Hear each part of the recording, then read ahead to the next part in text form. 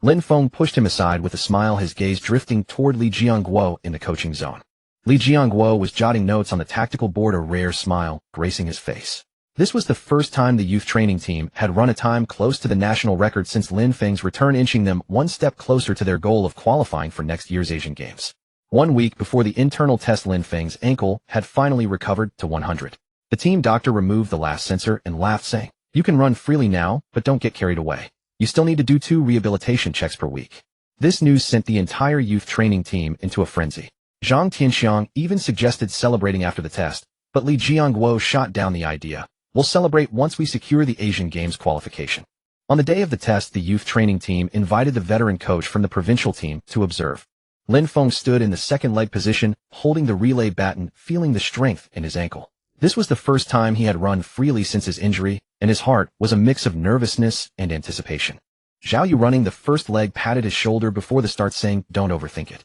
Just run like you do in regular practice." At the sound of the starting gun, Zhao Yu's reaction time was 0.120 seconds, his stride length 2.56 meters. After receiving the baton, Lin Feng's stride frequency instantly rose to 4.9 steps per second with a stride length of 2.54 meters and a handover time of 0.052 seconds, 0.001 seconds faster than in practice. Shen Hao's curved stride was 2.55 meters with a stride decay rate of only 0.6, extending their lead to 0.5 meters. Dong Fei's final sprint was stunning, reaching a stride frequency of 5. The veteran coaches nodded in approval. One of them was an old teammate of Zhao Yu's father. He walked up to Lin Feng and smiled, saying, "You guys are much stronger than we were back in the day. The youth training team hasn't wasted its efforts on you." Outside the national youth training team's training hall, buses from various provincial teams parked one after another. Team members in different colored uniforms carried their training equipment toward the venue. Today, this place would host the qualifying competition for the Asian Youth Athletics Championships. 8 of the nation's top youth relay teams gathered here, competing for a single ticket to the Asian Games. The air was thick with tension. Every team's warm-up movements were focused and precise, the competition far more brutal than anyone had imagined. On the electronic screen inside the training hall, the red text reading, "The sole qualifier for the Asian Games in the National Youth Relay Team Competition," stood out starkly. March's morning sunlight streamed through the high windows, casting dappled shadows on the synthetic track. Lin Feng stood at the starting position for the second leg, gripping the relay baton, inscribed with "Keep Going," his knuckles slightly white from the pressure. The kinesiology tape on his ankle had been replaced with a lightweight sports version. After a week of rehabilitative training, his condition had fully recovered, perhaps even better than before his injury. But the word soul weighed heavily on his mind, leaving him no room for complacency. "There's a 3 meter per second crosswind today, which will be a life or death test for Shen Hao on the curve." Li Jiangguo approached, holding a wind meter, his tone heavier than usual. "This time our national youth training team has entered 2 teams, Team A and Team B. Team A consists of Zhang Tianxiang, Shen Hao, and Dong Fei. Team B includes Zhao Yu, Li Zhuang Hao, and Sun Yang. Our main competitors are Guangdong Province Team and Shanghai Province Team. Guangdong's best 4x100 meter time is 39.22 seconds, while Shanghai has run 39.20 seconds, 0.01 seconds faster than last year's national record. The sole ticket will likely be contested between the 3 of us." Zhao Yu stood at the starting position for the first leg of Team B, adjusting his starting block. His left knee had fully recovered and the takeoff angle had been adjusted to 39 degrees, an optimized crosswind starting angle based on his father's notes designed to minimize wind resistance. The first leg of Guangdong Province Team is sprinting prodigy Chen Rui, whose reaction time at the start can reach 0.119 seconds, almost as fast as Lin Feng. He looked toward Guangdong Province Team in the distance, where Chen Rui was repeatedly practicing his starting push-off, his eyes filled with determination. Their relay handovers were also seamless, with a stable exchange time under 0.055 seconds. Shanghai Province Team's final sprint was their ace, with Zhou Lei's stride frequency reaching 5.02 steps per second. Before the qualifying competition began, the chief referee announced the rules. 8 teams will be divided into 2 preliminary groups. The top 2 teams from each group will advance to the final, and only the first-place team in the final will earn the ticket to the Asian Games. The preliminary rounds will proceed according to the draw order. Group 1: Guangdong Province Team, Shanghai Province Team, Jiangsu Province Team, and National Youth Training Team B. Group 2: National Youth Training Team A, Shandong Province Team, Zhejiang Province Team, and Fujian Province Team. Only one. Zhang Tianxiang whispered, repeating the rules, his grip tightening on the relay baton. This result instantly froze the atmosphere of the National Youth Training Team. Team B would face the strongest Guangdong and Shanghai teams in the preliminary round, risking early elimination if they made a mistake. Even if Team A advanced to the final, they would have to fight through Guangdong and Shanghai for the sole opportunity. Li Jiangguo immediately called a meeting with Team B. We must give our all in the preliminary round, aiming for the top 2 spots. Zhao Yu, your starting stride must be steady. Don't let Chen Rui disrupt your rhythm.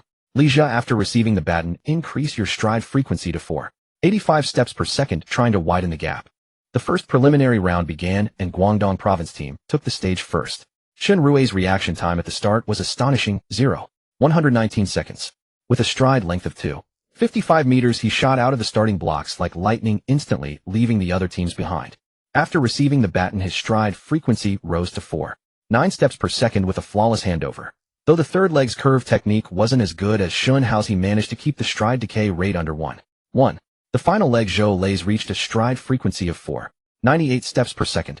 Shanghai province team followed suit, also performing strongly. Thanks to their stable handovers and Zhou Lei's powerful final sprint, they ran a time of 39.23 seconds, temporarily securing second place.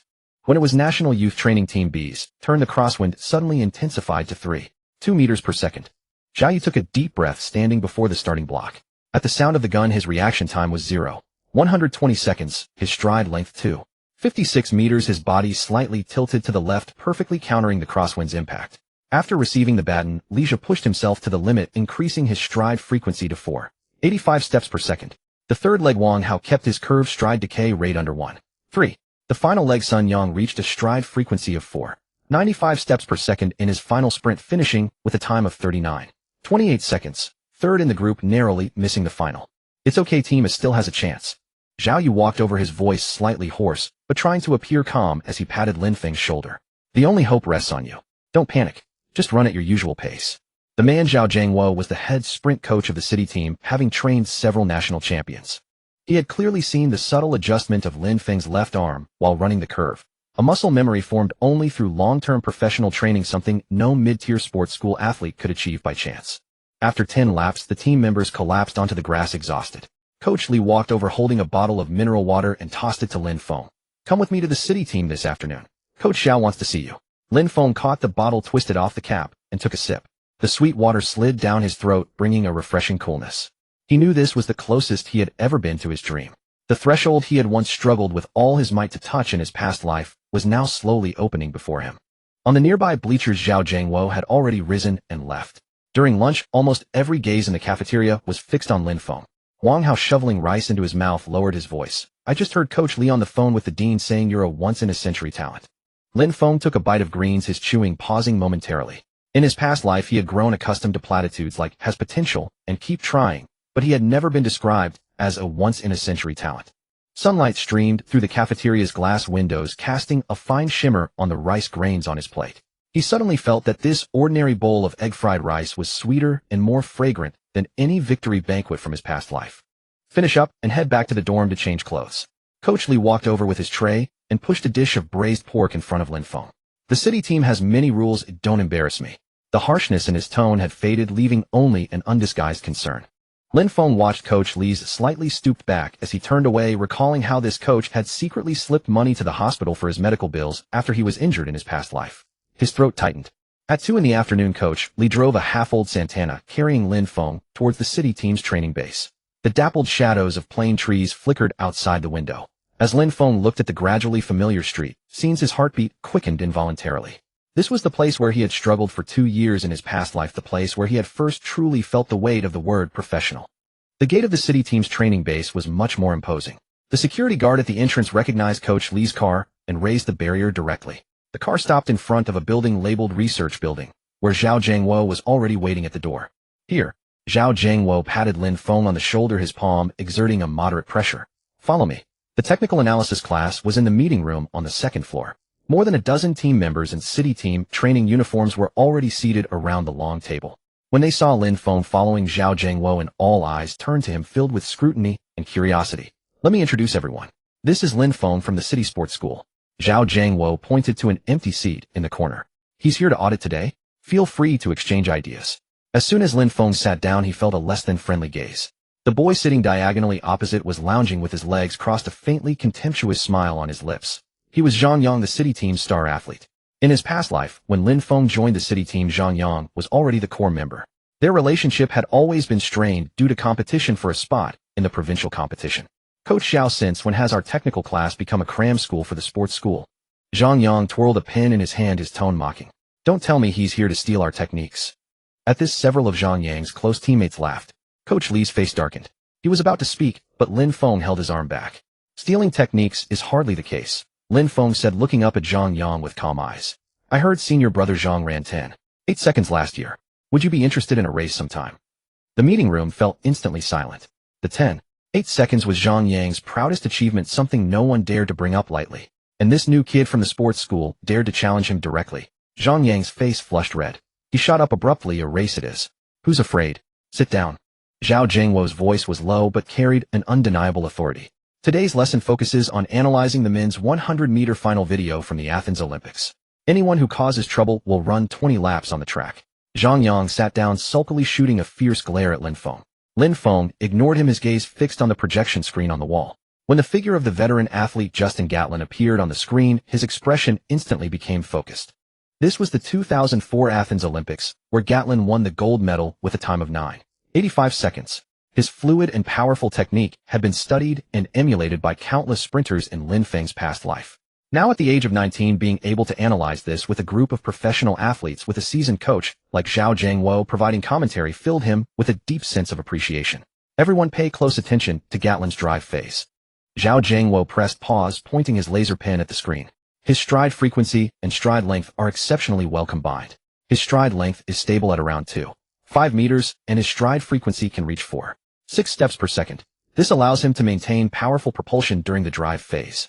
Lin Feng listened with exceptional focus, occasionally jotting down notes in his notebook. He not only recorded Zhao Jingwo's analysis, but also combined it with his own understanding from his past life, annotating the subtle variations in Gatlin's technique.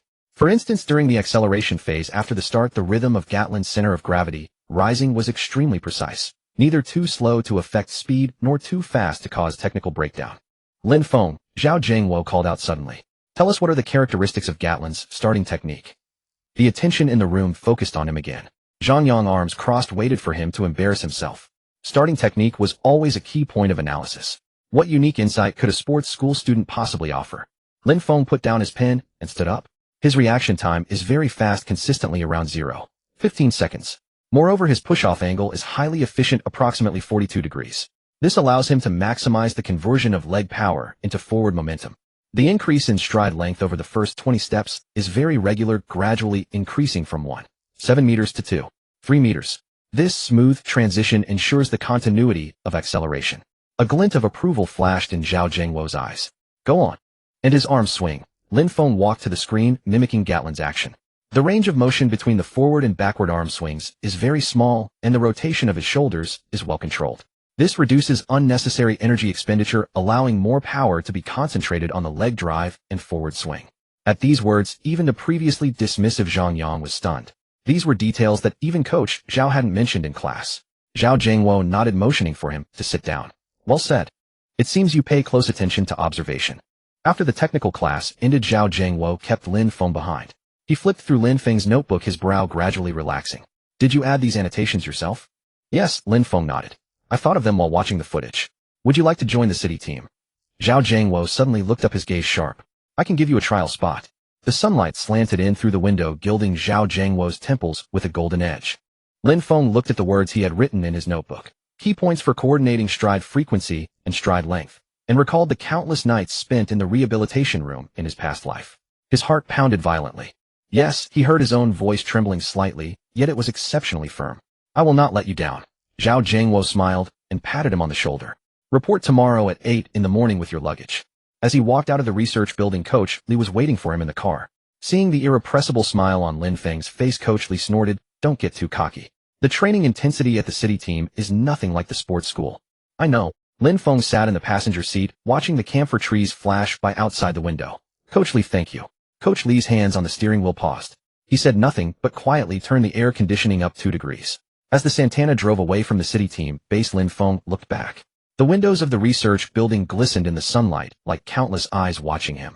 He knew that the real challenge was only just beginning tomorrow. When he returned to the sports school, Wang Hao was crouching at the dormitory entrance, clutching a crumpled plastic bag. Seeing Lin Feng return, he quickly stood up and 2 apples rolled out of the bag. My mom came to see me yesterday and brought a bag of apples. Take some for the road. Wang Hao scratched his head, his voice a little choked.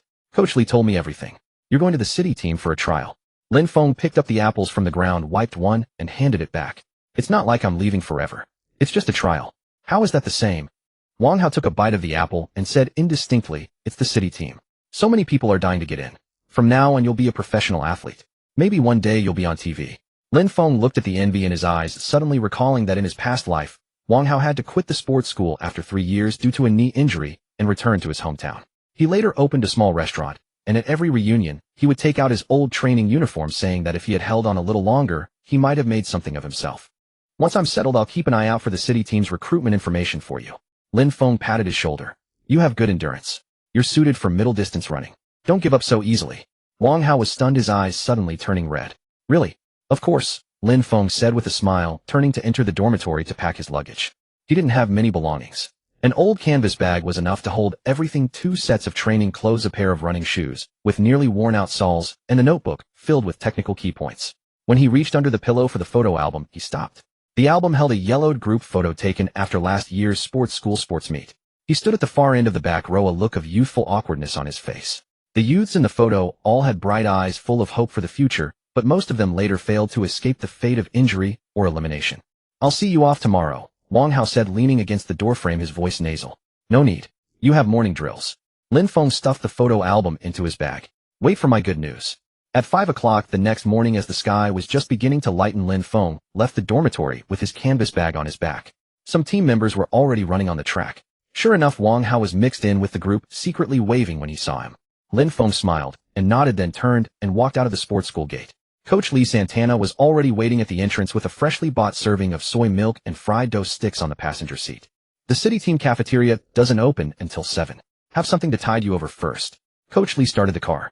In the rearview mirror, the sports school gate grew smaller and smaller until it finally disappeared around the corner. The drive was silent until the car stopped again at the city team base. Only then did Coach Lee speak. When you get there, talk less and do more. Coach Zhao seems strict, but he's very protective of his people. And he paused, pulling an envelope from his pocket and handing it over.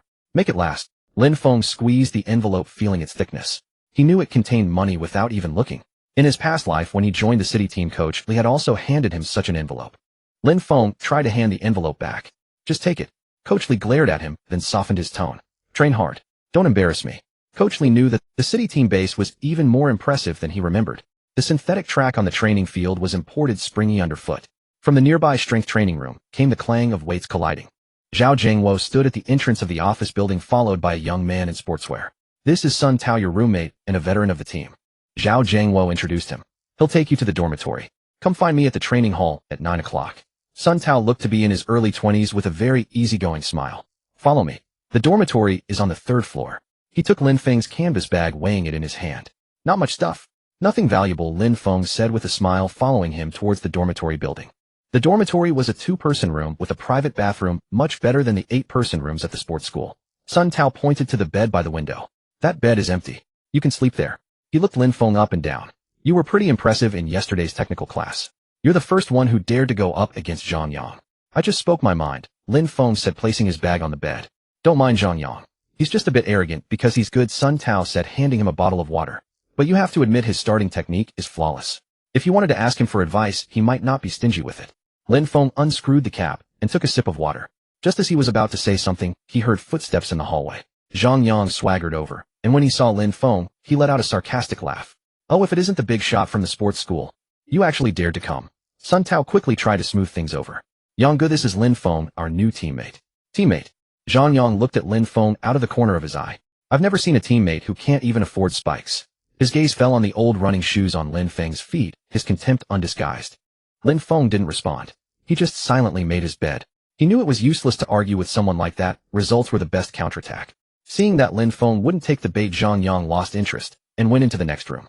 Sun Tao sighed. Don't take it to heart. That's just how he is. Lin Feng smiled. It's fine. By the way, what's the training at 9 o'clock about? Today is strength training class with Coach Zhao, so you need to be ready. Sun Tao patted his shoulder. His intensity is no joke. The sunlight outside grew increasingly bright, streaming through the window onto the floor, dazzlingly intense. Lin Feng watched the clock on the wall, its hands steadily approaching 9 o'clock. He took a deep breath and clenched his fists. The clock hand on the wall steadily pointed to 8:50. After checking his training equipment one last time, Lin Feng followed Sun Tao toward the gymnasium. Team members hurried past in the corridor, every face etched with tense focus as an invisible pressure hung in the air. "There's a rule for Coach Zhao's strength class," Sun Tao said while walking. 1 minute late means extra sets of squats. Last time Zhang Yang was only half a minute late, yet he had to do 2 extra sets until his face turned green. Lin Feng nodded and quickened his pace. He knew how vital strength training was for sprinters. Powerful core strength and leg explosiveness formed the foundation required for high-intensity sprints. In his past life, it was precisely because his strength training lacked systematic structure that injuries plagued him later in his career. The gymnasium was already bustling with activity, about a dozen athletes warming up. Zhao Jiangwo stood at the center of the equipment area, holding a notepad and frowning intently at something. Seeing Lin Feng enter, he raised his chin slightly. "Go warm up. We'll start in 10 minutes. Lin Feng quickly joined the warm-up lineup, stretching his wrists and ankles, performing high knees and lunges. Zhang Yang stood beside him, deliberately exaggerating his movements, causing a breeze that brushed across Lin Feng's cheek. A clear challenge. "You're from the sports school, know what we're doing today?" Zhang Yang suddenly asked, his tone dripping with mockery. "If you can't handle it, say so now, instead of wasting your time here." Lin Feng ignored him, focusing intently on feeling his muscles stretch. Warm-ups were crucial for preventing injury. He wasn't going to let such trivial taunts disrupt his concentration. 10 minutes later, Zhao Jiangwo blew the whistle. "Everyone assemble." The team members quickly lined up, all eyes fixed on him. Today's workout: 4 sets of weighted squats, 12 reps, each weight set individually, 3 sets of deadlifts, 8 reps, each also self-determined. Coach Zhao swept his gaze over the group. "Remember quality over quantity. Those whose form isn't perfect will double their sets." Team members moved toward the equipment area to adjust barbell weights accordingly. Sun Tao approached Lin Feng quietly. "Since your new start with 60 kilograms, don't overexert yourself." Lin Feng nodded, reaching to adjust the barbell, when he heard Zhang Yang's voice. "I'll warm up with 100 kilograms first." He deliberately raised his volume, drawing attention from many teammates. 100 kilograms in weighted squats was already quite impressive for a sprinter. Sun Tao frowned slightly. This guy loves showing off. Lin Feng remained silent as he quietly adjusted his barbell weight to 80 kilograms.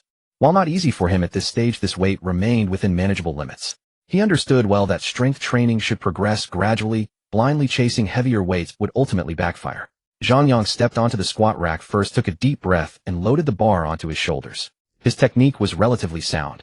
He kept his knees aligned with his toes during descent and maintained a straight back. After completing 12 repetitions, sweat beads covered his forehead, yet he still glanced smugly at Lin Feng. "Your turn now, sports school kid." Zhang Yang challenged provocatively. Lin Feng walked up to the squat rack, gripping the bar. The memories of his past life strength training flooded back instantly. He adjusted his stance, took another deep breath, and securely positioned the bar across his trapezius muscles. During descent, he consciously controlled speed, ensuring thighs reached parallel to ground before rising, keeping his spine perfectly straight throughout. 1, 2, 3. Upon completing the 12th repetition and returning the bar to the rack, though breathing heavily, his form remained flawless. Sun Tao widened his eyes in surprise. "Impressive. Your technique surpasses some seasoned veterans." Coach Zhao also noticed, nodding appreciatively while jotting notes in his notepad. Zhang Yang's complexion darkened. He'd expected Lin Feng couldn't handle 80 kilograms, much less execute it with such precision. For the subsequent deadlift segment, Lin Feng chose 100 kilograms. Employing traditional deadlift posture, he pushed his hips backwards, slightly bent knees, channeling power into legs and back simultaneously. As he lifted the bar steadily without any waist sway, nearby teammates murmured quietly. "This kid looks slim, but surprisingly strong." "Looks leaner than expected, huh?" someone added. Zhang Yang gritted his teeth, increasing his deadlift weight to 130 kilograms immediately afterward. However, on his third attempt, noticeable wobbling emerged around his waist, compromising form. "Stop!" Coach Zhao barked sharply. "Zhang Yang, what happened with your form? Such severe lumbar compensation. Trying to get injured?" Flushed crimson, Zhang Yang reluctantly lowered the bar. Coach Zhao approached Lin Feng after observing his final rep, voice softening slightly.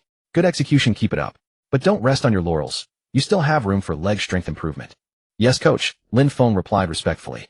Post-workout, teammates gathered in the rest area, wiping sweat and hydrating. Zhang Yang approached Lin Feng again, still unfriendly. "Don't think perfect technique makes you great. Sprinting measures results, not raw strength." "I know," Lin Feng responded, towel dabbing his face. "So I'll prove myself through performance." Sun Tao clapped Lin Feng's shoulder approvingly. "Nice move. Gave Zhang Yang a taste of his own medicine right away." Lin Feng smiled faintly. "I simply did what needed doing." He knew this was merely day one of city team training. Ahead lay further challenges, but he felt prepared. Gradually, the sounds of clashing equipment faded into silence. The morning following concluded strength sessions. Lin Feng woke abruptly to footsteps echoing down corridors. Checking bedside alarm clocks revealed only 5:30 a.m. Sun Tao's bed was already empty, quilt meticulously folded square. Awake. Sun Tao entered carrying toiletries. Today features technical adjustment drills. Coach Zhao intends testing 60-meter dash performances to gauge actual capabilities, presumably. 60-meter sprints, best exemplified explosive starting techniques essential for sprinters. Was Coach Zhao attempting intimidation, genuinely assessing potential? Zhang Yang certainly aims to beat you, Sun Tao remarked, wiping facial foam. Returning dormitory yesterday, spent hours practicing mirror start positioning, evidently provoked by yesterday's display. Lin Feng smiled, got up and dressed. He walked to the window, observing the sky gradually brightening outside. He understood clearly that the 60-meter test was not only a trial set by Zhao Zhengguo, but also his first step to securing a firm foothold in the city team. The morning training ground was exceptionally lively. Knowing that today's 60-meter test awaited, every team member warmed up with unusual seriousness. Zhang Yang, sporting a brand new pair of red spikes, paced back and forth on the track. He cast glances at Lin Feng from time to time, his eyes brimming with battle intent. From the sports school, huh? Today I'll show you what real speed is, Zhang Yang said as he walked over, his tone laced with unyielding confidence. I look forward to it, Lin Feng replied calmly, continuing his starting practice. His movements grew increasingly fluid, each push-off perfectly timed, as if every muscle in his body had memorized the most efficient way to exert force. Zhao Zhengguo stood at the finish line, stopwatch in hand, his gaze sweeping over the lined-up team members. Today's 60-meter test will be conducted in 2 groups. The top 3 from each group will be selected. Remember, just run at your true level, no need to be nervous. His eyes paused on Lin Feng for a moment. Especially you new member. Take it easy. The first group began with Sun Tao among them. At Zhao Zhengguo's command, several members shot forward like arrows from a bow. Sun Tao's start was slightly slow, but he maintained a steady pace mid-race, ultimately finishing second in his group with a time of 7:12 seconds. Not bad, 0.3 seconds faster than last time, Zhao Zhengguo noted, nodding at Sun Tao as he recorded the result. When it was the second group's turn, Lin Feng and Zhang Yang were placed together. Standing at the starting line, Lin Feng could sense the intense aura radiating from Zhang Yang beside him, like a beast poised to strike. On your marks, get set, go. As Zhao Zhengguo's voice fell, Lin Feng reacted like lightning, surging forward almost the instant the signal sounded. His starting technique was even more flawless than yesterday, his forward lean perfectly angled, his stride frequency astonishingly rapid. Zhang Yang's start was also swift, but Lin Feng's acceleration was superior. For the first 30 meters, the two ran almost neck and neck, inseparable. But in the latter 30 meters, Lin Feng's advantage gradually became apparent. His stride length increased, each push-off brimming with power. At the finish line, the two crossed almost simultaneously.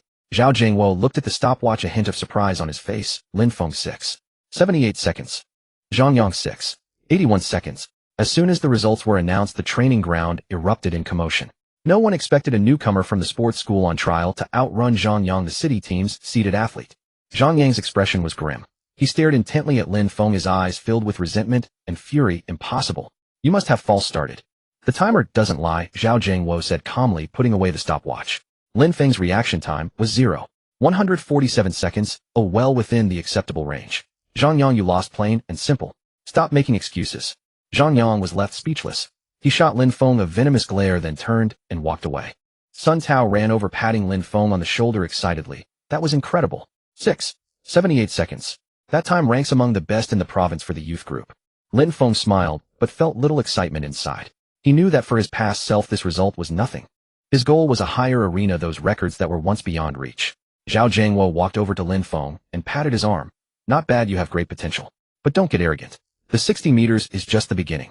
There's the 100 and 200 meters waiting for you to conquer. I understand. Thank you, Coach Zhao, Lin Feng replied, nodding with a determined look. After the test, the way the other members looked at Lin Feng had changed. The previous disdain and doubt were replaced by admiration and curiosity. Some came over to greet him and ask about his training methods. Lin Feng didn't hold back, sharing some of his own starting techniques with everyone. He knew that one person's strength meant little. Only by elevating the entire team's level could Chinese sprinting truly rise. Back in the dorm, Sun Tao said excitedly, Fengzi, with this result, you're definitely staying. Coach Zhao told me he's going to create a specialized training plan for you. A wave of warmth washed over Lin Feng. He knew his efforts hadn't been in vain. But he also understood this was just the beginning, with many more challenges ahead. The sunlight outside the window grew stronger, casting a dazzling light over the training ground. Lin Feng looked at the crimson track, as if seeing his own future path. The road ahead was destined to be full of hardships and difficulties, but he was ready to write his own legend with sweat and effort. Meanwhile, Zhang Yang was training furiously alone in the weight room, his eyes filled with obsession and unwillingness. In his view, losing to a newcomer from the sports school was a profound disgrace. He swore to himself that he would win back his honor in the next 100-meter test. The ripples from the 60-meter test spread through the city team base for 2 whole days. When Lin Feng went to the cafeteria for meals, people would sneak peeks at him from afar. Even the lady serving food gave him an extra half ladle of braised pork. "You're the celebrity of our team now," Sun Tao teased while munching on a steamed bun. "Yesterday I heard some coaches from the provincial team asking about you." Lin Feng was studying the training plan in his hands and just smiled in response. The sheet was given to him privately by Zhao Jingwo yesterday. The A4 paper was densely printed, detailing everything from morning flexibility exercises to pre-sleep relaxation scheduled down to the minute. "Coach Zhao really cares about you," Sun Tao said, leaning in for a look, clicking his tongue. "He's even marked your stride frequency and length data and added core stability training specifically." Lin Feng's fingertip traced the line for single-leg Romanian deadlift. This exercise was designed to address the weakness in his left quadriceps. In his past life, this very weakness caused him to lose power in his push-offs during high-intensity races. Zhao Jingwo had identified it at a single glance. "Extra training this afternoon." Sun Tao nudged him. "The weight room just got a new agility ladder. Want to try it out together?" Lin Feng was about to agree when he saw Zhang Yang walk by with his tray, his red spikes clicking loudly on the cement floor. He deliberately slammed his tray onto the table, splashing some soup. "Some people shouldn't think winning one 60-meter race makes them a big deal." Zhang Yang said, his voice loud enough for nearby tables to hear. "The 100 meters is where real skill shows. Let's see you on the track next week." Lin Feng didn't look up, continuing to eat his rice. "Anytime." Zhang Yang hadn't expected such a blunt reply. He faltered, then sulkily carried his tray to another table. During the afternoon technical training session, Zhao Jingwo called Lin Feng to the track side. An assistant coach brought over a laptop, the screen playing a slow-motion replay of Lin Feng's 60-meter test from the previous day. "Look here." Zhao Jingwo pointed at the moment of takeoff on the screen. "The push-off angle is 43 degrees, a 1 degree more than the standard. While it increases stride length, it wastes 0.2 seconds of explosive power." Lin Feng leaned closer to the screen and indeed saw that when his left foot pushed off, his knee angle was slightly larger than optimal. He had spent 3 years in his past life correcting this detail, never expecting it to be pointed out so soon. And in the mid-race phase, Zhao Jingwo opened another video. "Your left arm swings with 7% less amplitude than your right. That's a good habit, but the arm swing trajectory is a bit outward, causing a slight rotation in your body." He pulled a resistance band from his bag. "Here, use this to practice your arm swing. 20 minutes a day. I'll check on you in a week." The resistance band was red with a resistance level 2 grades higher than what Lin Feng had used before. He tried a few swings and a soreness immediately shot through his shoulders. "This is the band used by provincial team athletes." Zhao Jingwo crossed his arms and looked at him. "You're younger than them, recover faster, so you need to be held to a stricter standard." The nearby team members were all stunned. Everyone knew Coach Zhao was strict in training, but they had never seen him personally guide a player through such minute details, even preparing a resistance band specially. Zhang Yang watched with wide eyes, the starting block model in his hands creaking under his grip. He suddenly stood up and shouted at Zhao Jingwo. "Coach Zhao, I want to practice arm swing too." Zhao Jingwo glanced at him. "First, stabilize your reaction time within 0.15 seconds. Zhang Yang's face instantly turned the color of pig liver as he sat back down in his seat. In the following days, Lin Feng immersed himself entirely in training. He woke up at 5:30 every morning doing 40 minutes of core exercises. During the day, he followed the team through regular drills, and in the evenings he added another hour of technical practice. Sometimes when Sun Tao got up at night, he would see Lin Feng practicing arm swings in front of the mirror in the dormitory corridor, the resistance band tracing clear muscle lines on his arms. "With this drive, are you trying to make up for a lifetime of training?" Sun Tao handed him a bottle of sports drink. "Be careful not to get injured from overtraining." Lin Feng took the drink, twisted off the cap, and took a sip. "Thanks, I know my limits." He knew exactly where his body's limits lay. The lessons from his past life's injuries were profound enough. During the endurance training session on Friday afternoon, the entire team ran a 3,000-meter interval run. On the final lap, Zhang Yang suddenly accelerated, cut in front of Lin Feng, and deliberately elbowed him. Lin Feng stumbled 2 steps, steadied himself, and didn't bother with him, continuing to run at his own pace. But Zhang Yang, as if a fuse had been lit, kept turning back to provoke him, eventually slowing down to block his path. "What's wrong?" "Afraid to pass," Zhang Yang said with a cheeky grin. "Scared after winning the 60-meter. Lin Feng frowned, then suddenly accelerated and overtook him on the outside lane. His stride frequency was astonishingly fast, sweeping around the curve like a whirlwind, leaving Zhang Yang more than 10 meters behind. Zhang Yang stood frozen, watching Lin Feng's receding figure, grinding his teeth. After training, Zhao Jingwo called both of them to his office. He didn't criticize anyone, just played the training footage. "See this?" Zhao Jiangwo pointed at the screen, where Zhang Yang was blocking the path. Sprinting is a race against time, not against your opponent. Both of you have talent, but if your minds aren't on the right path, you'll be eliminated sooner or later. He paused, his gaze falling on Lin Feng. For next week's 100-meter test, I'll invite Coach Wang from the provincial team to watch. Whoever of you can run under 10.8 seconds will have the chance to participate in next month's Provincial Youth Championship. Lin Feng's heart skipped a beat. The Provincial Youth Championship. In his past life, he had pulled a muscle in this very competition, missing the best opportunity to join the provincial team. Zhang Yang's eyes, however, lit up. He thumped his chest and promised, "Don't worry, Coach Zhao. I'll definitely run under 10.8 seconds. As they walked out of the office, Zhang Yang suddenly leaned close to Lin Feng, his voice low. "I'm determined to get that spot in the Provincial Youth Championship." Lin Feng glanced at him, but said nothing, only tightening his grip on the resistance band. The band glowed red in the sunset like a red snake coiled and ready to strike. He knew that next week's 100-meter test was not just for the Provincial Youth Championship spot, but also to rewrite that regrettable chapter of his past. The city team base was exceptionally quiet on the weekend, with only the cicadas chirping in the plane trees. Lin Feng, however, woke up even earlier than usual, sneaking into the weight room just past 5 in the dark. He stood before the full-length mirror, gripping the red resistance band. The shoulders of the young man in the mirror looked more solid than a week ago. When his left arm swung, the contour of his biceps rose and fell clearly with the movement, the result of the extra 20 minutes of practice each day. One more try. He took a deep breath, let his arms hang naturally, and then began to swing them according to the trajectory Zhao Jiangwo had taught him. Elbows bent at 90 degrees, a forward swing, not crossing the midline of the chest, backward swing until the resistance band was just taut. The movements were stiff at first, but by the third set his muscles began to develop a memory. He could feel the force transmitting from his shoulder blades to his fingertips, his entire upper body operating like a precise gear mechanism. "Not bad working so hard." Sun Tao's voice suddenly came from the doorway, startling Lin Feng. He was holding a bag of steamed buns. Seeing Lin Feng turn around, he raised the plastic bag in his hand. "Brought you 2 meat buns, just snagged them from the cafeteria?" Lin Feng took the buns and took a big bite. The warm meat filling mixed with broth spread in his mouth. "Why are you here?" "You woke me up." Sun Tao found a yoga mat and sat down. "Your arm swing sounds like a drumbeat. I can hear it all the way down the hall." He looked at the resistance band on Lin Feng's arm. "Almost fixed the problem, Coach," Zhao pointed out. Lin Feng tried a few quick swings. In the mirror, the trajectory of his left arm was indeed much straighter than before. "Still a long way off, but at least my body isn't twisting anymore." As they were talking, the weight room door opened again. Zhang Yang walked in, wearing his conspicuous red training suit. He paused when he saw Lin Feng practicing arm swings. Zhang Yang's tone was laced with sarcasm. "Don't end up swinging your arms faster than your legs when you run the 100 meters. Lin Feng ignored him and continued his exercises. Zhang Yang, however, seemed to have taken an interest. He walked over to the starting blocks and abruptly performed a starting motion. The spikes of his running shoes scraped against the floor with a harsh sound. "I consulted a senior brother from the provincial team yesterday. He said the key to breaking 10.8 seconds in the 100 meters lies in the sprint rhythm of the final 30 meters.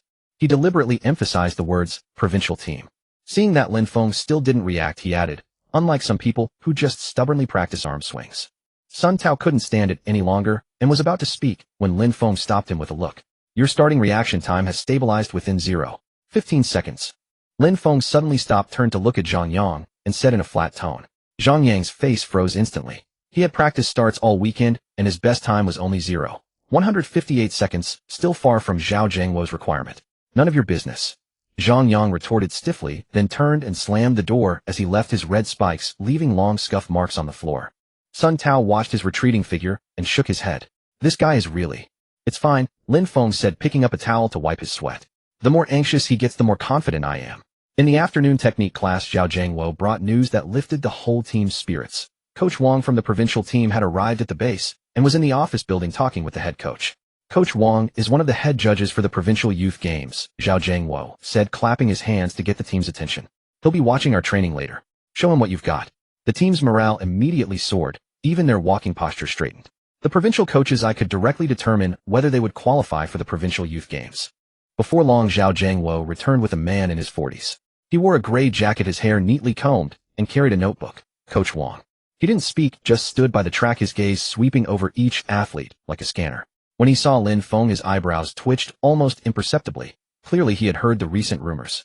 "Let's start with a few sets of 60-meter runs to warm up," Zhao Jiangwo told the team. Zhang Yang was the first to step up to the starting line, looking eager. After the starting gun, his start was indeed faster than before, but midway his upper body couldn't help leaning forward again, a sign of being too eager. 6.85 seconds. When Zhao Zhengguo announced the time, Zhang Yang's face darkened visibly. It was a decent result for a city team athlete, but still short of his expected standard. When it was Lin Feng's turn, he took a deep breath and walked to the starting blocks. Coach Wang's gaze fell on him appraising. On your marks, get set, go. Lin Feng didn't sprint too fast at the start, but accelerated according to his own rhythm. He focused on stride frequency for the first 30 meters, gradually opened up his stride in the middle 30, and in the final 10 meters, he felt his whole body unfold like an eagle gliding low. 72 seconds. Zhao Zhengguo's voice carried a hint of surprise. This time was already approaching the provincial youth team's level. Silence fell around them. Even Coach Wang looked up, wrote something in his notebook, then nodded to Zhao Zhengguo with a glimmer of approval in his eyes. Zhang Yang's face was ashen, his knuckles white from gripping his spikes. He never expected that even after consulting a provincial team senior, he would still be outdone by this newcomer from the sports school. After training, Coach Wang was called away for a talk with the head coach. Zhao Zhengguo pulled Lin Feng aside and handed him a water bottle. Your rhythm in the last 10 meters was good, steadier than yesterday. He paused, lowering his voice. Coach Wang just asked me if you've had professional guidance. Lin Feng's heart stirred. What did you say? I said you're a rough gem, just waiting to be polished, Zhao Zhengguo said, patting him on the shoulder. Just perform normally in tomorrow's test. Don't overthink it. On the way back to the dormitory, the setting sun stretched their shadows long. Lin Feng felt the training plan in his pocket. The last page held the data he had tested just yesterday: stride frequency 4. 8 steps per second, stride length 2 meters, starting reaction time 0. 145 seconds. None of these numbers were top tier on their own, but combined they gave him the confidence to break 8 seconds. The evening breeze swept across the field, carrying the scent of grass. Lin Feng looked up at the night sky, stars flickering between the clouds. He knew that tomorrow's 100-meter test was not just a contest against Zhang Yang, but a final break with his past self, the one who always faltered at critical moments. In the dormitory, Sun Tao was already fast asleep, breathing evenly. Lin Feng lay in bed, his fingertips gently moving, simulating the trajectory of arm swings. The morning mist had not yet fully dissipated, and the city team's synthetic track had already been dampened by the sprinkler truck. Lin Feng stood before the starting line, his fingertips brushing the cool surface of the track, clearly feeling the granular texture, designed to increase friction. Nervous? Sun Tao asked beside him, doing high knees, his bangs plastered to his forehead with sweat. Coach Wang is sitting in the front row of the stands holding a stopwatch. Lin Feng followed his gaze. Coach Wang was indeed sitting under the awning, his gray jacket collar impeccably fastened. Zhao Zhengguo stood beside him, the two speaking in low tones, their eyes occasionally sweeping toward the starting line. I'm fine. Lin Feng took a deep breath and began his final warm-up. His movements were slightly slower than usual, deliberately keeping his muscles activated but not overexcited. A lesson learned from past major competitions where excessive excitement led to deformed movements. Zhang Yang's red spikes stood out sharply on the track. He was repeatedly practicing his start facing the coach's bench, each push-off making a sharp pop sound, as if deliberately showing off his power. On your marks, the assistant coach's voice carried through the morning mist. The 8 runners stepped onto the starting blocks one by one. Lin Feng adjusted his foot position, left foot forward, right foot back, shoulder width apart. He closed his eyes, the surrounding noise fading away, leaving only the steady, powerful beat of his own heart. Get set. Lin Feng's hips rose slightly, his body's weight centered on the balls of his feet. He could feel the metal pedals of the starting blocks against the soles of his feet, as if transmitting a signal to the earth. In his peripheral vision, Zhang Yang's body was taut, like a fully drawn bow. Go! The instant the starting gun fired, Lin Feng's reaction was like lightning. 0. 143 seconds. The number flashed through his mind faster than yesterday's training time. As his left foot pushed off, he deliberately narrowed the angle by 1 degree, allowing a smoother transfer of power. For the first 30 meters, Zhang Yang was almost neck and neck with him. The red spikes struck the track, kicking up fine droplets of water, his stride frequency astonishingly fast. Lin Feng didn't let it disrupt his rhythm, strictly following the training plan, increasing his stride length by 0.5 centimeters with each step. On the stands, Coach Wang suddenly sat up straight, his pen hovering over his notebook. He noticed that Lin Feng's left arm swing was slightly smaller than yesterday, almost perfectly symmetrical with his right arm, a stability extremely rare among young athletes. He's overtaken him. Sun Tao couldn't help but shout at the edge of the track. At the 70-meter mark, Lin Feng's shoulder finally surpassed Zhang Yang's by half a body length. Zhang Yang seemed to panic, suddenly increasing his stride frequency, causing his upper body to sway left and right. In the final 30 meters, Lin Feng entered the sprint phase he excelled at most. He recalled the hip thrust technique Zhao Zhengguo had mentioned. With each push off the ground, he deliberately drove his hip joint forward, maintaining a steady stride length of 2 meters. The red ribbon at the finish line grew increasingly clear in his vision. Zhang Yang let out a low growl, pushing forward with all his might, even showing a slight forward lean of his torso. a major taboo in sprinting that would waste precious strength. At the moment of crossing the line, Lin Feng abruptly stretched his torso forward, his entire body, like an arrow about to be released. 10. 78 seconds. Zhao Jiangwo's voice carried an almost unbelievable excitement. Clutched tightly in his hand was a high-precision professional stopwatch, the most accurate timing tool currently available to the city team. The city team base's electronic timing equipment had been struck by lightning during a thunderstorm a week ago, damaging some key components. New equipment was still being procured and transported, so this test could only rely on manual stopwatch timing for now. Although manual timing had some margin of error, Zhao Jiangwo, as an experienced coach, had a precise. Closely following was Zhang Yang's result, 10. 83 seconds. After crossing the finish line, Lin Feng didn't stop immediately, but continued jogging for 20 meters before slowing down. His chest felt like it was on fire, but the feedback from his leg muscles was comfortable, with no signs of strain. Awesome, Feng. Sun Tao rushed over and hugged him, his voice trembling. You broke 10. 8. Lin Feng smiled, catching his breath, and looked toward Coach Wang in the stands. That provincial team coach was talking with Zhao Jiangwo, a clear smile on his face, and even nodded in Lin Feng's direction. Zhang Yang stood in the middle of the track, his red spikes sinking into the damp synthetic surface. He looked down at his hands. He had been pushing so hard during the sprint that the skin on his knuckles was scraped raw, beading with blood. Congratulations, he said, walking up to Lin Feng, his voice a bit hoarse, his gaze complex. You really are better than me. Just as Lin Feng was about to say something, he saw Zhao Jiangwo and Coach Wang approaching. Coach Wang patted him on the shoulder, the warmth of his palm penetrating through the soaked training shirt. Come to my office this afternoon. We'll talk about the registration procedures for the Provincial Youth Games. These words were like a stone thrown into a still lake, stirring up a wave of astonishment among the surrounding team members. The Provincial Youth Games. It's decided just like that. 10. 78 seconds, that's enough. Lin Feng's gaze swept over the crowd, looking toward the sports school. He could almost see Wang Hao sweating profusely on the playground, and Coach Li standing at the training hall entrance, clutching the envelope with the money. The morning mist gradually dissipated. Sunlight pierced through the clouds and spilled onto the track, dyeing the red synthetic surface a golden hue. Lin Feng knew that this 10. 78 seconds was not the end, but the first milestone on his path of rebirth. In the afternoon, Lin Feng arrived at Coach Wang's office on time. The office was not large. One wall was covered with various competition photos, including one of a young Coach Wang, with provincial team members on the national competition podium, pride shining on every face. Have a seat. Coach Wang pointed to the chair opposite him and pulled a document from the drawer. This is the registration form for the Provincial Youth Games. Take a look first. Lin Feng took the form. It was densely packed with various information from personal details to past competition results. His gaze fell on the expected result field, and he hesitated for a moment. Just fill in 10. 78 seconds. Coach Wang seemed to read his mind. That's your current ability. At the Provincial Youth Games, you have a chance to run faster. Lin Feng nodded and began to fill it out seriously. The competition at the Provincial Youth Games is far more intense than the city team trials. Coach Wang leaned back in his chair, his gaze looking through the window at the distant track. Among the participants, Lin Feng's heart tightened. He knew what this meant. But you have advantages too. Coach Wang shifted the topic. Your technique is very solid, especially the transition from start to mid-race, much more mature than others your age. Over the next month, I'll create a specialized training plan for you, focusing on improving your sprinting ability. Lin Feng looked up, his eyes full of gratitude. Thank you, Coach Wang. I'll give it my all. When he came out of the office, the sunset had already dyed half the sky red. Lin Feng walked back to the dormitory, clutching the registration form tightly in his hand. He knew that this thin piece of paper carried the first major opportunity of his rebirth and might be the key step to changing his destiny. Back in the dormitory, Sun Tao was lying on his bed reading a magazine. Seeing Lin Feng enter, he sat up immediately. How did it go? Is the Provincial Youth Games thing settled? Lin Feng waved the form. It's settled. The competition is next month. Sun Tao jumped off the bed and gave him a bear hug. That's great. I'll definitely be there to cheer you on.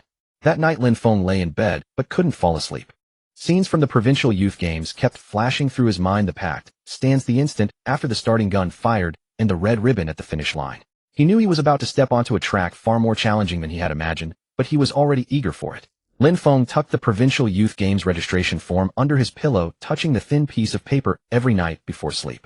The edges of the paper had become slightly curled from repeated rubbing, yet it seemed to hold a certain magic, giving him a surge of strength every time he touched it.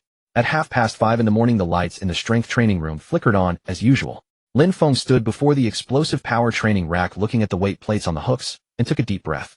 The first item on Coach Wang's special training plan for today was weighted high knee raises, with a 15-kilogram load, 30 repetitions per set, for a total of 8 sets.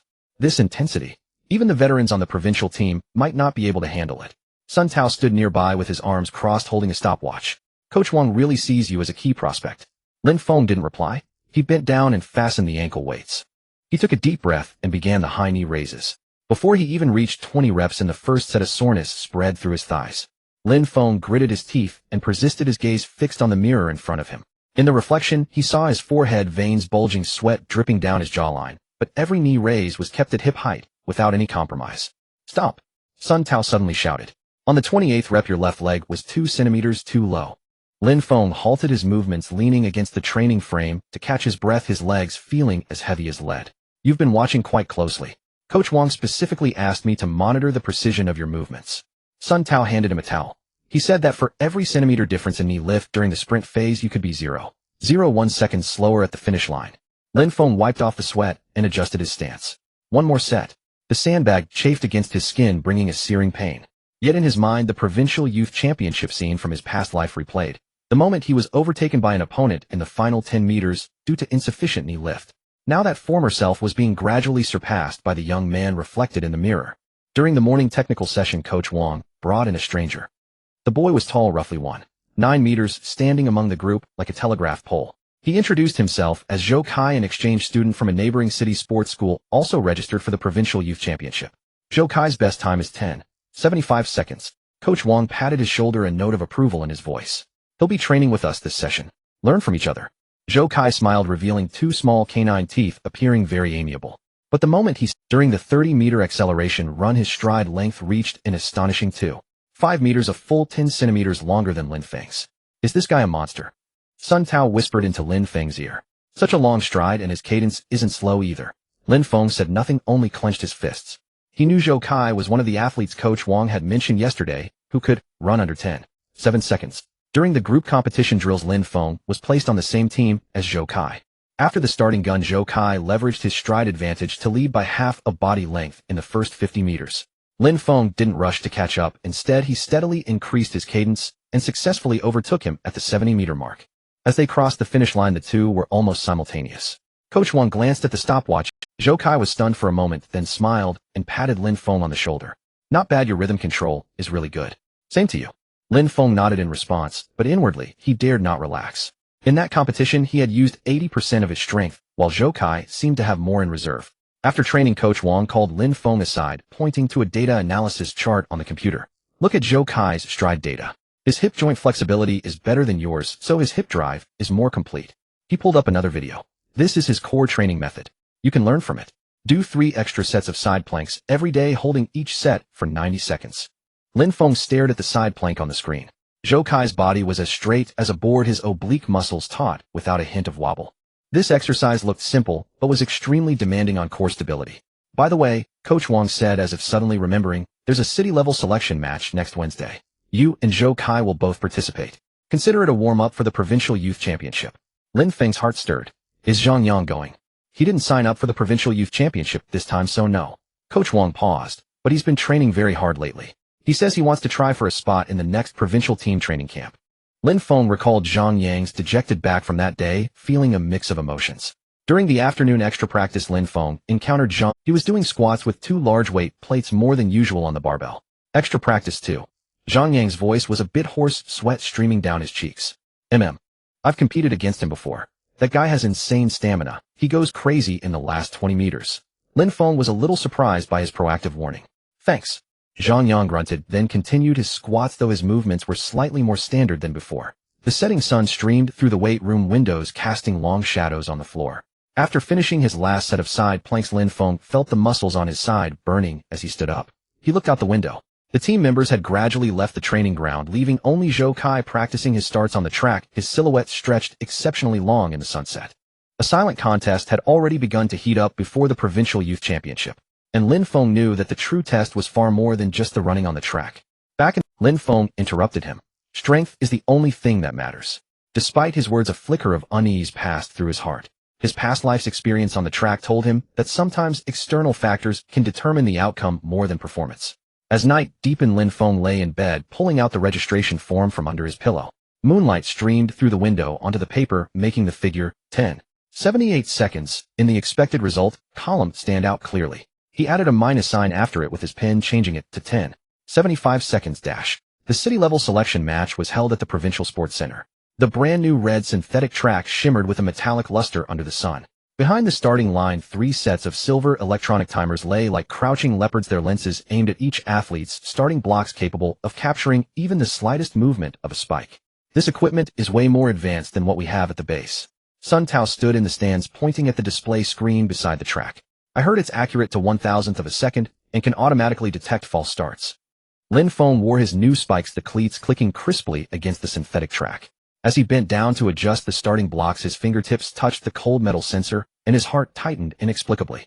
In his past life, he had been accustomed to electronic timing, but since his rebirth, he had only trained with hand timing. The discrepancy between the two always forced him to readjust. Coach Wang walked over holding a performance comparison chart. Remember, electronic timing is usually 0, 24 to 0, 5 seconds slower than hand timing. Your usual hand-timed result is 10, 78 seconds. Running under 11 seconds today would be considered on par. His gaze swept over Zhou Kai, who was doing lunge stretches nearby, his movements as fluid as an antelope's. Zhou Kai's best hand-timed result is 10, 75 seconds. Electronically, it'll likely be around 11 seconds. You two will have a real contest. The announcement from the check-in area sounded. The men's 100-meter preliminaries were about to begin. Lin Feng followed the referee into the waiting area, coming face-to-face with Zhou Kai. Nervous? Zhou Kai smiled, revealing his 2 small canine teeth. This is my first time competing on a fully electronic time track. Not really. Lin Feng tugged at his tight bib number, which prominently displayed the number 13. The preliminaries were divided into 3 groups, Lin Feng in the second, Zhou Kai in the third. The electronic screen in the waiting area was broadcasting the first group's race. As the last runner crossed the finish line, the time displayed on the screen caused a stir among the onlookers. 11, 35 seconds, a full 0. 47 seconds slower than that athlete's usual hand-timed result. 0, 24 seconds slower than usual. Coach Wang awaited him at the finish line, his pen swiftly scribbling notes on a pad. Not bad, it's within the normal margin of error. Your stride frequency was decent, but you held back during the final sprint. Were you worried about a foul? Lin Feng nodded. As he crossed the line, he had indeed deliberately pulled his shoulder back, concerned that leaning too far forward might trigger the sensor. Zhou Kai from the third group clocked in at 10, 98 seconds, temporarily securing the top spot in the preliminaries. After crossing the finish line, he pumped his fist in excitement, clearly satisfied with the result. Zhang Yang had somehow appeared in the stands, shouting to Lin Feng from across the railing, "Don't be a coward. Where's your usual ferocity?" Lin Feng ignored him and turned to do his cool-down exercises. But Zhang Yang's words pricked at his heart like a thorn. In the race, just now, he had been too preoccupied with the electronic equipment, failing to perform at his true level. The semifinals were an hour away.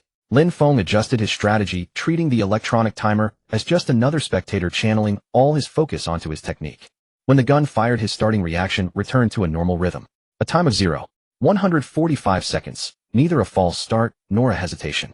During the drive phase, his stride length stabilized at 2.4 meters, and the swing of his left arm was 3 narrower than in the preliminaries. When he crossed the finish line and the electronic board flashed a time of 10.95 seconds, Coach Wang finally broke into a smile.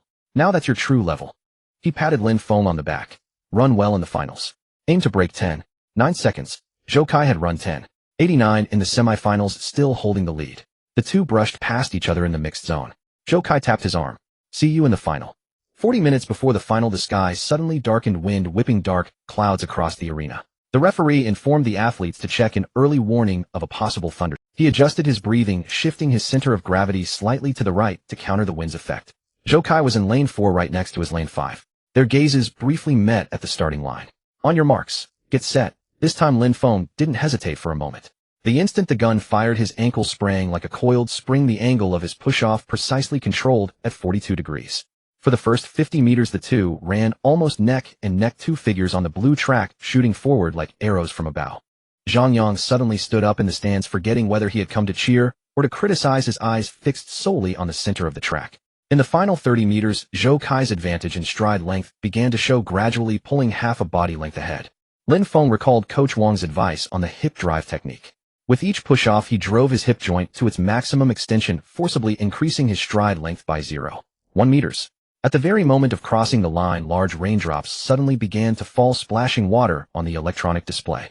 Two nearly identical times flickered on the screen. 10.87 seconds. The entire venue fell into dead silence first, then erupted into a deafening buzz of discussion. The judges huddled around the display screen, repeatedly reviewing the slow-motion replay. Rain soaked their uniforms, but no one seemed to care.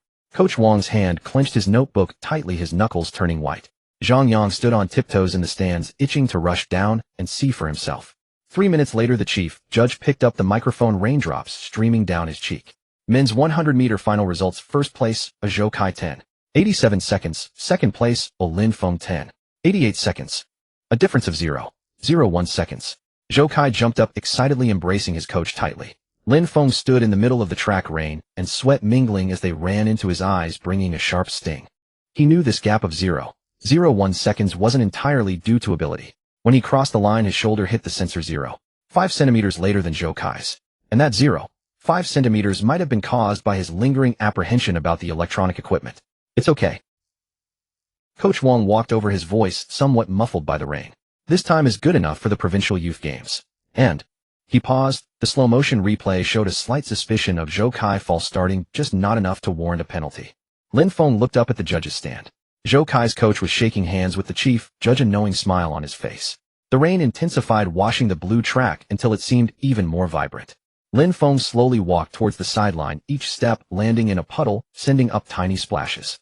He knew the turbulence of this selection race was perhaps just a preview of the Provincial Youth Games. The rain from the municipal selection trials had stopped, but the ripples in Lin Feng's heart had not settled. The morning after returning to the city team base, he appeared on the training ground earlier than usual. He didn't start running immediately. Instead, he stood by the starting blocks, repeatedly practicing his starting motion. The beeping of the electronic timer seemed to echo in his ears. The gap of 0.01 seconds was like a fine needle pricking his nerves from time to time. What are you pondering? Sun Tao walked over with Yan, holding 2 bottles of sports drink. Coach Wang wants you in his office. Says he needs to adjust the training plan. Lin Feng took the drink, twisted off the cap, and took a sip. The cool liquid slid down his throat, clearing his mind a little. Nothing much. Just want to practice my start a bit more. Don't take it too hard. It's only 0.01 seconds. Maybe the raindrops just affected the sensor. Sun Tao patted him on the shoulder. Besides, a 10:88 electronic time is already pretty impressive. Lin Feng smiled, but said nothing. He knew Sun Tao was trying to comfort him, but he was even more aware that the 0.1 second gap exposed his mental fragility under pressure and around electronic devices, as well as that momentary hesitation in the final sprint. In Coach Wang's office, the clock on the wall ticked loudly. Coach Wang slid a new training plan across the desk to Lin Feng, with several key points circled in red pen. I've reviewed your selection race results. Overall not bad, but there are a few details that need adjustment. Coach Wang pointed to a section on the plan labeled mental toughness training. Add 2 simulated competition sessions per week. Use the base's newly installed electronic timing gear. Have the other athletes act as the audience to create a race day atmosphere. Lin Feng's eyes fell on the core strength enhancement section. Coach Wang had jotted notes beside it. Extend side plank to 120 seconds. Increase single leg Romanian deadlift weight. He knew this was a targeted response to Zhou Kai's impressive stride length and hip drive. Zhou Kai's advantage is clear, a long, stable stride thanks to his strong core and hip flexibility. Coach Wang opened his computer and pulled up Zhou Kai's technical analysis from the selection trials. Look at his hip drive angle. It's about 3 degrees wider than yours on average. Over a 100-meter distance that accumulates into a significant gap. Lin Feng stared at the animated graphic on the screen, each movement of Zhou Kai's push-off and hip thrust flowing with such natural ease, as if it were his inherent design. However, you also possess your own advantages. Your step frequency and rhythm are better than his. Coach Wang shifted gears. Our next objective is to maximize stride length and hip thrust angle while maintaining your superior step frequency, all while strengthening your mental resilience. Leaving the office, Lin Feng felt a newfound confidence. Holding the revised training plan, his steps grew lighter. The gaps that once troubled him now crystallized into clear objectives. Zhou Kai attended the morning session as usual, his demeanor unchanged. He greeted Lin Feng with a smile, yet Lin Feng sensed an unfamiliar sharpness in his gaze. During the 30-meter 10 interval sprints, Lin Feng deliberately grouped with Zhou Kai. At the starting signal, both surged forward almost simultaneously, but Lin Feng noticed Zhou Kai's strides had gained noticeably more power than before. He's pushing himself hard too, Sun Tao remarked nearby. This competition is fierce. Lin Feng offered no response, adjusting his breath for the next sprint. He knew his rival's progress served as the ultimate motivation. During afternoon strength training, he increased volume according to the new plan. Holding the side plank for 100 seconds, his oblique muscles screamed with tearing pain. Yet, gritting his teeth, he locked eyes on the wall clock until precisely 120 seconds passed before lowering his body. Zhang Yang appeared unannounced at the gym entrance, glanced at him silently, then turned toward the opposite training zone. But Lin Feng observed that Zhang Yang had increased his squat weight again. After training concluded, Lin Feng encountered Zhou Kai in the locker room. Wiping sweat, Zhou Kai smiled at the pronounced muscle definition on Lin Feng's arms. It seems Coach Wang added extra load to your regimen. Mutual effort, Lin Feng replied. Your stride has lengthened further. Zhou Kai paused briefly before grinning keenly. You're quite observant. We'll witness an exhilarating match at the Provincial Youth Games, Zhou Kai continued. I look forward to it, Lin Feng stated, earnestly locking gazes. We'll witness an exhilarating match at the Provincial Youth Games. I look forward to it, Lin Feng stated, earnestly locking gazes. In that moment, all doubts and anxieties evaporated completely. Regardless of any hidden relationships between coaches or referees and unseen currents beyond the arena, his only path was relentless self-improvement through absolute strength to secure victory. That evening, Lin Feng lay in bed, reviewing his training journal, a chronicle of every progression from sports school to city team, documenting each achievement. On today's page, he recorded stride length 2.42 meters, hip thrust angle increased by 1 degree, psychological conditioning initiated. Moonlight filtered through the window, illuminating his youthful, yet resolute countenance. Knowing less than a month remained before the Provincial Youth Games, he understood every day's training held critical importance. When the simulation race whistle echoed across the city team base track, Lin Feng stood poised at the starting line amid surrounding commotion. The grandstand brimmed with teammates. Sun Tao wielded a handcrafted banner scrawled with Fengzi Go, while Zhang Yang stood arms crossed in a corner, expression unreadable, mockery or anticipation. Beside the track, newly installed electronic timers glowed coldly. Cameras focused precisely on his starting blocks, capturing even the angle of spikes embedded in synthetic turf. Coach Wang positioned himself at the referee station, clutching a starter pistol accompanied by 2 members striking gongs and drums to simulate competitive noise. First group, Lin Feng, Zhou Kai, prepare. Wang's voice crackled through amplifiers, static distorted yet identical to municipal selection day audio. Lin Feng inhaled deeply, bending to adjust his starting blocks. Though his heart pounded within his chest, it felt steadier than during the previous selection trial. These past weeks of mental conditioning hadn't been wasted. He'd learned to isolate the starter's signal amidst chaos, much like discerning one's heartbeat within a tempest. Prepped in the adjacent lane, Zhou Kai turned toward him with a reassuring smile. Don't tense up, this is merely a simulation. Lin Feng remained silent, closing his eyes. His mind flashed journal figures, stride length 2.45 meters, hip thrust enhanced by 2 degrees, reaction time stabilized at 0.14 seconds. These numerical coordinates guided his musculature toward precise execution. Set. Steady. Wang's command fell as Lin Feng lifted his hips, slightly, body weight magnetically anchored to the starting blocks. Peripheral vision captured Zhou Kai coiled like a drawn bow. Bang!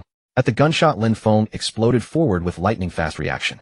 0.139 seconds. A fleeting thought, surpassing his personal best by 1,000th of a second. As his left foot drove off the ground, he deliberately expanded hip thrust by 1 degree, transmitting force with unprecedented smoothness. For the initial 30 meters, they raced neck and neck. Zhou Kai maintained astonishing stride length, gaining 5 centimeters per step over Lin Feng, but Lin Feng's faster cadence of 4.7 strides per second kept relentless pressure. Grandstand drumming accelerated, rattling nerves. Lin Feng recalled Coach Wang's breath anchoring technique, tongue pressed against palate, inhaling every 3 strides, exhaling every 5, synchronizing breathing with bodily rhythm. At 50-meter midpoint, Lin Feng's stride extended to 2.48 meters. He felt smoother hip rotation, oblique pain replaced by spring-like elasticity, channeling power fluidly downward. He's overtaking. Sun Tao's shout pierced through percussion. By 60 meters, Lin Feng's shoulder edged half a body ahead of Zhou Kai. Surprised, Zhou Kai abruptly quickened cadence, causing slight upper body sway, a chronic flaw manifesting under pressure-induced haste. In final 20 meters, Lin Feng entered sprint mode, recalling Wang's visual fixation method, staring 3 meters beyond finish line, imagining invisible target. This visual extension maintained forward momentum rather than premature deceleration. Zhou Kai bellowed, expanding stride to 2.6 meters in desperate pursuit. Yet his hip thrust distorted torso, leaning rightward, dissipating power. As Lin Feng crossed the line, he thrust his trunk forward fully, an arrow released from bowstring. Electronic beep sounded simultaneously as dual figures breached finish line. Grandstand silence descended, all eyes fixed on display board. Sun Tao's banner-holding hand froze midair. Zhang Yang leaned forward, brows furrowed. Coach Wang walked up to the display screen and called up a slow-motion replay.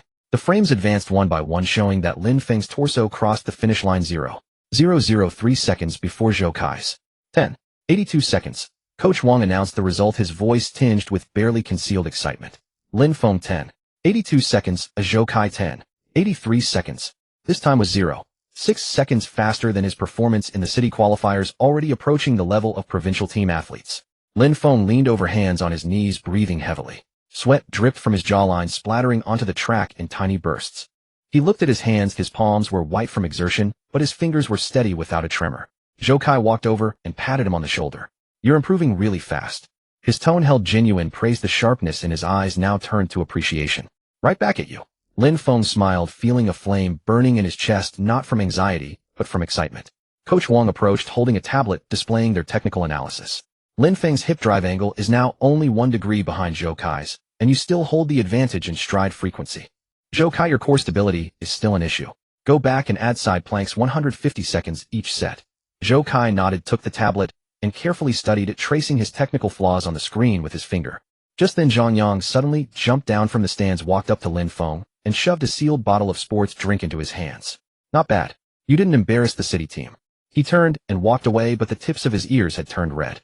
Lin Feng gripped the cold bottle, watching Zhang Yang's retreating back with a smile. He knew that this rival who had once challenged him at every turn had unconsciously begun to see him as a benchmark. During the afternoon recovery session, Lin Feng soaked in the rehabilitation pool. The water jets massaged his muscles, washing away the soreness from lactic acid buildup. Zhou Kai was in the next lane, and they chatted idly. "My coach said there might be scouts from the provincial team selection camp at the provincial youth championships." Zhou Kai said suddenly. "I heard the top 2 finishers can go straight to the provincial team training camp." Lin Feng's heart stirred. In his past life, he had missed his chance to join the provincial team because of an injury at the provincial youth championships, one of the regrets he most wanted to rectify after his rebirth. "Then I'll have to compete even harder." Lin Feng kicked the water, splashing Zhou Kai's face. Zhou Kai wiped his face and laughed, kicking back at him. "Who's afraid of who?" The setting sun streamed through the windows of the rehabilitation center, casting golden patches of light on the water's surface. Lin Feng looked at his reflection in the water, recalling the confused youth he had been when he was first reborn. In just a few short months, he had not only caught up to his past self, but was continuously surpassing him. With only 10 days left until the provincial youth championships, the goals on his training plan were drawing closer. But deep down he knew that results were just a byproduct. What truly mattered was that he had finally learned how to take control of his own destiny through the act of running. 3 days after the simulation race, a crowd gathered around the notice board in the training hall. Lin Feng had just finished his morning workout when Sun Tao grabbed his arm and pulled him over. "Quick look." Coach Wang posted a new notice. At the top of the board, an A4 sheet bore the document from the Provincial Sports Bureau. The bold title, National First Class Athlete Technical Grade Standards, was especially striking. Sun Tao tapped his finger on the line for the men's 100-meter electronic time. Look, 10:93 seconds. You're 10:82 seconds from the last simulation race, already beats it. Lin Feng's heart skipped a beat. The National First Class Athlete Certificate, an honor he had only earned in his past life after training until his knees filled with fluid, was now within his grasp. He stared at the red stamp on the document, his fingertips trembling slightly. Coach Wang said, "Your results have been submitted.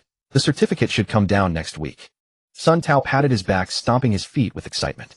"Our city team has only produced 3 first-class athletes in the last few years. You're the 4th. The surrounding teammates cast envious glances their way. Some patted his shoulder, others shouted for him to treat everyone to a meal.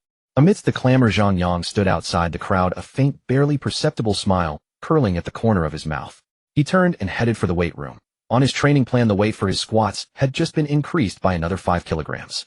When Coach Wang walked over, the noise gradually subsided. "Don't get too carried away," he said, holding the participant list for the Provincial Youth Championships. "The first-class certificate is just the starting point. Next week's competition is the real battle." He paused, his gaze resting on Lin Feng for a moment. "I'm giving you the afternoon off. Go home and share the good news." Lin Feng was taken aback. "Don't I need to train?" "Sharpening the axe won't delay the woodcutting," Coach Wang said with a smile. "Let your parents be happy too." The afternoon sunlight streamed through the bus window, casting dappled light and shadow on Lin Feng's training clothes. He touched the phone in his pocket, an old Nokia that Coach Lee had given him. The paint was chipped off a corner of the screen, but the calling function was still sensitive. The closer he got to home, the louder his heartbeat grew. He remembered the boiled eggs his mother had slipped into his bag before he left, and his father squatting on the doorstep, smoking, saying, "Train hard, don't be homesick." His eyes suddenly felt hot. When he pushed open the door to his home, his mother was trimming vegetables. The greens in her bamboo basket still carried the scent of earth. She looked up and saw Lin Feng, and the vegetables fell from her hands. "Why are you back? Did something happen at training? Are you being bullied?" "Mom, I'm fine." Lin Feng walked over and helped her pick up the vegetables. "Coach Wang gave me the afternoon off." His father came out of the inner room, still holding a half-repaired hoe. He looked Lin Feng up and down, his Adam's apple bobbing. "You've lost weight. And you've grown taller." At the dinner table, his mother piled his bowl high with food. Lin Feng pushed the rice around with his chopsticks. Several times he tried to speak, but was interrupted. His mother asked if training was tough. His father asked if he got along with his teammates. No one mentioned his results. Dad, Mom. Lin Feng put down his chopsticks and took a deep breath. I ran 10.82 seconds in the simulation race. I've met the standard for national first-class athlete. The certificate will be issued next week. The sound of chopsticks falling on the table rang out simultaneously. His mother's eyes instantly reddened. She wiped her hands repeatedly on her apron trying to speak, but choked with emotion. His father abruptly stood up, went into the inner room, and quickly returned holding a paint-chipped tin box. Look at this. His father opened the tin box. Inside was a stack of yellowed newspapers. The top one was printed with the headline, Provincial Games Youth Group, 100m Preliminary Results. In the 6th place position were the characters Lin Jianjun, with a time of 11.58 seconds. This is from when I was young. His father's voice was a little hoarse. Conditions were tough back then. I didn't have a coach. One of my spikes fell off halfway through the race otherwise. He didn't finish the sentence. He just handed the newspaper to Lin Feng. Now it's different. You have professional coaches. You've achieved more than your father. Lin Feng touched the blurred name on the newspaper and suddenly understood why his father always seemed to hesitate before speaking when he was training. This obsession with running had long been etched into their bloodline. His mother brought over a bowl of steaming egg custard sprinkled with chopped green onions. Tomorrow I'll boil 10 eggs for you to take along. Just do your best at the provincial youth competition and don't be nervous. Her hands were still trembling, yet she insisted on feeding him the first bite.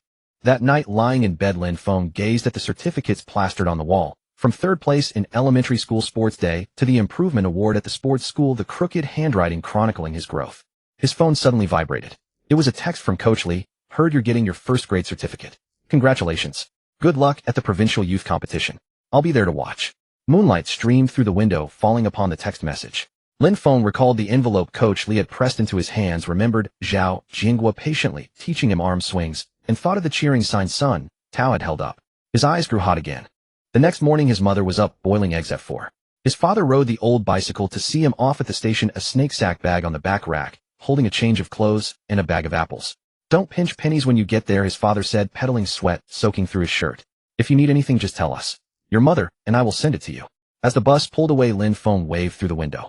His father stood rooted to the spot, still clutching the pocket money he hadn't managed to give his son. His mother wiped her eyes with her apron, their figures growing smaller and smaller in the morning light. The scenery outside the window scrolled backward. Lin Feng felt in his pocket for his phone, the screen wallpaper, a family portrait. He knew that no matter how far he ran, home would always be his most solid starting line. When he returned to the base, Sun Tao was waiting at the gate holding a camera. Come on. Coach Wang wants a photo of you for the Wall of Honor. The 3rd row on the Wall of Honor still had an empty spot with "to be added" written beside it. Lin Feng stood before the wall wearing a crisp, new training uniform with the city team emblem on his chest. In the instant Sun Tao pressed the shutter, he thought of his father's newspaper, of his mother's egg custard, and suddenly straightened his back. As the flash went off, he could almost see the provincial youth competition track unfolding before him, the red finish line gleaming in the sunlight. This time he was not just running for himself, but carrying his entire family's hopes to run an even greater distance. Back at the city team base, the setting sun was staining the training hall's glass windows the color of amber. Sun Tao chased after Lin Feng, camera clicking incessantly in the empty corridor. Smile phone. This picture's going on the Wall of Honor. Gotta look sharp. Harassed into submission, Lin Feng finally stopped and forced a stiff smile at the lens. In the split second Sun Tao pressed the shutter, he caught a glimpse of the empty space on the Wall of Honor. Next week his photo would hang there alongside the gilded characters reading National First Class Athlete. Coach Wang is waiting for you in the weight room, Sun Tao said, flipping through the photos on the camera. This one's pretty good. Really captured the line of your biceps. The weight room was thick with the mingled smell of sweat and rubber. Coach Wang was analyzing data on a computer screen, while Zhou Kai stood nearby scribbling rapidly in a notebook. They both looked up as Lin Feng entered. Perfect timing, Coach Wang said. Zhou Kai circled the name at the top of the list with his pen. Zhang Hao from the provincial sports school. Ran a 10.71 last year. He's the favorite to win this time. Lin Feng's eyes swept over the list, his fingertip pausing on the name Zhang Hao. The name was familiar. In his past life, he had lost to this very person at the provincial youth competition. The man's final 10-meter acceleration was like a whirlwind, leaving him utterly helpless. His stride frequency isn't as good as yours, but his endurance in the latter half is outstanding. Coach Wang pulled up a video of Zhang Hao's race. Look at his last 20 meters. He can maintain a stride length of 2.5 meters. That's rare for a youth athlete. In the video, Zhang Hao was stocky, running with a low center of gravity like a tank hugging the ground. Lin Feng noticed his arm swing was unusually wide, almost a lateral flail, yet it somehow didn't affect his balance. Starting tomorrow, we'll adjust the training intensity. Focus on maintaining form, Coach, Wang said, closing his laptop. Technical training in the morning, only 30 minutes of sprints in the afternoon, and get to bed early. It was standard procedure before a major competition, letting the body recover from high-intensity training, saving the peak condition for race day. But Lin Feng knew the real battle began now, not just against his opponents, but against his own mind. The dormitory was especially quiet that night. Sun Tao listened to music with headphones, tapping his foot lightly to the beat. Lin Feng lay in bed, fingers tracing the fine cracks on the shell of a tea egg his mother had boiled. He thought of his father's chipped tin box of the 3 characters, Lin Jinjun, in the newspaper, and a strange sense of certainty settled over him. During the next day's technical training, Coach Wang focused on refining his sprinting form. Zhang Hao is very strong in the latter half. You need to build a lead in the first 70 meters, he said. He used a bamboo pole to draw a white line on the track. By this point, you need to be at least half a body length ahead. Lin Feng tried 3 sprints, and each time Coach Wang called him to a halt at the white line. Drive your hips more actively. The bamboo pole tapped lightly on his hip joint. Imagine a wolf is chasing you. Every step you have to thrust your hips forward. On the 3rd sprint, he felt his hip joint move like a well-oiled bearing, rotating with exceptional smoothness. As he crossed the white line, Coach Wang's voice carried approval. That was a good set. Stride length 2. 5 meters. Another improvement from yesterday. Watching intently from the side, Zhou Kai even took out a measuring tape to check his own stride length, his brow furrowing slightly. During a break, he walked over to Lin Feng and handed him a sports drink.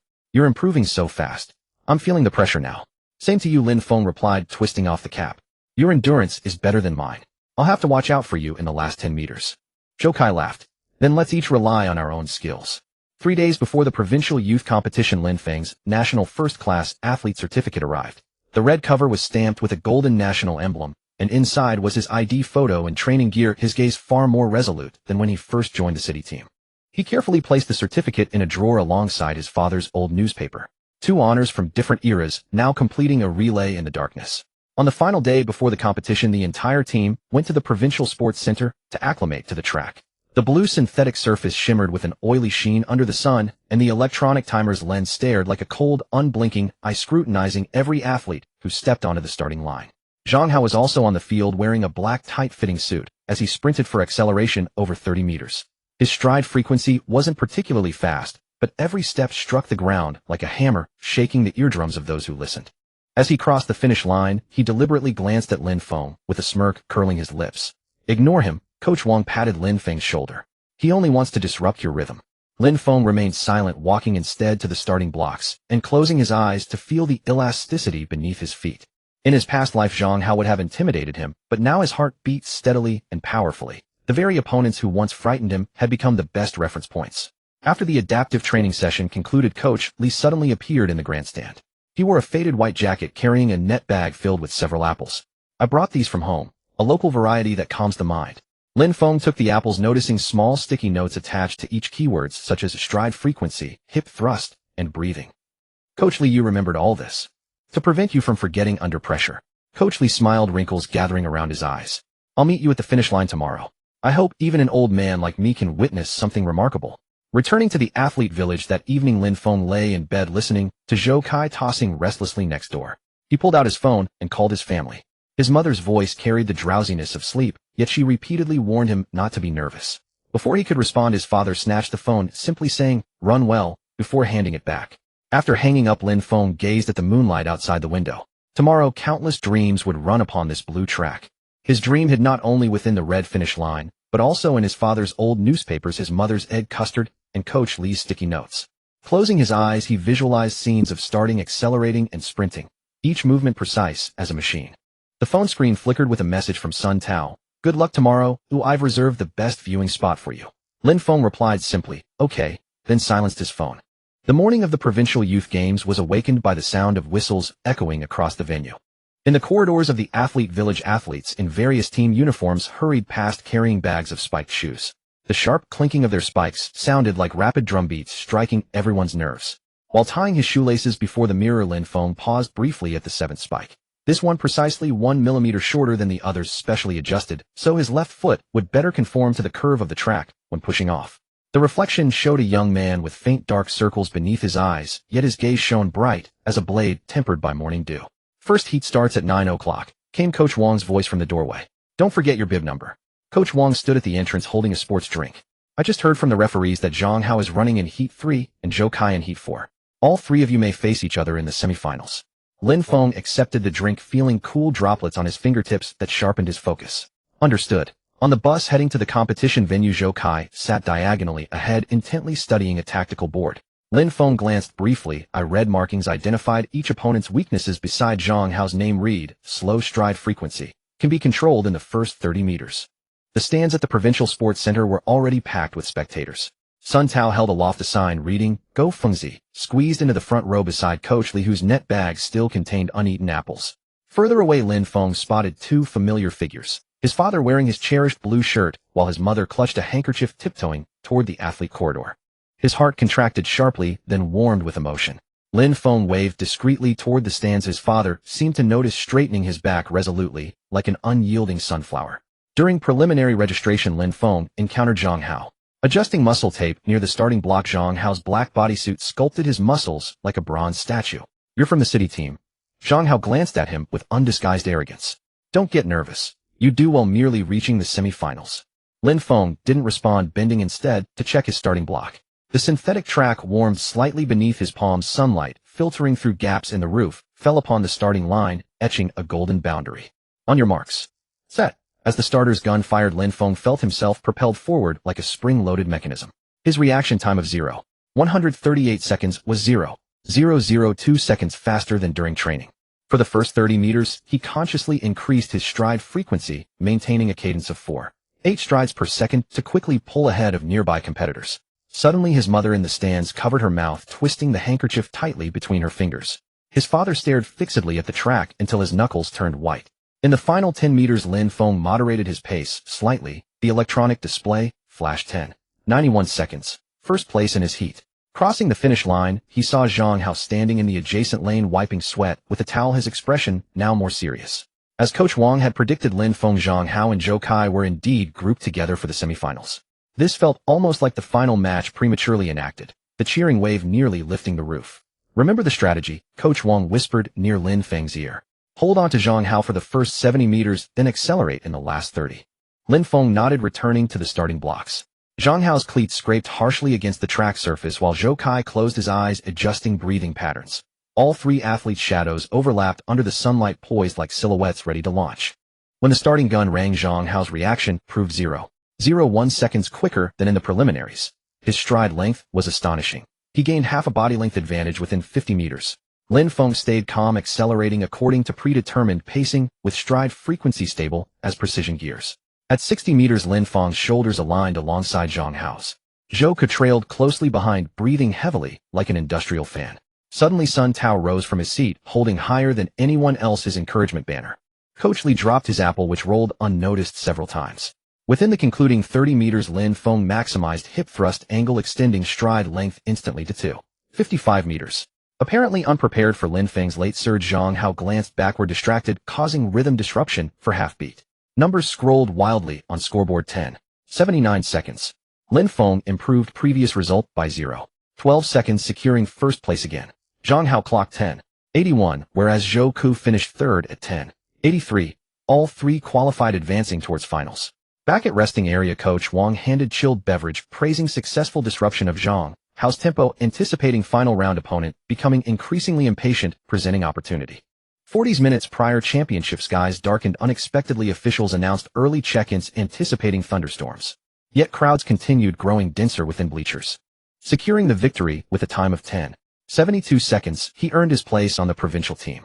His father had somehow squeezed his way to the railing, holding up a yellowed newspaper, the one that recorded his own provincial games results from years ago. His mother was wiping away tears at the side, yet her smile shone brighter than anyone else's.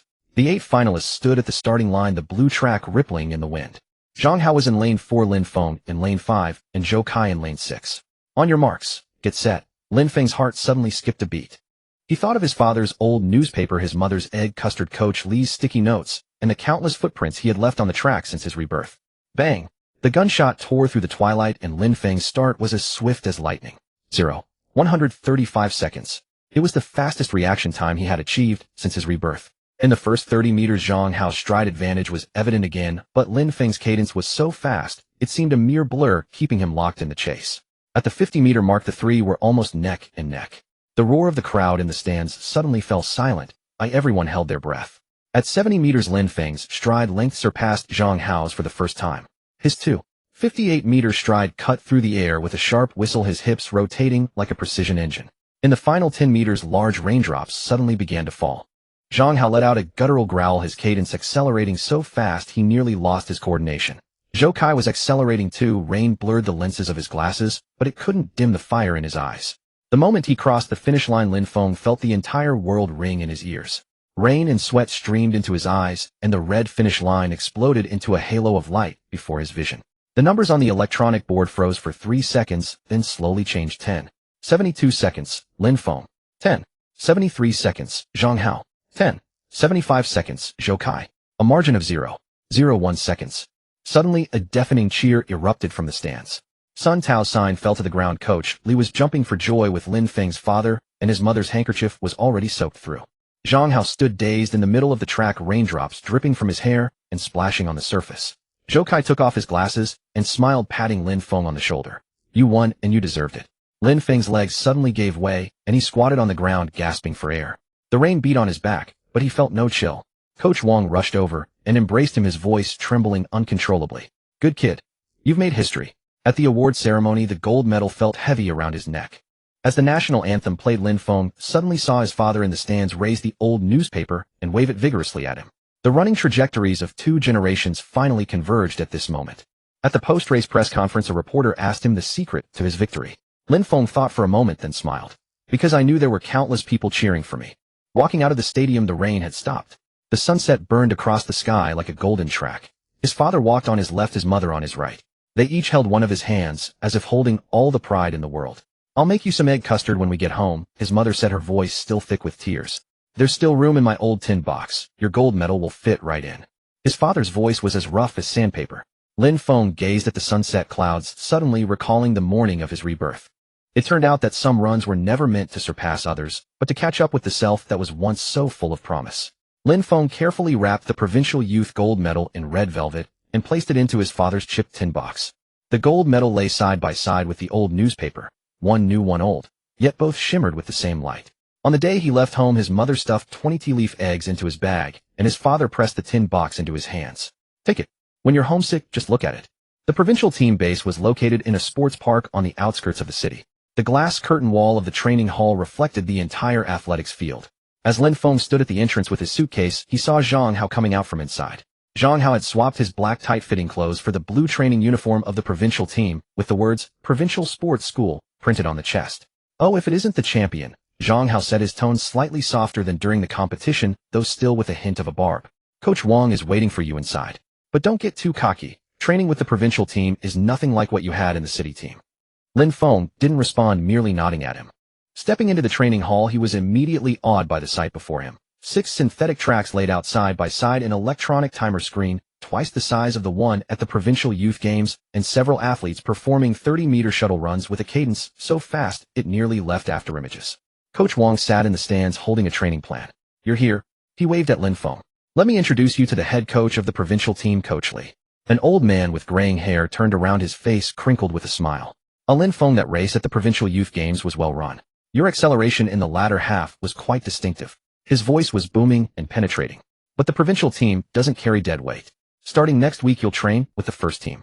If you can't keep up, you'll have to go back to the city team for more practice. Lin Feng's heart skipped a beat, but then he straightened his back. I won't let you down. Coach Li smiled. I like that spirit. Coach Wang will be your dedicated coach from now on. He's the best person to guide you. The very first day of training made Lin Feng understand that Zhang Hao's words were no exaggeration. At 6 in the morning, the endurance run required the provincial team members to complete 20 laps around the 400-meter track without slowing down. By the 15th lap, Lin Feng's lungs were heaving like a broken bellows, and the muscles in his legs began to cramp. Yet the athletes ahead of him maintained a steady pace, their breathing rhythm perfectly synchronized. Hang in there. Coach Wang shouted, cycling alongside him with a stopwatch in hand. Endurance training in the provincial team is about sustained, even pacing. It's not about who can sprint the fastest, but who can maintain their speed to the very end. Lin Feng gritted his teeth and adjusted his breathing, lowering his cadence to 3.8 steps per second. He recalled the persistence of the final 10 meters at the provincial youth games, and a surge of strength seemed to rise from his core, allowing him to finish the entire run with the main group. During a break, a tall athlete walked over and handed him a sports drink. "I'm Lin Feng, third place at last year's National Youth Games." His smile was bright, revealing two small canine teeth. "Everyone goes through this. I threw up 3 times before I got used to it." Lin Feng took the drink and smiled gratefully. "Thanks, Fengji. Don't call me Fengji, just call me Old Chun," Lin Feng said, patting him on the shoulder. "Zhang, how's all talk? Actually, yesterday he was telling us that your finishing kick is more ferocious than some of the professional team athletes." Lin Feng was taken aback. Recalling Zhang Hao's demeanor on the training field, he suddenly found a touch of endearing stubbornness beneath his arrogance. During the afternoon technical session, Coach Li personally oversaw the training. He had the athletes run 60 meters in turns, then played slow-motion replays on the big screen, analyzing technical flaws frame by frame. When it was Lin Feng's turn, the screen suddenly displayed a split-screen comparison of him and Zhang Hao during the provincial youth games final. Lin Feng pushed him aside with a smile, his gaze drifting toward Li Jiangguo in the coaching zone. Li Jiangguo was jotting notes on the tactical board, a rare smile gracing his face. This was the first time the youth training team had run a time close to the national record since Lin Feng's return, inching them one step closer to their goal of qualifying for next year's Asian Games. 1 week before the internal test, Lin Feng's ankle had finally recovered to 100. The team doctor removed the last sensor and laughed, saying, "You can run freely now, but don't get carried away. You still need to do 2 rehabilitation checks per week." This news sent the entire youth training team into a frenzy. Zhang Tianxiang even suggested celebrating after the test, but Li Jiangguo shot down the idea. "We'll celebrate once we secure the Asian Games qualification." On the day of the test, the youth training team invited the veteran coach from the provincial team to observe. Lin Feng stood in the second leg position, holding the relay baton, feeling the strength in his ankle. This was the first time he had run freely since his injury, and his heart was a mix of nervousness and anticipation. Zhao Yu, running the first leg, patted his shoulder before the start, saying, "Don't overthink it. Just run like you do in regular practice." At the sound of the starting gun, Zhao Yu's reaction time was 0.120 seconds, his stride length 2.56 meters.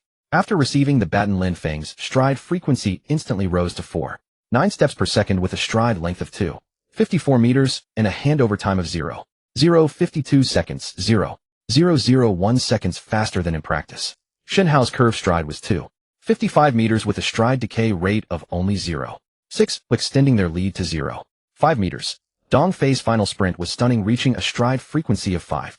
The veteran coaches nodded in approval. One of them was an old teammate of Zhao Yu's father. He walked up to Lin Feng and smiled, saying, "You guys are much stronger than we were back in the day. The youth training team hasn't wasted its efforts on you." Outside the national youth training team's training hall, buses from various provincial teams parked one after another. Team members in different colored uniforms carried their training equipment toward the venue. Today, this place would host the qualifying competition for the Asian Youth Athletics Championships. 8 of the nation's top youth relay teams gathered here, competing for a single ticket to the Asian Games. The air was thick with tension. Every team's warm-up movements were focused and precise, the competition far more brutal than anyone had imagined. On the electronic screen inside the training hall, the red text reading, "The sole qualifier for the Asian Games in the National Youth Relay Team Competition," stood out starkly. March's morning sunlight streamed through the high windows, casting dappled shadows on the synthetic track. Lin Feng stood at the starting position for the second leg, gripping the relay baton, inscribed with "Keep Going," his knuckles slightly white from the pressure. The kinesiology tape on his ankle had been replaced with a lightweight sports version. After a week of rehabilitative training, his condition had fully recovered, perhaps even better than before his injury. But the word soul weighed heavily on his mind, leaving him no room for complacency. "There's a 3 meter per second crosswind today, which will be a life or death test for Shen Hao on the curve." Li Jiangguo approached, holding a wind meter, his tone heavier than usual. "This time our national youth training team has entered 2 teams, Team A and Team B. Team A consists of Zhang Tianxiang, Shen Hao, and Dong Fei. Team B includes Zhao Yu, Li Zhuang Hao, and Sun Yang. Our main competitors are Guangdong Province Team and Shanghai Province Team. Guangdong's best 4x100 meter time is 39.22 seconds, while Shanghai has run 39.20 seconds, 0.01 seconds faster than last year's national record. The sole ticket will likely be contested between the 3 of us." Zhao Yu stood at the starting position for the first leg of Team B, adjusting his starting block. His left knee had fully recovered and the takeoff angle had been adjusted to 39 degrees, an optimized crosswind starting angle based on his father's notes, designed to minimize wind resistance. The first leg of Guangdong Province Team is sprinting prodigy Chen Rui, whose reaction time at the start can reach 0.119 seconds, almost as fast as Lin Feng. He looked toward Guangdong province team in the distance where Chen Rui was repeatedly practicing his starting push-off, his eyes filled with determination. Their relay handovers were also seamless with a stable exchange time under 0.55 seconds. Shanghai province team's final sprint was their ace, with Zhou Lei's stride frequency reaching 5.02 steps per second. Before the qualifying competition began, the chief referee announced the rules. 8 teams will be divided into 2 preliminary groups. The top 2 teams from each group will advance to the final, and only the first-place team in the final will earn the ticket to the Asian Games. The preliminary rounds will proceed according to the draw order. Group 1: Guangdong Province Team, Shanghai Province Team, Jiangsu Province Team, and National Youth Training Team B. Group 2: National Youth Training Team, A Shandong Province Team, Zhejiang Province Team, and Fujian Province Team. Only one. Zhang Tianxiang whispered, repeating the rules, his grip tightening on the relay baton. This result instantly froze the atmosphere of the National Youth Training Team. Team B would face the strongest Guangdong and Shanghai teams in the preliminary round, risking early elimination if they made a mistake. Even if Team A advanced to the final, they would have to fight through Guangdong and Shanghai for the sole opportunity. Li Jiangguo immediately called a meeting with Team B. We must give our all in the preliminary round, aiming for the top 2 spots. Zhao Yu, your starting stride must be steady. Don't let Chen Rui disrupt your rhythm. Li Jia, after receiving the baton, increase your stride frequency to 4.85 steps per second, trying to widen the gap. The first preliminary round began, and Guangdong Province Team took the stage first. Chen Rui's reaction time at the start was astonishing, 0.119 seconds. With a stride length of 2.55 meters, he shot out of the starting blocks like lightning, instantly leaving the other teams behind. After receiving the baton, his stride frequency rose to 4.9 steps per second with a flawless handover. Though the third leg's curve technique wasn't as good as Shun Hao's, he managed to keep the stride decay rate under 1.1. The final leg, Zhou Lei's, reached a stride frequency of 4.98 steps per second. Shanghai Province Team followed suit, also performing strongly. Thanks to their stable handovers and Zhou Lei's powerful final sprint, they ran a time of 39.23 seconds, temporarily securing second place. When it was National Youth Training Team B's turn, the crosswind suddenly intensified to 3.2 meters per second. Zhao Yu took a deep breath, standing before the starting block. At the sound of the gun, his reaction time was 0.120 seconds, his stride length 2.56 meters, his body slightly tilted to the left, perfectly countering the crosswind's impact. After receiving the baton, Li Jia pushed himself to the limit, increasing his stride frequency to 4.85 steps per second. The third leg, Wang Hao, kept his curved stride decay rate under 1.3. The final leg, Sun Yang, reached a stride frequency of 4.95 steps per second in his final sprint, finishing with a time of 39.28 seconds, third in the group, narrowly missing the final. It's okay, team still has a chance. Zhao Yu walked over, his voice slightly hoarse, but trying to appear calm as he patted Lin Feng's shoulder. The only hope rests on you. Don't panic. Just run at your usual pace. This calm was more agonizing to Lin Feng than any mockery. At the breakfast table, Qin Feng pushed a meat bun towards him. With those dark circles under your eyes, you didn't sleep well again last night. He took a bite of the bun and said vaguely, I was the same when I first joined the provincial team. The more I wanted to improve, the less I could. Later, Coach Li told me to rest for 3 days, and I broke through the bottleneck instead. Lin Feng picked up the meat bun, but had no appetite. He recalled his training log. Over the past 2 weeks, his stride frequency had remained at 4.8 steps per second, his maximum stride length at 2.55 meters, and his 100-meter electronic timing fluctuated between 10.70 and 10.72 seconds, with no breakthrough whatsoever. Meanwhile, Zhang Hao's performance had stabilized at 10.68 seconds. Although Zhou Kai hadn't joined the provincial team, Lin Feng heard he had run an impressive 10.69 seconds at the city team. Are you paying too much attention to others? Qin Feng seemed to read his mind. Look at Zhang Hao. When he trains, he has no one else in his eyes, just focuses on his own technique. Lin Feng looked up at the training ground. Zhang Hao was practicing his start, repeatedly adjusting the position of his feet over and over again like a tireless machine. The sunlight fell on his tense back, outlining the lines of his muscles, every inch radiating concentration. In the afternoon technique analysis class, Coach Li played Lin Feng's recent training video. On the screen, his hip drive showed a subtle deformation after the 60-meter mark, and his left arm's swing amplitude was 2 centimeters larger than the standard value. Look here. Coach Li circled Lin Feng's left shoulder with a laser pointer. Your core strength still isn't keeping up. During the latter part of your acceleration, your body tilts 0.5 degrees. Don't underestimate that 0.5 degrees at the finish line. That's a 0.1 second difference. Lin Feng's fingernails dug into his palms.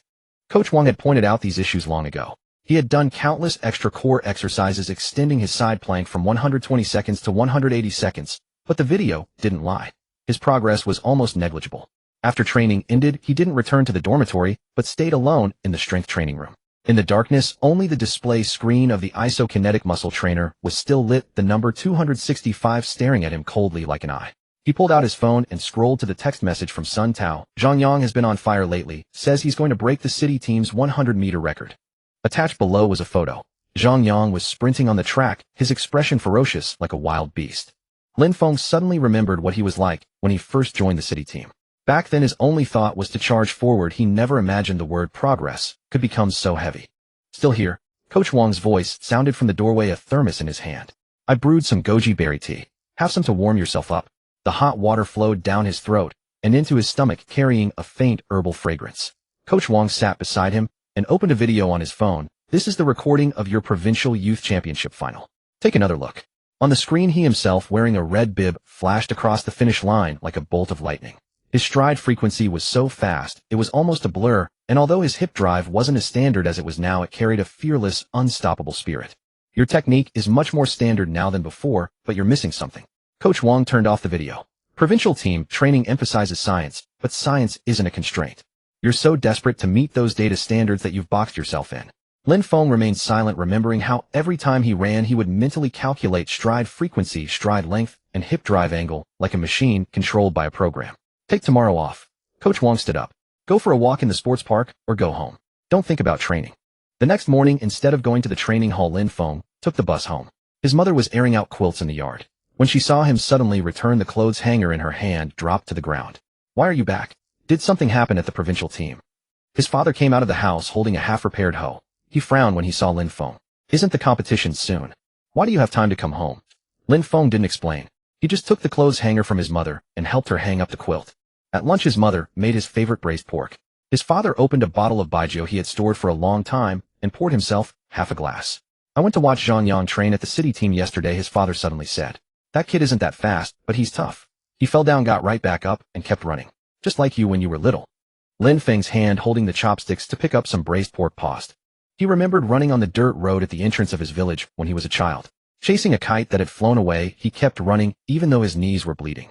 Back then his running had no data, no standards. Only the wind whistling past his ears. On the bus back to the provincial team in the afternoon, it passed by the sports school.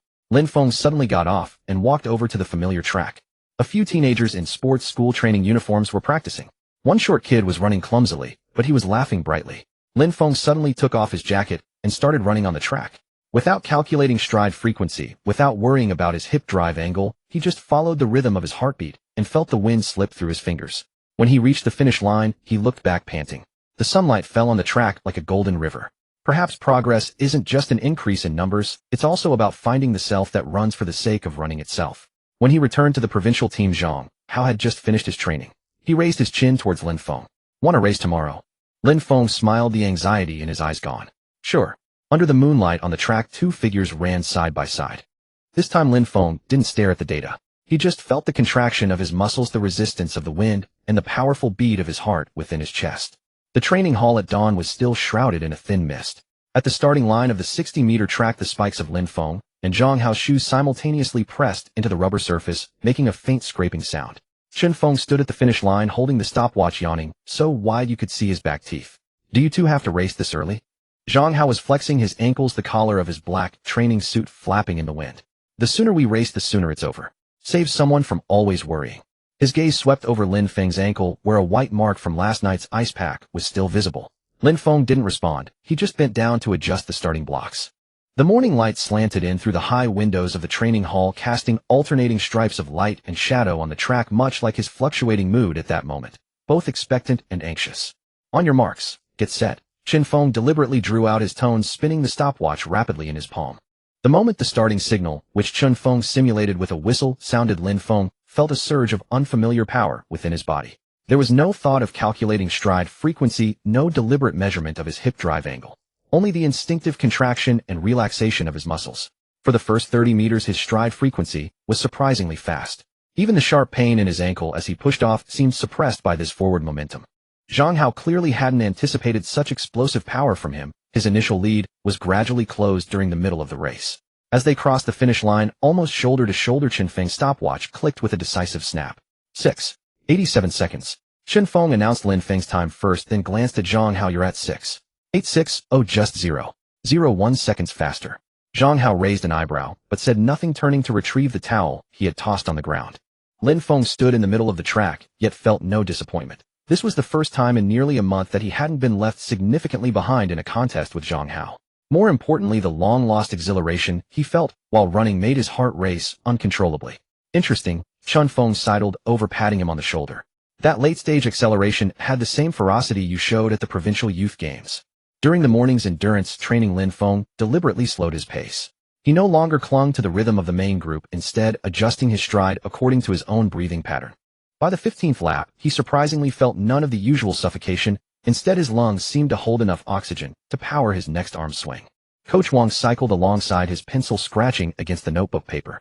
Stride frequency is stable at 4.6 steps per second, down 0.2 from before, but stride length has increased to 2.58 meters. The overall rhythm is much smoother. He suddenly braked beside Lin Feng. Come with me somewhere this afternoon. The provincial team's rehabilitation center was tucked away behind the training hall. Coach Wang led Lin Feng into a room filled with physiotherapy equipment where a young man in a white coat was analyzing an electromyography chart on a computer screen. This is Xiao Zhou, the provincial team's sports rehabilitation therapist, Coach Wang introduced. I want him to do an EMG test on you to see if there's any problem with your muscle activation patterns. Lin Feng lay on the examination bed as a dozen silver electrode patches were affixed to his body. A faint tingling sensation from the electric current traveled through the wires, and the screen immediately filled with dense waveforms. Red, representing the leg muscles, blue the core muscles, and green the arm swing muscle reactions. Look here. Xiao Zhou circled a section of chaotic red waveforms on the screen with his mouse. When you accelerate in the later stage, the firing of your gastrocnemius muscle becomes disordered. This is the cause of your ankle pain, a coordination failure due to excessive muscle tension. He then pointed to the blue waveforms. Your core activation has improved by 5 compared to the last test. Looks like those side planks paid off. Coach Wang listened attentively, occasionally jotting down notes. Can it be fixed? We can try neuromuscular re-education. Xiao Zhou pulled up another program. Follow the waveforms on the screen with your movements. Try to make your EMG signal match the standard waveform. For the next half hour, Lin Feng moved his limbs like a puppet, following the green waveforms on the screen. The seemingly simple actions of lifting his legs and swinging his arms, requiring precise muscle control, left him sweating profusely. When he finally managed to keep his red waveform aligned with the standard line for 3 seconds, Xiao Zhou was even more excited than he was. See, your muscles have this potential. It's just your previous firing habits were wrong. As he walked out of the rehabilitation center, the sunlight was perfect. Lin Feng looked at his hands. The faint marks from the electrode patches remained, yet it felt as if a current still lingered beneath his skin, a touch of hope. During the afternoon technical training, Lin Feng tried to apply the firing method the therapist had taught him. When pushing off the ground, he consciously relaxed his gastrocnemius, allowing more force to be transmitted through his Achilles tendon. Although the movement felt awkward at first, even making him 0.3 seconds slower than usual, the sharp pain in his ankle was noticeably reduced after the run. Zhang Hao noticed the change from the adjacent lane and walked over during a break. Your form looks a bit off today. I'm changing my firing pattern. Lin Feng wiped his sweat, his tone calm. Zhang Hao stared at his ankle for a few seconds before suddenly saying, another 60-meter race tomorrow. Sure, Lin Feng smiled. During dinner, the cafeteria TV was playing highlights from past national championships. On the screen, an athlete in a red uniform flashed across the finish line like lightning. The commentator's excited voice echoed through the cafeteria. 10:26 seconds. A new national youth record is born. Lin Feng sat in a corner with his tray, suddenly remembering the old newspapers in his father's tin box. Perhaps runners of every era break the limits of their time in their own way. What he needed to do now wasn't to agonize over a temporary plateau, but to find his own path to a breakthrough. Back in the dormitory, he opened his training log. Instead of recording times as usual, he drew 2 simple waveforms. One was the chaotic red line from the morning's test, the other was the green line that had matched perfectly in the rehab center. After finishing, he felt the heavy stone in his heart had lightened a little. Before dawn, the lights of the training hall pierced the darkness. Lin Feng stood on the track, flexing his ankle, feeling the subtle pull from his Achilles tendon. After yesterday's neuromuscular re-education, he had gained a more nuanced sense of control over his muscles. Zhang Hao was already warming up.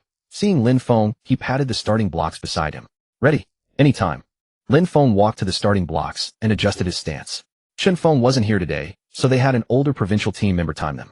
On your marks, get set, go. At the command, they shot off like arrows from a bow. Lin Feng deliberately ran with a new firing pattern.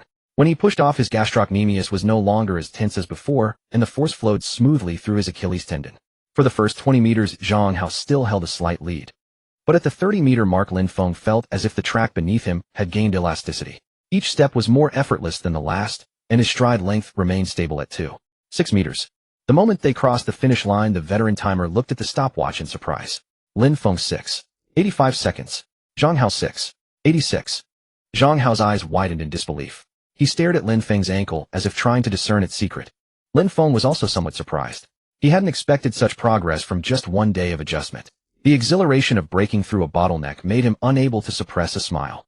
Not bad, Zhang Hao finally muttered after a long pause, his tone carrying a hint of reluctance, but far more recognition.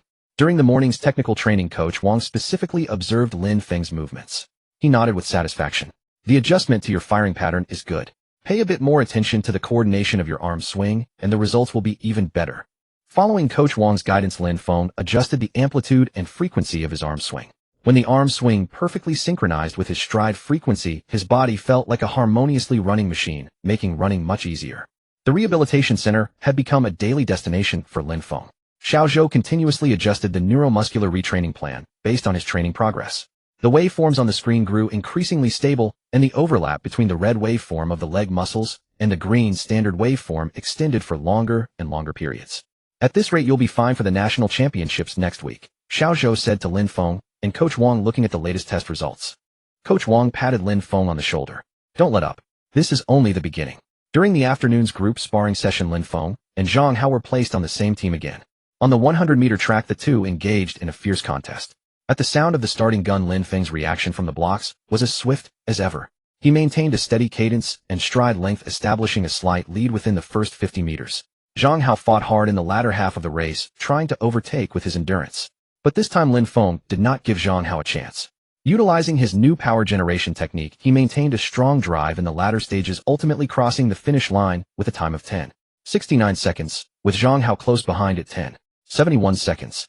The training hall erupted in applause. Chen Feng ran over, slapping Lin Feng vigorously on the back. Amazing, Feng. Your progress is incredible. Lin Feng laughed, breathing heavily, and looked towards Zhang Hao. Though a little disappointed, Zhang Hao walked over and extended his hand. Congratulations. Lin Feng grasped his hand. Thanks, let's keep pushing forward together. During dinner, the television in the cafeteria was still broadcasting news about the national championships. Lin Feng carried his tray, his heart filled with anticipation. He knew the national championships would be another stage for him to prove himself. Back in the dormitory, Lin Feng opened his training log and wrote on today's page 100 electronic timing 10.69 seconds. He looked at the number, then at the waveform chart he had drawn earlier, his heart brimming with confidence. Just as the electrode pads for the electromyography test were peeled off his skin, Lin Feng saw a bold line of text on the report. Xiao Zhou handed him. Gastrocnemia's synergistic force generation efficiency improved by 12, meeting the demands of high-intensity competition. Sunlight streamed through the Venetian blinds, casting mottled shadows on the word qualified on the report. Congratulations, Xiao Zhou said while tidying up the instruments, a relaxed tone in his voice. Combined with pre-competition cryotherapy, your ankle should hold up through the entire event. Coach Wang took the report, his finger pausing on the number 12. He suddenly turned and walked out. Come on, let's go check the group draw. There were more people than expected gathered in front of the training hall's bulletin board. Lin Feng struggled to squeeze his way to the front. The group allocation for the national championships was printed in red ink. The list of athletes in each group hung like a heavy chain. He was assigned to Group 3 alongside Zhao Yu from the Beijing team and Chun Ming from the Guangdong team. Both of these athletes had personal bests over 0.5 seconds faster than his. A group of death, Chun Feng said, appearing beside him with a sympathetic tone. Zhao Yu is a seeded athlete. He's definitely taking one qualifying spot. The other spot will probably be a fight between you and Chun Ming. Lin Feng's gaze fell on Chun Ming's name. This athlete from Guangdong province was renowned for his endurance. In last year's national finals, he had fought his way from 5th place to 3rd in the final 20 meters, his stride cadence as steady as a metronome. Chun Ming's stride cadence isn't as good as yours, but his endurance in the latter part of the race can leave you in the dust. Zhang Hao had somehow also squeezed over, holding a printed technical analysis. Look at his 100-meter split times. He's usually only 4th in the first 50 meters, but his average speed in the final 50 meters is 0.1 millisecond faster than Zhao Yu's. Lin Feng took the analysis sheet. A line graph clearly displayed the speed curves of the three athletes. Zhao Yu's curve was like a steep mountain peak, surging incredibly fast in the first 60 meters, but dropping off noticeably in the last 48. Chun Ming's curve was like a gentle slope, steadily increasing in speed. His own curve was a wave shape, high at both ends and low in the middle. His reaction time off the blocks and his final burst were strong points. but he tended to lose speed in the middle of the race.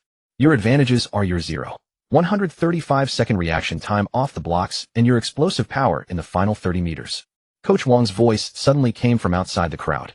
He held a red pen and drew a circle on the analysis sheet.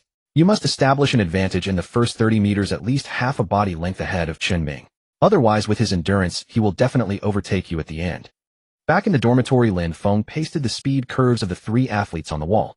Using a red pen, he marked the areas for improvement on his own curve, increased stride cadence to 4.8 steps per second in the first 30 meters, maintain a stride length above 2.6 meters in the middle 50 meters, and increase the hip extension angle by 1 degree in the final 20 meters. When Zhang Hao pushed the door open, he saw Lin Feng using tape to secure the curve chart more firmly.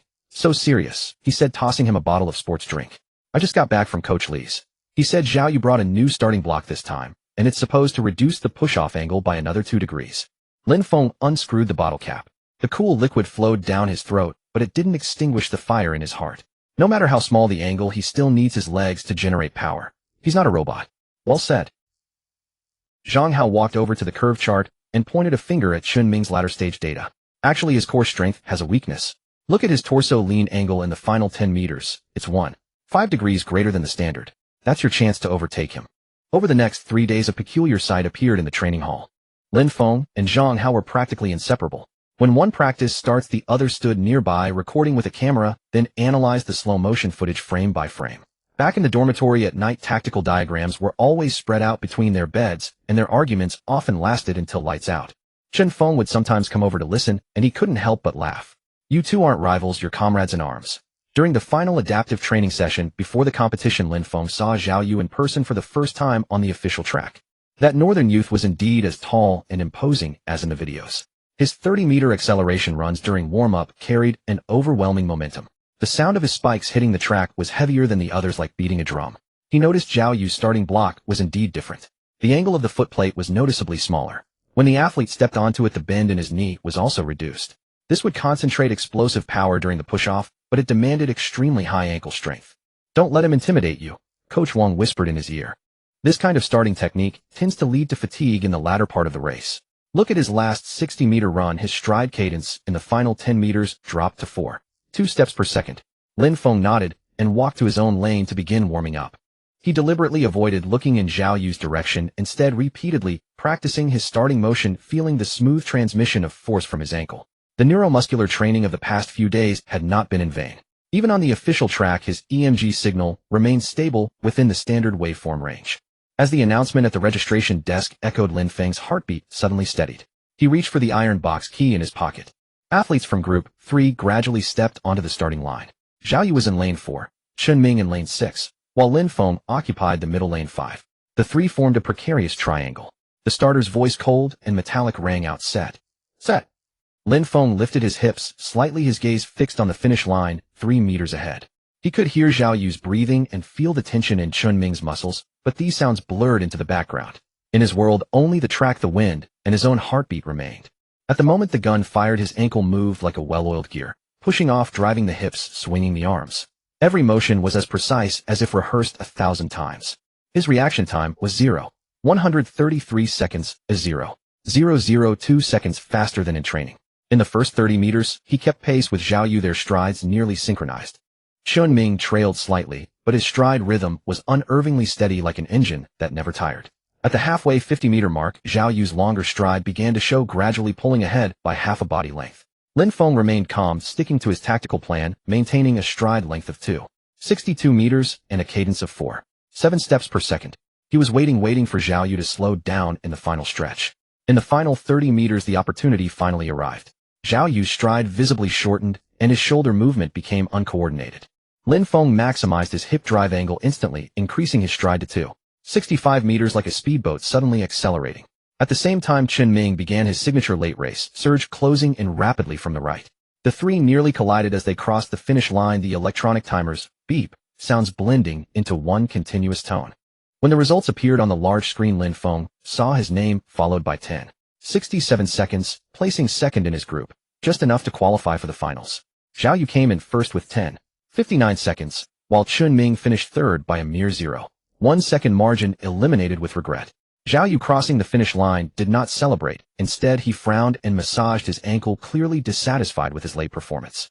Chun Ming stood by the track, gazing at the screen for a long time, the setting sun casting a shadow of loneliness on his face. Lin Feng supported himself on his knees, gasping for air, the fire still burning in his chest. He knew this was merely the entrance to the finals. The real battle lay ahead. But at this moment, he simply wanted to savor this hard-earned qualification, not just as validation of his training, but as proof of his resolve to break through. On the stands, Coach Wang and Zhang Hao rose, simultaneously clapping until their hands turned red. In a distant corner, Chen Feng held his camera, the lens locked onto the young man who had just broken into the finals. The night before the finals, the athletes' village was unusually quiet, with only the sound of staff patrols echoing through the corridors. Lin Feng sat on the edge of the bed, rubbing the Provincial Youth Championship gold medal in his hands. The medal's coolness seeping through his palm helped calm his agitated thoughts. His phone screen lit up with a message from his mother. "Don't worry too much, get a good night's sleep. Tomorrow I'll be watching you on TV." Below the message was a photo his father had framed, his national first-class athlete certificate, placing it in the most prominent spot in the living room beside a stack of yellowed old newspapers. Nervous, Zhang Hao entered, holding a cup of warm milk. His starting lane for the finals was lane 3, right next to Lin Feng's lane 4.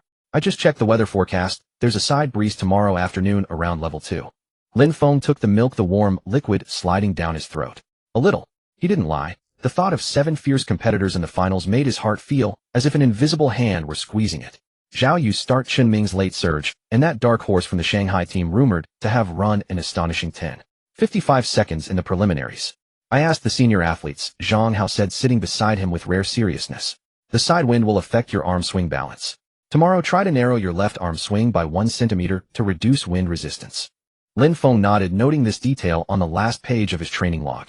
The notebook was nearly filled. From the first city team test results to the technical analysis of the Provincial Youth Championship to the provincial team's electromyography test reports.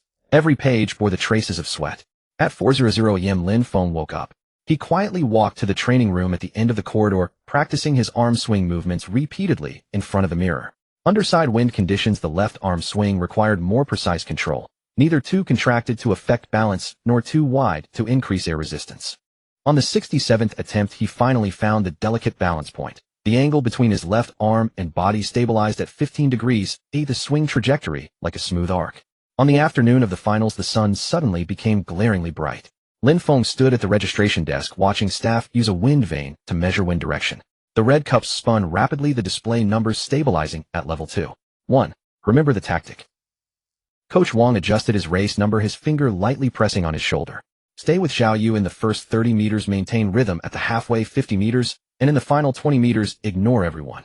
Just focus on crossing the line. He paused, his voice dropping. Getting into the top 3 would be best, but even if not, this score would qualify you for the National Youth Team training camp. Lin Feng's heart skipped a beat. National Youth Team, a term he had once only dared to dream of. It was suddenly so close. The moment he stepped onto the finals track, the cheering from the stands nearly lifted the roof. He glanced at the stands, catching sight of Coach Li through the gaps in the broadcast cameras. The old man held a sign reading "Go Fengzi," his hand trembling slightly with excitement. Further back on the stands, several figures in city team training uniforms waved frantically. It was Sun Tao and his friends who had somehow made it here. 8 athletes stood in their respective lanes, the red track glistening under the sun. Zhao Yu was in lane 5, the Shanghai Dark Horse in lane 2, Zhang Hao in lane 3, each expression taut like a drawn bowstring. Set. Set. The starter's voice came through the speaker, tinged with static. Lin Feng lifted his hips slightly, his gaze drifting past the track ahead to the red buffer zone beyond the finish line. There lay all his desires and persistence over the past half year. Bang! At the moment the gun fired, Lin Feng felt his start reaction as fast as lightning.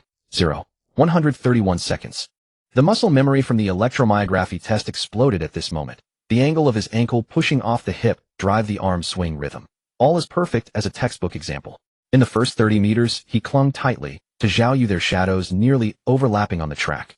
Zhang Hao trailed half a body length behind, but his stride rhythm was astonishingly steady, clearly executing a late acceleration tactic.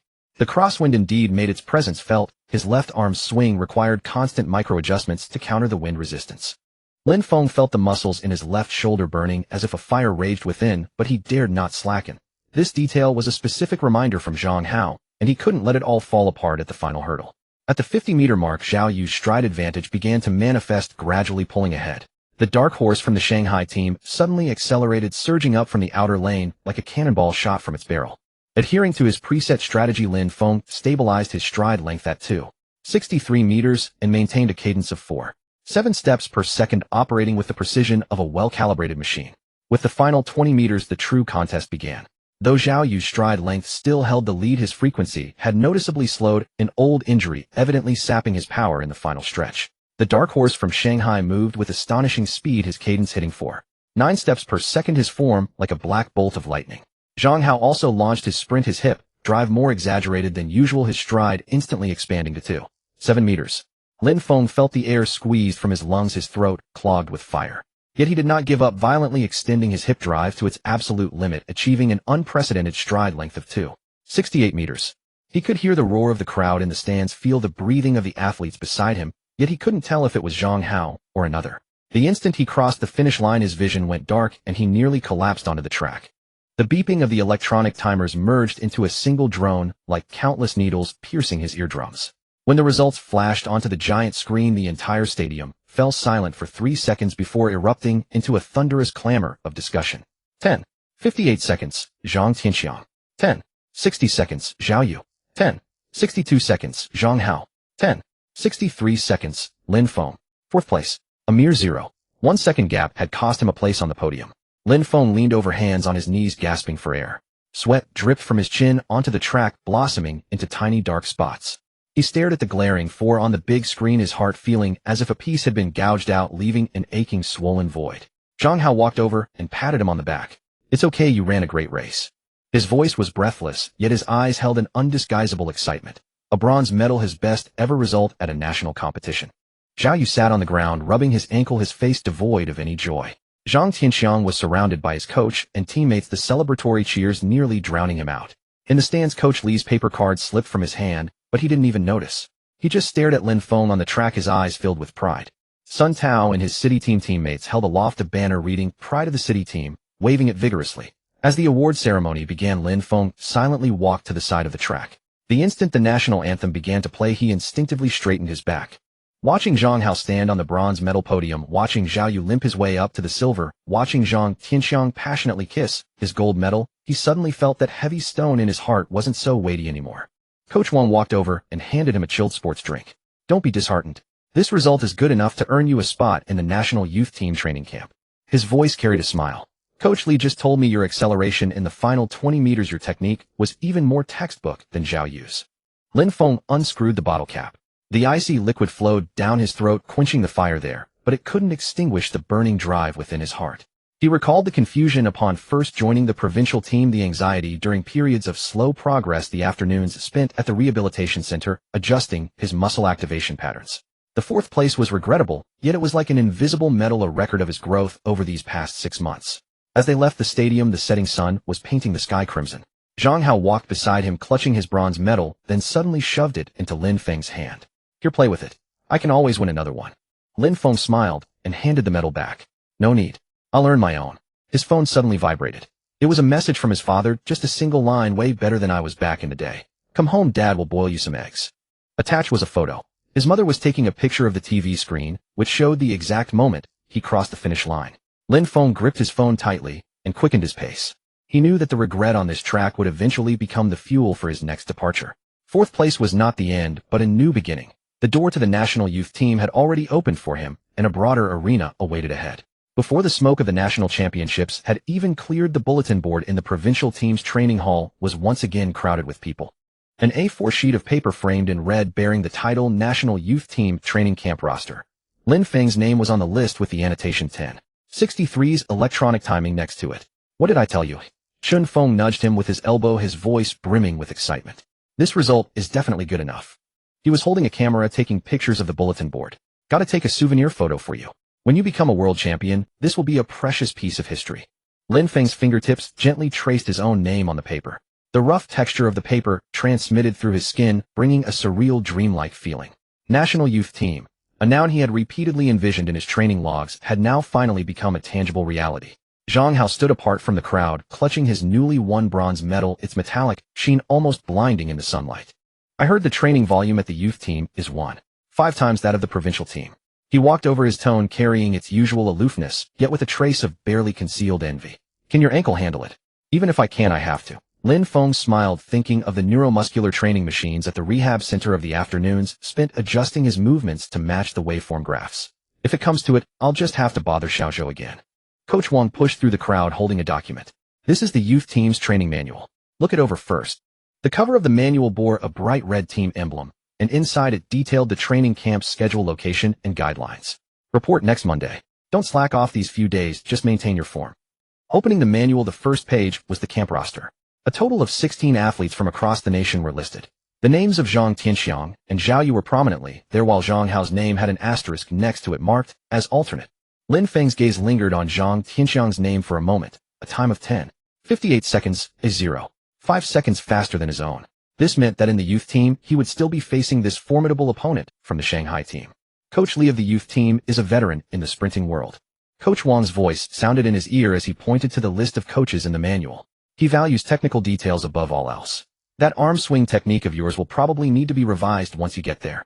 The smoke of the national championship had barely dissipated before the bulletin board of the provincial team training hall was once again thronged with people.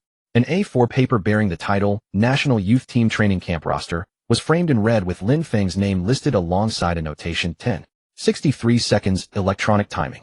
What did I tell you? Chen Feng elbowed him in the shoulder, his voice brimming with excitement. This result is absolutely good enough. He held a camera in his hand, snapping pictures of the bulletin board. I've got to capture this for you. When you become a world champion later, this will be precious historical material. Lin Feng gently traced his fingers over his own name on the paper.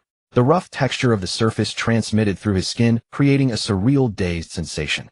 The national youth team, a term repeatedly sketched in his training logs, had now become a tangible reality.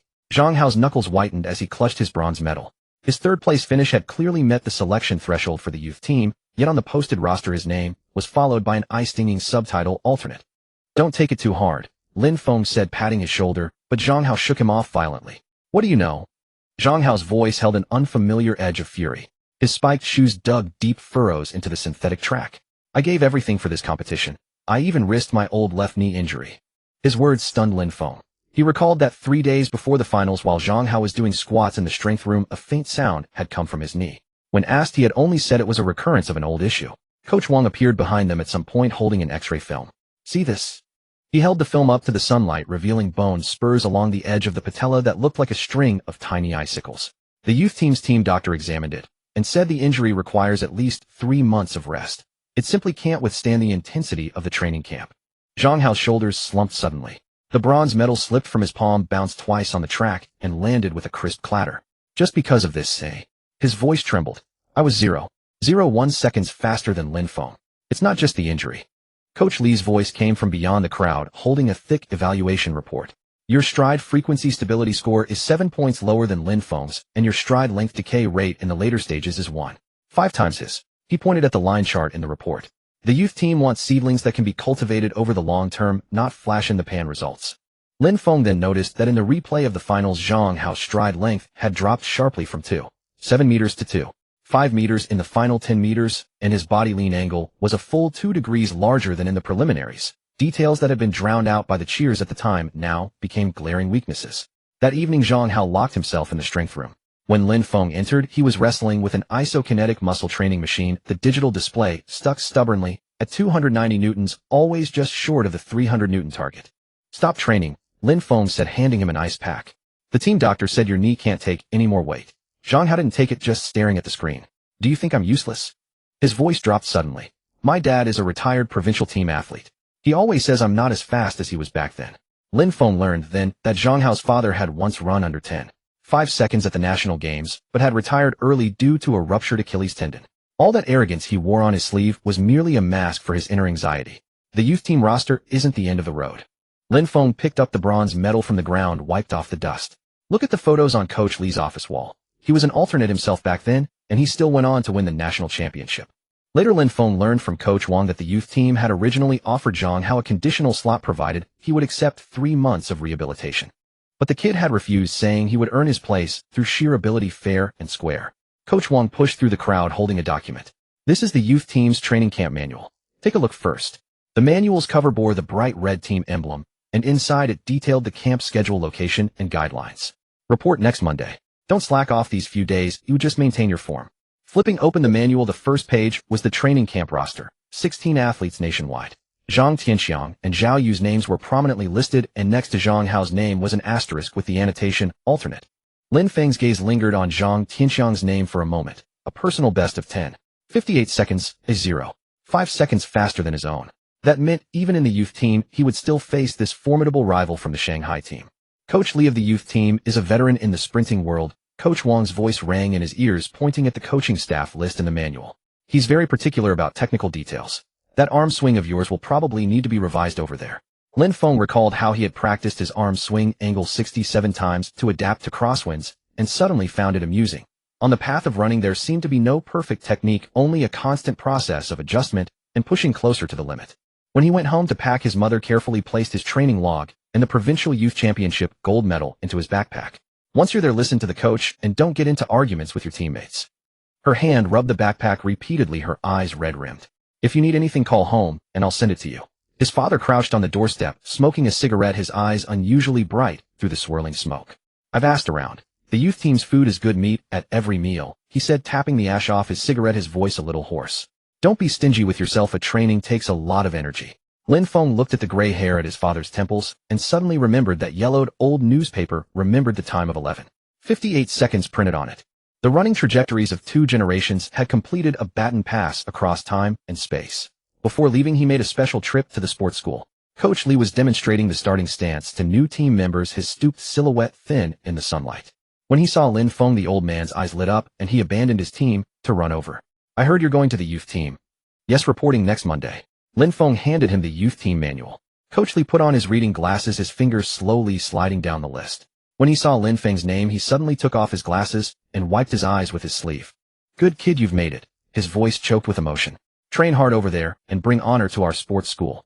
On the school track, a few new team members were practicing sprints, their young faces full of stubborn determination. Lin Feng suddenly remembered his own early days. The boy who had been mocked for his slow cadence, the nights he secretly trained in the rain, the sweat and resentment hidden in the corners of the field. As he left the sports school, Coach Li pressed a cloth bundle into his hands. Inside was a brand new pair of spiked shoes. I got them from the provincial team. Professional grade, 100 grams lighter than the ones you're wearing now. The old man patted him on the shoulder. Don't let me down. On the day he went to report to the youth team, Zhang Hao came to see him off. I wish I could go too. He kicked at a stone on the ground, his tone carrying a rare sense of disappointment. They say the youth team has imported wind speed training cabins that can simulate various wind directions. Once you become a full member, there will be plenty of opportunities. Lin Feng patted his shoulder. Maybe next time we meet, you'll leave me far behind. Zhang Hao looked up, a glint of light flashing in his eyes, that's for sure.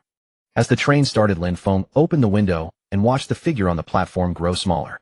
Suddenly, he remembered the text message his father had sent on the day of the finals. Stronger than I was back then. Perhaps the meaning of running has never been just about surpassing opponents, but about surpassing the past self, so that those expectant gazes can all see an upward trajectory. The youth team's base was located within the General Administration of Sport of China. The red rubber track resembled a burning ribbon winding around a lush green soccer field. On the day of reporting, Zhang Tianxiang and Zhao Yu had already arrived. They were standing by the track talking. When Lin Feng appeared, Zhang Tianxiang merely nodded as a greeting, while Zhao Yu smiled at him, his ankles still wrapped in thick bandages. Here you are. A booming voice came over. A middle-aged man in a red team uniform walked forward, his nameplate reading, Li Jiangguo. I'm your head coach. His gaze lingered on Lin Feng for a moment. A time of 10:63 seconds is decent, but here I only look at future potential, not past results. Lin Feng straightened his back. Coach, please rest assured I will work hard. Coach Li smiled. Hard work alone isn't enough. You must give it your all. He pointed to the timing board at the end of the track. See that? Those numbers are the targets you should chase. The board displayed the national youth record, 10:26 seconds. Lin Feng's eyes lingered on that number for a moment, then he clenched his fists tightly. The new rallying call had sounded, the new track lay beneath his feet, and he knew his running had only just begun. At 5:30 a.m. the sky was just beginning to lighten. The red track outside the window gleamed strangely under the streetlights like a coiled crimson python. Hurry up. Coach Li's rule, 1 minute late means 10 laps. The roommate from the Shanghai team, toothbrush dangling from his mouth, mumbled impatiently. His name was Dong Fei. His best 100-meter time was 10:65 seconds, a 0.2 seconds slower than Lin Feng, but he showed extraordinary talent in the 400-meter hurdles. Lin Feng grabbed his training uniform and began to put it on. His fingers suddenly hesitated as he tied his shoelaces. The new spikes Coach Li had given him lay at the foot of the bed. The white shoes bore a silver lightning bolt insignia lighter than his old ones, as if made of feathers. 15 people had already gathered at the assembly point. Zhang Tianxiang stood in the front row, his black training collar pulled high, covering half his face. Zhao Yu's ankle was still wrapped in bandages, yet he stood straight, though his complexion looked pale. It seems no one wants to run laps as punishment. Li Jiangguo wore a red coach's uniform, twirling a silver starting pistol in his hand. Warm up first. 5 sets of 400 meters with 2-minute intervals between sets. The final set must be under 50 seconds. A collective gasp rippled through the group. Interval running of 400 meters already tested endurance. The requirement of under 50 seconds for the final set approached the level of a national masterclass athlete. Lin Feng noticed the sarcastic curl at the corner of Zhang Tianxiang's mouth, as if he found the requirement insignificant. In the first set, Lin Feng's time was 52.37 seconds, placing him 7th. Zhang Tianxiang led with a time of 49.81 seconds, maintaining steady breathing even as he crossed the finish line. Zhao Yu came in last, a faint trace of blood seeping through the bandages, yet he gritted his teeth and didn't fall behind. Your stride frequency is too chaotic. Li Jiangguo had somehow appeared beside Lin Feng, the barrel of his starting pistol pointing at Lin Feng's ankle. Your stride length drops from 2.5 meters to 2.3 meters in the latter half, like a car running out of fuel. How do you think you can break 10.26 seconds? Lin Feng's face flushed instantly. His pride in his strong finishing acceleration from the provincial team had become a mocked weakness in the youth team.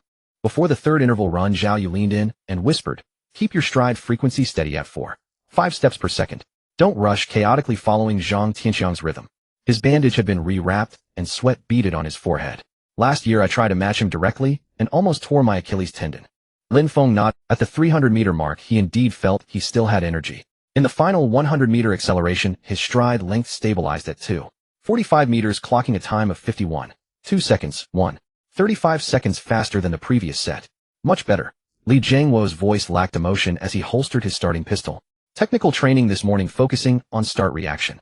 The start training gym was filled with electronic timers with high-speed cameras positioned at the start of each lane.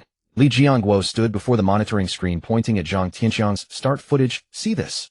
His ankle pushed off at a 38-degree angle, 2 degrees less than yours. That's the difference of 0.01 seconds." Lin Feng lay on the starting block, feeling every muscle in his body tense. The electronic starter emitted a piercing beep. As soon as the green light flashed, his ankle snapped forward powerfully. 0.130 seconds. 0.001 seconds faster than at the national championships. Still too slow. Li Jiangguo suddenly pressed the pause button, freezing the screen on Lin Feng's start image. "Your hip joint angle is 90 degrees, wasting 10 of your explosive power. Zhang Tianxiang can achieve 0.125 seconds because his hip joint angle is 85 degrees. The entire morning Lin Feng spent adjusting his hip joint angle. From 90 degrees to 88, then to 86. Every single degree reduction required enduring pain like muscle tearing. At lunchtime, the cafeteria TV was playing footage from the Athens Olympics. The image of Gatlin running 9.85 seconds set the cafeteria ablaze. Zhang Tianxiang suddenly sneered. "Such talent, something we'll never catch up to in our lifetimes." "Not necessarily." His gaze turned toward Lin Feng. "Look at his mid-race stride frequency, 4.8 steps per second, roughly the same as yours."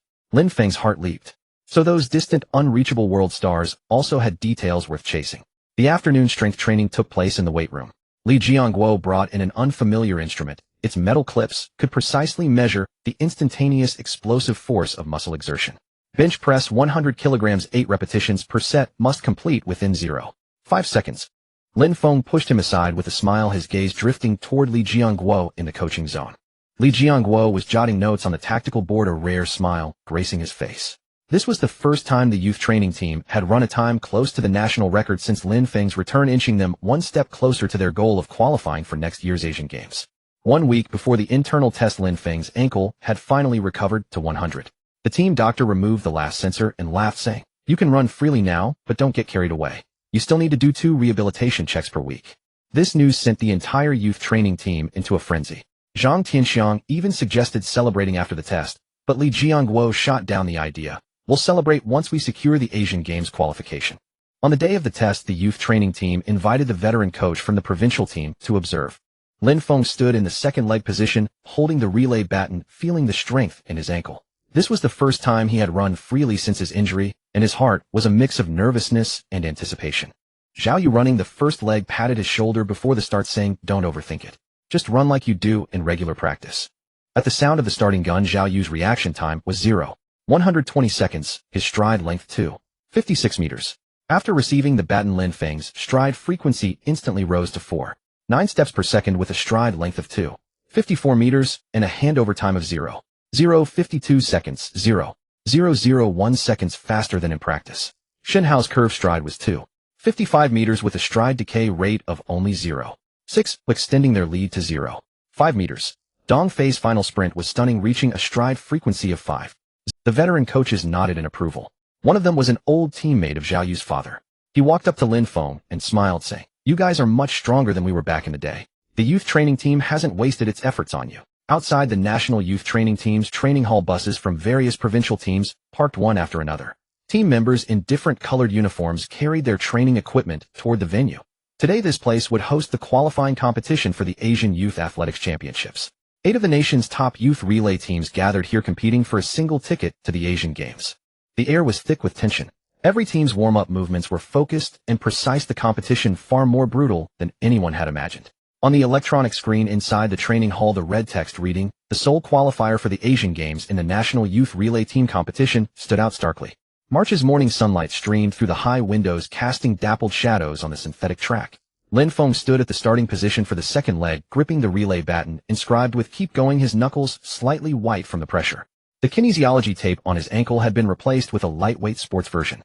After a week of rehabilitative training, his condition had fully recovered, perhaps even better than before his injury. But the word soul weighed heavily on his mind, leaving him no room for complacency. There's a 3 meter per second crosswind today, which will be a life or death test for Shen Hao on the curve. Li Jiangguo approached, holding a wind meter, his tone heavier than usual. "This time our national youth training team has entered 2 teams, Team A and Team B. Team A consists of Yuzhang Tianxiang, Shen Hao, and Dong Fei. Team B includes Zhao Yuli, Zhuang Hao, and Sun Yang. Our main competitors are Guangdong Province Team and Shanghai Province Team. Guangdong's best 4x100 meter time is 39.22 seconds, while Shanghai has run 39.20 seconds, 0.01 seconds faster than last year's national record. The sole ticket will likely be contested between the 3 of us." Zhao Yu stood at the starting position for the first leg of Team B, adjusting his starting block. His left knee had fully recovered and the takeoff angle had been adjusted to 39 degrees, an optimized crosswind starting angle based on his father's notes, designed to minimize wind resistance. The first leg of Guangdong Province Team is sprinting prodigy Chen Rui, whose reaction time at the start can reach 0.119 seconds, almost as fast as Lin Feng. He looked toward Guangdong Province Team in the distance, where Chen Rui was repeatedly practicing his starting push-off, his eyes filled with determination. Their relay handovers were also seamless, with a stable exchange time under 0.055 seconds. Shanghai Province Team's final sprint was their ace, with Zhou Lei's stride frequency reaching 5.02 steps per second. Before the qualifying competition began, the chief referee announced the rules. 8 teams will be divided into 2 preliminary groups. The top 2 teams from each group will advance to the final, and only the first-place team in the final will earn the ticket to the Asian Games. The preliminary rounds will proceed according to the draw order. Group 1: Guangdong Province Team, Shanghai Province Team, Jiangsu Province Team, and National Youth Training Team B. Group 2: National Youth Training Team A, Shandong Province Team, Zhejiang Province Team, and Fujian Province Team. Only one. Zhang Tianxiang whispered, repeating the rules, his grip tightening on the relay baton. This result instantly froze the atmosphere of the National Youth Training Team. Team B would face the strongest Guangdong and Shanghai teams in the preliminary round, risking early elimination if they made a mistake. Even if Team A advanced to the final, they would have to fight through Guangdong and Shanghai for the sole opportunity. Li Jiangguo immediately called a meeting with Team B. "We must give our all in the preliminary round, aiming for the top 2 spots. Zhao Yu, your starting stride must be steady. Don't let Chen Rui disrupt your rhythm. Li Jia, after receiving the baton, increase your stride frequency to 4.85 steps per second, trying to widen the gap." The first preliminary round began, and Guangdong Province Team took the stage first. Chen Rui's reaction time at the start was astonishing, 0.119 seconds. With a stride length of 2.55 meters, he shot out of the starting blocks like lightning, instantly leaving the other teams behind. After receiving the baton, his stride frequency rose to 4.9 steps per second with a flawless handover. Though the third leg's curve technique wasn't as good as Shen Hao's, he managed to keep the stride decay rate under 1.1. The final leg, Zhou Lei's, reached a stride frequency of 4.98 steps per second. Shanghai Province Team followed suit, also performing strongly.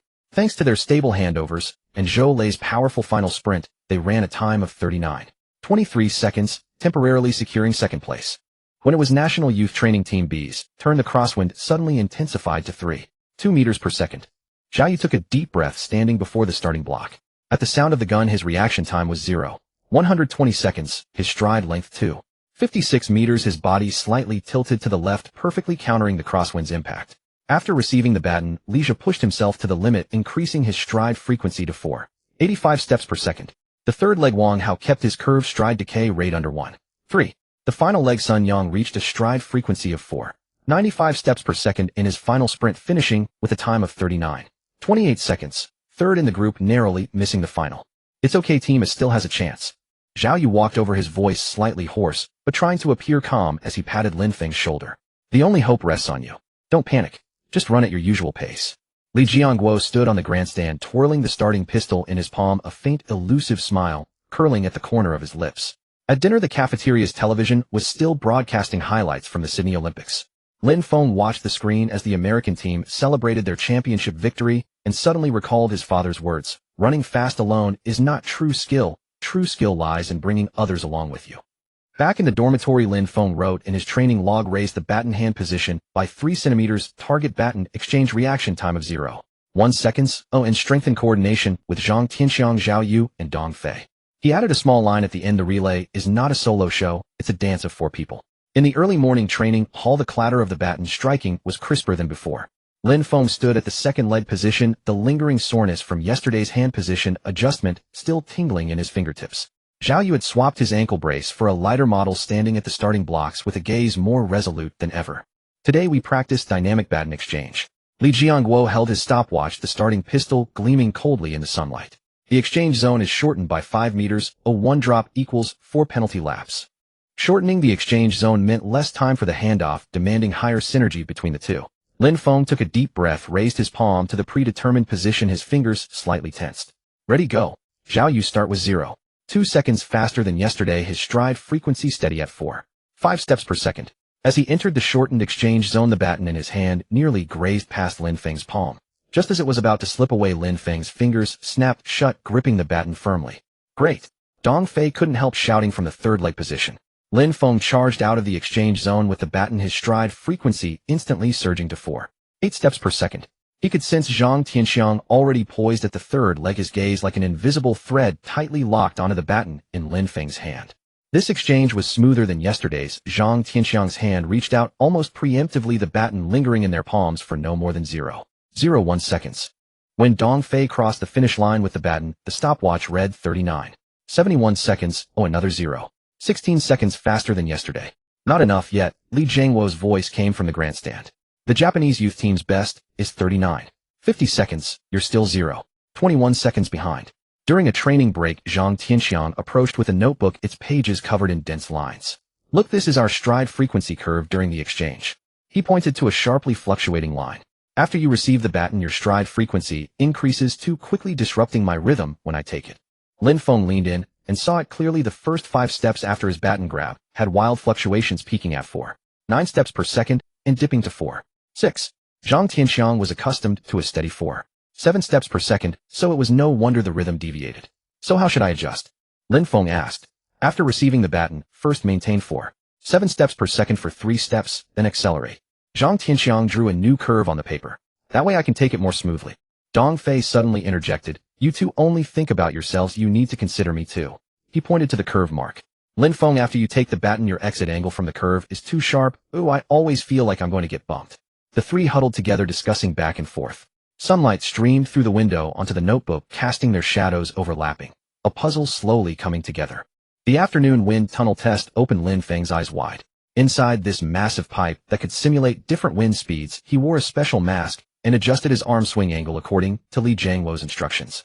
The drag coefficient on the screen shifted with his movements. When he reduced his arm swing angle to 12 degrees, the coefficient suddenly dropped by 8. See that?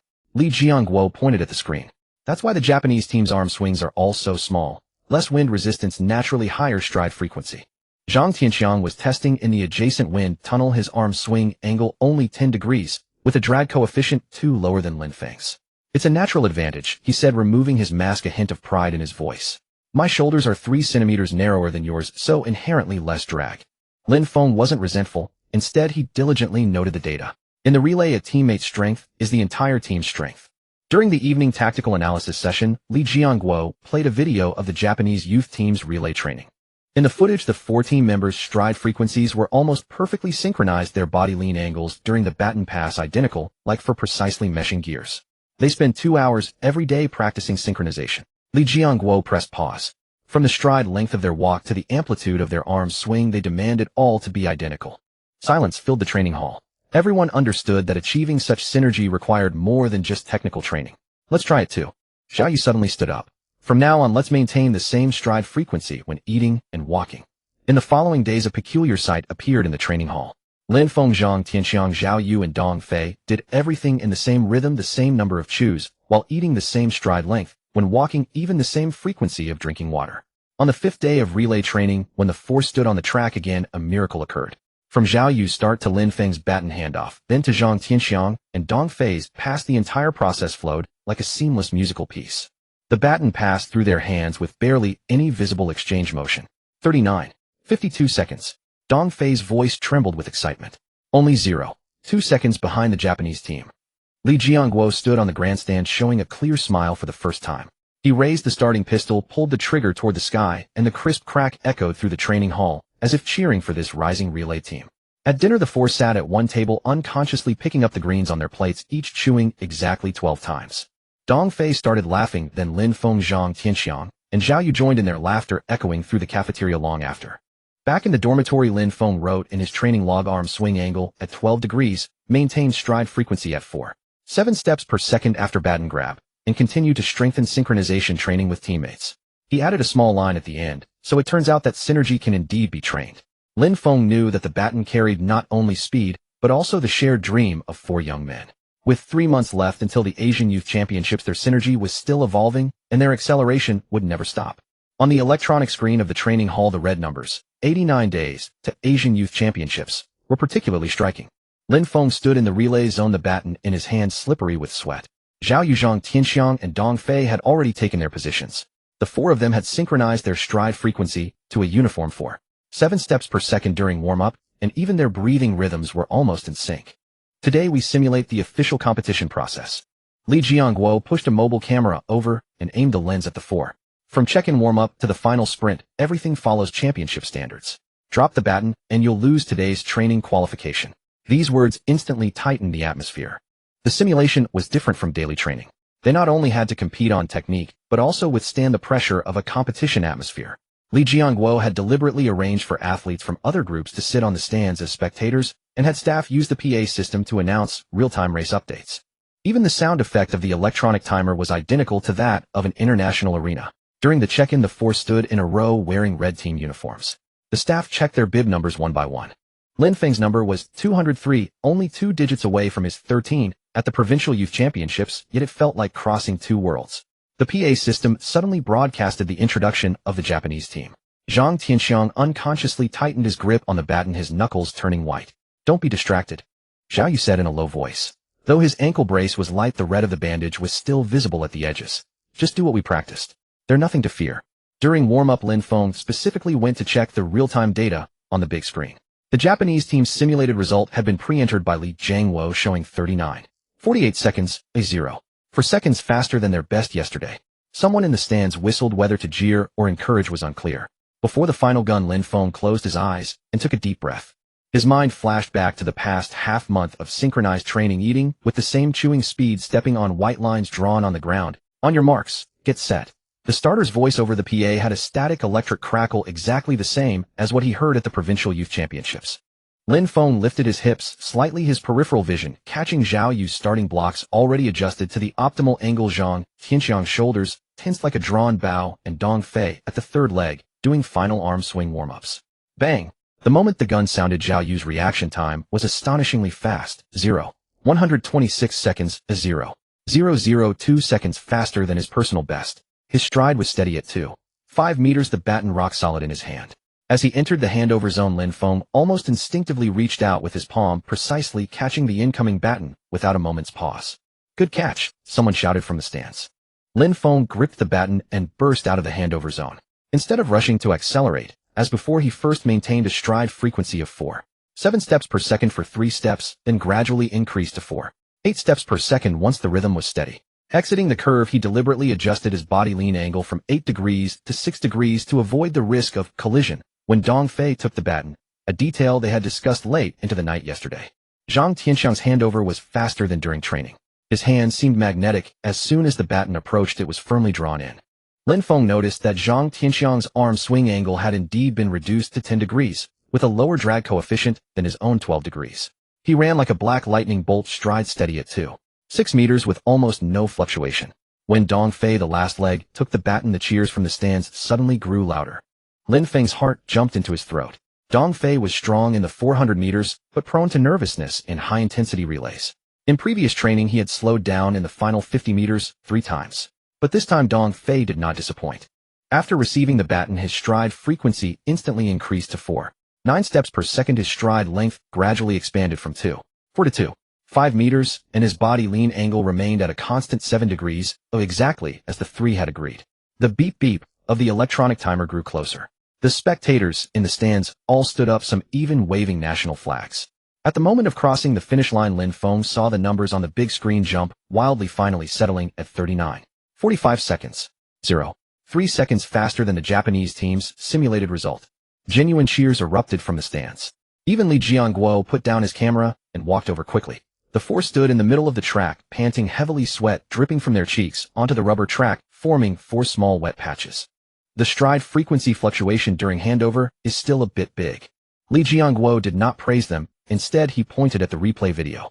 Lin Feng's stride frequency on the third step after receiving the baton reached 4.75 steps per second, 0.05 faster than the standard, almost affecting Zhang Tianxiang's rhythm. He then pointed at Dongfei's sprint footage. The arm swing amplitude in the last 10 meters was 1 degree too large, causing a 3 increase in drag coefficient. In a real race, that's a 0.1 second difference. The four gathered around the screen, watching themselves on the video. The earlier excitement gradually faded. Lin Feng noticed that Zhang Tianxiang's ankle had a slight tremor during the handover, and Dongfei's later stage stride, though stable, was 0.02 meters shorter than in training. Such details might have been overlooked in daily training, but under the pressure of the simulation, they were all exposed. Tomorrow we'll add interference training, Li Jianguo said, turning off the video. I'll have people play noise near the track and have someone pretend to be a journalist interviewing during warm-up. You need to learn to keep your rhythm amid chaos. That afternoon's interference training was more brutal than imagined. Li Jianguo placed a speaker beside the track, playing cheers, whistles, and even the sound of breaking. During the first practice, Lin Feng was dazzled by a flash while handing over the baton, almost dropping it. Fortunately, Zhang Tianxiang reacted quickly and reached out to steady it for him. Li Jianguo immediately blew his whistle. Do it again. Drop the baton, and you'll run 20 laps. On the fifth practice, the speaker suddenly played cheering for the Japanese team.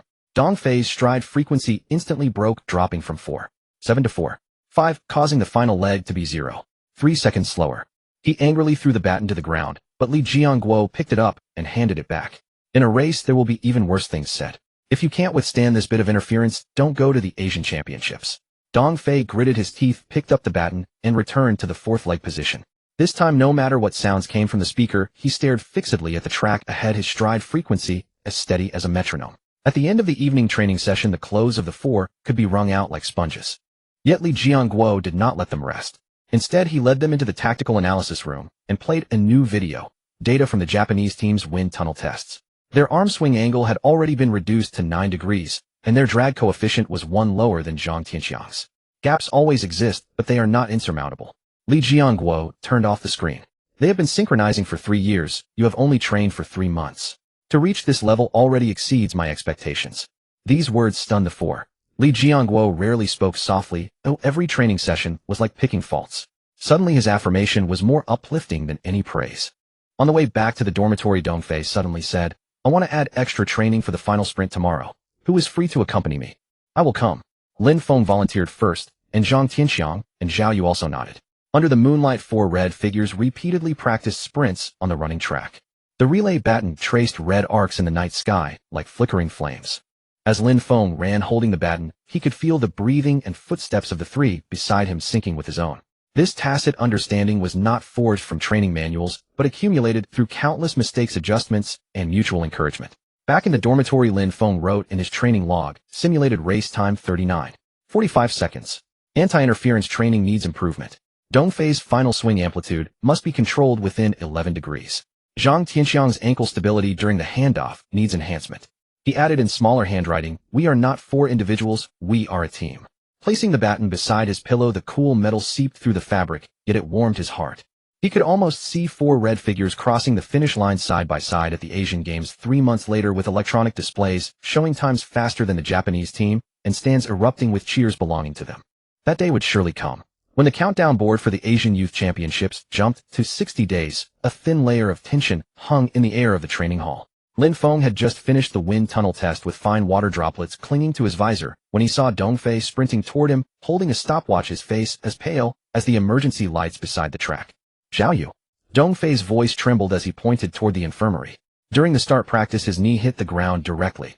Lin Feng's heart sank. He dropped his visor and rushed toward the infirmary, his footsteps echoing like hammer blows on the corridor floor. Through the glass window of the infirmary, he saw Zhao Yu sitting on the examination table, his left knee wrapped in a thick ice pack, while the team doctor gestured with an x-ray in front of him. Li Jiangguo stood nearby, his brow knotted in a frown. "The bone spur is pressing on the ligament," the team doctor's voice drifted through the crack in the door. "He needs at least 4 weeks of rest. Absolutely no high-intensity training." "For weeks." Zhao Yu's voice suddenly rose sharply as he gripped the bedsheet. "There are only 2 months until the competition. If I rest now, all the previous training will be wasted." Lin Feng stood at the doorway, his fingers digging into his palm. He recalled how Zhao Yu had secretly switched to thinner ankle braces to avoid affecting team training, how he would massage his knees in corners after every simulated race, never complaining about the pain, how the previous night he had still been helping Dongfei correct his final swing angle until the training hall lights were turned off. Li Jiangguo turned and saw Lin Feng beckoning him with a gesture. "Come in." His voice was lower than usual. "The doctor's recommendation is to withdraw him from the relay group temporarily to let the injury heal." Zhao Yu's head hung low, water droplets from the ice pack dripping onto his pants, leaving dark stains. "I can endure it." He suddenly looked up, eyes full of stubbornness. "It's just a minor injury, it won't affect the handoff." "No." The team doctor interrupted him. "Continuing forced training could result in ligament rupture. At that point, not only the competition, but whether he can even run again will be uncertain." Lin Feng watched Zhao Yu's reddening eyes and suddenly remembered his own slow progress when he first joined the provincial team. The feeling of wanting to push forward, but being powerless, a sensation he understood better than anyone. "Coach Li," Lin Feng suddenly spoke. "Can I try running the first leg?" The words instantly silenced the infirmary. Zhao Yu looked up sharply, eyes wide with surprise. Li Jiangguo frowned. "You've never run the first leg before. Though your starting reaction is fast, the first leg requires acceleration coordination after the start, completely different in rhythm from the second leg." "I can train." Lin Feng's tone was firm. "For the next 2 months, I will come half an hour early every day to practice starting. I will definitely keep up with the team's rhythm." Zhao Yu opened his mouth to say something, but Lin Feng stopped him with a glance. He knew this was not the time for stubbornness. The team's interests mattered more than personal obsession. As they stepped out of the infirmary, the setting sun dyed the training hall's glass facade red. Zhang Tianxiang had somehow appeared at the end of the corridor, holding the relay baton. Seeing them come out, he merely nodded without speaking. "The upcoming training schedule needs adjustment." Li Jiangguo took the 3 to the tactical analysis room and pulled up relay training videos. Lin Feng will run the first leg, focusing on acceleration coordination after the start, with an additional 20 sets of 30-meter sprints daily. Zhang Tianxiang remains the second leg, but needs to resynchronize his handoff rhythm with Lin Feng. "Dongfei." He paused. "You need to focus more on the first half. In case of issues midway, you must be able to step up." All 3 nodded. The originally planned content on the training log suddenly bore a glaring modification. First leg, Lin Feng replacing Zhao Yu, daily edition of starting coordination training. The next morning, Lin Feng arrived at the training hall half an hour earlier than usual. Du still lingered on the track. He bent over to adjust the starting block, setting the angle of his foot pushing against the ground to 38 degrees, Zhao Yu's previous optimal angle. At the crack of the starting gun, he deliberately imitated Zhao Yu's starting rhythm, gradually increasing his stride frequency from 4.5 steps per second to 4.7 steps per second, feeling the shift in body weight during acceleration. "Take larger strides." Zhao Yu's voice suddenly came from the stands. He stood leaning on a crutch beside the railing, the ice pack still on his left knee. "The first leg stride must stabilize at 2.5 meters, otherwise it will affect the handoff rhythm." Lin Feng adjusted his stride as instructed, and indeed felt smoother acceleration. During training breaks, Zhao Yu would hobble down on his crutch to help him adjust the starting block's angle, reminding him not to lift his head too early during acceleration. Details Zhao Yu had accumulated while running the first leg himself.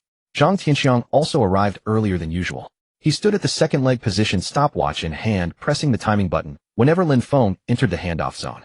"Your stride frequency for the third step after the baton handoff is still 0.3 seconds too fast," he said, pointing at the numbers on the stopwatch. Zhao Yu used to slow down by 0.01 seconds 2 steps before the handoff. You could try that. He adjusted as instructed, and indeed the rhythm of the handoff became much smoother. He suddenly realized that Zhang Tianxiang, who had always been at odds with him, actually cared more about the team's performance than anyone else. Dong Fei, on the other hand, focused more on the first half of the race. Originally skilled at the final sprint, he now had to train for acceleration in the early stages. After every 30-meter run, he was so exhausted that he had to lean on his knees to catch his breath. I used to think the first leg was easy, but now I know that accelerating within 30 meters is harder than running 400 meters. He wiped his sweat, but smiled happily. But it's a good thing. From now on, no matter which leg I run, I can handle it. A week later, during a simulated race, Lin Feng stood on the track as the first leg for the first time. On the bleachers, Zhao Yu, leaning on crutches, held a small notebook ready to record their mistakes at any moment.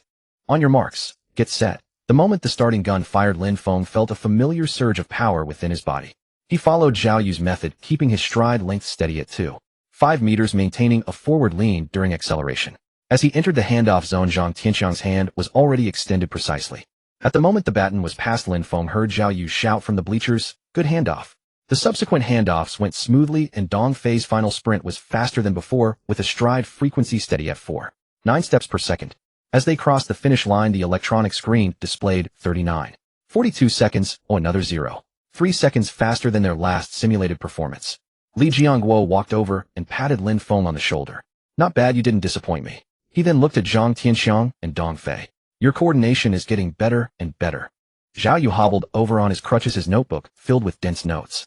Lin Feng's starting stride length can be increased by another 0.02 meters. Zhang Tianxiang's acceleration after the handoff can be 0.01 seconds faster. Under the setting sun, the four of them gathered around, looking at the notes in the notebook, discussing the next training plan. Although Zhao Yu could not compete, he became the team's off-field coach.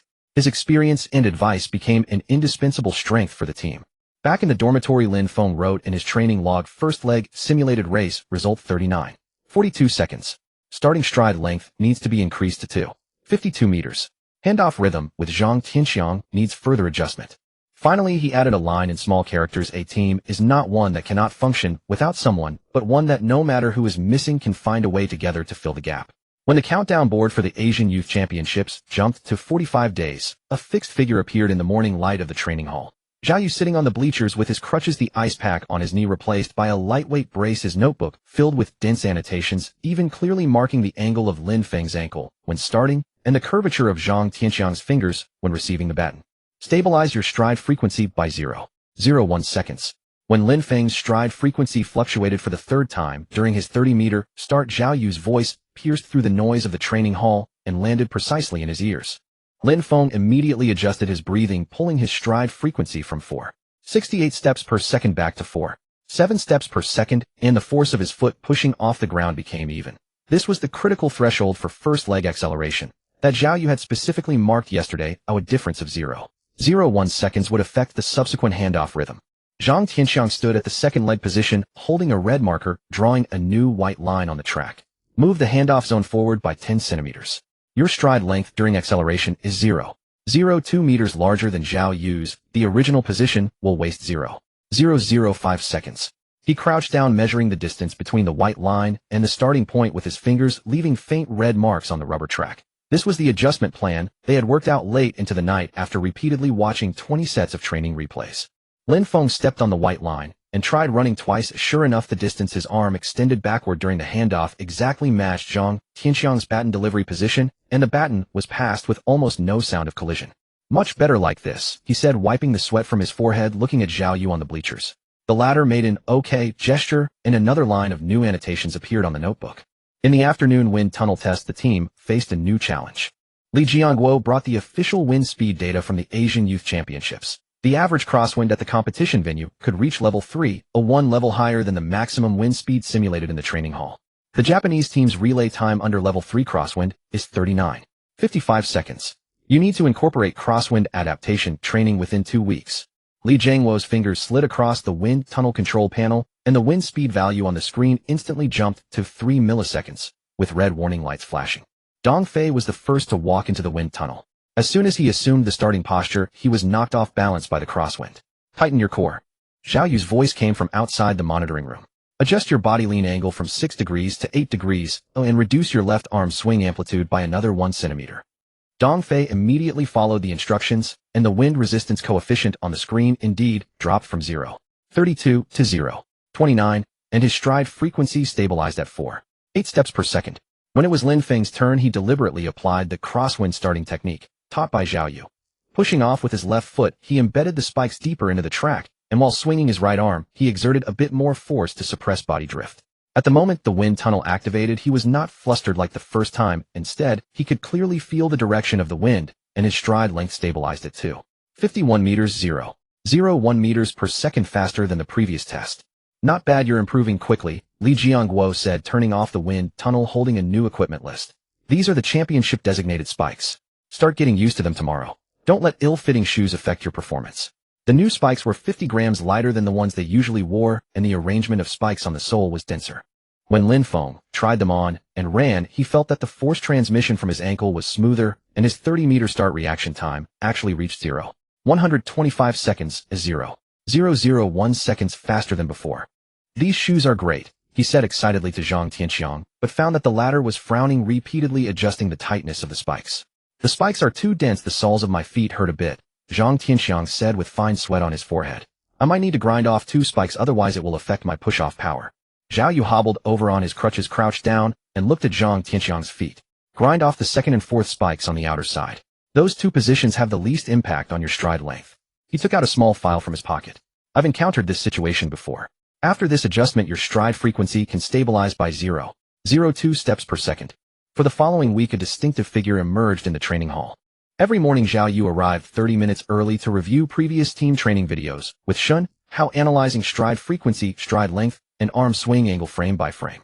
Lin Feng and Zhang Tianxiang would accompany Shun Hao for 20 relay handover drills before practice, ensuring almost no sound when passing the baton. Dongfei generously shared his techniques for the curved track, teaching Shun Hao how to shift body center of gravity to reduce wind resistance. A turning point appeared during the simulated competition on the 5th day. When the starting pistol fired, Lin Feng's reaction time reached 0.124 seconds, with a stable stride length of 2.52 meters, seamlessly connecting to Zhang Tianxiang. After receiving the baton, Zhang Tianxiang's stride frequency instantly increased to 4.8 strides per second, delivering the baton precisely into Shun Hao's palm. Shun Hao unleashed astonishing speed on the curved stretch, achieving a stride length of 2.48 meters, and shouted "Go!" precisely at the exit of the curve. Dongfei instinctively reached out to catch the baton, maintaining a steady stride frequency of 4.9 strides per second during the final sprint. When the digital display froze at 39.42 seconds, long overdue cheers erupted from the training hall. Shun Hao stood frozen until Dongfei tapped his shoulder, realizing this was the best result since his joining. We did it. He hugged Dongfei excitedly, his voice trembling with emotion. Zhao Yu sat in the grandstand, adding another note to his notebook. Shun Hao's stride length on the curve can be improved by 0.02 meters. The reaction time for handing off with Dongfei needs to be faster by 0.005 seconds. A smile inevitably spread across his lips. Though he couldn't compete himself, seeing his teammates form a complete team again brought him even greater joy than if he were racing. 1 week before the competition, during tactical drills, Li Jiangguo brought intelligence on Japan's latest team. Their 3rd leg runner was the champion of last year's Asian Youth Championships on the curved track, maintaining a stable stride frequency of 4.9 strides per second with acceleration time after the curve 0.3 seconds faster than Shun Hao's. Don't panic, Li Jiangguo pointed at the data analysis on the tactical board. Shun Hao has stronger core strength. As long as he maintains a 10-degree lean on the curve, he can match his rhythm. Shun Hao gripped the relay baton, his gaze far more resolute than when he first joined the team. I can do it.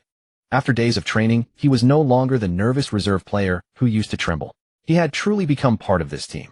He knew Lin Feng would slightly adjust his stride length on the 3rd step after starting. Zhang Tianxiang would habitually place his left hand on his teammate's shoulder when receiving the baton, and Dongfei would take 2 steps before accelerating after catching the baton. These details made him feel like he had long been a comrade in arms with his teammates. In the night training hall, Lin Feng, Zhang Tianxiang, Shun Hao, and Dongfei stood at the starting line, the relay baton gleaming under the moonlight.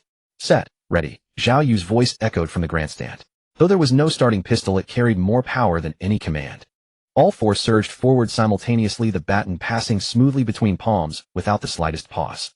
As they crossed the finish line, they turned in unison to look toward the grandstand, their smiles shining brilliantly under the lights. Zhao Yu raised his notebook, waving vigorously toward them. Written in large letters across it was, "We are the best team."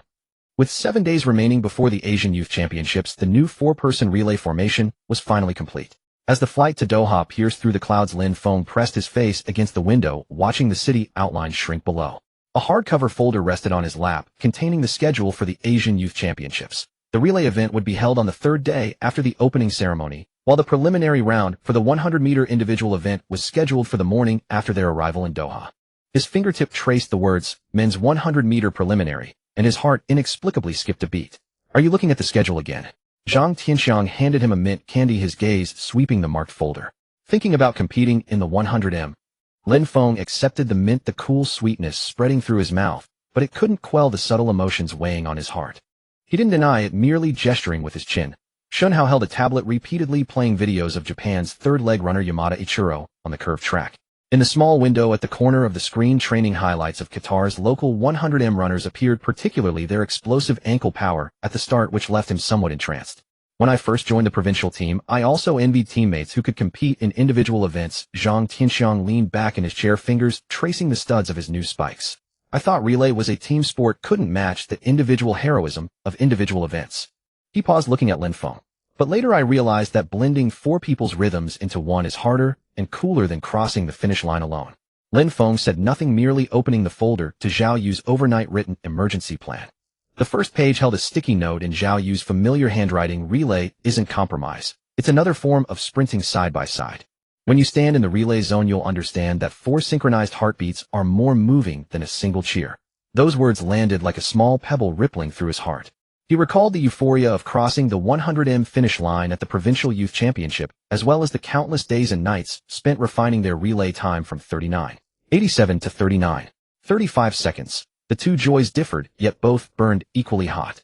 Upon arriving at the Doha Athletes Village, local time was just past 3 p.m. The scorching sun baked the ground, and the air hung dry with heat. After setting down his luggage, Li Jiangwo's first act was to take the Ford to Khalifa International Stadium to acclimate to the venue. As they approached the entrance, they encountered a group of athletes in various team uniforms heading toward the 100m track. Individual 100m runners were conducting pre-competition warm-ups. One black athlete stood out especially. As he jogged to warm up, his stride effortlessly reached 2.7 meters, and during start practice, the moment his spikes struck the ground, they left faint impressions on the synthetic track. Lin Feng instinctively halted, his gaze following the athlete's figure until Zhang Tianxiang tapped his shoulder. "If you keep staring, Coach Li will start urging us." The red synthetic track glistened under the sunlight, 0.5 meters wider than their training hall, with a gentler curve on the bends. Li Jiangwo tossed an elastic ball to test its hardness. It bounced 10 centimeters higher than back home. "The rebound force here is greater. Control your ankles while running so the excessive bounce doesn't disrupt your stride frequency." Lin Feng stepped onto the track for a light jog. The bounce underfoot naturally increased his stride length by 0.01 meters. He deliberately tried to mimic the arm swing rhythm of the black athlete he'd observed earlier, but found his body couldn't adapt. The athlete's shoulders were 3 centimeters narrower, with smaller, faster arm swings, and a significantly lower wind resistance coefficient. As expected, individual athletes' talent isn't easily learned, he thought to himself, yet couldn't help glancing again toward the 100m track. "If we keep watching, Coach Li will start urging us." Zhang Tianxiang's voice rang out at the right moment, a wind gauge still in his hand. "I just measured it. The crosswind here is half a grade stronger than in the training hall simulation. You'll need to reduce your arm swing by another centimeter." He followed Lin Feng's gaze and nodded knowingly, patting him on the shoulder. "I used to watch Gatlin's race videos for entire afternoons, convinced I'd never reach that speed. But I later realized everyone's track is different. His 100 meters is legendary, but our relay can be legendary too." Lin Feng snapped back to reality and saw Li Jiangwo waving at them. Shunhao and Dong Fei were already standing at the starting line of the relay zone. He strode over quickly. As his foot touched the red synthetic track, the rebound force was noticeably stronger than at the domestic training hall, causing his stride to lengthen involuntarily by 0.01 meters. He tried to mimic the arm swing rhythm of the Thai athlete he'd just seen, but soon felt a strain in his shoulder muscles. The opponent's shoulders were 3 centimeters narrower, his arms swing short and fast with a far lower wind resistance coefficient. Forcing an imitation would only disrupt his own established rhythm. "Don't copy others," Li Jiangwo said, approaching with a camera that played back Lin Feng's recent movements. "Your strengths are your stride length and finishing burst. Mimicking his short arm swing will only hold you back." He pointed to Muhammad, who was practicing his start in the distance. "Every athlete has a different physique. The technique that suits one won't suit another. Blind envy is useless. The key is to maximize your own advantages." Midway through the adaptation training, Lin Feng's phone suddenly buzzed. A call request from Zhao Yu. Zhao Yu was sitting in the provincial team's rehabilitation room, a brace still on his left knee. Behind him on the wall was a photo of their four-man relay team in training. How is it? The track in Doha is softer than the training halls, right? Yeah, the rebound is a bit strong. I need to control my stride, Lin Feng replied, looking at the track. I just saw a Jamaican 100-meter sprinter. He was incredibly fast. Zhao Yu laughed, the wrinkles around his eyes bunching up. The first time I went to the national championships and watched others train, I felt the same way, like I'd never catch up. But I eventually realized envy is useless. You have to turn it into fuel for training. Look, your relay team's current time is already 0.5 seconds faster than my old provincial team's. That's your advantage. He paused, his tone turning serious. Remember, a relay isn't the sum of 4 100-meter dashes. It's the synchronization of 4 heartbeats, a new speed you create together. That sense of achievement is rarer than winning an individual 100-meter gold. After hanging up, the setting sun had already dyed the stadium stands a deep red. Shen Hao was practicing the curve baton handoff, while Dong Fei stood at the fourth leg position. Their shouts echoed across the empty stadium. Zhang Tianxiang walked over to Lin Feng and handed him a sports drink. Want to try a 100-meter dash? Just as a warm-up. Lin Feng took the drink and took a large gulp. The cool liquid flowed down his throat, quenching the bitter feeling of envy in his heart. He walked to the start of the 100-meter track and bent down to adjust the starting blocks. Not to compete with anyone, but just to feel what it was like to run 100 meters on foreign soil. At the sound of the gunshot, he accelerated according to his familiar rhythm, his stride length steady at 2.55 meters and stride frequency at 4.7 steps per second. As he crossed the finish line, instead of checking his time as usual, he looked back at the relay zone. Zhang Tianxiang, Shen Hao, and Dong Fei were waving at him, their 3 silhouettes forming a warm line against the setting sun. At that moment, Lin Feng suddenly understood. It was normal to envy the speed of a 100-meter specialist, but he cherished the time spent honing the relay with his teammates far more. With 3 days remaining until the Asian Youth Championships, the heats for the individual 100 meters were about to begin. But Lin Feng's gaze was already fixed firmly on the red track of the relay zone. On the morning of the Asian Youth Championship relay heats, Lin Feng stood in the marshalling area, his fingertips repeatedly tracing the anti-slip grooves on the baton. This red metal rod. Wind speed 1.2 meters per second crosswind. Works in our favor. Li Jiangguo walked over quickly, wind gauge in hand, his voice low. Don't go all out in the heats. Save your strength. Focus on the baton exchange rhythm, especially Shen Hao's curve transition. His gaze swept over the 4 of them, finally settling on Lin Feng. Don't be too aggressive on the first leg. Keep your stride frequency steady at 4.7 steps per second to leave enough room for the next exchange. Lin Feng nodded, committing the wind gauge reading to memory. In the adjacent marshalling area, the Japanese team was warming up. The curve practice of their third leg runner Yamada Ichiro was particularly eye-catching. His body lean was a precise 11 degrees, his stride frequency a steady 4.8 steps per second, almost identical to Shen Hao's best data. Shen Hao noticed Lin Feng's gaze and sidled over, whispering, "Don't worry. I did 10 extra curve practice sets last night. I won't let you down." When the marshal called out the Chinese relay team's name, the 4 of them stood up simultaneously. Their red uniforms were striking among the crowd, the characters, Huaxia, on their chests, swaying gently with their steps like 2 dancing flames. As they stepped onto the track, a familiar cheer erupted from the stands. A support group organized by Chinese students abroad. They waved the 5-starred red flag, their placards reading, Huaxia Relay, Unstoppable. The red banner blazed brilliantly on foreign soil. Lin Feng stood before the starting blocks for the first leg, bending down to adjust the position of his feet. As his spikes bit into the synthetic track, he recalled Zhao Yu's message from yesterday. The track in Doha has a lot of rebound. Don't push off too hard at the start, you might hurt your ankle. He deliberately adjusted his push-off angle from 38 degrees to 37 degrees, distributing the pressure evenly across his foot, feeling the subtle rebound from the track. On your marks, get set. The starter's voice, with its characteristic Arabic roll, echoed through the entire stadium via the loudspeaker. Lin Feng raised his hips slightly, his gaze fixed on the marker line 20 meters ahead, the acceleration handoff point he and Zhang Tianxiang had agreed upon. Once he reached it, Zhang Tianxiang would begin preparing for the baton exchange. Bang! The moment the gunshot rang out, Lin Feng's reaction time was astonishing: 123 seconds. A full 0.001 seconds faster than his best time in training. Following Li Jiangguo's instructions, he didn't accelerate too quickly. His stride frequency held steady at 4.7 steps per second, his stride length precisely maintained at 2.52 meters. His center of gravity leaned slightly forward, perfectly countering the wind resistance from the crosswind. As he entered the exchange zone, Zhang Tianxiang's hand was already extended accurately behind him. At the moment of the handoff, Lin Feng deliberately slowed down by 0.005 seconds. Great catch! The cheering crowd on the grandstand erupted into cheers. After receiving the baton, Zhang Tianxiang instantly increased his stride frequency to 4.8 steps per second. His arm swing amplitude adjusted to 10 degrees, drag coefficient controlled perfectly. As he ran through the curve, his body leaned at a stable 9-degree angle, perfectly overlapping with Shun Hao's handoff position. Shun Hao had anticipated Zhang Tianxiang's stride frequency. As he extended his hand, the relay baton fell into his palm, like it was magnetically attracted with no hesitation whatsoever. Yamada Ichiro watched intently from the adjacent lane. He originally thought the Chinese team would have a handoff error due to field adaptation issues, but he never expected their coordination to be as smooth as a precision machine. When Shun Hao exited the curve, his stride suddenly expanded from 2.48 meters to 2.5 meters. His stride frequency increased to 4.9 steps per second, instantly pulling away from the Japanese team. This sudden acceleration was their pre-match, semi-final surprise, specifically designed to disrupt the opponent's rhythm. Dong Fei stood at the fourth baton position, his eyes tightly fixed on Shun Hao's figure. When he heard the go signal, he instinctively reached out. The baton handoff took only 0.8 seconds, 0.01 seconds faster than their training goal.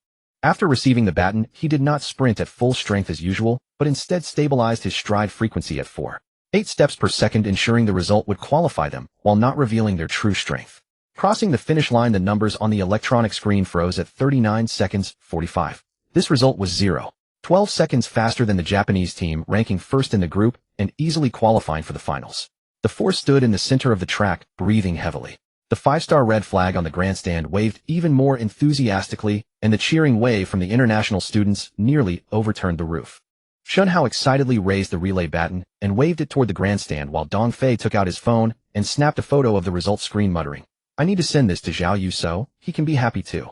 Zhang Tianxiang walked over to Lin Feng and handed him a sports drink. That start was good, steadier than in training.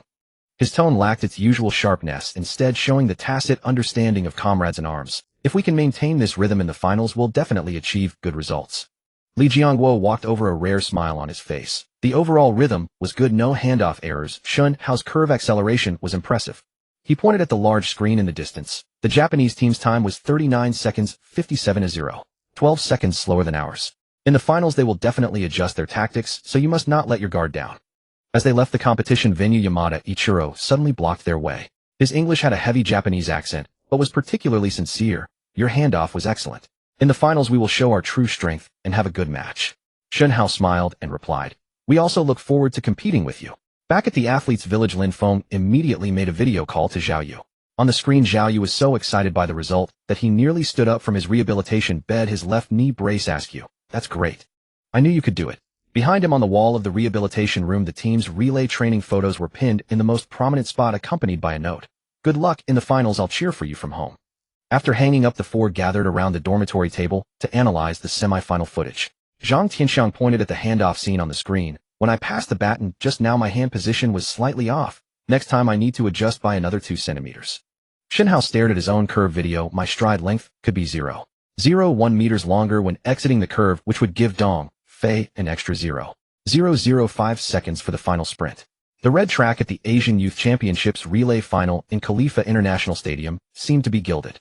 Lin Feng stood at the starting block for the first leg, the relay baton in his palm, warm from sweat. He could clearly hear his heartbeat, gradually synchronizing with the heartbeats of Zhang Tianxiang, Shun Hao, and Dong Fei beside him. On the grandstand, the cheering waves from the Chinese international students rose and fell, the 5-star red flag especially vibrant against the blue sky of the foreign land. Coach Li Jiangguo stood in the coaching area, clutching a tactical board with red markings highlighting the weaknesses of the Japanese and Thai teams. The Japanese team's third leg, Yamada Ichiro, will slow down in the latter half. The Thai team's handoff has a 0.2 second delay. Take advantage of these two opportunities. At the check-in, Yamada Ichiro specially walked over to Shun Hao and said in English, "On the curves today, I will not lose." His eyes carried confidence. During pre-race warm-up curve practice, his stride frequency was indeed stable at 4.9 steps per second, 0.01 steps per second faster than Shun Hao's best training result. Shun Hao did not respond, merely gripping the relay baton tighter. He recalled the video Zhao Yu sent yesterday. In the rehabilitation room, Zhao Yu had pointed at the curve data on the screen with his crutch. "Your core strength is stronger than his. When going through the curve, keep your lean angle at 10 degrees, then suddenly accelerate in the final 5 meters to overtake. On your marks, set." The starter's voice came through the loudspeaker. Lin Feng's buttocks lifted slightly, his spiked shoes firmly embedded in the track.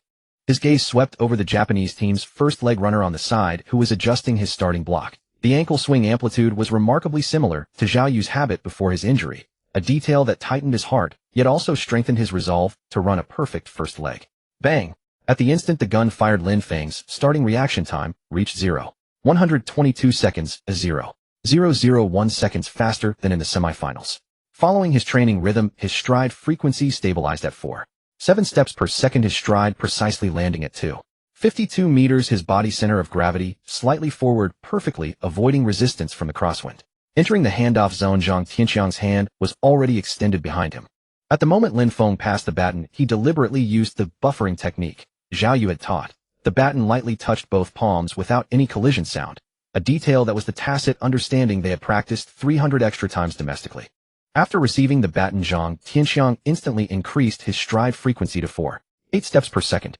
His arm swing amplitude was controlled at 10 degrees, the drag coefficient reduced to 0.28 as he ran on the straightaway, maintaining a distance of within 0.5 meters from the Japanese team's second leg runner. Shen Hao stood at the third leg position, his eyes tightly fixed on Zhang Tianxiang's figure, his fingers slightly curled, ready to receive the baton. Receive it. As soon as Zhang Tianxiang's voice faded, the relay baton settled steadily into Shen Hao's palm.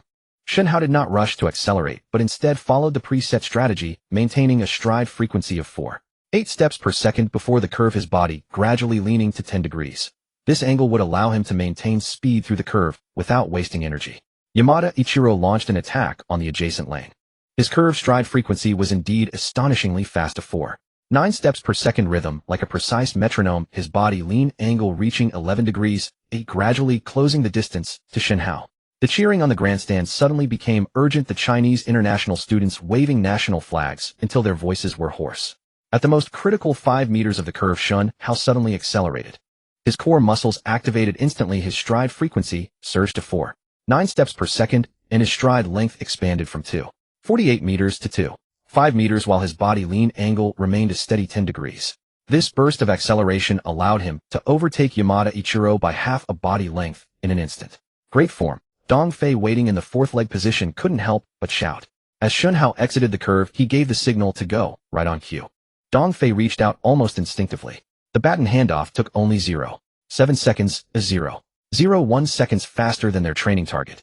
After receiving the baton, Dong Fei's stride frequency instantly increased to 4.9 steps per second, and his stride length gradually expanded to 2.55 meters as he sprinted with all his might toward the finish line. Just then the unexpected happened. The fourth leg runner from the Thai team suddenly accelerated, overtaking them from the outer lane. Dong Fei tried to pick up speed again, but felt a sharp pain in his right thigh muscle.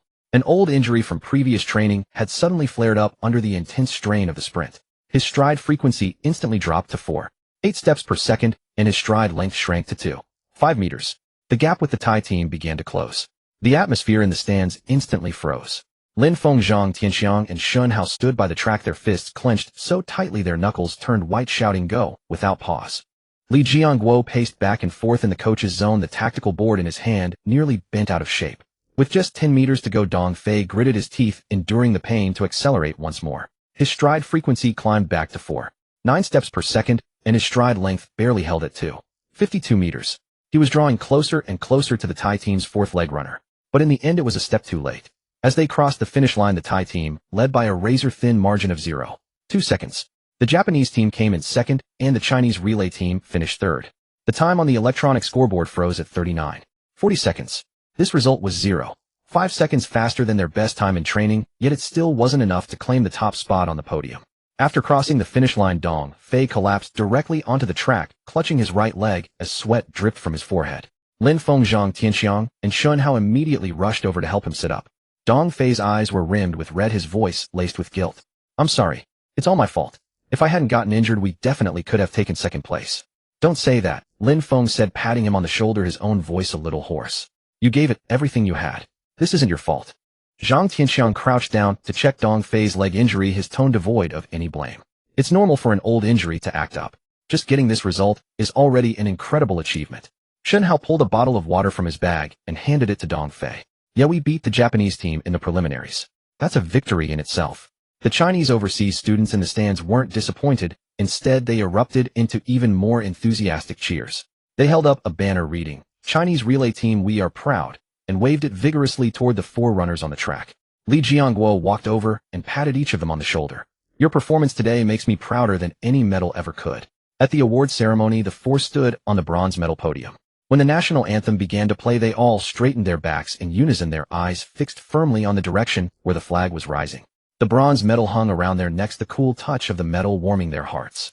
This medal embodied 2 months of their hard work and perseverance, carried the off-field guidance of Zhao Yu, and marked the growth and transformation of this newly formed team. As they stepped down from the podium, Yamada Ichiro took the initiative to walk over and extend his hand to them. "You ran a great race, especially the acceleration on the curve by your third leg runner. I concede defeat with all my heart." Shen Hao shook his hand, a smile full of confidence on his face. "Next time we race, I'll run even faster." Back in the athletes' village, the four immediately called Zhao Yu via video. On the screen, when Zhao Yu saw the bronze medal, he was so excited he nearly jumped off his rehabilitation bed. "Excellent. I knew you could do it. This bronze medal is more precious than gold." Behind him on the wall of the rehabilitation room, a photo of the four on the podium was pinned in the most prominent spot. Beside it, words read, "A team's victory, a color that never fades." The night in Doha was exceptionally quiet. The four sat on the balcony of their dormitory, holding the bronze medal in their hands as they gazed at the stadium in the distance. Lin Feng stared at the patterns on the medal, suddenly remembering what he had been like when he first joined the provincial team.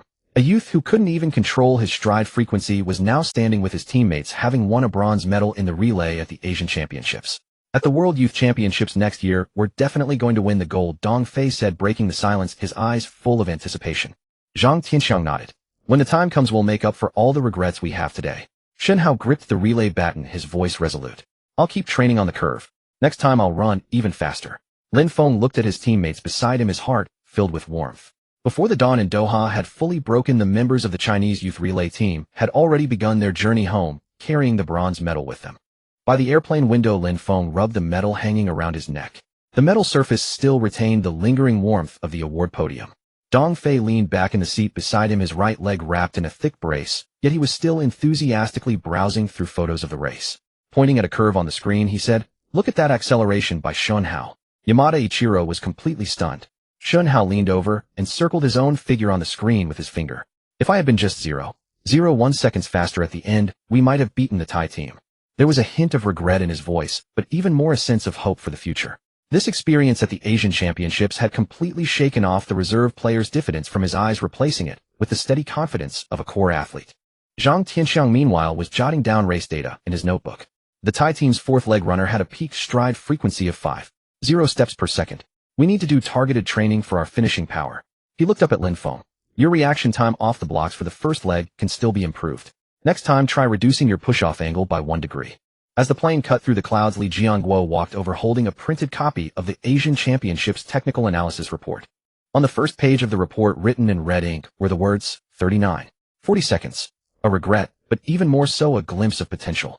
Attached were detailed split times: Lin Feng's first leg at 10.1 seconds, Zhang Tianxiang's second leg at 9.9 seconds, Shen Hao's third leg at 9.9 seconds, and Dong Fei's fourth leg at 9.5 seconds. The time difference between each leg was within a fraction of a second, making it one of the most stable relay datasets for the youth team in recent years. Dong Fei's leg injury needs 3 weeks of recovery, Li Jiangguo said, pointing to the injury notes in the report. The team doctor has already arranged a rehabilitation plan. During this time, you'll only work on your core strength. No high-intensity sprinting. He then turned to Shen Hao. Your curve technique can be further refined. I've contacted a national team curve coach, and he'll come next month to give you specialized guidance. Lin Feng's gaze settled on the final page of the report, the World Youth Championships Preparation Plan, which read, Objective Break 39.30 seconds, a challenge for a medal. As his fingertips traced over that line, he recalled the pact the four of them had made on the balcony the night of the Doha final, to turn the bronze medal into gold at next year's World Youth Championships. When the plane landed at Capital Airport, a light rain was falling outside. As soon as he stepped out of the arrival gate, he saw Zhao Yu standing among the crowd on crutches, his left knee now fitted with a light sports brace instead of the previous heavy gear. In his hand, he held a sign that read, Welcome home, heroes. Beside him stood Coach Wang and Coach Li from the provincial team. We've finally been counting the days until you returned. Zhao Yu hurried forward, his gaze first falling on Dong Fei's leg, then shifting to the bronze medals around the four necks. His eyes instantly reddened. These medals are so bright, much better than my provincial silver medal back in the day. Coach Li patted Lin Feng on the shoulder, holding a familiar tin box, the very one Lin Feng's father had used to store old newspapers. Inside now lay all his medals from the provincial youth championships to the Asian Games. Your father asked me to bring this to you. He said that when you get home, he wants to personally put this bronze medal inside. The moment they returned to the youth team base, the four of them headed straight to the rehabilitation room. The team doctor conducted a thorough examination of Dong Fei and, looking at the MRI images, said, "The muscle strain isn't too serious. After 3 weeks of rehabilitation training, you can gradually resume normal practice." He drew up a detailed plan for Dong Fei. Every morning, do underwater rehabilitation running. In the afternoon, core stability training. Avoid putting excessive load on your right leg. Zhao Yu meanwhile stood beside the doctor, learning the rehabilitation exercises, occasionally jotting down notes.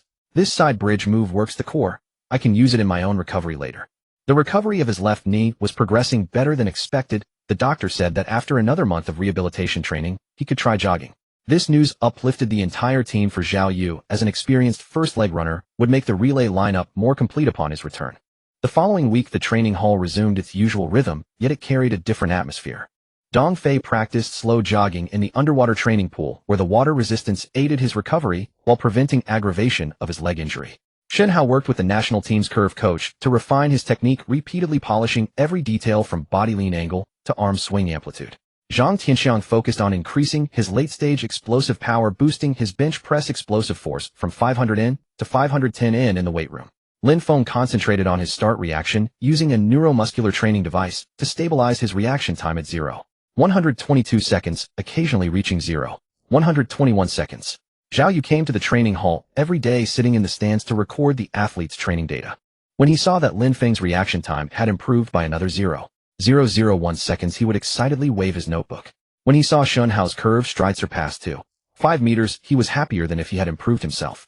Sometimes he would hobble over to the edge of the track on his crutches to demonstrate the key points of underwater running to Dong Fei. The training experience he had accumulated over the years had become a precious asset for the team. During the weekend tactical analysis class, Li Jiangguo played videos of the main opponents at the World Youth Championships. The Jamaican team's relay time had reached 39.20 seconds, and the United States team had even clocked 39.15 seconds, 0.25 seconds faster than the Chinese team's best performance. The gap is real, but it is not insurmountable. Li Jiangguo turned off the video, his gaze sweeping over the four. "Their strength lies in individual speed. Ours lies in team chemistry. If we can shorten our exchange time by another 0.2 seconds, we can compete with them." After class, the four stayed in the tactical analysis room to review the gains and losses from the Asian Championships. Lin Feng pulled out his training log, which recorded all the data since returning from Doha. "My reaction time can improve by another 0.001 seconds. I'm aiming to stabilize at 0.121 seconds." Zhang Tianxiang added, "The baton exchange between Shen Hao and me can be shortened by another 0.005 seconds. The cushioning technique we've been practicing can still be optimized." Dong Fei pointed to his rehabilitation plan. "I can start sprint training in 3 weeks. By then I'll aim to increase my late-stage stride frequency to 50 steps per second." Zhao Yu sat nearby, sketching a new relay lineup diagram on paper with a pen. "Once I'm back, we can try a double first leg rotation, adjusting the lineup according to the opponent." His eyes were filled with anticipation, as if he could already see himself standing before the starting blocks again. The setting sun filtered through the training hall windows, stretching the 5 figures shadows long. Lin Feng looked at his teammates around him, and suddenly felt that this bronze medal from the Asian Championships meant more than any gold. It had not only shown the team the gap, but also brought them together, driving them toward a higher goal. On the third morning of the World Youth Championships preparation cycle, Lin Feng stood before the neuromuscular training device in the training hall, staring at the number on the display, 0.121 seconds. This reaction time, which he had worked so hard to stabilize over 2 weeks, had suddenly hit a plateau. After 10 consecutive tests, the fastest was still 0.121 seconds, unable to break through the 0.120-second barrier. His fingertips had turned white from repeatedly gripping the starting blocks. "Don't stare at the numbers." Coach Zhou Ming, the national team's start specialist, walked over, holding a slow-motion playback video from a high-speed camera. "Look here. When you push off, the force point on your ankle is 0.5 centimeters outward, causing a 3 loss in power transmission." He circled Lin Feng's ankle with a laser pointer. "Adjust the pressure point of the spikes, shift your center of gravity inward by 1 millimeter, and give it a try." Lin Feng adjusted the starting blocks as instructed, increasing the depth of the left spike's inner side by 1 millimeter. During the next test, the moment his ankle pushed off, he clearly felt the power travel straight through his Achilles tendon to his calf. The number on the display finally jumped to 0.120 seconds. This breakthrough instantly relaxed his tense shoulders, and beads of sweat dripped from his forehead onto the device, leaving small wet marks. Not far away in the underwater training pool, Dong Fei was doing rehabilitation running. The water current impacted his right leg at a speed of 1.5 meters per second. The team doctor stood by the pool holding an electromyography monitor. Core muscle activation has reached 85. We can try increasing the resistance. As the water speed increased to 1.8 meters per second, Dong Fei's stride frequency gradually rose from 4.6 to 4.7 steps per second, and the tremor amplitude of his right leg muscles remained within the safe range. Much more stable than last week, said Zhao Yu standing by the pool on crutches, recording every set of Dong Fei's data in his notebook. Another week of practice and you can try slow jogging on land. His left knee was recovering faster than expected. The day before he had already managed to jog for 5 minutes on a treadmill at 6 km/h, and he had switched to a lighter knee brace. However, he still needed to ice it for 20 minutes after running. Shen Hao's curve training encountered a new problem. National team curve coach Li Yin discovered that his stride attenuation rate under a level 3 crosswind was 5 higher than in still air, and his body lean angle also deviated by 0.5 degrees. You rely too much on visual adjustments. Li Yin, holding an anemometer, set up 3 wind direction sensors beside the track. Close your eyes, feel the wind direction with your body, and engrave the muscle memory into your bones. Shen Hao followed the instructions blindfolded and practiced running the curve in a crosswind. At first he frequently misjudged and veered off the track, even bumping his knee against the guardrail, leaving a large bruise. But he did not give up. He repeatedly adjusted his breathing rhythm and memorized the sensation of his arms swing, resisting the wind. When he ran the curve blindfolded for the 5th time, his stride attenuation rate finally dropped to 2, and his body lean angle stabilized at 10 degrees. That's more like it. Li Yin patted him on the shoulder. During a race, the cheers of the crowd and the flash of cameras can interfere with your vision. Only muscle memory never lies. During the afternoon relay practice, Li Jiangguo proposed a new tactic, the double first leg rotation. Although Zhao Yu had not fully recovered, he could already participate in low-intensity baton passing drills. He and Lin Feng each took the first leg, adjusting the lineup based on the opponent's starting characteristics. If the opponent's first leg was explosive, they would send Lin Feng, who had a faster start reaction. If the opponent was endurance-oriented, they would send Zhao Yu, who had a more stable stride. During the first attempt at rotation, the team's handoff was chaotic. Zhao Yu's stride was 0.03 meters longer than Lin Feng's, causing Zhang Tianxiang to take an extra half step to receive the baton, making the exchange 0.01 seconds slower than usual. Don't rush, find the rhythm slowly. Zhao Yu stopped and repeatedly practiced the baton handoff position with Zhang Tianxiang until their stride frequencies were perfectly synchronized and the sound of the baton clattering in the wind disappeared. The gap was small, but Zhao Yu's stride stability was better. Although his right leg could not yet participate in high-intensity sprints, he could already sit in front of the tactical board, using his specialized knowledge of the 400 meters to analyze the relay rhythm. This off-field contribution temporarily allowed him to forget the anxiety of not being able to compete. During the evening tactical analysis class, Li Jiangguo played the latest training video of the Jamaican team. In the footage, their baton pass used a blind handoff technique. The receiver did not need to look back, judging the handoff timing solely by the teammate's footsteps. The exchange time was, "We need to practice this too." Zhang Tianxiang pointed at the screen. "Shen Hao and I can try at first, adding 20 sets of blind handoffs every day." Shen Hao nodded and volunteered to stay for extra practice with Zhang Tianxiang. Under the lights of the training hall, the two repeatedly practiced the blind handoff. Zhang Tianxiang signaled Shen Hao by varying the weight of his footsteps, and Shen Hao relied on his hearing to judge the timing of the baton exchange. When their exchange time first reached 0.6 seconds, the moon had already climbed over the roof of the training hall. Lin Feng and Zhao Yu were not idle either, studying starting block adjustment techniques in the weight room. Zhao Yu wrote down his years of starting experience in a notebook, detailing adjustment plans for the push-off angle under different track hardnesses and wind speeds. If the synthetic track has high rebound, reduce the push-off angle by 1 degree. If the cinder track has high friction, increase it by 1 degree. Did your father teach you all this? Lin Feng looked at the familiar handwriting in the notebook, remembering that Zhao Yu had once said his father was a retired sprinter from the provincial team. Zhao Yu's eyes softened. "I used to think he was nagging. Now I know these are experiences," he summed up after countless falls. He paused. "When I'm better, let's ask him for advice together. Maybe we can figure out a starting technique that suits us better." When the training hall closed, it was already 11 o'clock at night. The 5 of them walked back to the dormitory, their shadows stretched long by the streetlights.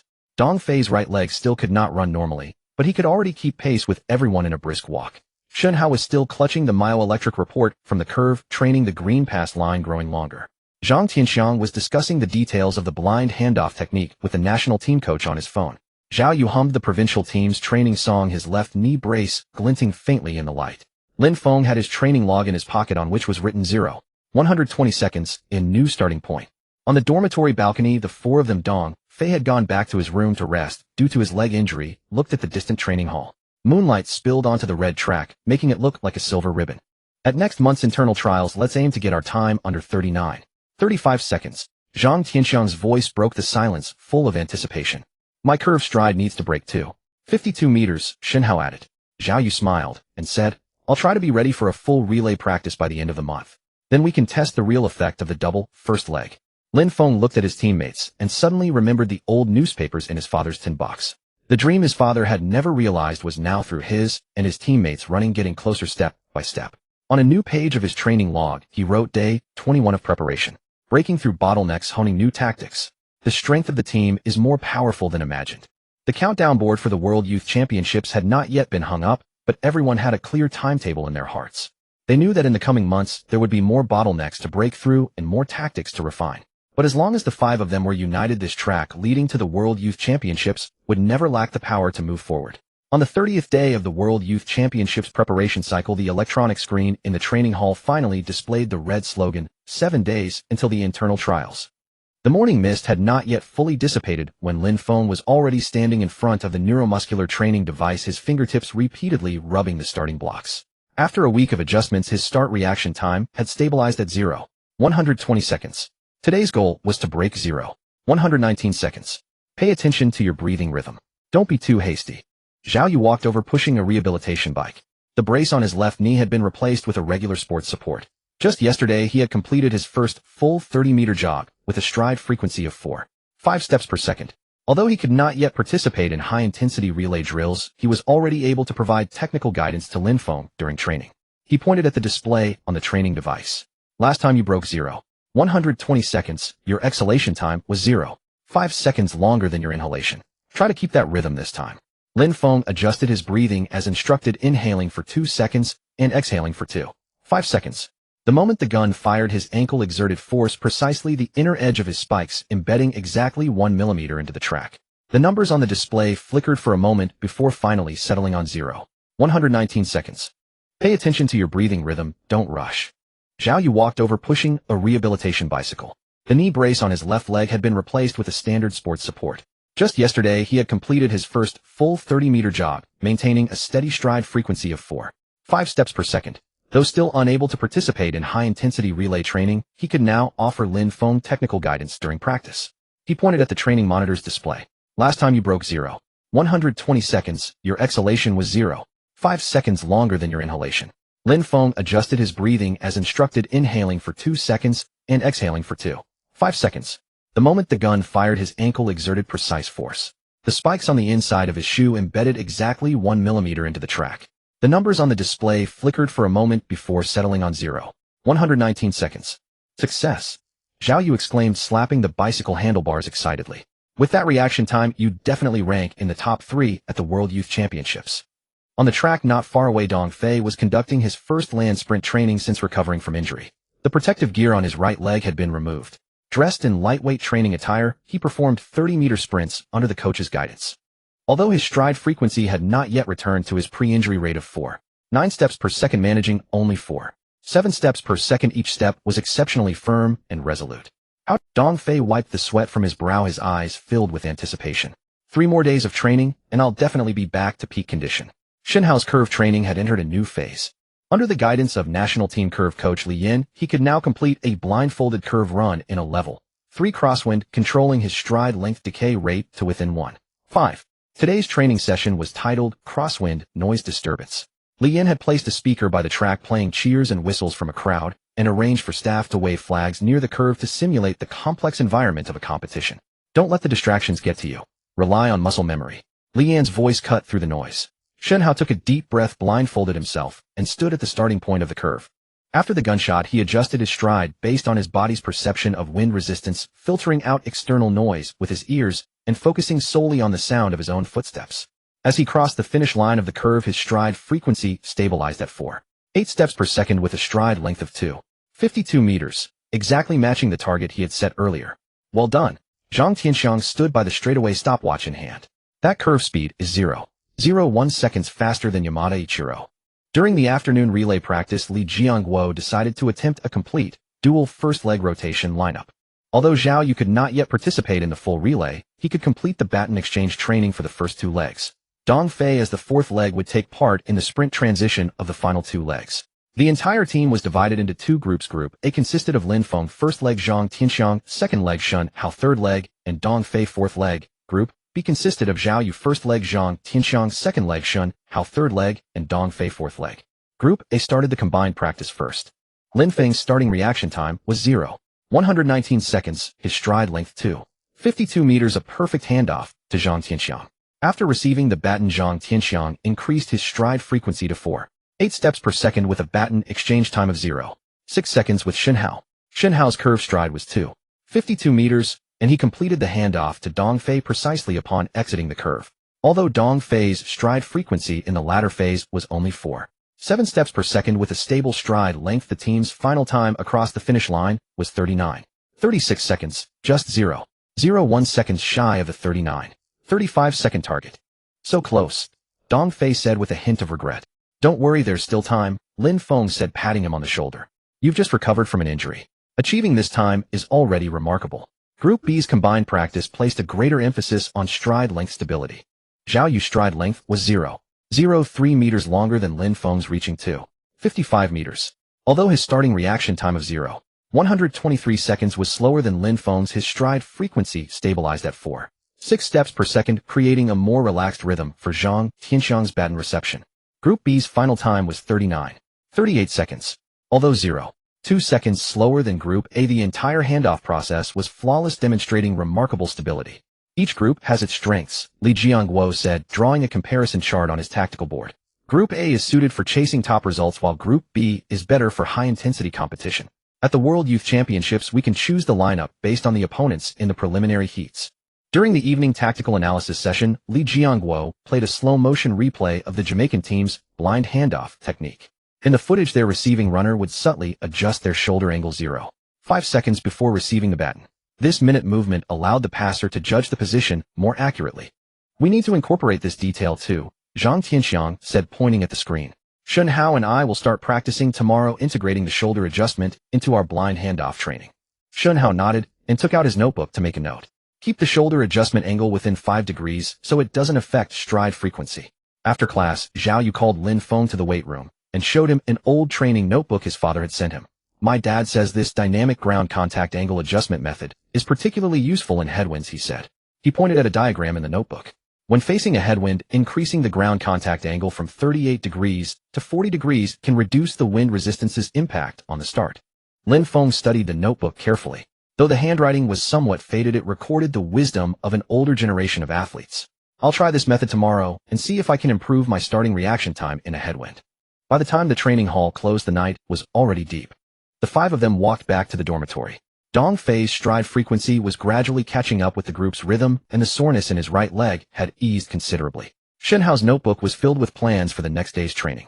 Zhang Tianxiang was still discussing the finer points of the blind handoff technique with the national team coach. Zhao Yu hummed a training song, the recovery of his left knee steadily improving. In Lin Feng's pocket lay Zhao Yu's father's old notebook, filling his heart with anticipation for the future. On the dormitory balcony, the 5 of them finally stood side by side. Moonlight spilled onto the red track of the training hall like a luminous path leading to the World Youth Championships. For the internal team trial, let's aim to get our time down to under 39.35 seconds, Dong Fei said, his voice full of confidence. After this period of rehabilitation training, he was ready to return to the main lineup. I need to stabilize my curved stride at 2.52 meters, Shen Hao added. Zhao Yu said with a smile. I'll aim to be able to participate in the full relay practice after the trial.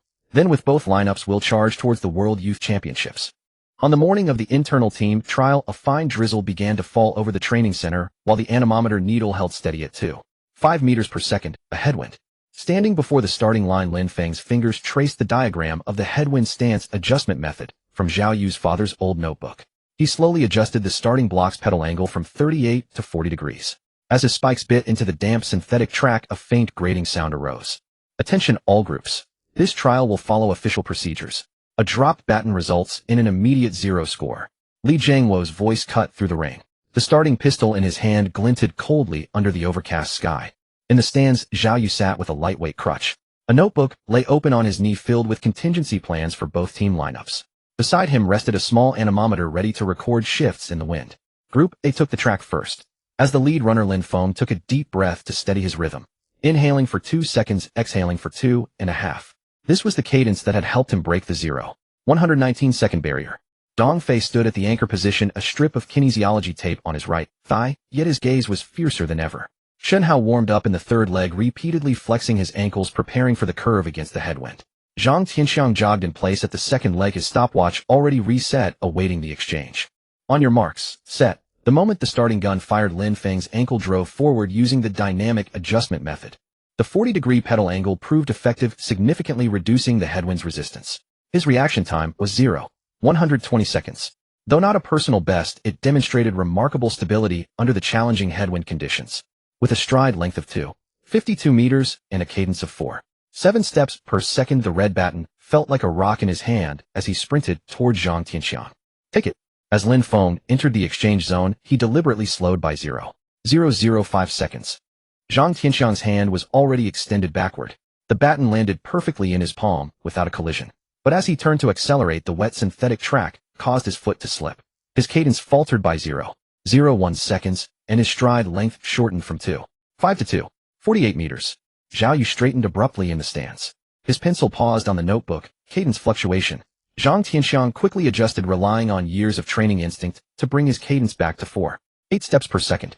When he passed the baton to Shen Hao, the exchange was 0.003 seconds slower than in practice, yet it still remained within the safe range of 0.063 seconds. After receiving the baton, Shen Hao immediately entered the curve. The headwind involuntarily increased his body's lean angle to 10.5 degrees. Recalling Coach Li Yan's advice, he used his core strength to forcefully pull the angle back to 10 degrees. His stride stabilized at 2.51 meters, just 0.01 meters shy of the target. Well done. Dong Fei clenched his fist in encouragement from the anchor position. As Shen Hao exited the curve, he shouted the signal, go. The moment Dong Fei reached for the baton, a familiar ache shot through his right thigh. But he didn't hesitate. His cadence instantly surged to 4.8 steps per second, the first time he had reached this frequency in a high-intensity trial since his injury. In the final 50 meters, he pushed through the pain, accelerating once more. His stride lengthened to 2.53 meters as he crossed the finish line like a red bolt of lightning.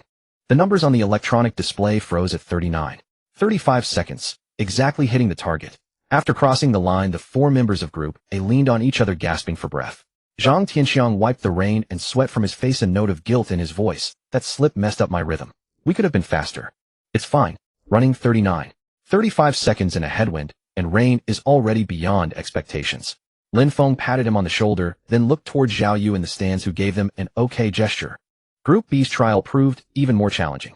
The rain intensified and the wind speed rose to 2.8 meters per second. Zhao Yu, as the lead runner, stood at the starting block with anti-slip gloves on.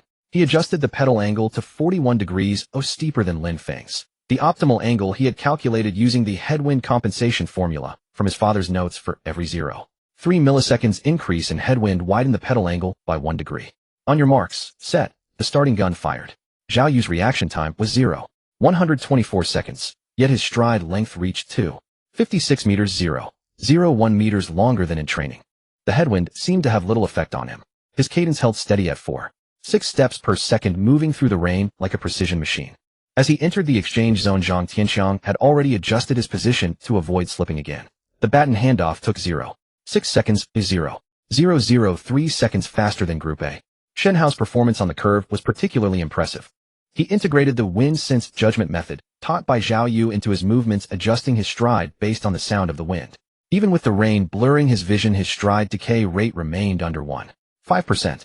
When he handed the baton to Dong Fei, the exchange time was 0.059 seconds, setting a new team record. After receiving the baton, the ache in Dong Fei's right leg grew more pronounced.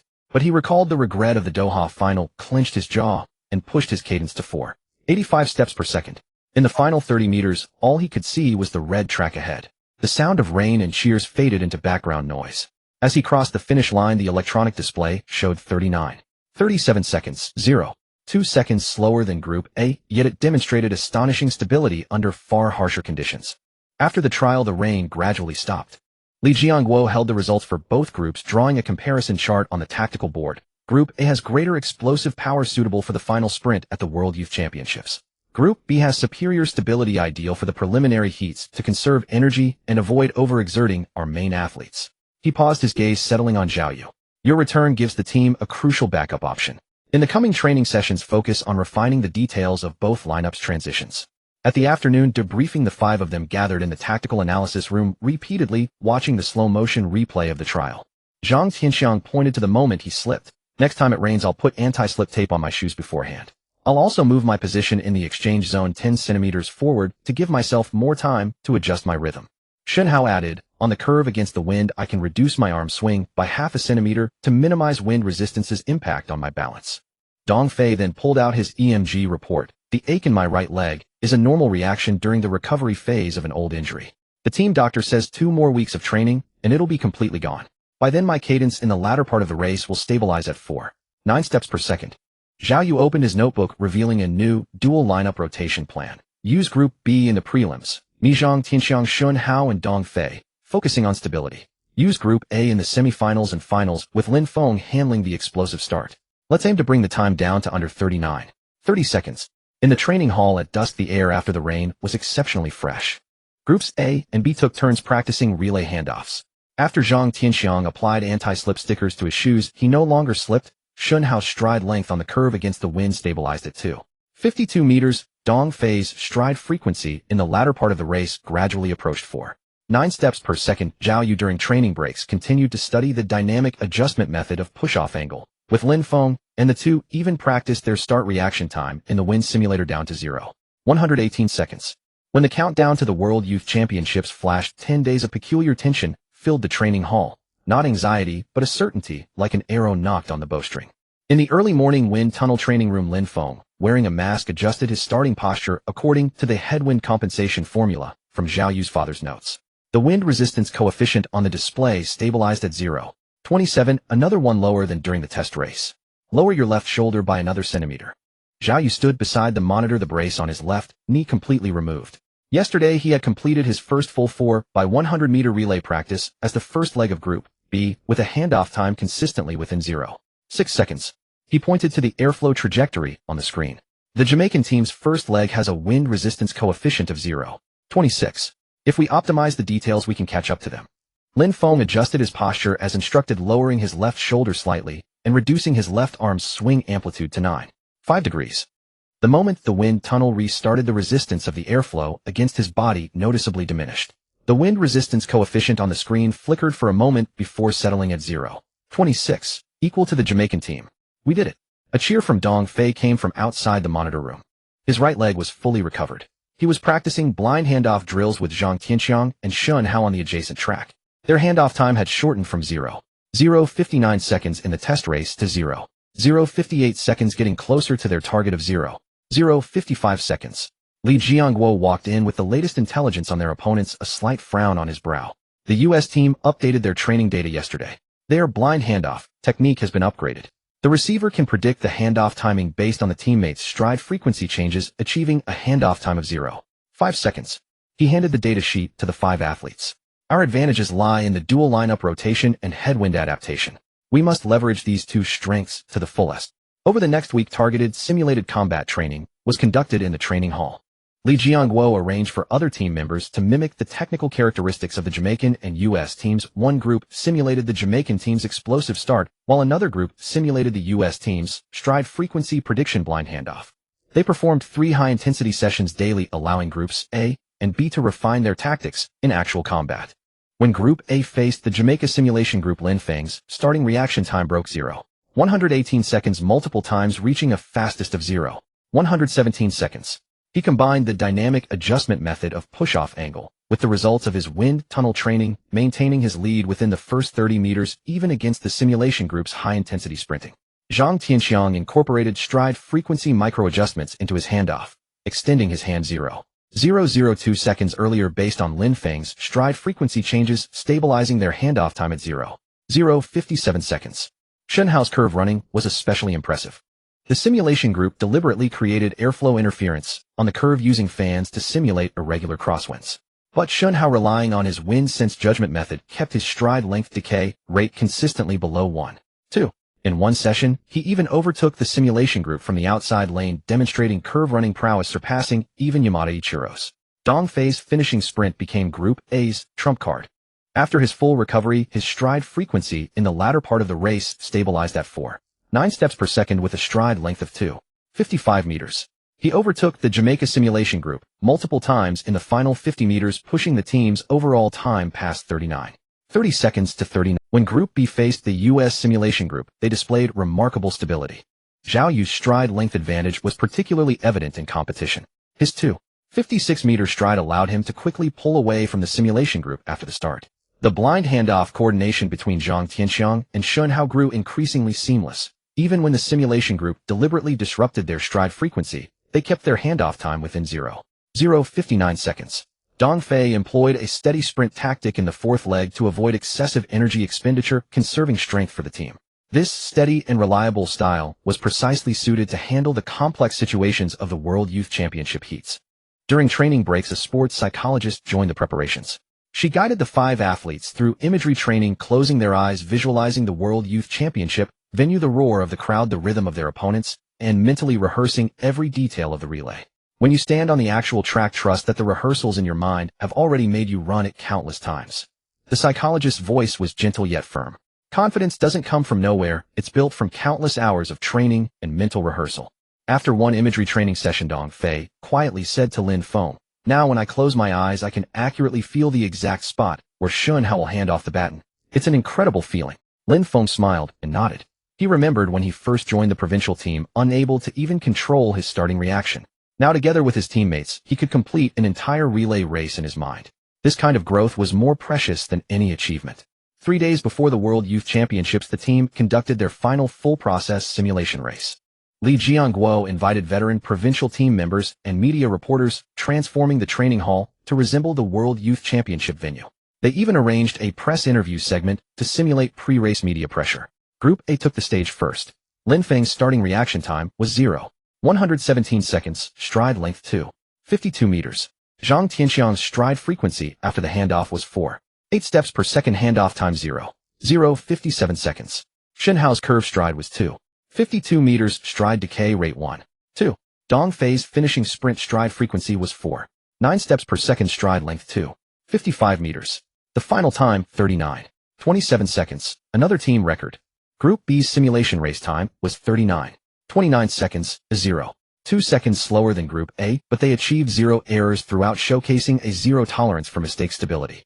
In a post-race interview, Zhao Yu, for the first time confidently speaking as a primary alternate, said, "Whether it's Group A or Group B, we are confident in showcasing the strength of Chinese relay at the World Youth Championships." After the simulation race, Li Jiangguo announced the final lineup for the World Youth Championships during a debriefing. Heats: Group B, Zhao Yu, Zhang Tianxiang, Shun Hao, Dong Fei. Semifinals and finals: Group A, Lin Feng, Zhang Tianxiang, Shun Hao, Dong Fei. Zhao Yu as the first leg substitute, be ready to rotate at any time. The 5 athletes looked at each other, then, as if by unspoken agreement, extended their hands and stacked them together. "Let's go." 5 voices echoed through the training hall, carrying their shared understanding and determination. When the flight to Cali, Colombia touched down at El Dorado International Airport, it was just past 6 in the morning local time. Lin Feng gazed out the window. The distant Andes Mountains were shrouded in mist, sunlight piercing through the clouds to cast scattered patches of light on the tarmac. This would be their first battleground at the World Youth Championships. In the baggage claim area, Dong Fei carefully guarded his spike bag, which contained the custom-made running shoes he had ordered specifically for the championships, the stud arrangement adjusted for the hardness of the Cali track. Shun Hao clutched a tablet, repeatedly playing video of the curve technique of their group stage opponents from Jamaica, tracing lines on the screen with his fingertip to mark details needing attention.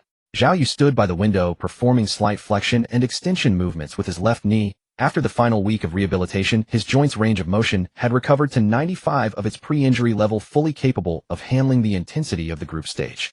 "First, drop our luggage at the athletes' village, then head straight to the Pascual Guerrero Stadium for adaptation." Li Jiangguo, holding the schedule, spoke with a steadier tone than usual. "The group stage is tomorrow morning. Today's adaptation training will focus on starts and curves that don't expend too much energy." The synthetic track at the Pascual Guerrero Stadium was vastly different from those back home. The surface granules were coarser, offering 15 more friction than their training hall. Zhao Yu, as the first leg of Group B, was the first to step onto the track for a trial run.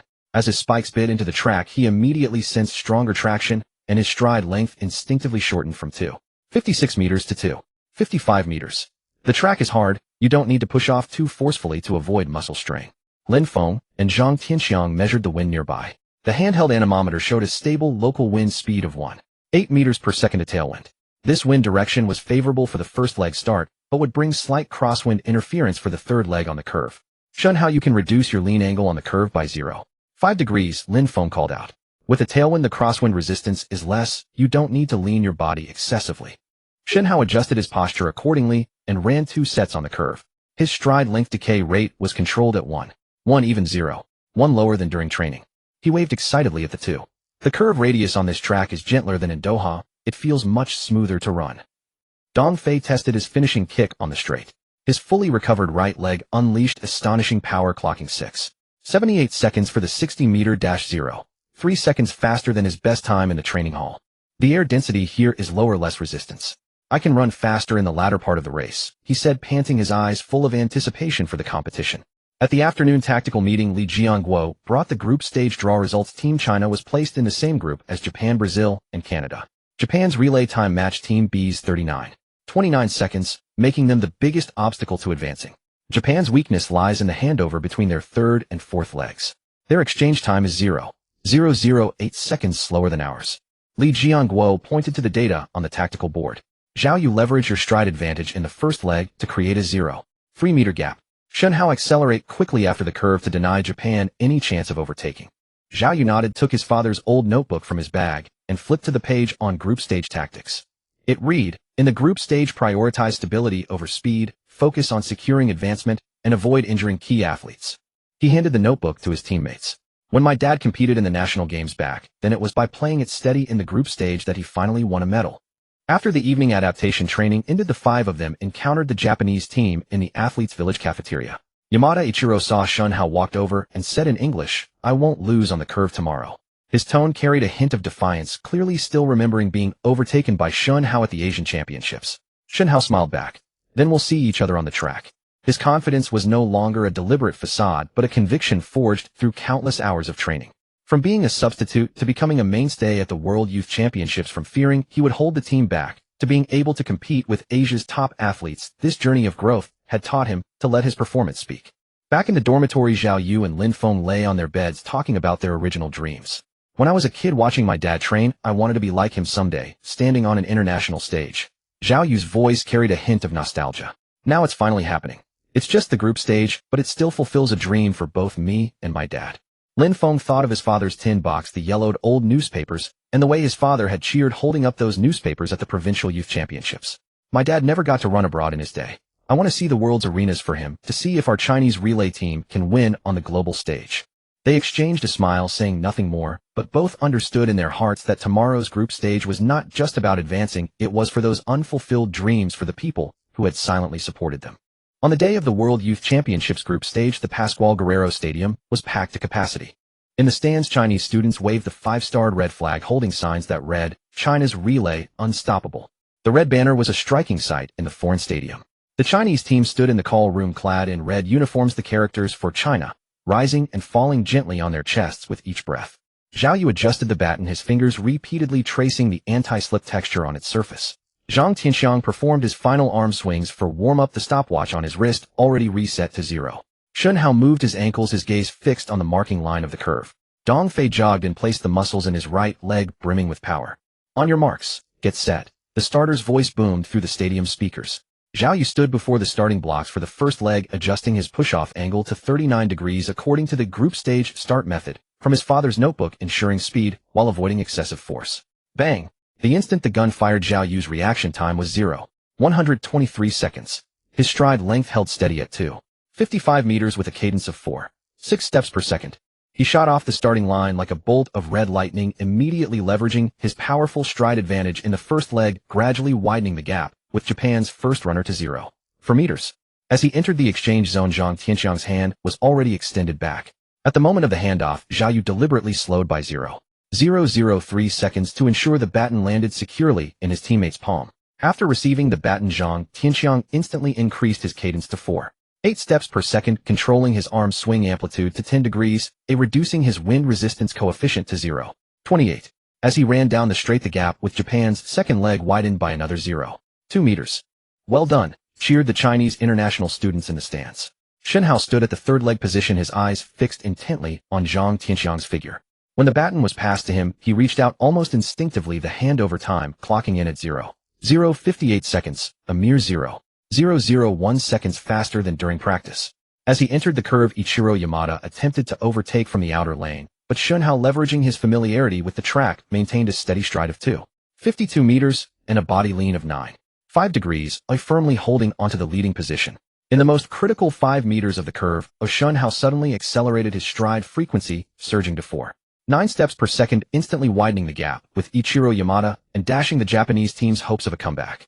After receiving the baton, Dong Fei hesitated not a moment, his stride frequency instantly skyrocketing to 4.9 steps per second, and his stride length expanding to 2.55 meters. He streaked past the finish line like a crimson whirlwind, leaving the fourth leg of the Japanese team far behind in his wake. The time on the electronic scoreboard froze at 39.28 seconds, 0.01 seconds faster than in practice. They secured first place in their heat, advancing to the semifinals. After crossing the finish line, the four members of Group B embraced tightly. Zhao Yu's eyes shimmered with excitement. It was his first time achieving first place in his heat at an international competition. Shunhao waved to the Chinese international students in the stands, his face beaming with confidence. Dong Fei slapped his right thigh, exclaiming enthusiastically, "No problem at all. In tomorrow's semifinal, I can run even faster." Ichiro Yamada stood by the track watching the Chinese team celebrate, a profound sense of loss clouding his eyes. Li Jiangguo walked over and patted each of the four on the shoulder. "Good job, but don't get complacent. In tomorrow's semifinal, we'll be up against the US and Jamaican teams. That's the real challenge." Back at the athletes' village, the five of them immediately called their families and coaches back home to share the good news. Zhao Yu's father's voice trembled with emotion over the phone. "Great job, son. You're already better than your old man was. Run well in tomorrow's semifinal." Lin Feng's father on a video call held up the tin box. Beside the bronze medal inside, there was now also a photo from the World Youth Championships preliminary round. On the morning of the World Youth Championships semifinal, the sun in Cali beat down with scorching intensity. The red track of the Pascual Guerrero Stadium gleamed with an oily sheen under the early light. Standing at the starting blocks for the first leg, Lin Feng felt the baton in his fingertips grow warm from the sweat in his palms. He could clearly hear the cheers of the Chinese international students in the stands, their rhythm gradually synchronizing with his own heartbeat. Today they were up against the world's elite teams from the US and Jamaica, a battle with no retreat. Li Jiangguo stood in the coaching zone, clutching a tactical board with the core weaknesses of their two formidable opponents circled in red ink. The US team's second leg will see a 0.3 meter decrease in stride length in the latter part of the race. The Jamaican team's fourth leg has a 0.005 second slower reaction time at the start. Seize these two opportunities, and we still have a chance. His gaze swept over the four members of Group A, finally resting on Lin Feng. "Don't panic at the start. Stick to our training rhythm. Your 0.117 second reaction time gives you an advantage in this heat." During the roll call, the US team's first leg deliberately approached Lin Feng, saying with a taunting tone, "Little kid from the Chinese team, let us show you what real speed looks like today." His physique was imposing, his shoulders 4 centimeters broader than Lin Feng's. His starting movements during warm-ups exuded an overwhelming explosiveness, the spikes of his shoes making the track vibrate slightly as they dug in. Lin Feng didn't respond, he just gripped the baton tighter. He recalled what Zhao Yu had said in the dorm the night before, "Don't let their aura intimidate you. Our strength lies in team synergy. The power of 4 people is greater than any individual's explosiveness. On your marks, get set." The starter's voice boomed through the loudspeaker. Lin Feng lifted his hips, slightly, his spikes firmly embedded in the track. Following the dynamic angle adjustment method for push-off, he set his angle at 38 degrees. Under the tailwind conditions, this angle would perfectly balance explosiveness and speed. Beside him, the Jamaican team's first leg was adjusting his breathing, the rise and fall of his chest matching the rhythm seen in training videos. The US team's first leg stared at the finish line, his eyes filled with disdain. Bang! The moment the gun sounded, Lin Feng's reaction time hit 0.116 seconds, his personal best. His stride length landed precisely at 2.52 meters, stride frequency at 4.7 steps per second, his center of gravity leaning slightly forward. The red baton in his hand was as steady as a rock as he shot off the starting line like a bolt of lightning. The cheers from the stands erupted instantly. Zhao Yu stood up, leaning on his lightweight crutch, his pencil scribbling rapidly in his notebook. 116 seconds. Great start. As they entered the handover zone, Zhang Tianxiang's hand was already extended backward. The moment Lin Feng passed the baton, the two moved in perfect unison like a single person. The baton touched their palms with a gentle tap without any sound of collision. The handover time was 0.056 seconds, a full 0.001 seconds faster than in practice. After receiving the baton, Zhang Tianxiang's stride frequency instantly increased to 4.8 steps per second, his arm swing amplitude controlled at 10 degrees, and his wind resistance coefficient dropped to 0.27. As he ran down the straightaway, he maintained a distance of no more than 0.3 meters from the U.S. team's second leg. That's it. Li Jiangguo punched the air excitedly in the coaching zone. Shen Hao stood at the third leg position, his eyes fixed on Zhang Tianxiang's figure. When the baton was passed to him, he reached out almost instinctively, the handover time clocking in at 0.057 seconds, a flawless connection. As he entered the curve, the Jamaican team's third leg attempted to overtake from the outer lane, but Shen Hao, leveraging his familiarity with the track, maintained a steady stride of 2.52 meters and a body lean of 9.5 degrees, firmly holding onto the second position. In the most critical 5 meters of the curve, Shen Hao suddenly accelerated his stride frequency, surging to 4.9 steps per second, even showing a faint trend of overtaking the U.S. team. Overtake him! Overtake him! The Chinese international students in the stands screamed until their voices went hoarse. But just as Shen Hao was exiting the curve, an accident occurred. The U.S. team's third leg abruptly changed his rhythm, his stride frequency skyrocketing from 4.8 to 5.0 steps per second. This sudden acceleration disrupted Shen Hao's rhythm, instantly shrinking his stride length to 2.5 meters and widening the gap with the U.S. team to 0.4 meters. Standing at the fourth leg position, Dong Fei's heart leaped into his throat. When Shen Hao handed him the baton, he could clearly see the anxiety in his teammates' eyes and could hear the footsteps of the U.S. team's fourth leg drawing closer. Leave it to me. After receiving the baton, Dong Fei's stride frequency instantly surged to 4.95 steps per second. Although a slight ache spread through the muscles of his right leg, he didn't hesitate for a moment. He gradually expanded his stride length to 2.56 meters, sprinting towards the finish line like a crimson whirlwind. In the final 50 meters, Dong Fei displayed astonishing endurance, closing the gap from the fourth runner of the American team from 0.4 meters to 0.2 meters, then further narrowing it to just 0.1 meter. The roar of the crowd from the stands nearly lifted the roof. Zhao Yu waved his notebook excitedly, while Li Jiangguo's fists were clenched so tightly his nails nearly dug into his palms. However, the ultimate strength of the American team's fourth runner proved superior. In the last 10 meters, relying on stronger core strength, he maintained a stable stride of 2.58 meters and a cadence of 4.9 strides per second, keeping the gap within 0.05 meters. At the moment of crossing the finish line, Dong Fei stretched his arm with all his might, yet he was still a fraction of a second too late.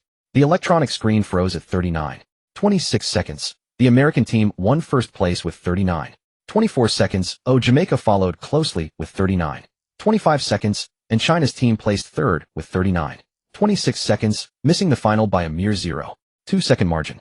After crossing the finish line, Dong Fei collapsed directly onto the track, clutching his right leg and gasping heavily. Sweat and tears mingled as they dripped down his cheeks onto the red track. Lin Feng, Zhang Tianxiang, and Shen Hao rushed over to help him sit on the ground. I'm sorry. Dong Fei's voice trembled with emotion. If I had been just a little faster, I could have made it to the finals. Don't say that. Lin Feng patted his shoulder, his voice also hoarse. We ran very well today. 39.26 seconds is our best result. Zhang Tianxiang knelt down to check Dong Fei's right leg muscles. You gave it your all. This result is 0.3 seconds faster than our training target. Shen Hao took out his phone and snapped a photo of the score screen.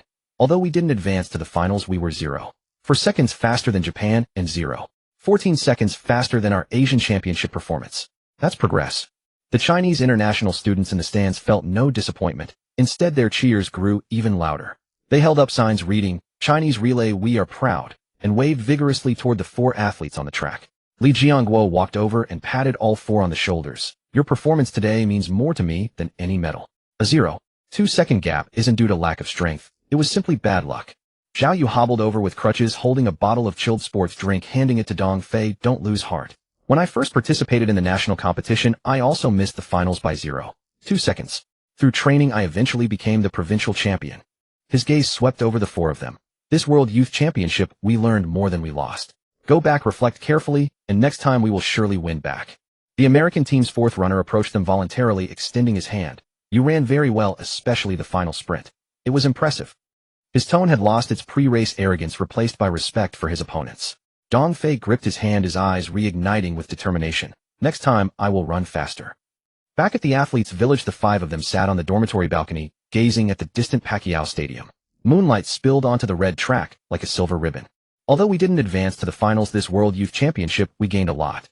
Zhang Tianxiang broke the silence. My baton handover time shortened from 0.6 seconds to 0.056 seconds. Shen Hao's curve stride stabilized at 2.52 meters. Dong Fei's final stride cadence reached 95 strides per second, and Lin Feng's reaction time at the start broke through 116 seconds. All of these are our treasures.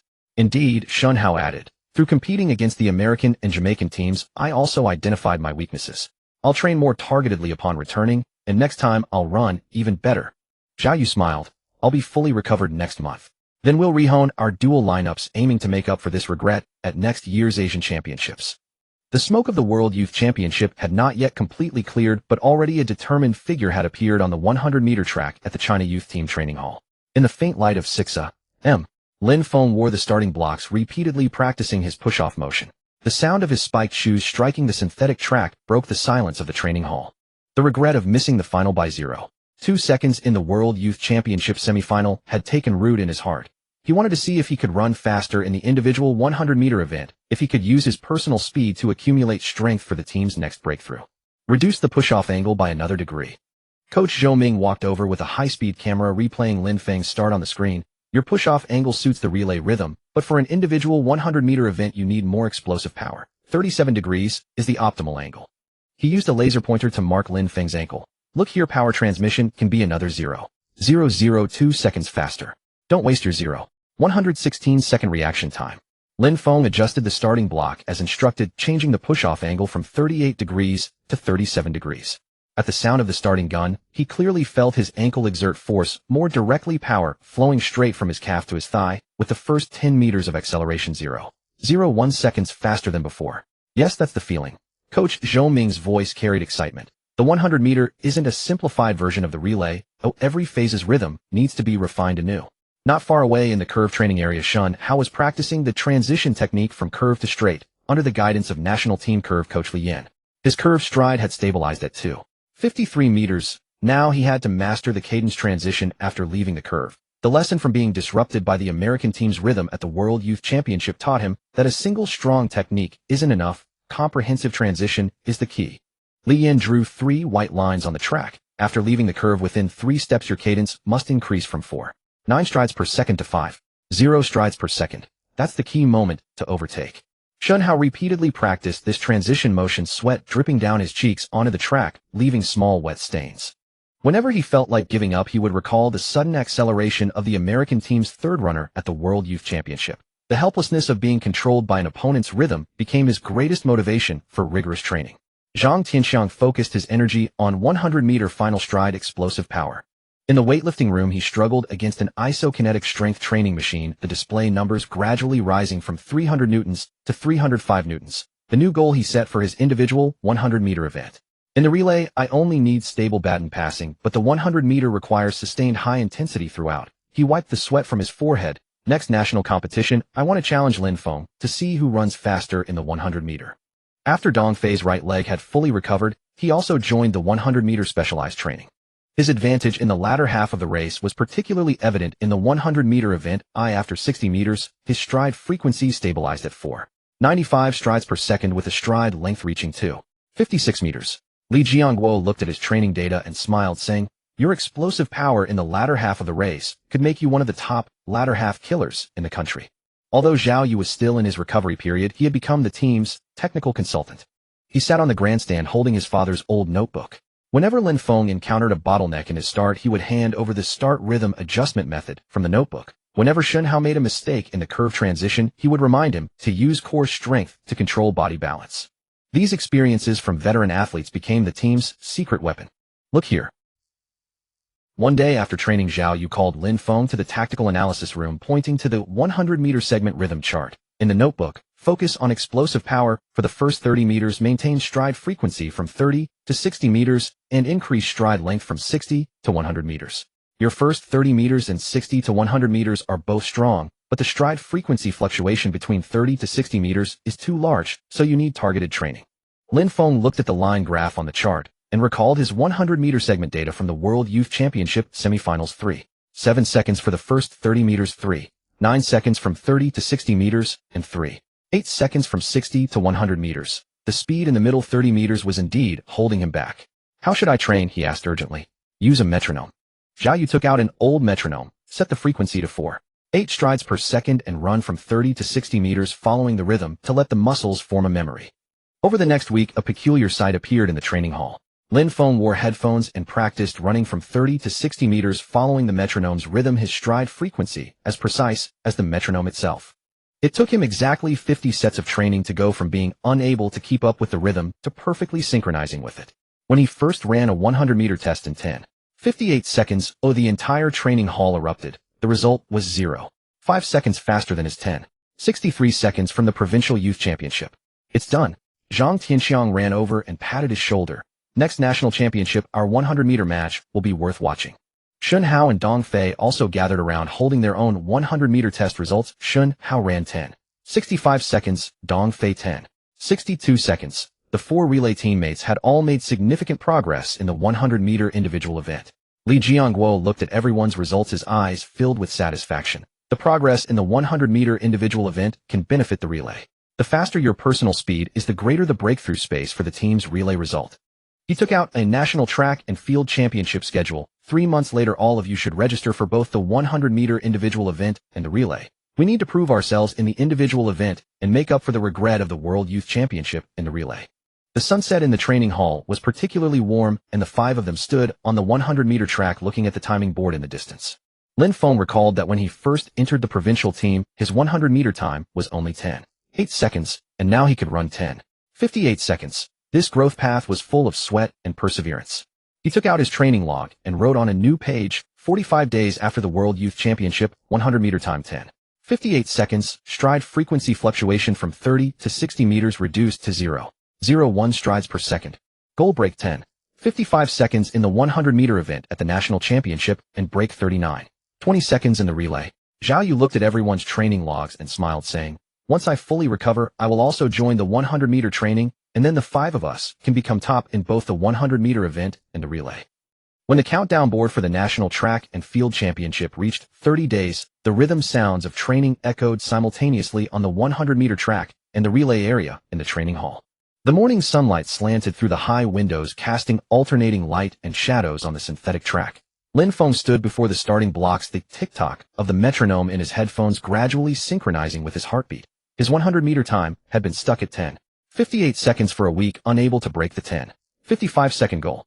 Although the stride frequency fluctuation from 30 to 60 meters had been reduced to 0.01 strides per second, it still felt like an invisible wall blocking his progress. "Don't stare at the timer." Coach Zhou Ming walked over with the latest electromyography report, his fingertips tracing the data curve. "Your quadriceps activation rate from 30 to 60 meters is 8 lower than that from the first 30 meters, which is why the stride frequency can't be increased further." He took out a black kinesiology tape from his bag. "Apply this tape to the front of your thigh to stimulate the muscle nerves and improve activation speed." Lin Feng followed the coach's instructions to apply the tape and stood before the starting blocks again. The metronome's frequency was set to 4.85 strides per second, 0.05 strides per second faster than before.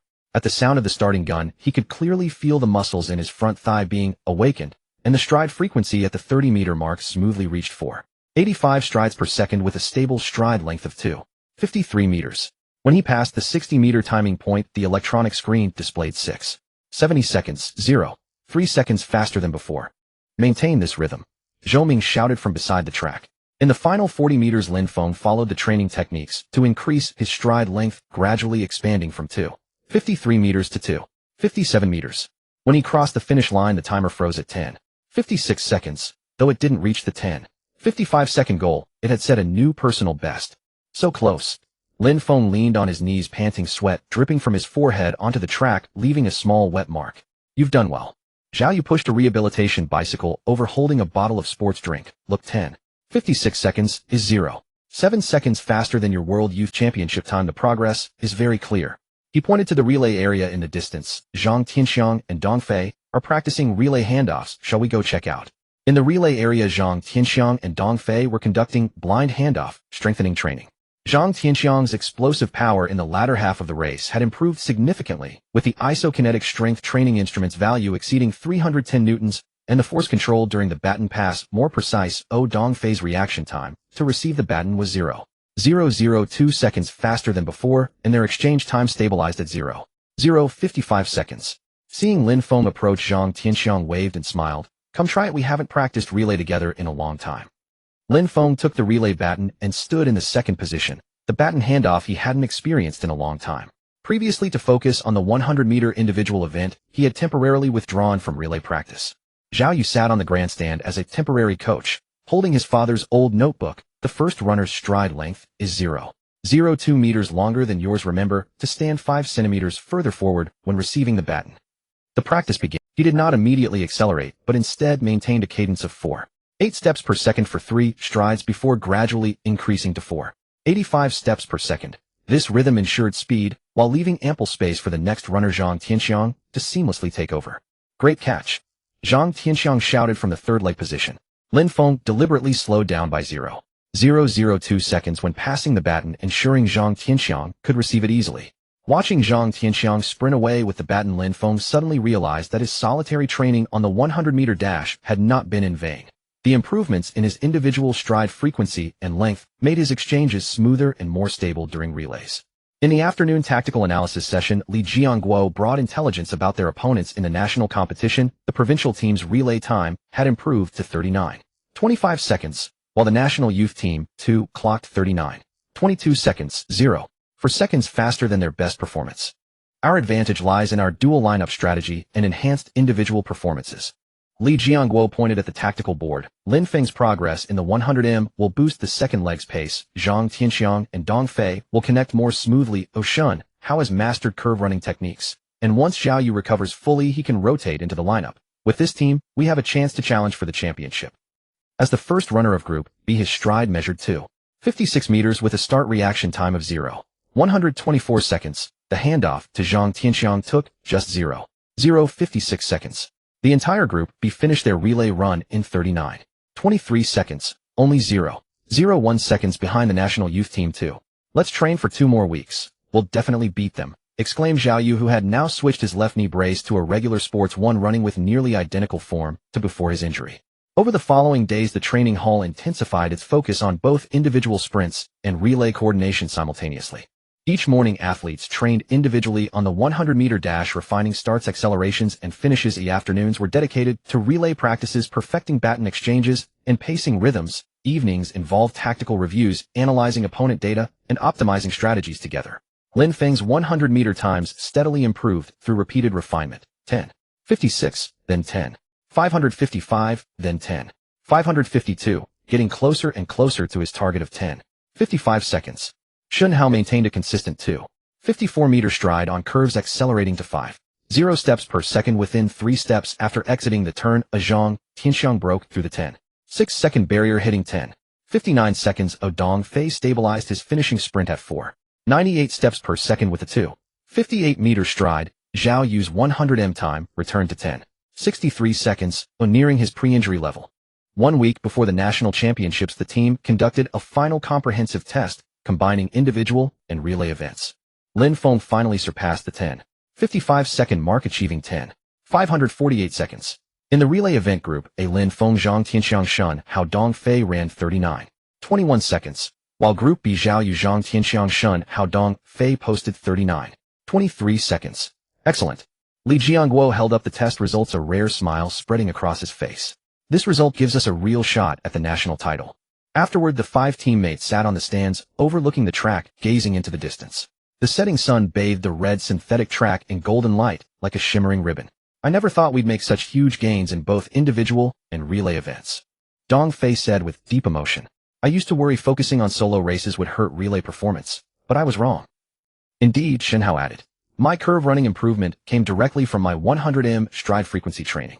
Zhao Yu laughed. Once the nationals are over, let's go after the Asian record, to show the world what Chinese youth relay teams are capable of. Lin Feng opened his training journal and wrote, 7 days until nationals. 100m time 10.548. Relay time 39.21.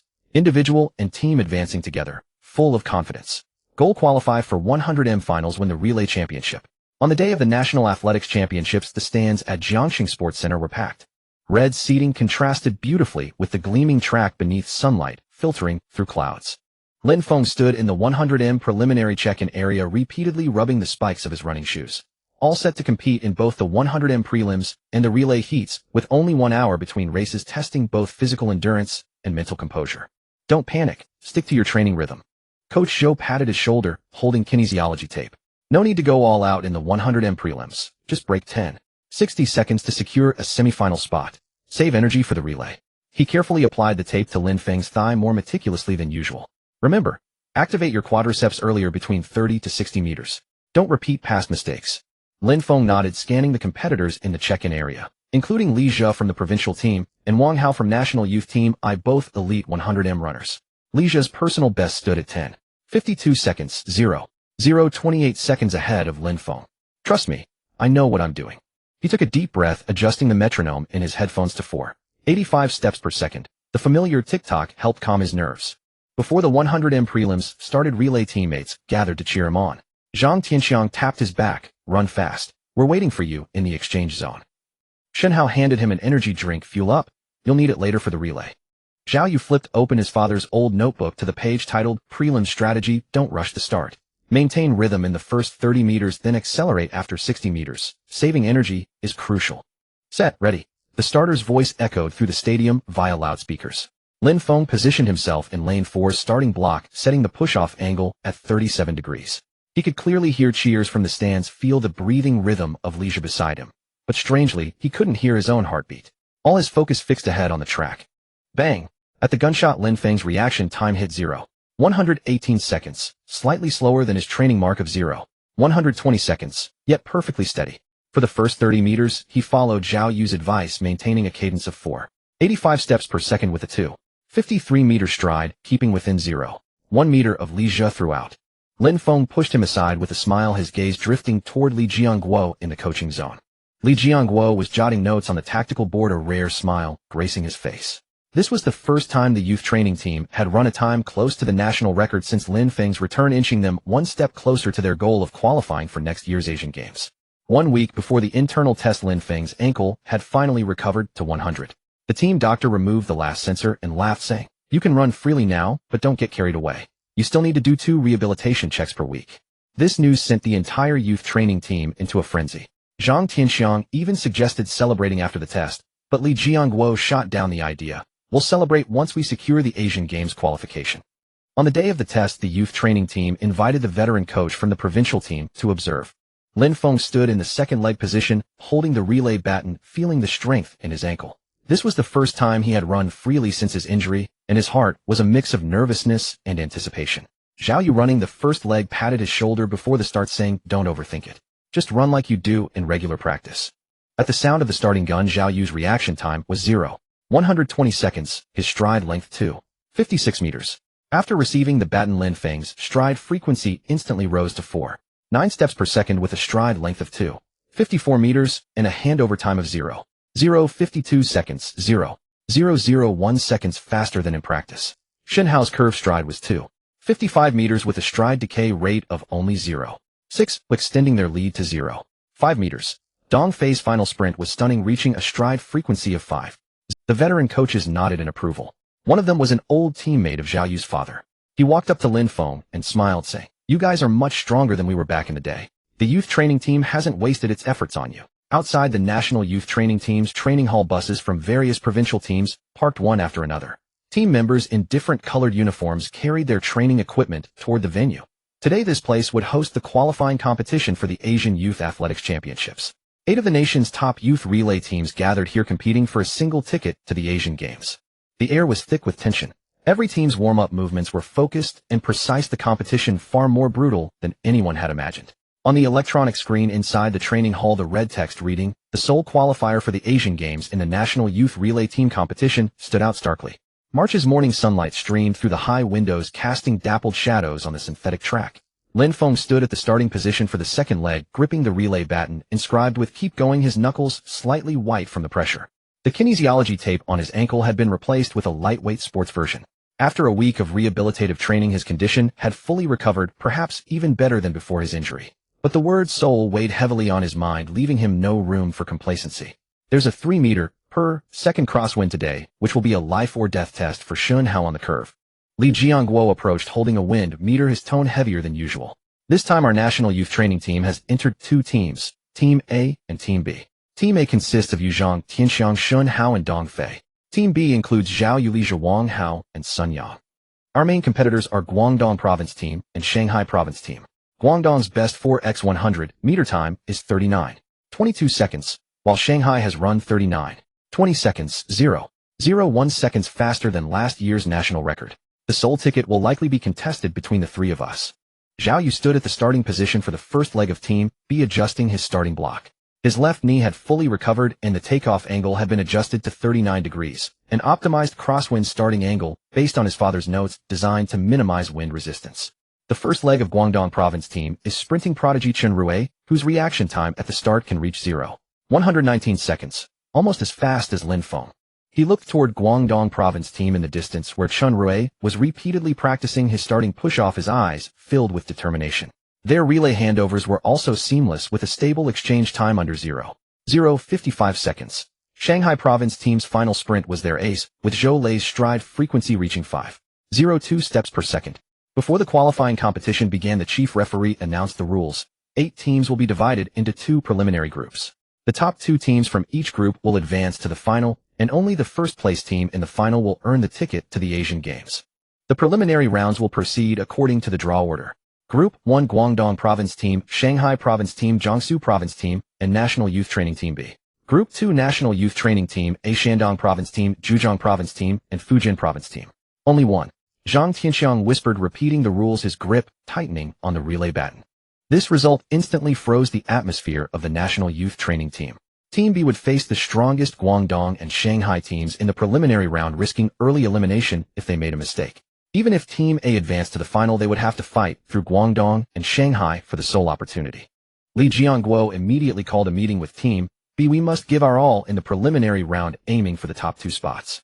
Zhao Yu, your starting stride must be steady. Don't let Chen Rui disrupt your rhythm. Li Jia, after receiving the baton, increase your stride frequency to 4.85 steps per second, trying to widen the gap. The first preliminary round began, and Guangdong Province Team took the stage first.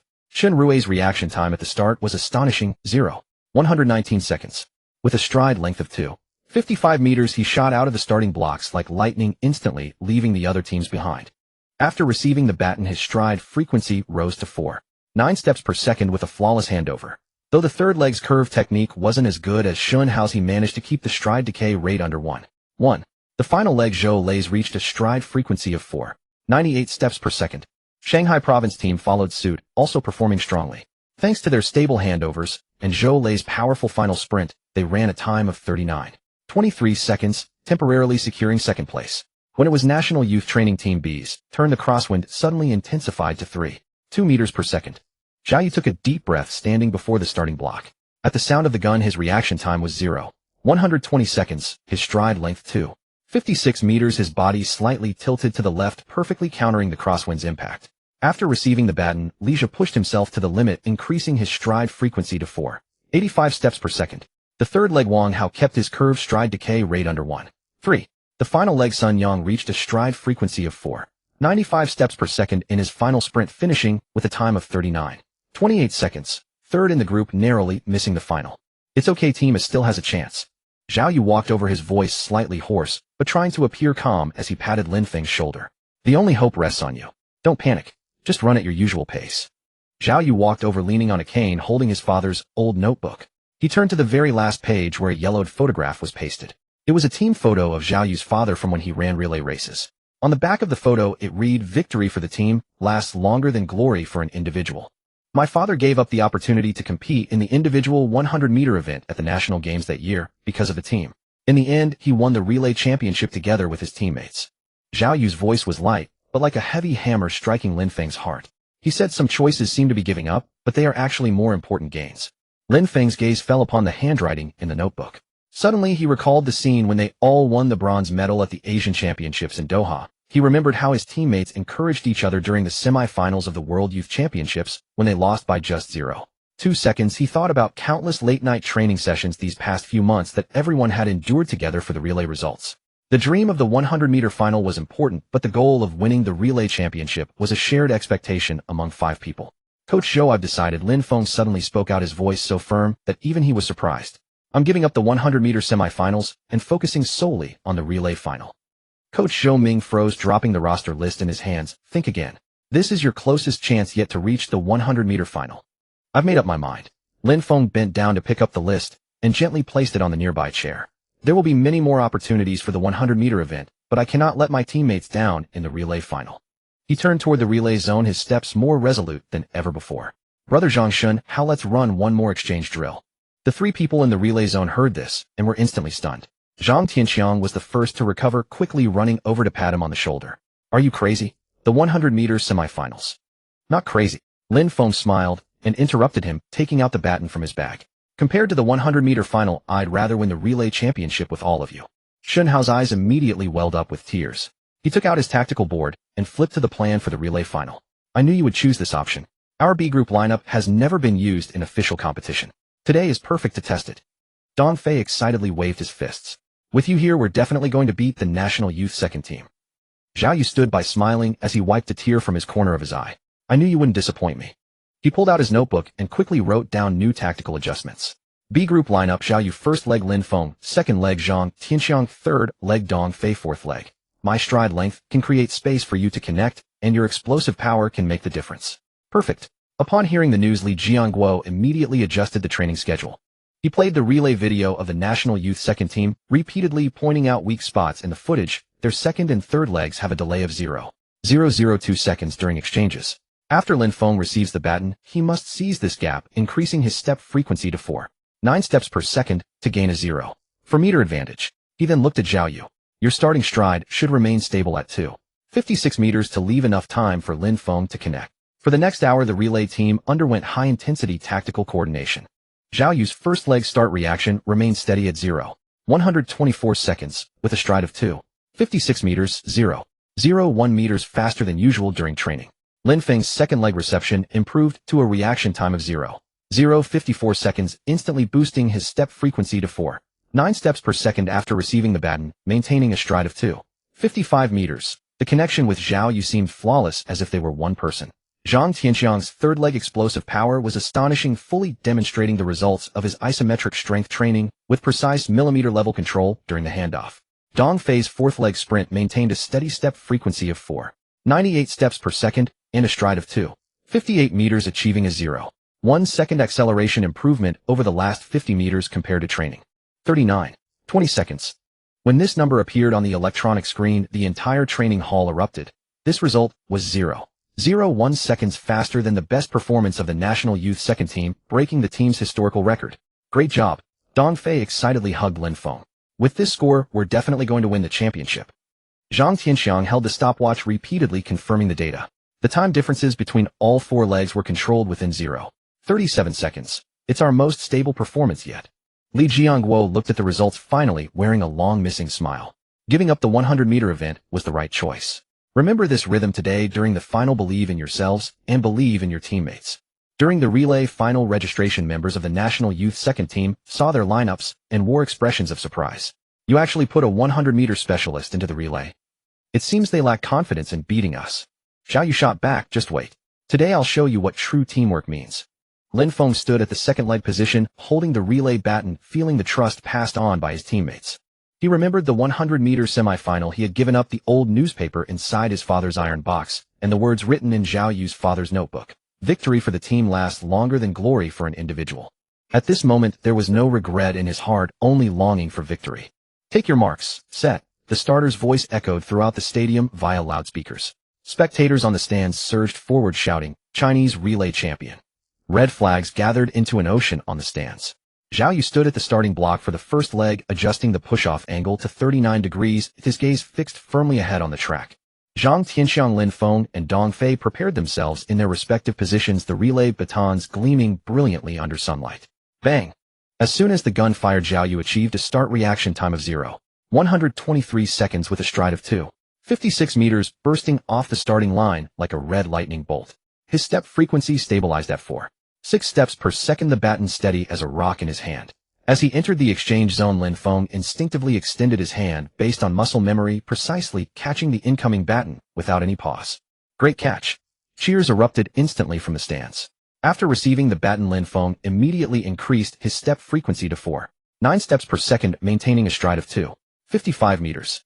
He could clearly feel the wind whistling past his ears, hear teammates cheering, and see the silhouette of the national youth second team's second runner, Without hesitation relying on his explosive power gained from 100-meter single-event training, he gradually widened the gap between them. Zhang Tianxiang stood at the third leg position, eyes tightly focused on Lin Feng's figure. When the baton was handed to him, he instinctively reached out, completing the exchange in just 0.054 seconds, 0.001 seconds faster than during training. After taking the baton, Dong Fei held nothing back, instantly increasing his cadence to 5.0 steps per second, his best cadence ever. With a stride length of 2.58 meters and a body lean angle steadily maintained at 8 degrees, he charged toward the finish line like a red whirlwind. Although the fourth runner of the national youth team's second squad chased with all his might, he was never able to close the gap. The moment they crossed the finish line, the digital board froze at 39.19 seconds, a result that not only shattered their team's historical record but also broke the national youth relay record. After the four relay team members crossed the finish line, they embraced tightly, tears and sweat mingling as they dripped down their cheeks onto the red track. At the award ceremony, when the national anthem played, all four straightened their backs in unison, their eyes fixed resolutely on the rising flag. The gold medal hung around their necks, heavy, yet more meaningful than any other medal. It embodied their sacrifices and perseverance, recorded their tacit understanding and trust, and was the most brilliant testament to team honor. The Jiangxing Sports Center was exceptionally quiet at night. The five of them sat on the dormitory balcony, gazing at the distant track. "I never imagined we could break the record," Dong Fei said, his voice filled with emotion. "If it weren't for Lin Feng's sacrifice, we might not have won this championship." "Don't say that," Lin Feng shook his head with a smile. "This is the championship of all five of us. Without any one of us, it wouldn't be possible." He took out Zhao Yu's father's old notebook and wrote on the last page, "Sometimes giving up is not retreating, but aiming for a more important goal. Team honor is more precious than individual achievement." Zhao Yu looked at the handwriting and smiled. "If my dad knew, he would definitely be proud of you." The next morning in the press conference hall of Jiangxing Sports Center, camera flashes were still flickering. Lin Feng and his teammates, wearing brand new red uniforms, their gold medals dazzling under the lights, held the National Youth Relay record holder trophy, their faces brimming with irrepressible smiles. It was the first time they had broken a record in a national competition, and this honor made all the sweat and sacrifices worthwhile. "Mr. Lin Feng, after giving up the 100m semifinals to choose the relay, how do you feel now that you've won the championship?" A journalist's question focused the camera on Lin Feng.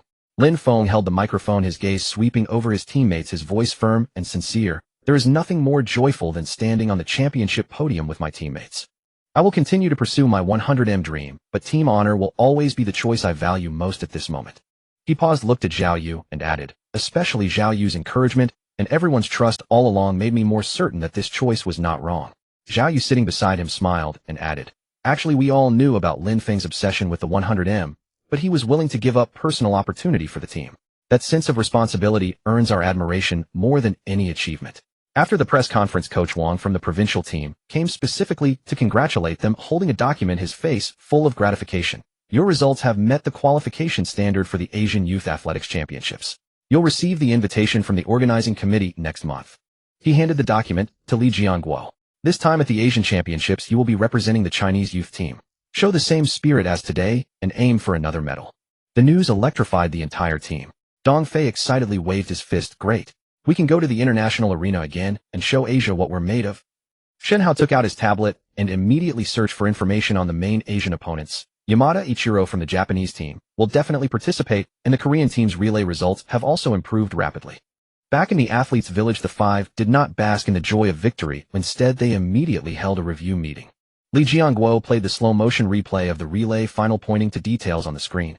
Zhao Yu's starting stride is stable, but his push-off force can be increased by 5. Lin Feng's cadence fluctuation after the baton exchange still has 0.002 seconds. Needs fine-tuning. Zhang Tianxiang's arm swing amplitude in the latter part can be reduced by 1 centimeter to decrease wind resistance. Dong Fei's sprint stride is long, but his body lean angle in the last 10 meters can be optimized.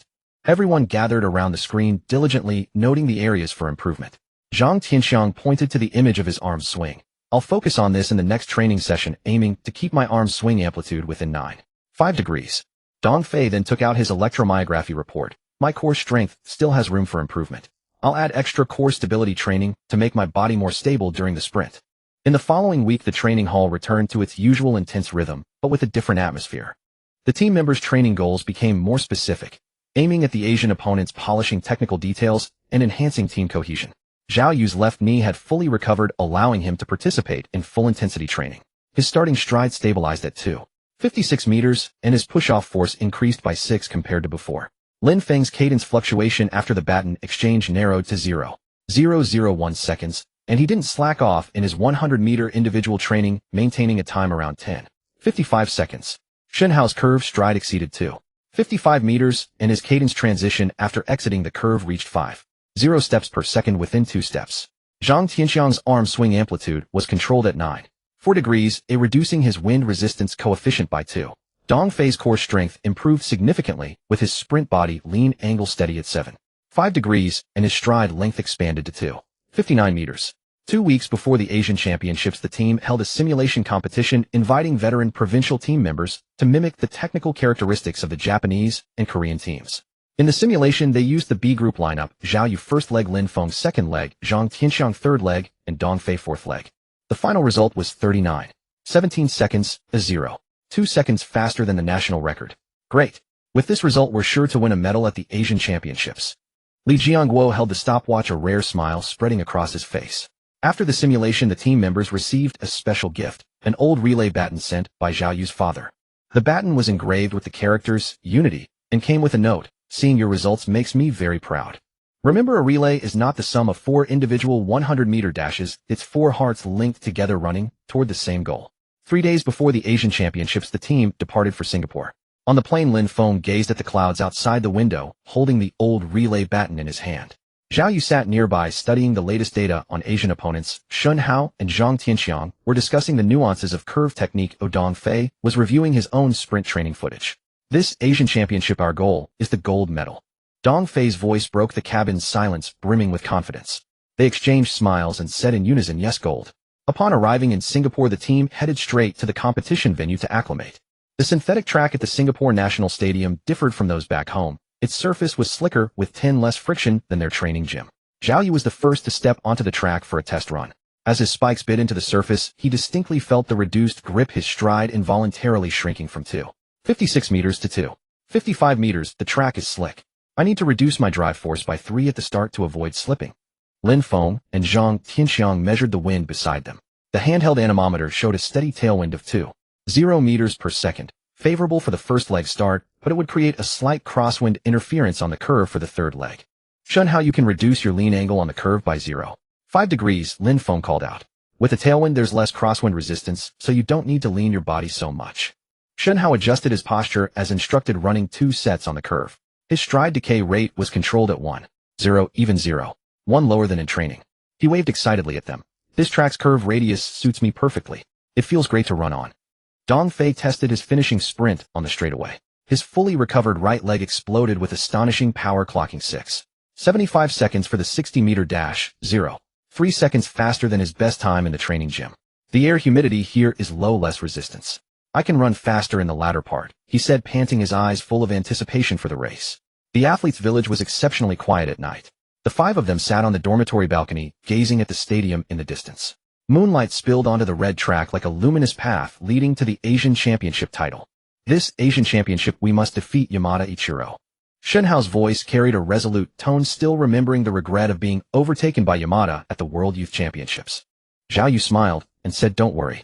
With our current strength, we can definitely beat him." In the morning light of the Singapore National Stadium, the red synthetic track glowed with a warm luster under the tropical sun. With 48 hours left until the preliminaries of the Asian Youth Athletics Championships annual finals, Lin Feng held the old baton engraved with Unity that belonged to Zhao Yu's father. Standing before the starting blocks for the first leg, his fingertips unconsciously traced the baton's surface. The memory of last year's Doha Asian Championship bronze medal was still vivid. Now they were aiming for the highest annual honor in the Asian Youth Relay event. "What are you thinking about?" Zhao Yu patted him on the shoulder. The movement of his left knee showed no trace of its former injury. "Still dwelling on that 0.2-second regret from Doha?" Lin Feng snapped back to reality and shook his head with a smile. "I was thinking, now I finally have the chance to trade that bronze for gold." He crouched down to adjust the starting blocks, recalling that in Doha, he had been a temporary replacement for the first leg. Now not only was his technique more stable, but he could also challenge the annual finals with his team. A wave of emotion washed over him. Wind speed 1.8 meters per second, tailwind with a 30-degree rightward deviation. It will cause slight crosswind interference on the curve for the third leg. Zhang Tianxiang walked over briskly with the anemometer. His data log was densely filled with environmental parameters recorded at different times. "I just observed the Korean team's training. Under this wind condition, their third leg stride decay rate was too higher than usual, even more pronounced than the Japanese team in Doha. This is our opportunity. Shun Hao immediately leaned in, pulling up a slow-motion video of the Korean team's curve technique on his tablet, then switched to Yamada Ichiro's curve data from the Doha race. Look at their third leg's body lean. When encountering a crosswind, they unconsciously increase it to 11.5 degrees, even more exaggerated than Yamada and Doha. It's more likely to disrupt their stride frequency. Our practice stable 10-degree lean is perfectly suited to counter them. Zhao Yu crouched by the track using his fingers to measure the spacing of the starting blocks. The slick track has poor grip. At the start, the spikes need to dig 1 millimeter deeper than usual. I've confirmed with the team doctor that this won't injure my ankles. He stood up, his gaze resolute. In Doha, I could only record from the stands. Now that I can finally stand on the starting line with you, I can't afford any mistakes.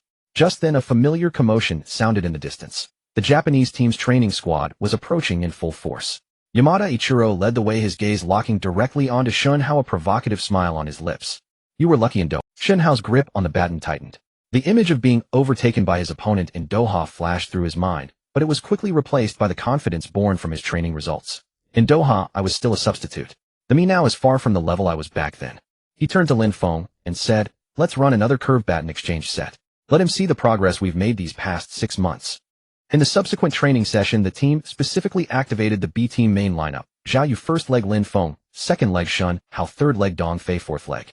Zhao Yu's reaction time at the start was a steady 122 seconds, with a stride length of 2.55 meters and perfectly controlled drive force showing no slippage. His stride stability was 3 higher than Lin Feng's temporary replacement in Doha. After receiving the baton, Lin Feng's stride frequency instantly increased to 4.9 steps per second with a stride length of 2.54 meters. The baton exchange time with Zhao Yu was compressed to 0.053 seconds, 0.007 seconds faster than their best exchange in Doha. Entering the curve, Shun Hao faced a simulated crosswind created by staff, with fans maintaining a precise 10-degree body lean with a stride decay rate of only 0.8. Not only a significant improvement from his own 1.5 in Doha, but also far superior to the Korean team's training data. After receiving the baton, Dong Fei pushed his finishing stride frequency to a full 5.0 steps per second with a stride length of 2.59 meters. The explosive power at the finish line even drew approving nods from T. 15 seconds. When the electronic timer froze on that number, the 4 team members were all stunned. It not only surpassed their pre-race target, but was also 0.4 seconds faster than the national championship record and a full 0.25 seconds faster than their bronze medal time in Doha. Yamada Ichiro stood at a distance, his gradually fading expression of challenge turning into one of deep concentration. He pulled up the relay race data comparison from Doha on his phone, finding that every metric of the Huaxiao team had made significant strides, especially Shun Hao's curve track technique, which had completely surpassed his own. During a training break, Li Jiangguo convened a tactical meeting, holding the latest group assignment results and a post-race report from Doha. This year's finals are different from the Doha qualifiers. It gathers the best performing teams from across Asia for the entire year.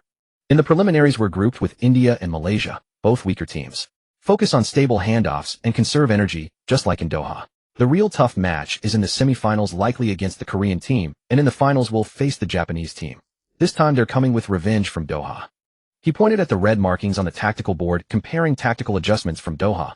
If we face Korea in the semifinals, Shun Hao must actively accelerate on the curved track, exploiting their weakness in stride decay to widen the gap, instead of passively defending, as in Doha.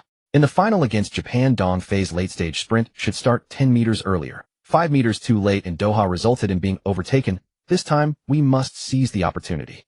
Dong Fei immediately nodded, pulling out his training log, which displayed Doha's sprint data. My past 2 days' 60-meter late-stage times have been stable at 6.72 seconds, a 0.6 seconds faster than Yamada Ichiro's 6.78 seconds in Doha. As long as the handoff goes smoothly, I'll definitely beat him.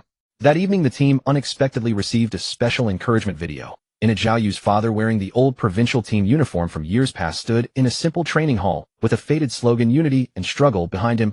Children, I watched the Doha finals live. Although you didn't win, you have nothing to be ashamed of. For this year's finals, I'm waiting for your good news of winning a gold medal.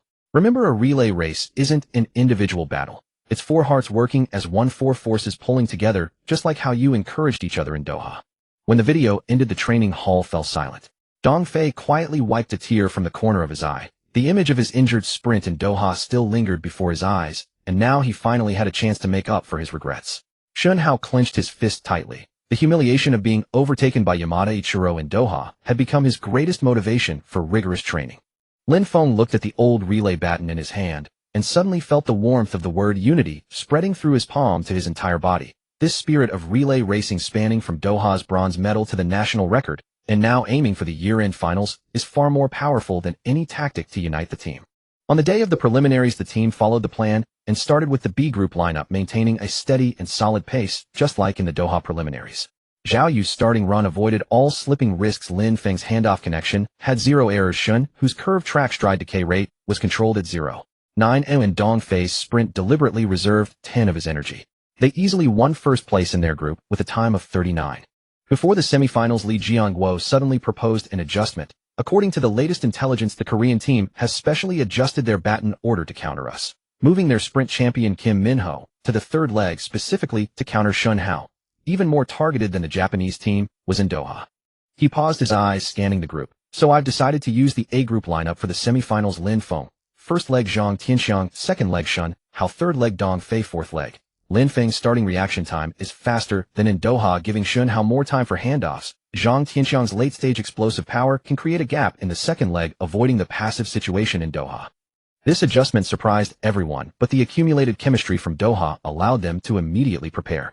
Lin Feng quickly adjusted the starting block parameters, changing the push-off angle from 38 degrees to 37 degrees to suit his explosive start. The best angle, he concluded. From the later stages of Doha, Zhang Tianxiang stuck kinesiology tape on his wristband to ensure stable arms swinging in the late stage, avoiding wasted time due to arm deviation, as in Doha. Shun Hao repeatedly watched videos of Kim Min-ho's curved track technique, comparing it to Yamada Ichiro's technical characteristics from Doha to find the pattern in his stride frequency fluctuations.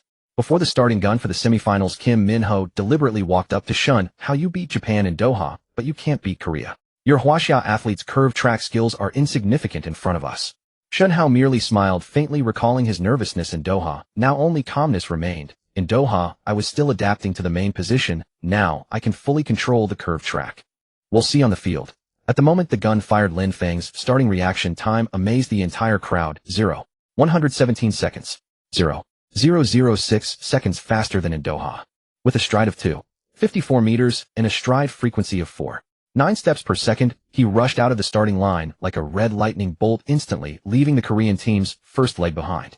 After receiving the baton, Zhang Tianxiang fully unleashed his late-stage explosive power, increasing his stride frequency to 4.95 steps per second. When passing the baton to Shun Hao, he was already 0.5 meters ahead of the Korean team, 0.2 meters more advantage than the same stage in Doha. Entering the curved track, Kim Min-ho indeed launched a fierce attack, reaching a stride frequency of 4.95 steps per second, attempting to overtake from the outside lane. But Shun Hao had already mastered his weaknesses, suddenly accelerating at the moment of stride frequency fluctuations. His stride expanded from 2.55 meters to 2.57 meters. His body inclination angle remained stable at 10 degrees, not only holding the leading position, but also widening the gap to 0.7 meters, an overtaking he couldn't achieve in Doha. After receiving the baton, Dong Fei hesitated not a moment, directly maxing his late-stage stride frequency to 5.0 steps per second. Crossing the finish line, he was 1.2 meters ahead of the Korean team with a time of 39.16 seconds, successfully advancing to the finals. This time was 0.24 seconds faster than the final time in Doha. At the moment of crossing the finish line, Yamada Ichiro stood on the nearby grandstand, his face completely serious. The Huaxia team's progress from Doha to now had exceeded his imagination. And Lin Feng, Zhang Tianxiang, Shun Hao, and Dong Fei embraced each other tightly, sweat soaking their uniforms, but the light in their eyes could not be concealed. The regrets from Doha were being gradually made up for step by step. On the grandstand of the Singapore National Stadium, the 5-star red flag formed a sea of red. The whistle for the relay final of the Asian Youth Championships was about to blow, and Lin Feng stood at the starting position for the second leg. 2 layers of kinesiology tape clung to his ankle. A sharp twinge shot up from the joint after he accidentally stepped into a crack on the track during warm-up. He gritted his teeth, saying nothing, and quietly widened the starting block spacing by 2 centimeters to ensure he wouldn't aggravate the injury when pushing off. Don't push yourself. If you can't, just raise your hand. Zhao Yu, the first runner, deliberately circled back to him before the start, his voice low, eyes fixed on Lin Feng's stiffened ankle. We can make up for the Doha regret, but you can't let this injury drag on. Lin Feng shook his head and tightened his grip on the baton. Don't worry. Just this one race. I'll deal with it after. He looked ahead at the track. Yamada Ichiro from Japan was doing his final warm-up on the curve, while Kim Min-ho from South Korea stared at the timer, his eyes brimming with determination. The joy of breaking the national record still lingered in his heart, and the sting of the Doha bronze had yet to fully fade. This final, he wanted to finish it no matter what. Li Jiangguo stood in the coach's zone, clutching a tactical board with the final sprint plan circled in red ink. Zhao Yu aimed for a 0.122-second reaction time on the first leg, stride length 2. The cheers from the stands suddenly swelled as the finalists began to take their positions. Zhao Yu crouched at the starting blocks for the first leg, regulating his breathing. Lin Feng stood sideways in the exchange zone, his gaze locked on Zhao Yu's back, fingers repeatedly tracing the anti-slip texture of the baton. Shen Hao and Dong Fei were also ready in their respective positions. The entire team was like a drawn bowstring waiting for the crack of the starting gun. On your marks, get set. The starter's voice boomed across the stadium through the loudspeaker. Zhao Yu's hips rose slightly as his spikes dug firmly into the smooth synthetic track. Lin Feng could clearly hear his own heartbeat mingling with the cheers from the stands and his teammates' breaths. The sharp pain in his ankle was momentarily suppressed by the tension. Bang! The moment the gun fired, Zhao Yu's reaction time was 0.121 seconds, 0.001 seconds faster than in training. With a stride length of 2.56 meters and a cadence of 4.6 steps per second, he shot off the line like a red bolt of lightning, instantly opening a 0.2-meter gap over Japan's first runner. The Chinese international students in the stands erupted in cheers, red flags flapping loudly in the wind. As he entered the exchange zone, Zhao Yu slowed by 0.003 seconds as agreed, passing the baton steadily into Lin Feng's palm. The moment Lin Feng's fingers touched the baton, a sharp piercing pain shot through his ankle. When he adjusted his starting posture earlier, the kinesiology tape had shifted, and the force of pushing off strained the lateral ligament of his ankle. He instinctively bent down to grab his ankle, and the baton clattered to the track with a metallic ring rolling away across the synthetic surface. Time seemed to stand still. The cheers from the stands died abruptly. Zhao Yu spun around, panic flooding his eyes. Shen Hao and Dong Fei stood frozen, their hopeful expressions instantly hardening into shock. Li Jiangguo rushed over from the coach's zone, his steps unsteady. Don't move. The team medic sprinted over with a first aid kit, kneeling beside Lin Feng to carefully remove his spikes. Lin Feng sat on the track, staring at the baton lying in the distance. The cold metallic feel still lingered on his fingertips. Yamada Ichiro and Kim Min-ho had already rounded the curve with their batons. Japan's second runner was accelerating with South Korea close behind. He opened his mouth wanting to say, "I can still run," but his throat tightened and no sound came out. The effort of the national championships, the regret of Doha, the expectations of his teammates, all of it shattered on the Singapore track along with the fallen baton. Zhao Yu crouched beside him, not mentioning the race. He just gently patted Lin Feng's back. "It's okay. It's not your fault. We'll come back next time." Shen Hao and Dong Fei walked over, picking up the baton from the track, now smudged with rubber debris. "Don't blame yourself. No one wanted this," Dong Fei said, his voice a little hoarse. The referee walked over and raised the violation sign. Baton dropped. Team China's result was invalidated. The 5-star red flag on the stands slowly lowered. The cheers of the international students turned into sighs of regret, and some even had red-rimmed eyes. Li Jiangguo came over and helped Lin Feng up, his tone free of any reproach. "Come on, let's get that injury treated first. We'll talk about the race later." He glanced back at the podium, then at his dejected team, and added, "You've already done incredibly well. From Doha to the national championships to today's final, your growth is more precious than any medal." In the hospital emergency room, an ice pack was pressed against Lin Feng's ankle. The chill seeped through his skin, but it couldn't quell the guilt in his heart. He looked at his teammates' silent faces, his voice choked with sobs. "It's all my fault. If I'd been more careful during warm-up, if I hadn't pushed through." "Don't say that," Zhao Yu interrupted, pulling out his phone to show a photo from the national championships. In the picture, the 5 of them were holding the championship trophy, smiles bright. "You gave up the 100-meter semifinals for the team. You pushed through this final on an injured foot. We all saw it. This isn't your fault. It was an accident." Shen Hao nodded too. "We got bronze in Doha, broke the national record at the championships. This time we were just unlucky. Once you're healed, we'll train together again. At the next Asian Games, we'll definitely bring back the gold." Dong Fei took out his training log and drew a baton on a blank page, writing, "Next time we fight," beside it. "You haven't broken 10:50 seconds in the 100 meters yet. We haven't broken the Asian record in the relay. There are still so many goals to achieve. Don't be so down." Lin Feng looked at his teammates' sincere eyes, and the guilt in his heart gradually gave way to warmth. He remembered the moment in Doha when the 4 of them embraced the cheers when they broke the national record and the old baton inscribed with unity that Zhao Yu's father had given them. He realized that the true meaning of a team was never just about sharing glory and victory, but about supporting each other in times of defeat. The next day, the team departed for home. On the plane, Lin Feng gazed at the clouds outside the window. His ankle still throbbed, but in his hand he held the baton signed by all his teammates, and his heart gradually calmed. Zhao Yu was organizing training data beside him. Shen Hao was watching curve technique videos. Dong Fei was studying a new finishing sprint strategy. No one was discouraged by this loss. Instead, they were all silently preparing for the next competition. Dong Fei patted his shoulder and said, "We've got the relay covered. You focus on recovering. When you're back, we'll go for the Asian record together." When the plane landed at the capital airport, a light rain was falling outside, as if bidding farewell to the regrettable final. Li Jiangguo pushed the wheelchair, escorting Lin Feng off the plane holding a new rehabilitation plan. 3 months of recovery, morning underwater training, afternoon core strength, with the team, doctor monitoring throughout. He paused, then added with a smile, "Once you're better, we'll run again in Doha, and make up for what we missed." In the rehabilitation center's underwater training pool of the provincial team, the warm water rose to Lin Feng's waist and abdomen, but couldn't suppress the restlessness in his heart. It had been a month since he was injured in the Singapore final. His ankle ligament recovery was 30 slower than expected. During underwater jogging, the force output of his right ankle never reached normal levels, and a 0.2-second rhythm deviation occurred every 3 steps. For a sprinter pursuing extreme stride frequency, this was undoubtedly fatal. Don't rush. Shift your center of gravity 1 centimeter to the left. The team doctor stood by the pool holding an electromyography monitor. The waveform on the screen never stabilized in the green zone. Ligament strain recovery is always slow, especially for sprinters who demand high precision in ankle force. You need more patience. Lin Feng took a deep breath and adjusted his center of gravity as instructed. The water resistance forced his stride frequency down to 4.2 steps per second, 0.6 steps per second slower than normal training.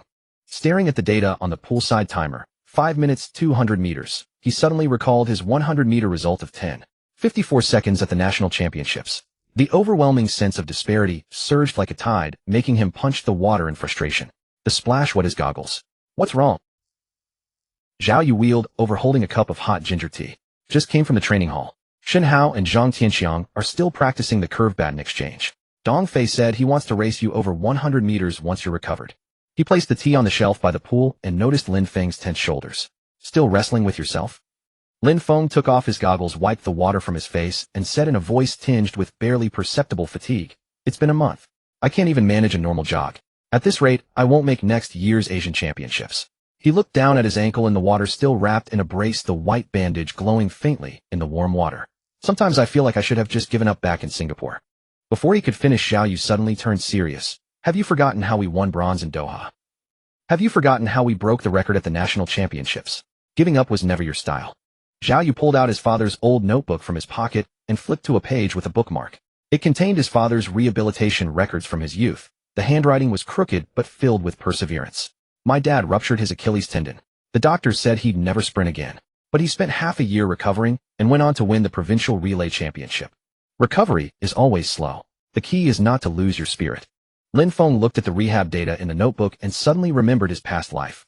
He had also injured his ankle in a race, and the recovery was slow. Back then, without teammates to accompany him or coaches to encourage him, he gave up track after only 2 weeks and went to an ordinary university. Later, he watched his former teammates stand on the podium at the national championships on TV, filled with regret. Back then, he always thought giving up was the easiest choice, not realizing that some opportunities once missed never come back. "What are you thinking?" Zhao Yu's voice pulled him back to reality. "Nothing." Lin Feng put his goggles back on, took a deep breath, and stepped into the water again. "One more set. This time I'll definitely keep the rhythm." He adjusted his breathing, suppressed the regret of his past life, and focused on the force of his ankle. This time he would not give up, would not let regret repeat.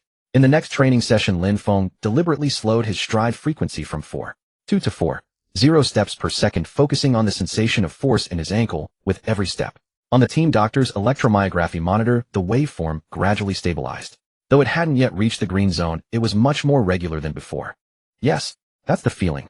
The team doctor's voice was excited. "Hold it. Run another 20 meters. When he crossed the finish line, the timer read 5 minutes 210 meters, 10 meters more than before, and the rhythm deviation had shrunk to 0.01 seconds. Lin Feng leaned against the poolside, panting. Though he was drenched in sweat, a long-lost sense of achievement welled up inside him. During the afternoon core strength training, Lin Feng encountered a new challenge. When the load on the isokinetic strength training machine reached 280 newtons, his abdominal and back muscles began to ache, and he couldn't complete the required 30 sets of movements. Zhang Tianxiang came over specifically to train with him. They did planks together, and Zhang Tianxiang encouraged him while holding the position. "Remember when we broke the national record? We trained until late at night without feeling tired. This is nothing compared to that." Shin Hao meanwhile held a tablet and played the training video from before the Singapore final. Look, your core strength was so strong back then. You could accelerate immediately after receiving the baton. This is just temporary. We'll take it slow and get it back. Dong Fei wasn't idle either. He brought a nutritious meal from the cafeteria. The team doctor says this beef porridge is good for protein and will help your ligament recovery. Eat it while it's hot. Watching his teammates bustling around Lin Feng felt warmth in his heart. In his past life, he had endured his injury alone. Now he had a group of brothers willing to see him through this difficult time. He recalled the words in his training log, team trust and support, and suddenly understood that this support was the greatest force against the thought of giving up. In the second month of rehabilitation, Lin Feng's ankle recovery finally took a turn for the better. His underwater jogging stride frequency stabilized at 4.5 steps per second with rhythm deviation controlled within 0.005 seconds. He could complete 30 sets of core strength training at 300 newtons. He could even perform low-intensity starts on land, though he couldn't yet exert full force, but it gave him hope. Zhao Yu walked over and handed him a new training plan. Coach Li said that in a few months we can start adaptive baton exchange training. Shen Hao and Dong Fei are both waiting to practice with you. He pointed to the distant training hall. Look, they're still training, just waiting for you to come back. Lin Feng followed his gaze. Under the lights of the training hall, Shen Hao and Dong Fei were practicing blind baton exchanges, while Zhang Tianxiang recorded data beside them. The entire team was preparing for his return. He tightened his grip on the training log. The thought of giving up had completely vanished. With such a team and such a dream, he had no reason to retreat. On the morning of the 28th day of the 12th lunar month, fine snowflakes drifted at the bus stop outside the provincial team training base. Lin Feng wrapped his down jacket tighter, his ankle brace swapped for a lightweight warm version. He carried a backpack filled with training logs and rehabilitation reports, standing at the stop waiting for the bus to the train station. With only 2 days until Spring Festival, Li Jianguo had granted him a 3-day leave to return home and reunite with his father, and also to ease his mind during this period of recovery from anxiety. Take care on the road. Let us know when you get home, Zhao Yu said as he wheeled himself to the platform, handing him a bag of freshly boiled tea eggs. My mom said these are good for your health. Have them on the way. Oh, and my dad asked me to give you this. He said it'll help with your recovery. He handed over a brown paper envelope containing a few yellowed pages. Rehabilitation experience handwritten by Zhao Yu's father. Lin Feng took the envelope, feeling the texture of the paper under his fingertips, warmth filling his heart. Thank your uncle for me, and wish your aunt a happy new year in advance. The bus slowly pulled in. He waved and boarded, watching Zhao Yu's figure shrink through the window. Thinking of his teammates' companionship over the past 2 months, a smile unconsciously curved his lips. The loneliness of past lives spent alone during the new year stood in stark contrast to this warmth, making him cherish the present all the more. 3 hours later, the train arrived at the small station of his hometown. As he walked out of the exit, he saw his father Lin Jianjun holding a sign with Lin Feng written on it standing among the crowd. He wore a faded old cotton jacket, a light layer of snow on his hair, yet he remained hale and hearty. You're back. Lin Jianjun strode over, taking his backpack, his eyes immediately falling on his ankle. How's the foot? Still hurting? Much better. The team doctor says recovery is going well. I can rejoin team practice after the new year. Lin Feng followed his father home. The snow on the road crunched underfoot. Red lanterns hung along the familiar streets, the festive atmosphere growing stronger. He watched his father's slightly stooped back, suddenly recalling the times when his father took him to the track as a child.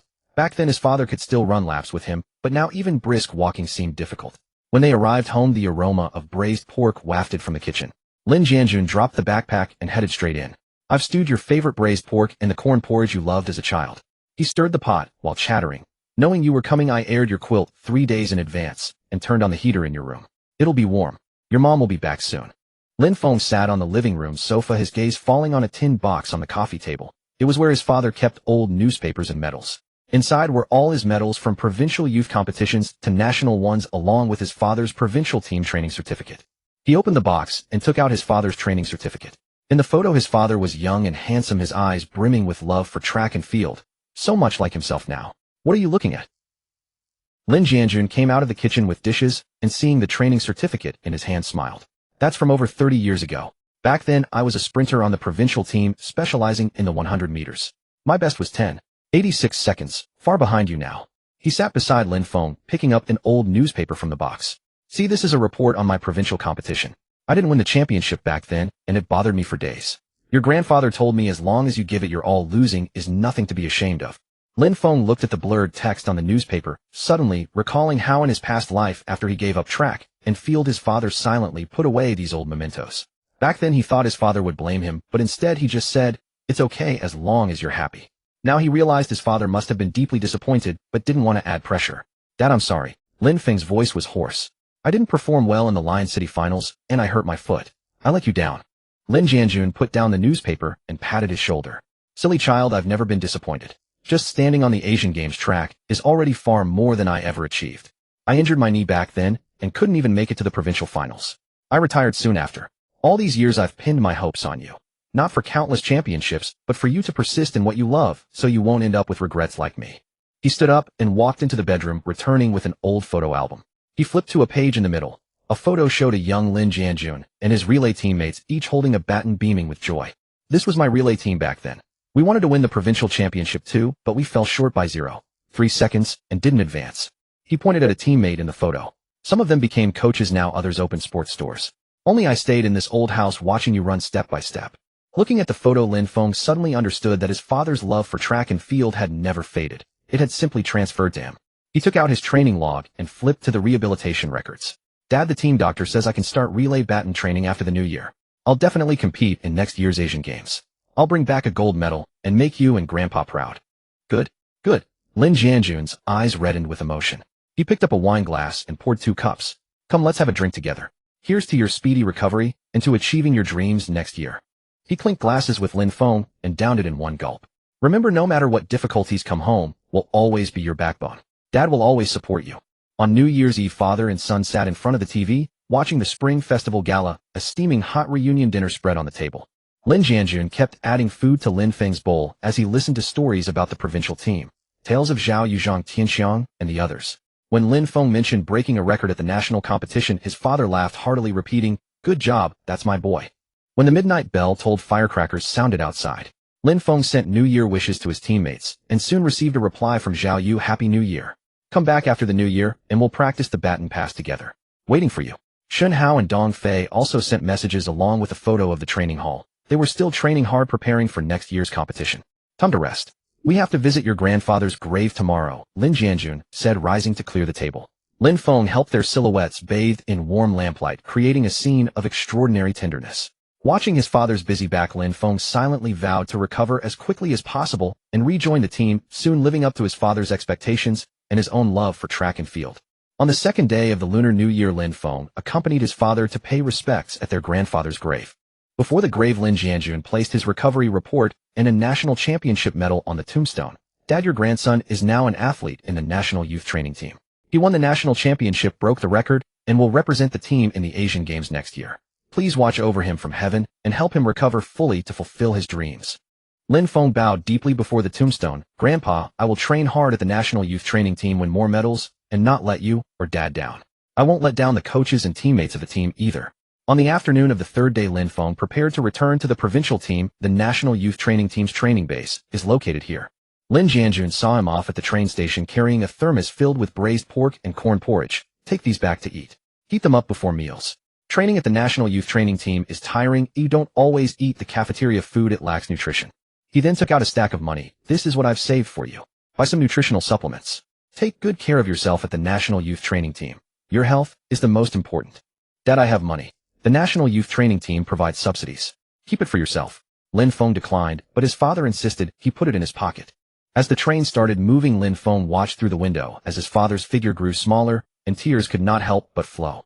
He took out the money his father had given him and found a note tucked inside with his father's handwriting. Son, train hard at the national youth training team. Keep going. Dad believes in you. When he returned to the provincial team, the national youth training team's training base, his teammates were still in the training hall. Zhao Yu saw him return and ran over excitedly. How's it going? Did you have a happy new year at home? Did Uncle ask about our national youth training team? Everything's great. Dad is so proud that I made it into the national youth training team. He asked me to bring braised pork for you all to eat later. Lin Feng put down his backpack and looked at the familiar track in the training hall, feeling a surge of strength within him. He knew the road to recovery was still long, but with his father's support and the companionship of his national youth training team teammates, he was certain he could stand on the track again, run at his own speed, and bring more honor to the team. In the morning light of the national youth training team's training hall, Lin Feng stood beside the underwater training pool, holding a rehabilitation experience written by Zhao Yu's father.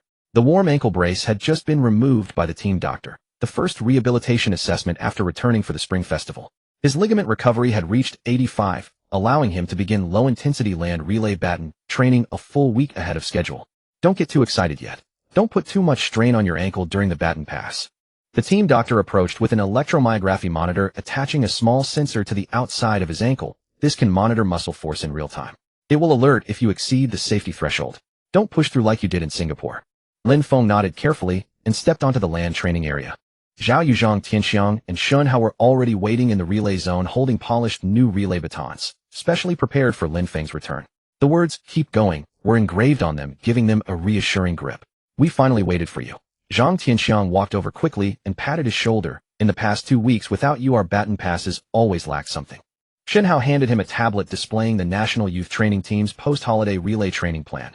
Coach Li said we'll start with basic 2 baton passes, adding 1 more baton each week, aiming to complete the full 4,100-meter relay by month's end. He pointed to the red markings on the plan. "Today's focus is on the second baton pass between you and Zhao Yu. Start with a cadence of 4.6 steps per second, don't rush." The first training session began.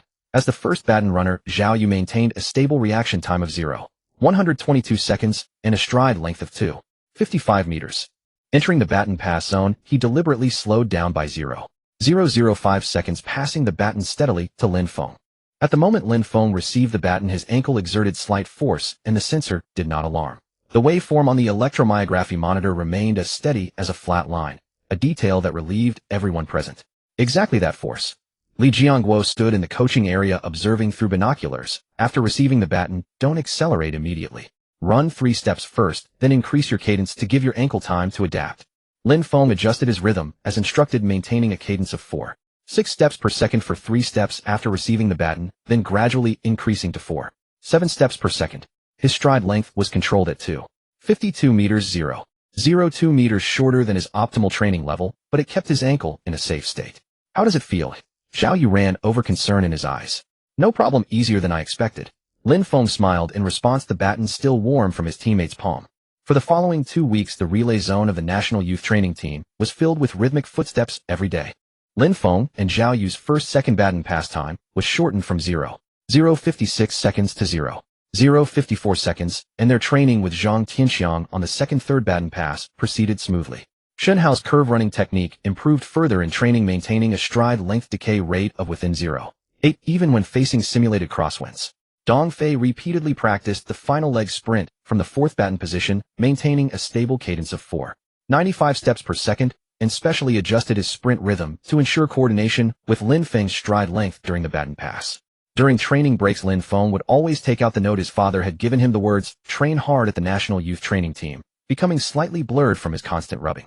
Whenever his ankle felt tired, seeing those words would remind him of his father's gaze at the train station, full of expectation, leaving no room for slack. For the full 4,100-meter relay training at months, the National Youth Training Team invited provincial team substitute players to act as simulated opponents. Li Jiangguo stood beside the timing stand holding a walkie-talkie. Use Team B's lineup. Zhao Yu 1st baton, Lin Feng 2nd baton, Shun Hao 3rd baton, Dong Fei 4th baton. Target under 30 seconds. Safety first. The starting gun fired.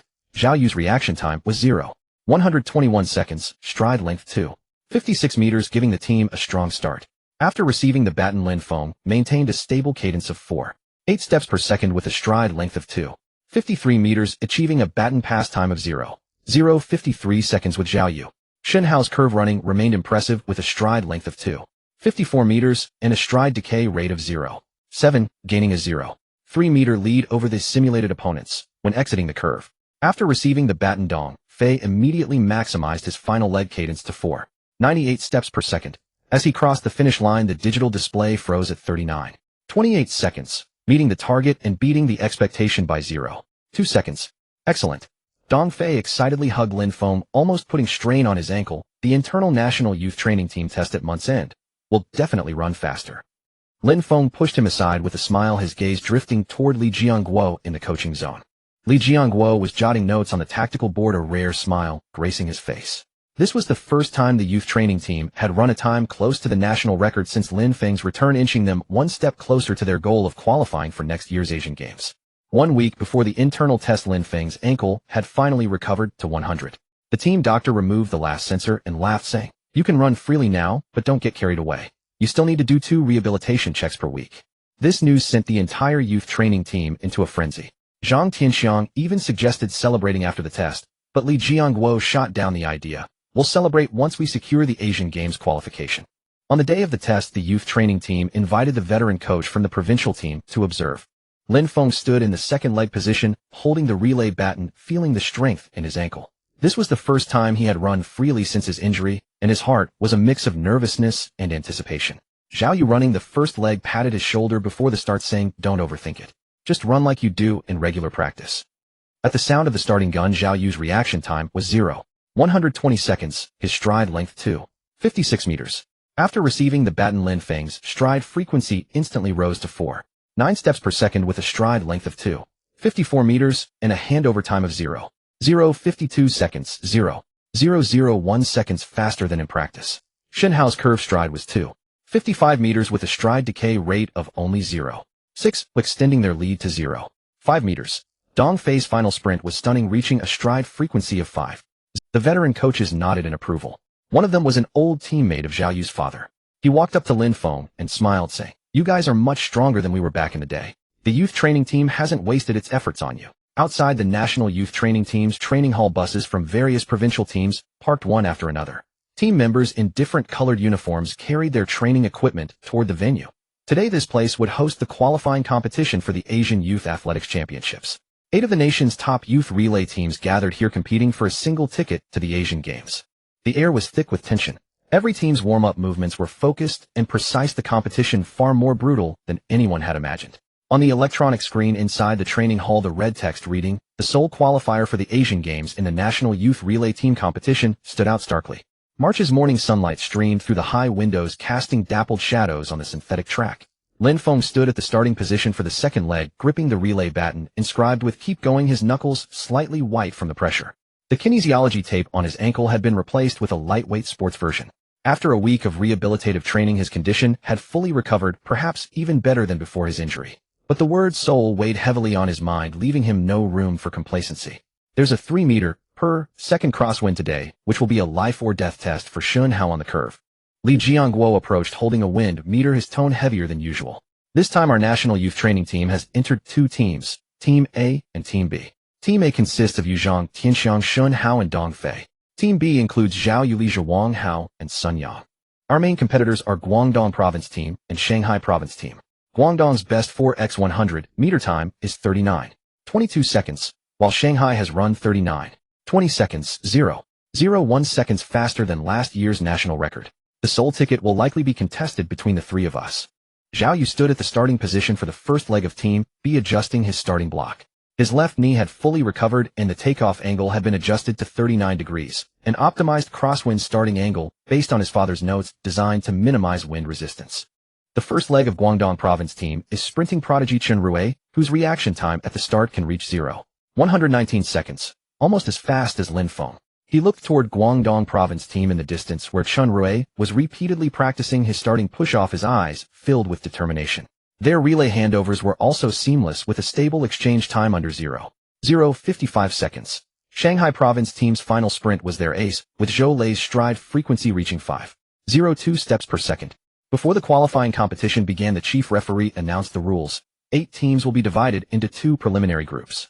The top 2 teams from each group will advance to the final, and only the first-place team in the final will earn the ticket to the Asian Games. The preliminary rounds will proceed according to the draw order. Group 1: Guangdong Province Team, Shanghai Province Team, Jiangsu Province Team, and National Youth Training Team B. Group 2: National Youth Training Team A, Shandong Province Team, Zhejiang Province Team, and Fujian Province Team. Only one. Zhang Tianxiang whispered, repeating the rules, his grip tightening on the relay baton. This result instantly froze the atmosphere of the National Youth Training Team. Team B would face the strongest Guangdong and Shanghai teams in the preliminary round, risking early elimination if they made a mistake. Even if Team A advanced to the final, they would have to fight through Guangdong and Shanghai for the sole opportunity. Li Jiangguo immediately called a meeting with Team B. "We must give our all in the preliminary round, aiming for the top 2 spots. Zhao Yu, your starting stride must be steady. Don't let Chen Rui disrupt your rhythm. Li Jia, after receiving the baton, increase your stride frequency to 4.85 steps per second, trying to widen the gap." The first preliminary round began, and Guangdong Province Team took the stage first. Chen Rui's reaction time at the start was astonishing, 0.119 seconds. With a stride length of 2.55 meters, he shot out of the starting blocks like lightning, instantly leaving the other teams behind. After receiving the baton, his stride frequency rose to 4.9 steps per second with a flawless handover. Though the third leg's curve technique wasn't as good as Shunhao's, he managed to keep the stride decay rate under 1.1. The final leg, Zhou Lei's, reached a stride frequency of 4.98 steps per second. Shanghai province team followed suit, also performing strongly. Thanks to their stable handovers and Zhou Lei's powerful final sprint, they ran a time of 39.23 seconds, temporarily securing second place. When it was National Youth Training Team B's turn, the crosswind suddenly intensified to 3.2 meters per second. Zhao Yu took a deep breath standing before the starting block. At the sound of the gun, his reaction time was 0.120 seconds, his stride length 2.56 meters, his body slightly tilted to the left, perfectly countering the crosswind's impact. After receiving the baton, Li Jia pushed himself to the limit, increasing his stride frequency to 4.85 steps per second. The third leg, Wang Hao, kept his curved stride decay rate under 1.3. The final leg, Sun Yang, reached a stride frequency of 4.95 steps per second in his final sprint, finishing with a time of 39.28 seconds, third in the group, narrowly missing the final. It's okay, team still has a chance. Zhao Yu walked over, his voice slightly hoarse, but trying to appear calm as he patted Lin Feng's shoulder. The only hope rests on you. Don't panic. Just run at your usual pace. He looked toward his father in the stands, who held a cheering sign made from an old newspaper, his eyes filled with anticipation, further solidifying his resolve. He must secure that one and only ticket. The second group preliminary began with the National Youth Training Team Group A taking the stage last. The Zhejiang provincial team had just recorded a time of 39.30 seconds, while the Shandong provincial team followed closely behind at 39.29 seconds. Lin Feng stood at the second leg position, clearly hearing the discussions from the Guangdong and Shanghai provincial team members in the stands. They certainly won't make it. The ticket will definitely go to Guangdong. Yet these words had no impact on his focus. The regret from the Singapore final and the honor of the national competition had all transformed into his motivation. On your marks, set. The starter pistol fired, and the veteran at the first leg launched off with a reaction time of 0.122 seconds, a stride length of 2.54 meters, and began running steadily. Entering the exchange zone, Lin Feng adjusted his positioning in advance, and the relay baton fell steadily into his palm with a handoff time of 0.052 seconds, 0.001 seconds faster than during practice. After receiving the baton, his step frequency instantly increased to 4.9 steps per second, stride length 2.53 meters, and although the crosswind caused his uniform to flutter, it didn't disrupt his rhythm. He quickly closed in on the second leg runner of the Shandong provincial team, and there was even a hint of an overtaking trend. Zhang Tianxiang stood at the third leg position, his eyes fixated intently on Lin Feng's figure. After receiving the baton, he controlled his arm's swing amplitude at 9.5 degrees, reducing wind resistance interference. When handing off to Shunhao, the connection was 0.002 seconds faster than the Guangdong team's handoff in the preliminaries. Entering the curve, the crosswind intensified to 3.5 meters per second. Shunhao, according to pre-race strategy, increased his body lean angle from 10 degrees to 11 degrees, maintaining a stable stride length of 2.53 meters with a stride decay rate of only 0.9. This data caused the Guangdong team's coach in the stands to frown involuntarily. Exiting the curve, Group A led the Shandong team by 0.4 meters, and the gap with the Zhejiang team widened to 0.3 meters, finishing the preliminary with a time of 39.19 seconds, securing first place and advancing to the final. Group A advances to the final. In the stands, Zhao Yu and the Group B members cheered excitedly, but Li Jiangguo did not relax and immediately convened a meeting with Group A. The finals opponents are the Guangdong and Shanghai provincial teams. The only ticket is right before us. Guangdong's advantage lies in the start and the first two legs, while Shanghai excels in the latter stages. We need to work on the curve. Shunhao, your curve speed must improve by 0.01 seconds. Dong Fei, accelerate 10 meters earlier in the final 50 meters. Don't give Zhou Lei any chance of overtaking. At the start of the final, the sun had already set, and all the lights in the training hall were turned on, illuminating the red track. Coaches and athletes from the 8 teams gathered beside the track, their eyes fixed intently on the starting line. This was the ultimate showdown for the Seoul Asian Games ticket, every step determining success or failure. The Guangdong team, Shanghai team, and National Youth Training Team Group A stood successively on their respective lanes. Chun Rue stretched his ankles, confidence radiating from his eyes. Zhou Lei jogged in place, doing final sprint warm-ups. Lin Feng and his teammates stacked their hands together and whispered go, the words quiet but full of power. On your marks, set. At the instant the starter pistol fired, Chun Rue of the Guangdong team once again displayed astonishing starting speed, 0.118 seconds. Stride length 2.55 meters, instantly leading the other two teams. The Shanghai team's first leg runner had a step frequency of 85 steps per second closely following behind. The National Youth Training Team Group A's first leg runner had a reaction time of 0.121 seconds, stride length 2.54 meters though 0.001 seconds slower than Chen Rue. He excelled in stability and did not fall far behind. Entering the exchange zone, Lin Feng anticipated the first leg runner's rhythm in advance, and the relay baton fell steadily into his palm with a handoff time of 0.051 seconds. Without hesitation, after receiving the baton, his step frequency instantly increased to 4.95 steps per second, stride length 2.53 meters, charging forward like a red lightning bolt, quickly closing the gap with the Shanghai team, and when handing off to Zhang Tianxiang, he was level with the Shanghai team and only 0.05 meters behind the Guangdong team. After receiving the baton, Zhang Tianxiang controlled his arm's swing amplitude at 9.4 degrees. It reduced the wind resistance coefficient to 0.27, increased his step frequency to 4.92 steps per second, and when handing off to Shun, how the handoff time was 0.050 seconds, a performance that broke the record for the fastest handoff in the entire venue. At this moment, the National Youth Training Team Group A had caught up with the Guangdong team, running neck and neck with the Shanghai team. Entering the curve, Shun Hao's performance amazed everyone. Body lean angle 11 degrees, stride length 2.54 meters, stride decay rate 0.8, each step precise like a machine. He not only overtook the Shanghai team, but gradually closed the gap with the Guangdong team, and upon exiting the curve he lagged behind the Guangdong team by only 0.03 meters, almost level. The cheers from the stands erupted instantly. Zhao Yu excitedly waved his father's old notebook. The word unity written by his father stood out prominently under the lights. After receiving the baton, Dong Fei held nothing back. His step frequency immediately maxed out at 5.05 steps per second, his best performance to date. Stride length 2.59 meters, each step full of power. In the final 50 meters he engaged in an intense contest with the final leg runner of the Guangdong team and Zhou Lei of the Shanghai team, the three figures almost overlapping, and the spectators beside the track held their breath. In the final 10 meters, Dong Fei suddenly exerted force. His stride length expanded by another 0.01 meters. His body leaned forward, and he shot across the finish line like an arrow released from a bow. The numbers on the electronic screen froze at 39.18 seconds. The National Youth Training Team Group A won the championship of the finals, breaking the national competition record. They secured the Seoul Asian Games ticket. The Guangdong team finished second by a mere 0.1 second margin at 39.19 seconds, and the Shanghai team came in third at 39.22 seconds. After the four members of Group A crossed the finish line, they collapsed directly onto the track, sweat soaked through their competition uniforms, tears and smiles intertwined. Dong Fei shouted excitedly, "We got the ticket. The only ticket." Shen Hao then took out his phone and took a picture of the results screen, his hands trembling slightly, wanting to share the news with his family immediately. Zhao Yu and the Group B members rushed over and hugged them tightly. "I knew you could do it." Zhao Yu's voice choked with emotion. "Next year at the Asian Games, let's cheer together and live up to this ticket." Chen Rue of the Guangdong team walked over and extended his hand to shake Lin Feng's. "You ran very well, especially on the curves, and in the latter half, I lost with a clear conscience."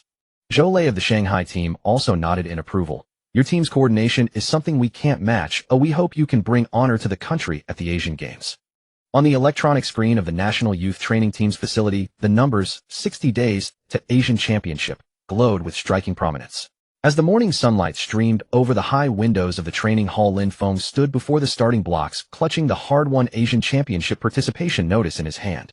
The edges of the paper were frayed from repeated handling, and the words "Seoul Qualification" on it served as a constant reminder. Like a tolling bell, this ticket bore immense expectations, and on the Asian Championship track, three formidable rivals were lying in wait.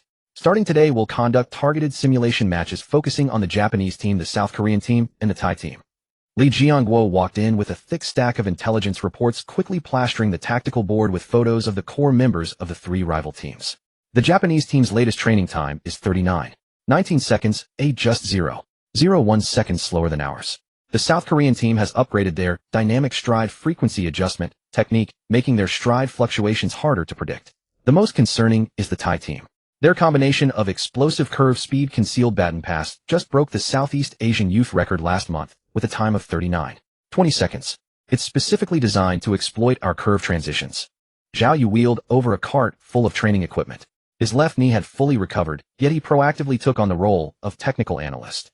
He projected the relay videos of the three teams onto the large screen in split view, first pointing to the footage of the Japanese team's Ichiro Yamada. His curve lean angle can dynamically adjust between 10 to 11 degrees, with a stride length decay rate of 0.9. He's improved tremendously since the Lion City competition. Now he can even accelerate by 0.2 seconds at the curve exit. The screen switched to the South Korean team, showing Min-ho Kim's backstretch form with exceptional clarity. Their stride frequency fluctuates in a pattern of 0.02-0.3 second variation every 10 meters. They've also added a baton pass prediction element, allowing them to sense the handoff rhythm 0.002 seconds earlier. The image finally froze on the Thai team's curved baton exchange. Focus here. Their third runner deliberately lowers their arm during the handoff, offering exceptional concealment. The exchange time can be compressed to 0.5 seconds. Moreover, their stride frequency can instantly spike to 5. Training officially commenced. The national youth team was divided into 3 imitation groups. One group wore Japanese team, training gear to mimic their rhythm-following technique. Another wore South Korean team, gear to simulate their stride frequency fluctuations. The final group wore Thai team, gear focusing on practicing concealed baton passes and curve explosions. Group A Lin Feng Zhang Tianxiang Shunhao Dongfei was tasked with completing confrontations against all 3 imitation teams within a single day, representing a 30 increase in intensity from previous sessions. The first confrontation was against the Japanese team imitation group. Standing on the grandstand, Zhao Yu held a stopwatch and anemometer broadcasting data in real time, wind speed 2.1 meters per second tailwind at a 20-degree left angle. Shunhao, watch out for the Ichiro Yamada-style curve exit acceleration. The starting gun fired. As the second runner, Lin Feng's baton reception time was 0.051 seconds, and his stride frequency instantly surged to 4.95 steps per second. He deliberately mimicked the stride rhythm of the Japanese team's second runner, but suddenly accelerated at the 40-meter mark, correcting his earlier mistake of accelerating too soon during the trials. His stride length expanded from 2.53 meters to 2.55 meters, perfectly exploiting a gap in the rhythm of the Japanese imitation group. Great! We've opened up a 0.8-meter lead.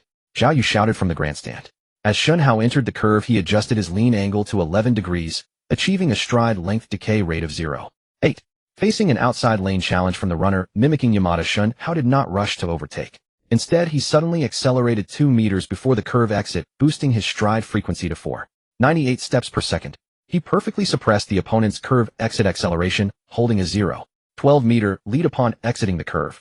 After receiving the baton, Dongfei immediately ramped his stride frequency up to 5.05 steps per second.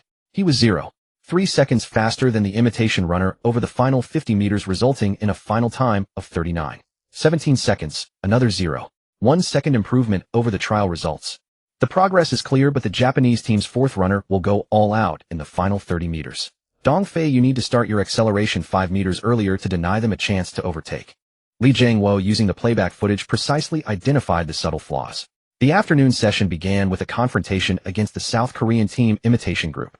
The imitation runners' stride frequency fluctuated repeatedly between 4.8 and 4.95 steps per second, creating problems for Lin Feng's baton reception right from the start.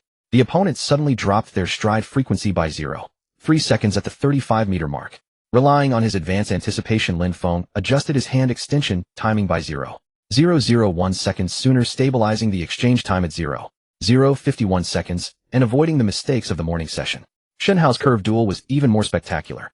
The South Korean imitation group deliberately created irregular crosswinds, but Shunhao, employing his wind sense judgment method, kept his stride length decay rate consistently under 0.9.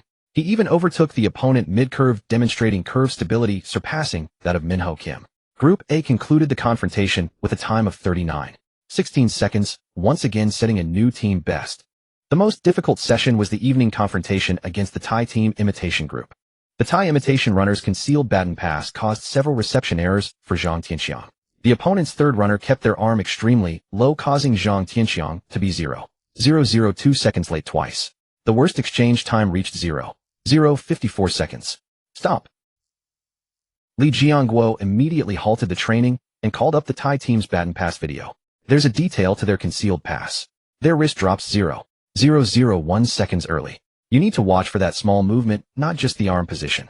Shunhao added, their curve explosion happens 3 meters after exiting the curve. I need to establish a 0.1 meter lead while still inside the curve to deny them any chance to explode. In the second attempt, Zhang Tianxiang kept his eyes locked on the imitation runner's wrist movement. He successfully caught the drop signal, and the exchange time returned to 0.051 seconds. Shunhao increased his stride frequency earlier within the curve, achieving a stride length decay rate of 0.7. He was leading by 15 meters upon exiting the curve, completely neutralizing the Thai imitation group's curve explosion. Dong Fei's final sprint was exceptionally dominant. With a stride frequency of 5.05 steps per second, he crossed the finish line with a 0.2 meter lead, achieving a time of 39.15 seconds, incredibly close to the Asian youth record of 39.12 seconds.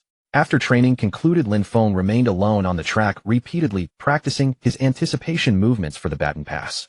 The Thai team's concealed handoff made him realize that each opponent at the Asian Championship possessed their own killer move, and even a slight lapse could lead to elimination. He took out the note his father had pressed into his hand. The words, "Train hard" at the youth team, brought back the memory of his father cheering him on from the stands holding an old newspaper. The sense of urgency in his heart intensified.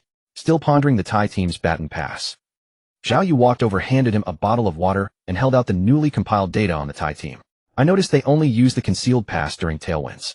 Against headwinds, they revert to a normal pass. We can tailor our tactics accordingly. He pointed to the data table. Also, their fourth runner fades in the final stretch. Their stride frequency drops by 0.2 seconds in the last 20 meters. Dong Fei can seize that opportunity to overtake them. Lin Feng accepted the water and data sheets, his heart filled with emotion. Although Zhao Yu was a substitute, he was more dedicated than anyone else, not only organizing intelligence on the Japanese and South Korean teams, but also staying up all night to analyze the weaknesses of the Thai team. This team spirit was more powerful than any tactic. In the days that followed, the pace of preparation in the training hall quickened. Group A conducted specialized training every day, targeting the distinct characteristics of the three formidable opponents. In the morning, they practiced countering the Japanese team's rhythm. In the afternoon, they practiced predicting the South Korean team's stride frequency. And in the evening, they practiced breaking the Thai team's concealed baton pass. Zhao Yu updated the three rivals' weakness database daily, and even produced VR simulation videos for mock competitions, allowing the team members to familiarize themselves with the competition atmosphere in advance. Li Jiangguo also invited a relay coach from the national team to specifically guide targeted tactical combinations, ensuring that Group A could flexibly adjust strategies according to different opponents. Lin Feng's 100-meter specialized training was not neglected either. His results stabilized at 10.53 seconds, a 0.01 seconds faster than before his injury. Shen Hao's curve stride decay rate reached as low as 0.6, more than sufficient to handle the Thai team's explosive curve speed. Zhang Tianxiang's baton pass prediction accuracy improved to 99, and he was no longer troubled by the Thai team's concealed baton pass. Dong Fei's final 60-meter segment time reached 6.70 seconds, a 0.5 seconds faster than the fourth leg of both the Japanese and Thai teams. 30 days before the Asian Championships, the team conducted a three-rival continuous competition simulation, first against the Thai team imitation group, then against the South Korean team imitation group, and finally against the Japanese team imitation group, with only a 15-minute break in between, simulating the intensity of multiple rounds of the Asian Championships.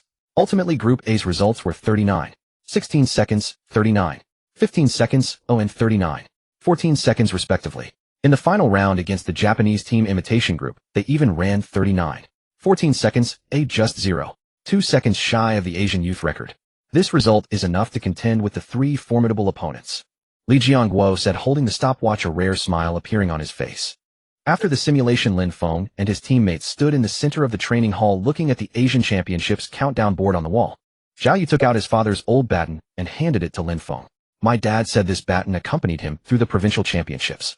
Now I'm giving it to you, hoping it will accompany us through the Asian Championships, defeat the three rivals, and win the gold medal. Lin Feng accepted the baton. The warmth of the two characters, unity, on it transmitted through his palm. He raised the baton and stacked his hand with his teammates. At the Asian Championships, we will not only win gold, but also break the Asian record, letting the Japanese, South Korean, and Thai teams see the strength of the Chinese youth relay team. As the flight to Bangkok, the host city of the Asian Championships, landed at Suvarnabhumi International Airport, a light drizzle was falling. The members of the national youth training team wore matching red jackets, clutching their training gear bags. In Lin Feng's backpack, besides his spikes and training log, he specially carried the old baton carved with unity that belonged to Zhao Yu's father. This baton, which had accompanied the older generation of athletes, was now to follow them onto the Asian stage to face the three formidable opponents, the Japanese, South Korean, and Thai teams. First, go to the athletes' village to drop off your luggage. In half an hour, we'll go to Rajamangala Stadium to adapt to the track. Li Jiangguo, holding the schedule, spoke in a more composed tone than usual. Tomorrow is the prelims, the day after is the semifinals, and the day after that is the finals. We have 3 rounds in 3 days. Today's adaptation training should focus on curves and baton passes.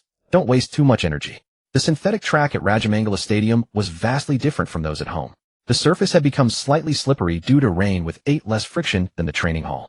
Lin Feng was the first to step onto the track for a test run. The moment his spikes pierced the track, he could clearly feel the reduced grip. Subconsciously, he shortened his stride from 2.55 meters to 2.54 meters. The track is slippery. Reduce the push-off force by 5 at the start to avoid slipping and injury. Shen Hao, on the other hand, repeatedly tested the curves. The rain necessitated a readjustment of the lean angle on the bends. Using the wind sense judgment method, combined with the characteristics of the slippery surface, he reduced his body lean angle from 11 degrees to 10.5 degrees. After 2 runs, his stride decay rate stabilized at 0.8, only 0.1 higher than during training. This lean angle is just right. It offsets the slippery effect without adding extra strain on the knees. Zhao Yu, acting as the technical analyst, recorded each set of data on his tablet while playing the latest training videos of the 3 rivals. The Japanese team just finished their adaptation yesterday. Shan Tianlong adjusted his curve lean angle to 10.8 degrees with a stride decay rate of 0.85.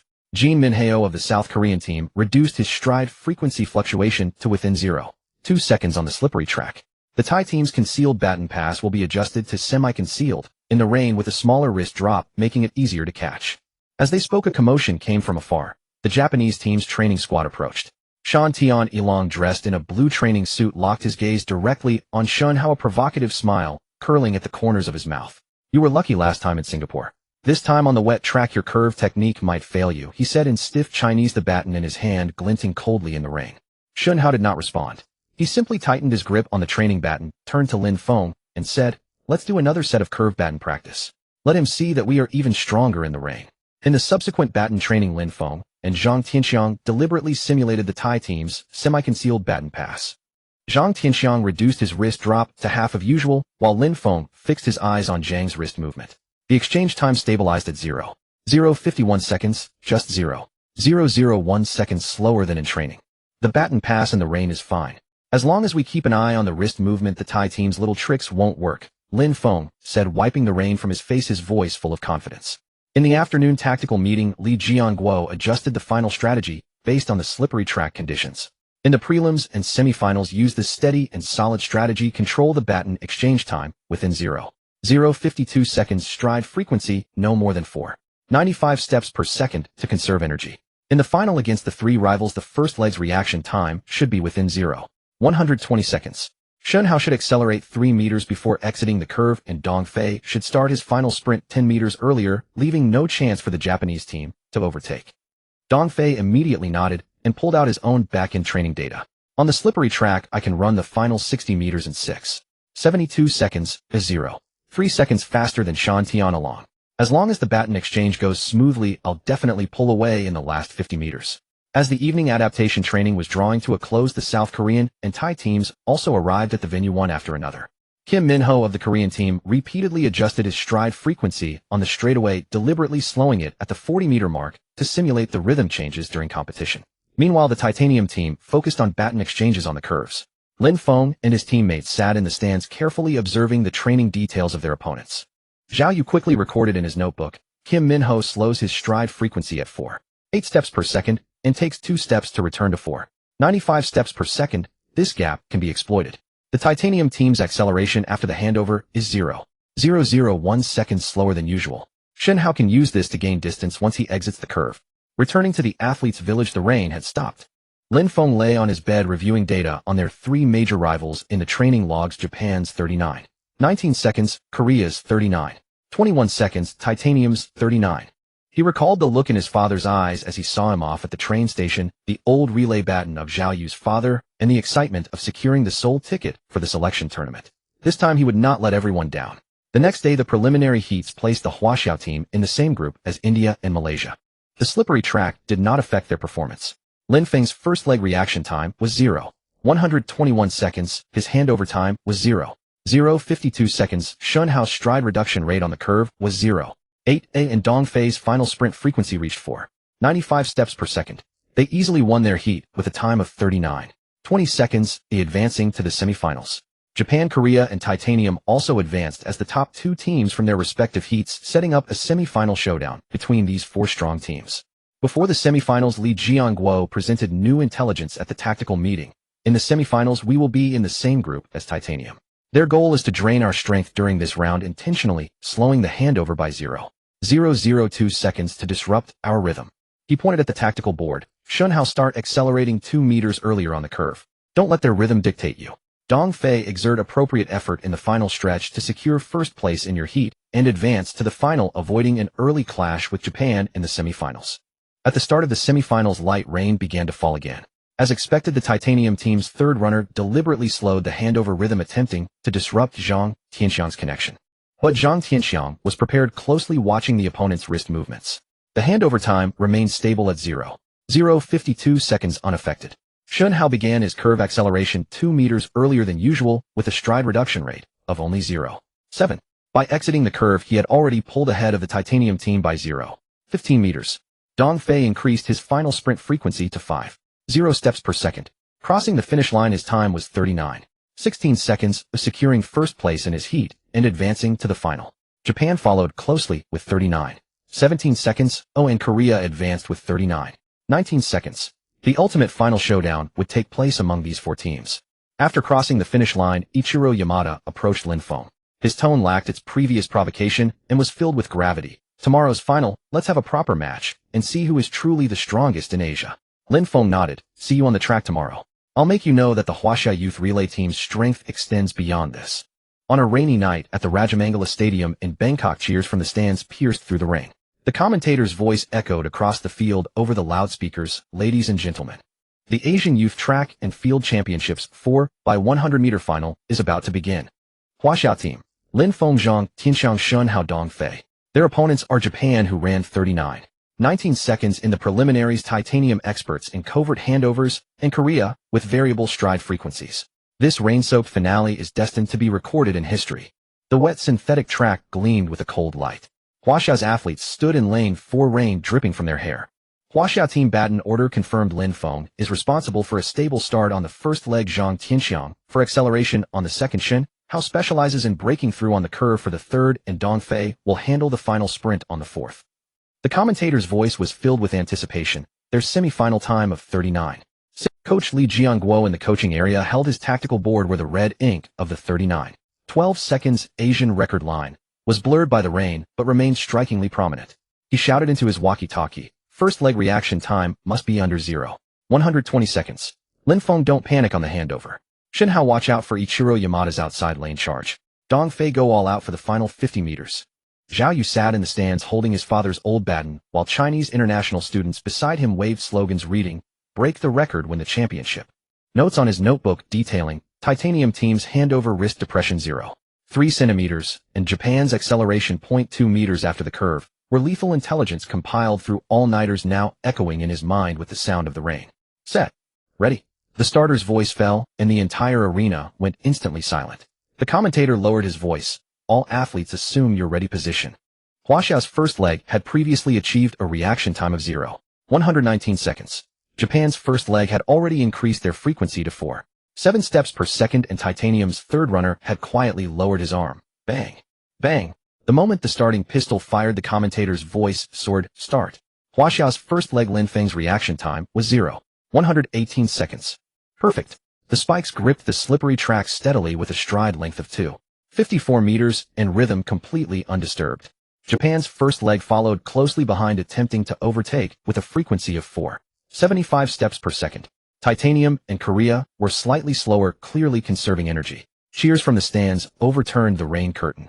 Lin Feng entered the handover zone where Zhang Tianxiang was already waiting sideways, his arm extended back at a precise 30-degree angle. The optimal handover angle for rainy conditions, meticulously honed before the competition to counteract slippery resistance. Handover. Huaxia's exchange time is 0.049 seconds. This is the fastest handover in this competition. The commentator's voice was full of awe. Zhang Tianxiang's frequency instantly surged to 4.95 steps per second after receiving the baton with a stride of 2.53 meters and a 5-degree forward lean, perfectly avoiding the impact of standing water. He was chasing Japan's second runner, the gap narrowing from 0.1 meters to 0.05 meters, tied, even about to overtake. Only the sound of rain and footsteps filled Zhang Tianxiang's ears, crushed by the belief to break 39 seconds. At the 40-meter mark, he deliberately slowed by 0.001 seconds to reserve handover rhythm for Shun Hao. This detail was precisely the countermeasure against Korea's stride frequency fluctuation interference tactic. The baton exchange. Handover time 0:50 seconds, the commentator exclaimed. The third runner of the Thai team suddenly executed a concealed handover, dropping his wrist by 0.5 centimeters, attempting a surprise attack from the outer lane. But Zhang Tianxiang had foreseen this. After receiving the baton, his cadence surged to 4.98 steps per second, firmly securing the second position and paving the way for Shun Hao's breakthrough on the curve. The moment Shun Hao took the baton, he came face-to-face with Yamada Ichiro, the third runner of the Japanese team, at the entrance of the curve. The commentator's voice grew taut, a duel on the curve. Yamada Ichiro charged wildly from the outer lane, his cadence reaching 4.98 steps per second, his body leaning at an angle of 10.8 degrees, with a stride attenuation rate of 0.85. Shun Hao, however, pressed his lean angle down to 10.5 degrees, with a stride attenuation rate of 0.7. Each step he took precisely exploited the gaps in Yamada's rhythm. The gap between them remained a mere 0.05 meters, a razor-thin margin between life and death. On the stands, Chinese international students chanted in unison, "Go Shun Hao."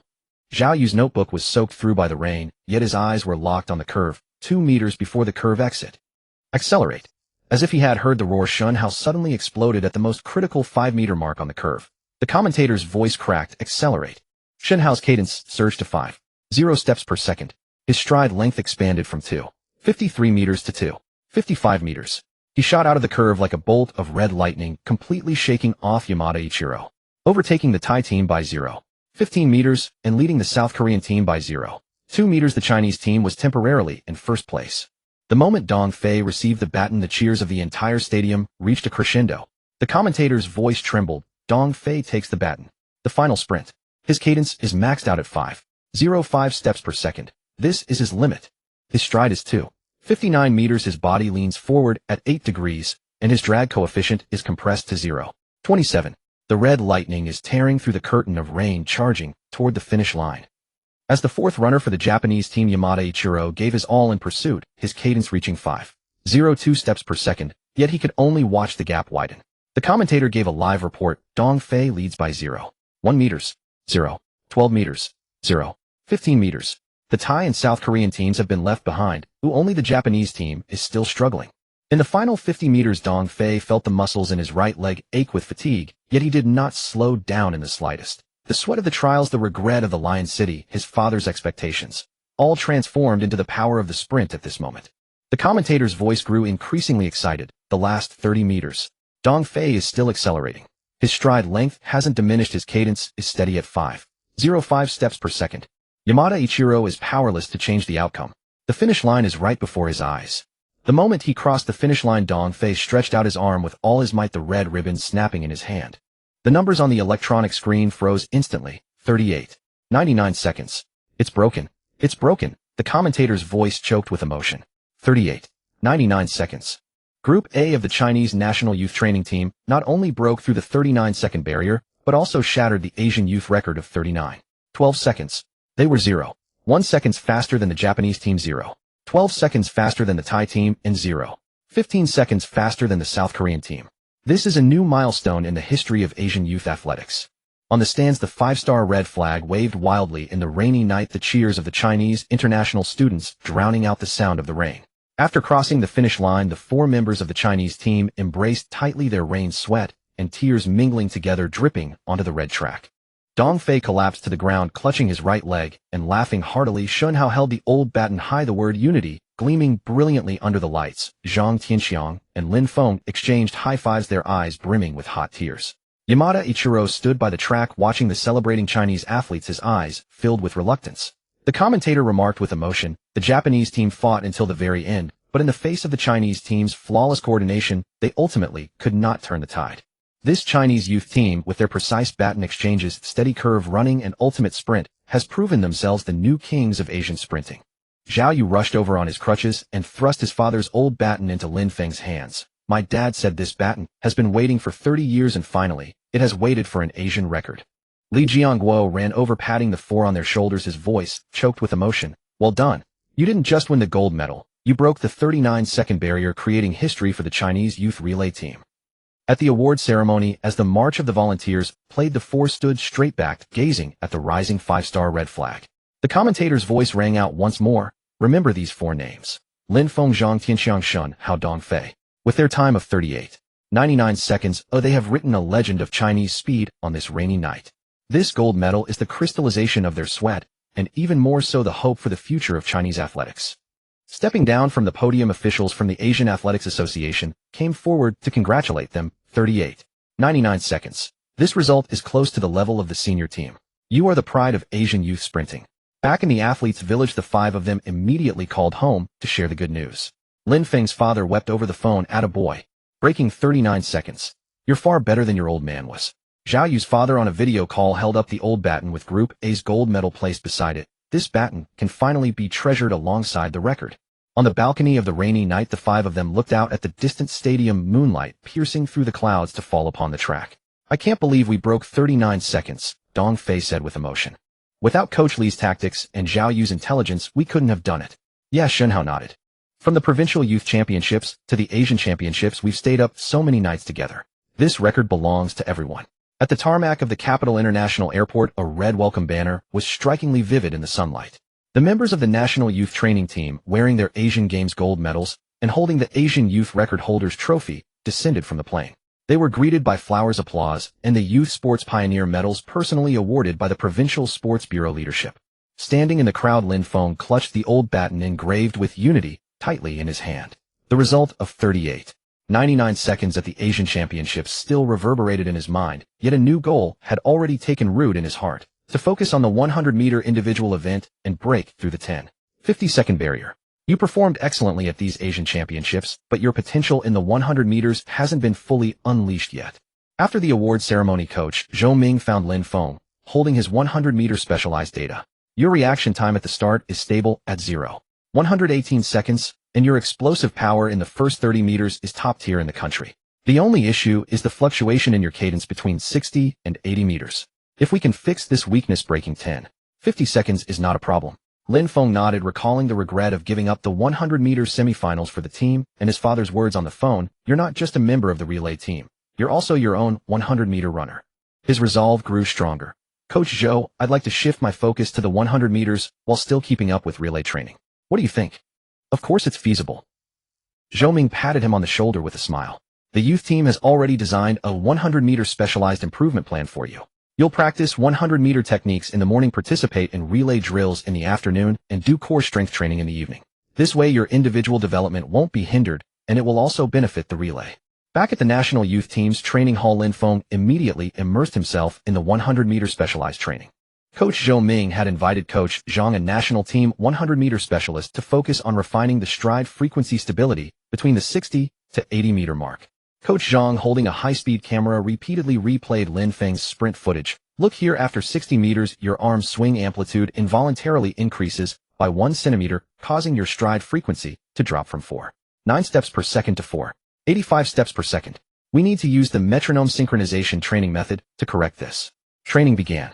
Lin Feng, wearing earphones, repeatedly practiced the 60 to 80-meter sprint, synchronizing with the metronome's beat of 4.9 steps per second.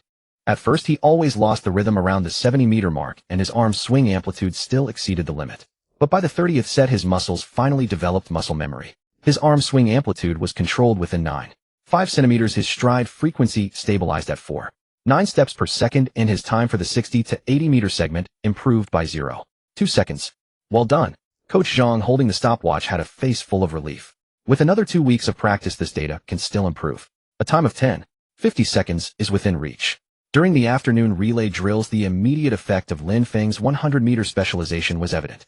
As the second leg runner, his stride frequency stabilized at 4.95 steps per second after receiving the baton, with a stride length of 2.54 meters. This was 0.01 seconds faster than during the Asian Championships. The baton exchange time with Zhang Tianxiang was compressed to 0.048 seconds, setting a new team relay handover record. Shen Hao smiled and said, "Your 100-meter training wasn't in vain. You're charging forward even more fiercely after receiving the baton now." Dong Fei chimed in, "Once you break the 10.50-second barrier in the 100 meters, our relay's overall speed can increase even further. Then the world youth record will be within our grasp." Zhao Yu, though a substitute, still played the role of a technical analyst. He stayed up late compiling technical videos of top domestic and international 100-meter sprinters, specifically annotating the details of stride frequency adjustment during the 60 to 80-meter phase.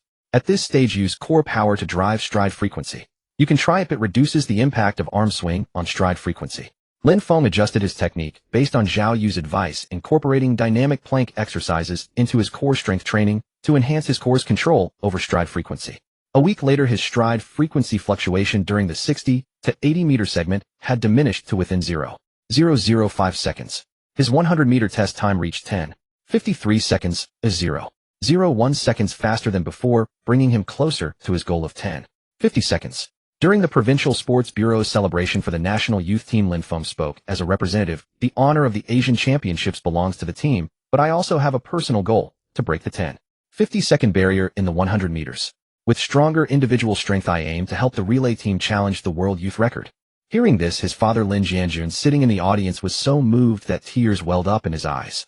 After the celebration, he took Lin Feng's hand and pulled out a new tin box from his bag. Inside are all your medals from the provincial youth competition to the Asian Championships, along with my old provincial team training card. I'm giving them to you now. I hope you can carry our father-son dream and run further on the 100-meter track. Lin Feng took the tin box. The medals and training card inside felt heavy, as if they carried the athletic sentiments of 2 generations. He gripped his father's hand tightly. Dad, rest assured. I won't let you down. I will not only break the 10.50-second barrier, but also, together with my teammates, keep the world youth record in China. In the days that followed, Lin Feng trained even more diligently in the training hall. Every morning, he was the first to step onto the 100-meter track, practicing starts, acceleration, and sprints under the rising sun. During afternoon relay drills, he integrated his 100-meter techniques into the handovers, boosting the team's overall speed. In the evening core strength sessions, he always trained 30 minutes longer than the others until his training uniform was soaked with sweat. Watching his progress, coach Zhou Ming couldn't help but remark, from getting injured in Singapore to winning the Asian Championships and now pushing for a 10.50-second 100-meter dash, your growth along this journey is more precious than any achievement. On the electronic screen in the national youth team's training hall, the words 50 days countdown to the national games shone brightly in the morning light. Lin Feng stood at the starting line of the 100-meter track, his fingers tracing the patterns on his spikes. In the just finished 100-meter test, he had run 10.52 seconds, a mere 0.2 seconds away from his 10.50-second goal. But the arena of the national games allowed no room for complacency. Coach Zhou Ming walked over with a list of participants for the national games. The names circled on the paper struck Lin Feng's heart like an alarm bell. For the 100-meter event at the national games, you need to focus on 2 people. Zhou Ming pointed to the names Wang Hao from Shandong Province and Chun Feng from Guangdong Province on the list. Wang Hao's finishing stride frequency can stabilize at 5.0 steps per second. He ran 10.47 seconds in the preliminaries of last year's national games, and his acceleration in the final 20 meters is top tier among domestic youth athletes. Chun Feng, on the other hand, excels in the explosive power of the first 30 meters after the start. His reaction time can be as fast as 0.114 seconds, 0.004 seconds faster than your current best. Moreover, his starting push-off angle is 38 degrees, maximizing the use of track grip. He poses a significant challenge for you. Lin Feng took the list, his fingers repeatedly tracing over the 2 names. He remembered his father's words on the phone after winning the Asian Championship. The National Games is the highest level arena in the country. Proving yourself there is the true mark of a sprinter. His fighting spirit surged even stronger. What about the relay events? The teams from Guangdong and Shanghai are traditional powerhouses. They must be well prepared this time too, right? He looked up and asked. After all, the National Games was not just about personal glory, it also carried the team's mission for the national youth team to win the relay championship. Zhou Ming opened his computer and brought up the relay training videos of the Guangdong and Shanghai provincial teams. Guangdong's relay time at last year's National Games was 38.96 seconds, just 0.3 seconds slower than our 38.99 seconds at the Asian Championships. Their third leg runner is Li Wei, a national team substitute, who can control his curved stride length decay rate to within 0.7. Shanghai recently introduced a dynamic connection training method, using electromyographic sensors to adjust the baton exchange rhythm in real time. They can compress their exchange time to 0.046 seconds, even faster than our current 0.048 seconds. This poses a severe test for our handover stability. As they spoke, Zhao Yu wheeled over a cart laden with tactical data. After recovering from his left knee injury, although he had not returned to the main relay team, he had taken the initiative to assume the role of tactical strategist. I stayed up all night organizing this technical analysis of Wang Hao and Chun Feng's 100-meter sprints, plus a report on the relay weaknesses of the Guangdong and Shanghai provincial teams. He handed a stack of documents to Lin Feng. Wang Hao's stride length drops by 0.2 meters between the 60 to 80 meter mark, mainly due to insufficient endurance in his quadriceps. You can overtake him during this phase by maintaining a stable stride. Lin Feng tends to lift his head after the start, causing his upper body center of gravity to shift, which affects his stride frequency stability. If you keep your core tight, you can catch up to him after 30 meters. Lin Feng flipped through the materials, his gaze pausing on a note from the Guangdong team's relay video. Li Wei, the third leg, habitually passes the baton with his left hand, and his handoff height is 2 centimeters lower than usual. We can set up a right-hand reception interference to disrupt his rhythm. He looked up at the relay training area. Zhang Tianxiang and Shun Hao were practicing interference-proof baton handoffs. Zhang Tianxiang deliberately used his left hand to receive, while Shun Hao quickly adjusted his hand position. Their exchange time had stabilized at 0.47 seconds. Dong Fei was intensifying his final sprint, his stride frequency monitor showing 5.05 steps per second, 0.01 steps faster than the previous week. The team's preparatory atmosphere had reached a fever pitch. In the subsequent training, Lin Feng adopted a dual-track approach, 100-meter specialization and relay combined practice. Every morning, he first refined his technique with his 100-meter specialist Coach Zhang. To counter Lin Feng's fast start, they used random light trigger training to improve his reaction time. During the drill, Coach Zhang would randomly delay the signal light by 0 to 0.005 seconds to simulate unexpected race situations. Lin Feng's reaction time gradually stabilized from an initial 0.118 seconds to 0.116 seconds. To counteract Wang Hao's late race advantage, he added 60 to 80 meter stride length maintenance training, running with 1 kilogram sandbags tied to his calves to strengthen his legs, reducing his stride length decay rate from 0.02 meters to 0.01 meters. Watch your arm swing. Don't disrupt your rhythm by chasing stride frequency. Coach Zhang, wielding a high-speed camera, captured a deviation in Lin Feng's arm swing at the 70-meter mark. His right arm swing amplitude was 1 centimeter larger than his left, causing a slight lean to the right. Wang Hao maintains his stride frequency through a stable arm swing. You need to engrave the core-driven arm swing motion into your muscle memory. Adding 20 sets of core stability exercises daily will definitely improve it. Lin Feng nodded and readjusted his posture. Under the sun, his shadow stretched ever forward on the track. With each arm swing, he deliberately tightened his core. With every push-off, he precisely controlled the force. When the 50th set of training concluded, the timer displayed 10:51 seconds. He had finally broken through by another 0.01 seconds, inching ever closer to his goal of 10:50 seconds. In the afternoon's relay practice, Lin Feng integrated his 100-meter technical advantages. As the second leg, his stride frequency, after receiving the baton, stabilized at 4.95 steps per second, 0.02 steps faster than before, with a stride length of 2.54 meters. The exchange time with Zhang Tianxiang was compressed to 0.47 seconds, setting a new team relay transition record. After finishing his curve run, Shun Hao patted him on the shoulder with a laugh. This 100-meter training is totally worth it. Now you surge like the wind after receiving the baton. We finally have the confidence to take on Li Wei from the Guangdong team. Dong Fei also came over, holding his final sprint data. My recent 60-meter time is 6.68 seconds, a 0.3 seconds faster than last year. In the National Games relay final, even if the Shanghai team's handoffs are faster, I can overtake them on the anchor leg. Midway through the preparation, the team faced a crucial simulated competition. They invited athletes selected from the provincial team to act as simulated National Games opponents, perfectly replicating the game's schedule: morning 100-meter heats, afternoon relay heats, followed by the 100-meter semifinals and relay final the next day. In the 100-meter heats, Lin Feng was grouped with an athlete mimicking Lin Feng.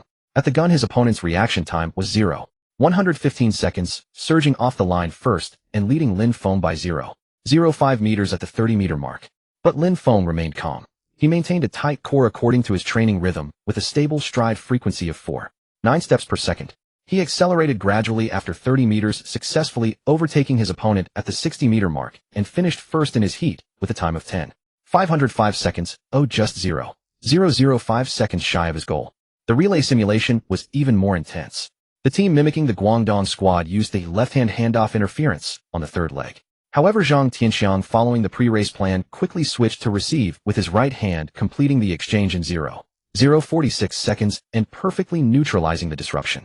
After receiving the baton, Lin Feng's stride frequency soared to 4.98 steps per second, with a stride length of 2.55 meters, extending their lead to 0.08 meters. Shun Hao's stride length decay rate on the curve was 0.6, easily suppressing the athlete mimicking Li Wei. Dong Fei's final sprint stride frequency was 5.08 steps per second. As he crossed the finish line, the electronic scoreboard flashed 38. 97 seconds, a time just 0.01 seconds off the Guangdong team's best. After the simulation, Lin Feng's father Lin Jianjun made a special trip from their hometown to the training hall carrying a thermal container filled with braised pork and nutritional supplements. I watched your race live online. Your finishing kick in the 100 meters is getting more and more stable. You're already much better than I was at your age. He took Lin Feng's hand and pulled an old stopwatch from his bag. The scratches on its metal case were clearly visible. This is the one I used during my provincial team days. It accompanied me through countless races. Now I'm passing it to you. On the national games track, don't be nervous. Just run like you do in training. Your father believes in you. Lin Feng took the stopwatch. The touch of the cold metal against his fingertips conveyed the weight of his father's profound expectations. He gripped the stopwatch tightly and nodded solemnly. Dad, I won't let you down. At the national games, I'll not only make the 100-meter final, but also help the team win the relay championship. I won't fail your support or the youth teams. A week before the national games opened, the team conducted its final comprehensive test. In the 100-meter test, Lin Feng's reaction time was 0.116 seconds. His stride frequency for the first 30 meters was 4.85 steps per second, and his stride length remained stable at 2.55 meters between the 60 to 80 meter mark. As he crossed the finish line, the timer displayed 10.50 seconds. He had finally achieved his long-cherished goal. In the relay event, the A team of 4 displayed perfect synergy with a handoff time of 0.46 seconds. Their final time was 38.95 seconds, as 0.4 seconds faster than the Asian record, setting a new team best. Li Jiangwo, looking at the test data, broke into a smile he hadn't shown in a long time. The stage for the national games is set. The opponents are strong, but your strength is also top tier. Remember, whether it's the 100 meters or the relay, you must give your best performance and bring glory to the national youth training team. At the Xi'an Olympic Sports Center, a crimson tide surged through the stands. On the opening day of the National Games track and field events, the 100-meter preliminaries and the 4x 100-meter relay heats commenced in succession. Lin Feng of the national youth training team stood at the starting line of the third heat of the 100-meter dash. On the distant electronic screen, the names Wang Hao of Shandong Province and Chun Feng of Guangdong Province lit up alongside the heat assignments. The ultimate showdown at the nation's highest level had finally arrived. On your marks, get set. The starter's voice pierced the arena. Lin Feng crouched, his spikes firmly embedded in the synthetic track. He deliberately adjusted his push-off angle to 37.5 degrees, a counter-starting posture, optimized by Coach Zhang specifically against Chun Feng's 38-degree angle, designed to preserve explosive power while preventing a shift in center of gravity after the start. On the adjacent lane, the provincial team athlete, mimicking Chun Feng's technique, was tensed, his gaze locked fiercely ahead, clearly bracing for an all-out sprint. Bang! The instant the gunshot cracked, Lin Feng's reaction time was frozen at 0.116 seconds. Though 0.002 seconds slower than Chun Feng's best reaction time, it was 0.001 seconds faster than his own simulation race. Over the first 30 meters, he maintained a cadence of 4.85 steps per second and a stride length of 2.52 meters, deliberately keeping a 0.3 meter gap from the runner beside him. A following strategy devised before the race to avoid the opponent's explosive advantage in the opening segment. In the stands, his father Lin Jianjun clenched his fists, the Go Lin Feng sign in his hands soaked with sweat. Coach Zhou Ming stood in the coach's zone, data constantly streaming through his walkie-talkie. 0.3 meter gap at 30 meters, cadence stable, maintain rhythm. Entering the 60-meter acceleration phase, Lin Feng began to exert force as planned. He tightened his core, stabilizing his arm's swing amplitude at 9.5 centimeters. His cadence instantly surged to 4.9 steps per second, and his stride length expanded from 2.52 to 2.54 meters. As anticipated, the adjacent runner's head tilted back, his cadence fluctuating by 0.2 seconds, and the gap rapidly closed. At the 70-meter mark, Lin Feng overtook him by 0.02 meters, becoming the most striking crimson figure on the track. He's overtaken him. Lin Feng makes the pass at 70 meters. The commentator's voice suddenly soared. His stride stability is exceptional. He's completely suppressing the opponent's late race fluctuations. Last 30 meters sprint. Over the final 20 meters, Lin Feng, despite a mild ache in his quadriceps, he showed no sign of slowing. The sweat of simulation races, his father's old stopwatch, the expectations of the youth team, all transformed into forward momentum.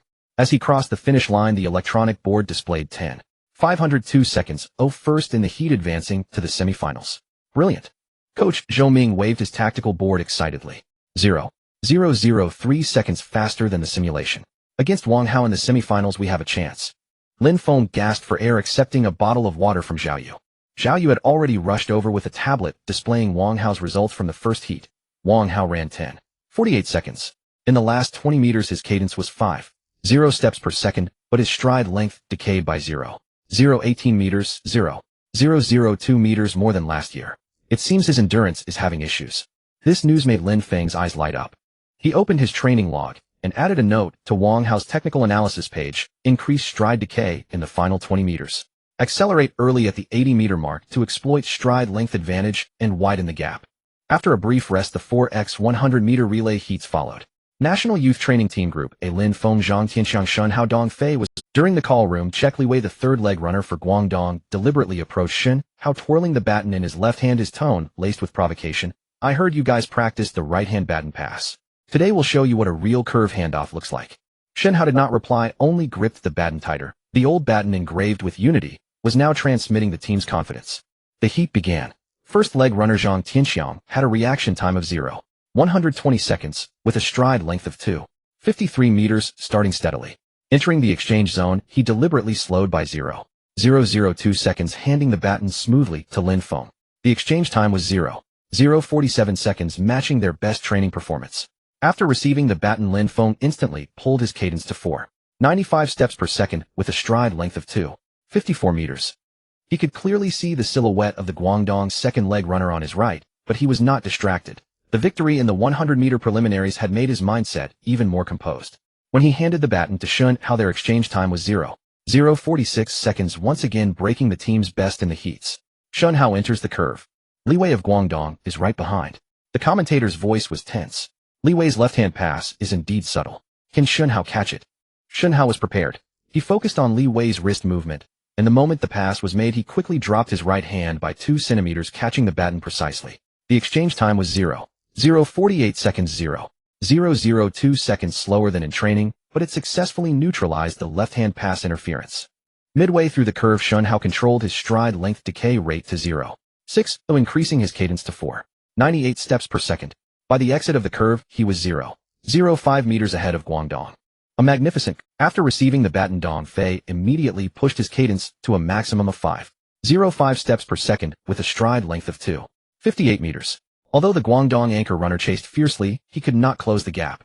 As they crossed the finish line, the electronic board showed 38.98 seconds, first in the heat and advancing to the final, 0.3 seconds faster than Guangdong and 0.5 seconds faster than Zhejiang. Advancement secured. National Youth Training Team Group A has demonstrated formidable team synergy. The commentator remarked with emotion. From Lin Feng's breakthrough in the 100 meters to the relay team's handling of the curve, it all showcases the future of China's youth sprinting. After the race, Lin Feng gathered with his teammates in the rest area. Zhang Tianxiang wiped his sweat and said, Guangdong is indeed strong. Li Wei's left-hand pass nearly disrupted our rhythm. Good thing Shun Hao reacted quickly. Shun Hao smiled and replied, thanks to Zhao Yu for flagging Li Wei's passing habits in advance. Otherwise it would have been tough to handle today. Zhao Yu walked over with the latest finals grouping list, his face brimming with excitement. In the relay final, we're in adjacent lanes with Guangdong and Shanghai. Shanghai ran 39.01 seconds in the heats, 0.3 seconds slower than us. For the 100-meter semifinal, Yu and Wang Hao are in the same heat. He's in lane 4, you're in lane 5. A head-to-head showdown. The morning light had just spilled over the stands of the Xi'an Olympic Sports Center, and the check-in area for the 100-meter semifinals was already crowded with spectators. Lin Feng stood at the entrance of lane 5, his fingertips repeatedly rubbing the edge of his spikes. The old stopwatch belonging to his father in his pocket pressed warmly against his palm. The scratches on its face seemed to remind him that this direct confrontation with Wang Hao was not just a ticket to the finals, but the ultimate test of his own 100-meter training. Wang Hao's warm-up data is out. His stride frequency in the final 20 meters is still 5.0 steps per second, but his stride length has dropped to 0.02 meters, even more pronounced than in the preliminaries. Zhao Yu walked over quickly with a tablet and handed the electromyography EMG monitoring chart of Wang Hao clearly visible on the screen. The activity in his quadriceps is 5 lower than last year. The endurance issue is real. Your tactic of accelerating at 80 meters will definitely work. Lin Feng nodded, his gaze shifting to Wang Hao in lane 4. The other man was adjusting his starting blocks, his blue team uniform stark against the red track.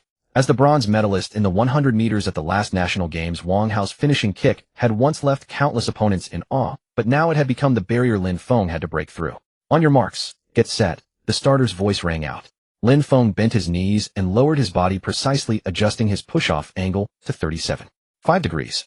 He could clearly hear Wang Hao's breathing beside him and could feel the gaze of his father from the stands following him intently.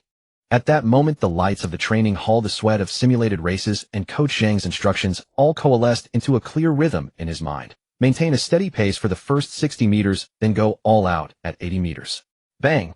The instant the gunshot exploded, Wang Hao's reaction time soared to 115 seconds, and he shot off the line like a bolt of blue lightning. In the first 30 meters, his stride frequency reached 9 steps per second with a stride length of 53 meters, instantly opening a 4-meter gap, showcasing the explosive power of a seasoned veteran. Wang Hao is in the lead. His rhythm in the first 30 meters is still so fast. The commentator's voice was filled with awe. Lin Feng is falling behind. Can he catch up? Lin Feng did not panic. He strictly executed his follow-and-draft tactic. For the first 60 meters, he maintained a stride frequency of 85 steps per second and a stable stride length of 52 meters, always staying 0.03 to 0.04 meters behind Wang Hao. Coach Zhou Ming in the stands gripped his walkie-talkie. Keep the rhythm. Get ready to accelerate after 60 meters. Entering the 70-meter mark, Lin Feng keenly noticed Wang Hao's stride length slightly decrease. That was the signal of stride length decay. He immediately tightened his core and quietly increased his stride frequency to 492 steps per second, conserving energy for the sprint at 80 meters. 70 meters. Lin Feng is starting to accelerate. His stride frequency is increasing. The commentator's voice suddenly rose. Wang Hao's stride length seems to be struggling. The gap is closing. At 80 meters, Lin Feng finally reached the predetermined acceleration point. He instantly maxed out his stride frequency to 505 steps per second, expanding his stride length from 252 meters to 256 meters, erupting like a sudden red thunderbolt. The soreness in his quadriceps was completely suppressed by the all-out sprint. His ears heard nothing but the wind and the pounding of his own heart. He's overtaken him. Lin Feng overtakes Wang Hao at 80 meters. The commentator's voice cracked. His acceleration is too fierce. Both stride frequency and stride length are at their peak. Wang Hao is left behind. Wang Hao tried to accelerate and give chase, but hampered by insufficient endurance, his stride frequency was stuck at 495 steps per second, and his stride length decayed to 251 meters. In the final 20 meters, Lin Feng's lead became increasingly apparent. The red figure shone brighter before the blue one. As he crossed the finish line, the numbers on the electronic display froze. 10:48 seconds. 10:48 seconds. Lin Feng wins his heat and advances to the finals. The commentator's voice was charged with excitement. He not only beat Wang Hao, but also improved his personal best by 0.19 seconds. Wang Hao with 10:49 seconds advances a second in the heat. This clash between the new and the old was spectacular. Having crossed the finish line, Lin Feng did not stop immediately. Instead, he continued jogging for several dozen meters until his father's voice rang out from the stands. Well done. Great run. He looked up to see his father waving the old stopwatch at him, his eyes glistening with tears. Wang Hao walked over and patted Lin Feng on the shoulder, his tone full of recognition. You've improved so much since last year. Run well in the finals. Don't let us young athletes down. Lin Feng nodded, but he knew well that the opponent in the finals would be far stronger than those in the semifinals. Zhang Hao, the defending 100-meter champion from the last national games and a national team member, would be competing. His personal best was 10:35 seconds, a full 0.13 seconds faster than Lin Feng's current time, making him the overwhelming favorite to win. During the preparation time before the finals, Coach Zhang adjusted the tactics for Lin Feng. Zhang Hao's stride frequency in the first 60 meters can reach 495 steps per second, but his stride length decay rate is higher in the final 20 meters. You should try to minimize the gap in the first 60 meters and use your explosive power to decide the outcome after 80 meters. He brought out a high-speed camera and repeatedly played Zhang Hao's final race video. Notice his arm swing. In the last 20 meters, it involuntarily veers to the right. You can use this gap to overtake him from the left. Zhao Yu was also busy compiling Zhang Hao's latest training data. His recent training results are consistently around 10:38 seconds. He's in great form, but his core strength test is 3 lower than last year. You can use your core power to overpower him during the sprint. On the night of the finals, the Xi'an Olympic Sports Center was packed. Lin Feng stood in lane 6. Beside him in lane 5, Zhang Hao was doing his final warm-ups, the national emblem on his red national team uniform particularly striking. In the stands, his father held up a sign reading "Go Lin Feng," merging with the cheers of the other spectators into a sea of red. Ladies and gentlemen, the men's 100-meter final of the national games is about to begin. The commentator's voice echoed through the stadium. The defending champion Zhang Hao, the rising dark horse Lin Feng, and the seasoned veteran Wang Hao, 3 top-tier athletes, are about to engage in an ultimate showdown. Who will stand on the highest podium? Let's wait and see. On your marks, get set. Lin Feng took a deep breath, casting aside all tactics, data, and instructions, leaving only a clear rhythm in his mind. He could feel the tight grip of his spikes on the track, the slight vibration of the old stopwatch in his pocket, and the gaze of his team coming from the rest area. Bang! The gunshot exploded. Zhang Hao's reaction time reached 0.113 seconds. In the first 30 meters, his stride frequency was 4.95 steps per second with a stride length of 2.54 meters, instantly leading all the competitors. Lin Feng's reaction time was 0.116 seconds. Although 0.003 seconds slower thanks to his stable stride length in the first 30 meters, he was only 0.03 meters behind a tighter drafting rhythm than in the semifinals. Zhang Hao is in the lead. He's still so dominant in the first 30 meters. Wang Hao is close behind and Lin Feng is currently third. The commentator's voice was tense. The pace of the finals is so much faster than the semifinals. Lin Feng remained calm, strictly adhering to the pre-race, follow-accumulate sprint strategy. For the first 60 meters, he maintained a cadence of 4.88 steps per second with a steady stride length of 2.52 meters, keeping a 0.2 meter gap behind Wang Hao, his gaze fixed on the red figure ahead. From the stands, coach Zhou Ming gripped his walkie-talkie, his voice transmitted to Lin Feng. Prepare to accelerate after 60 meters. Watch Wang Hao's stride changes. Entering the 70-meter mark, Lin Feng keenly detected a slight decrease in Wang Hao's stride length, a sign of waning endurance. He immediately tightened his core, quietly increasing his cadence to 4.92 steps per second and boosting his right leg's push-off force by 3, conserving energy for a breakout at the 80-meter mark. Ahead, Zhang Hao maintained a powerful rhythm, his stride length steady at 2.53 meters, showing no signs of slowing. 70 meters. Lin Feng is accelerating. His cadence is rising. The commentator's voice suddenly pitched higher. Wang Hao's stride is shrinking. Lin Feng is about to overtake him. Beautiful. At the 80-meter mark, Lin Feng overtook Wang Hao to claim second place. This was his predetermined sprint point.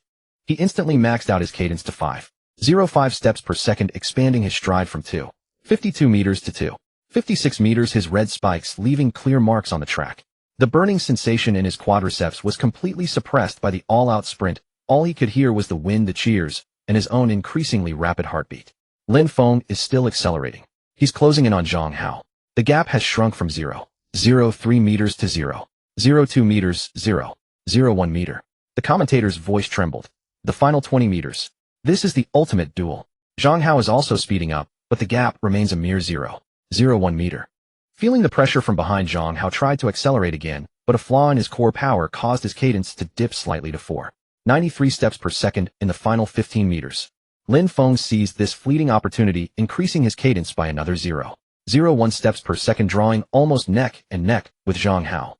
In the stands, Lin Feng's father Lin Jianjun suddenly stood up, his old stopwatch clutched in his sweating hand. The words of encouragement were stuck in his throat, replaced by tense breaths. In the instant he crossed the finish line, Lin Feng instinctively turned his head to the side. Zhang Hao's chest had hit the line 0.001 seconds earlier. The numbers on the electronic screen slowly lit up. Zhang Hao 10.29 seconds, Lin Feng 10.30 seconds, Wang Hao 10.32 seconds. The race is over. Zhang Hao defends his title with 10.29 seconds. Lin Feng wins the silver medal with 10.30 seconds. The commentator's voice echoed through the stadium. This is a duel worthy of being recorded in the history of Chinese youth sprinting. Lin Feng ran a personal best of 10.30 seconds, not only breaking the national youth record of the past 5 years, but also narrowing the gap to the national team athlete to just 0.01 seconds. Though he finished second, his performance was as glorious as a champion. Lin Feng stood on the track, panting heavily, sweat dripping from his face onto the rubber surface. It wasn't until Wang Hao walked over, patted him on the shoulder, and said with a smile, "Your finish was too powerful, I couldn't hold on." I accept defeat with admiration, that he slowly came to his senses. He had truly run under 10.30 seconds, truly stood on the podium of the National Games 100-meter final. In the stands, his father was already in tears, waving a sign that read, "Lin Feng is the best," with all his might. As Lin Feng walked towards the rest area, coach Zhou Ming, coach Zhang Xiaoyu, and his relay teammates were already waiting there. Dong Fei rushed over and hugged him. 10.30 seconds. You're incredible. That time could win a medal at the Asian level. Shen Hao handed him a bottle of water, his voice full of pride. With you in this form for tomorrow's relay final, we'll definitely beat Team Guangdong. At the award ceremony, as the silver medal was placed around his neck, Lin Feng looked up towards the direction where the national flag was raised, his heart filled with a burning emotion. This silver medal embodied not only the sweat of his daily training, but also the support of his team, his father's expectations, and the dream passed down through 2 generations of track and field athletes. After stepping off the podium, he gently touched the silver medal, then felt the old stopwatch in his pocket and suddenly understood second place was not an end, but a starting point for a higher stage. In the stands of the Xi'an Olympic Sports Center, the red wave was even more tumultuous than the day before. On the track for the 4x100-meter relay final of the National Games, the 4 members of the National Youth Team Group A stood in lane 4. Lin Feng held the old baton engraved with the word unity, the silver gleam of his 10:30-second 100-meter final, still fresh, now added with the determination to sprint for the championship. Beside him, Li Wei from Team Guangdong was adjusting his baton, while Zhou Lei, the 4th leg for Team Shanghai, was jogging in place. The pressure from these established powerhouses was even greater than at the Asian Games. Attention all teams. The final adopts a 0 false start rule, 1 false start, and you are disqualified. The referee's voice boomed through the stadium speakers. Li Jiangguo stood in the coaching area, the tactical board in his hands, soaked with sweat, red ink repeatedly circling the counter strategies for Team Guangdong's left-hand handoff and Team Shanghai's cadence surge. Lin Feng, maintain a cadence of 4.95 steps per second after you receive the baton. Don't sprint too early like in the 100-meter final. Shun Hao, maintain a 10.5-degree lean on the curve, focus on defending against Li Wei's outside lane attack. Dong Fei, push your cadence to 5.08 steps per second in the final 50 meters. Our target is under 38.95 seconds. Zhao Yu sat in the stands holding his father's old stopwatch. Beside him, Lin Feng's father Lin Jianjun tightly clutched a cheering sign that read relay champion. He quickly pulled up the slow-motion replay of Team Guangdong's preliminary race and yelled into the walkie-talkie. Li Wei's left-hand handoff will drop his wrist 0.001 seconds early. Shun Hao, watch for it. Team Shanghai's second leg will increase his cadence 3 seconds after receiving the baton. Lin Feng, adjust your stride 0.002 seconds early. On your marks, get set. The first leg, Zhang Tianxiang crouched down, his spikes firmly embedded in the track. As the team's starting anchor, his reaction time had been a stable 0.120 seconds, but now he was more tense than usual. The weight of a National Games final was heavier than any other race. Beside him, the first leg of Team Guangdong had already raised his cadence to 4.6 steps per second, while the first leg of Team Shanghai leaned slightly forward. A millisecond-level battle was about to begin. Bang! The moment the gunshot rang out, Zhang Tianxiang's starting reaction time soared to 0.119 seconds. With a stride length of 2.55 meters and a cadence of 4.65 steps per second, he was instantly level with Team Guangdong and Team Shanghai. The cheers from the stands were deafening. Zhao Yu's old stopwatch began to race, and Lin Jianjun's shouts of encouragement were lost in the crowd. Entering the handoff zone, Zhang Tianxiang deliberately slowed down by 0.002 seconds, passing the baton steadily to Lin Feng. With a 93-second relay victory, securing his place on the national team, Lin Feng was already poised in a side-ready stance, his arm extended backward at a precise 30-degree angle. The optimal baton passing angle honed through rigorous 100-meter sprint training. This angle allowed for a swift grip on the baton without compromising his center of gravity. The handover time was 0.046 seconds, a full 0.001 seconds faster than their best practice time. Successful baton pass. Lin Feng begins accelerating on the second leg. The commentator's voice pitched higher. The second runner from the Shanghai provincial team has indeed increased his cadence, attempting a counterattack at 4.98 steps per second. But Lin Feng's stride was more stable. With a 2.54-meter stride, he held the gap firmly. Unfazed by the Shanghai team's rhythmic surge, Lin Feng adhered to the plan, maintaining a steady 4.95 steps per second. He could clearly feel the explosive power from the 100-meter final still surging within him, yet he deliberately suppressed the urge to sprint. The relay was not an individual event. Every step was a contribution to the team's foundation. At the 40-meter mark, the gap between him and the Shanghai team's second runner remained a mere 0.02 meters, reserving space for Shun Hao's upcoming curve breakthrough. Shun Hao takes the baton. Handover time 0.047 seconds. The commentator's voice was taut with tension. Li Wei from the Guangdong provincial team is charging in from the outer lane. His left-handed pass was indeed stealthy. Could Shun Hao catch it? Shun Hao was prepared. The instant Li Wei passed the baton, he caught the subtle downward motion of his wrist. His right hand dropped 2 centimeters with precision, grasping the baton firmly. Without a moment's pause, he leaned his body at a 10.5-degree angle, his stride stretching to 53 meters, his cadence at 4.98 steps per second. Midway through the curve, he suppressed Li Wei's outside lane assault, emerging from the turn 0.05 meters ahead of the Guangdong team and 0.03 meters clear of the Shanghai team. A magnificent curve. Shun Hao has completely suppressed Li Wei. The commentator's voice was tinged with awe. Dong Fei takes the baton. The final sprint begins. Zhou Lei from the Shanghai provincial team surged his cadence to 5.05 steps per second, giving chase. Upon receiving the baton, Dong Fei hesitated not at all, instantly maxing his cadence to 5.08 steps per second. With a 59-meter stride, an 8-degree forward lean, and a minimized drag coefficient of 0.27. This was the ultimate sprint rhythm he had reserved for the National Games final. Although Zhou Lei of the Shanghai team fought valiantly, reaching a cadence of 5.06 steps per second, he remained unable to close the distance. In the final 50 meters, a dull ache spread through Dong Fei's quadriceps. He recalled Lin Feng's breakthrough of 10.30 seconds in the 100-meter final, Shun Hao's stabilizing control on the curve, and Zhang Tianxiang's perfect start. The strength of the team coalesced into a forward-driving force. Crosses the line. Dong Fei crosses the line. The commentator's voice cracked. The electronic display shows 38.93 seconds. National Youth Training Team A wins the championship with a time of 38.93 seconds. They broke the Asian record of 38.99 seconds and set a new National Games record. The Guangdong team finished second at 38.96 seconds, and the Shanghai team third at 38.98 seconds. The moment they crossed the finish line, the four of them embraced tightly, sweat, tears, and cheers intertwining. Dong Fei collapsed onto the track, the baton in his hand, still radiating heat. Shun Hao raised high the old baton engraved with the word unity, its red form dazzling under the spotlight. Lin Feng and Zhang Tianxiang exchanged a high five. The regret of the 100-meter final transformed into a perfect culmination in this moment. In the stands, Zhao Yu in his excitement smashed his old stopwatch without even noticing. Lin Jianjun rushed down from the stands and embraced Li Jianjun tightly. The dreams of two generations of track and field athletes bloomed together in this instant. Li Wei from the Guangdong team walked over and patted Shun Hao on the shoulder. Your curve technique is far superior to ours. We concede defeat willingly. Zhou Lei from the Shanghai team also nodded in praise. Your team's synergy is the strongest in the national games. At the award ceremony, as the national anthem played and the 4 gold medals were hung around their necks, Lin Feng looked up toward the direction of the rising flag, his eyes rimmed with red.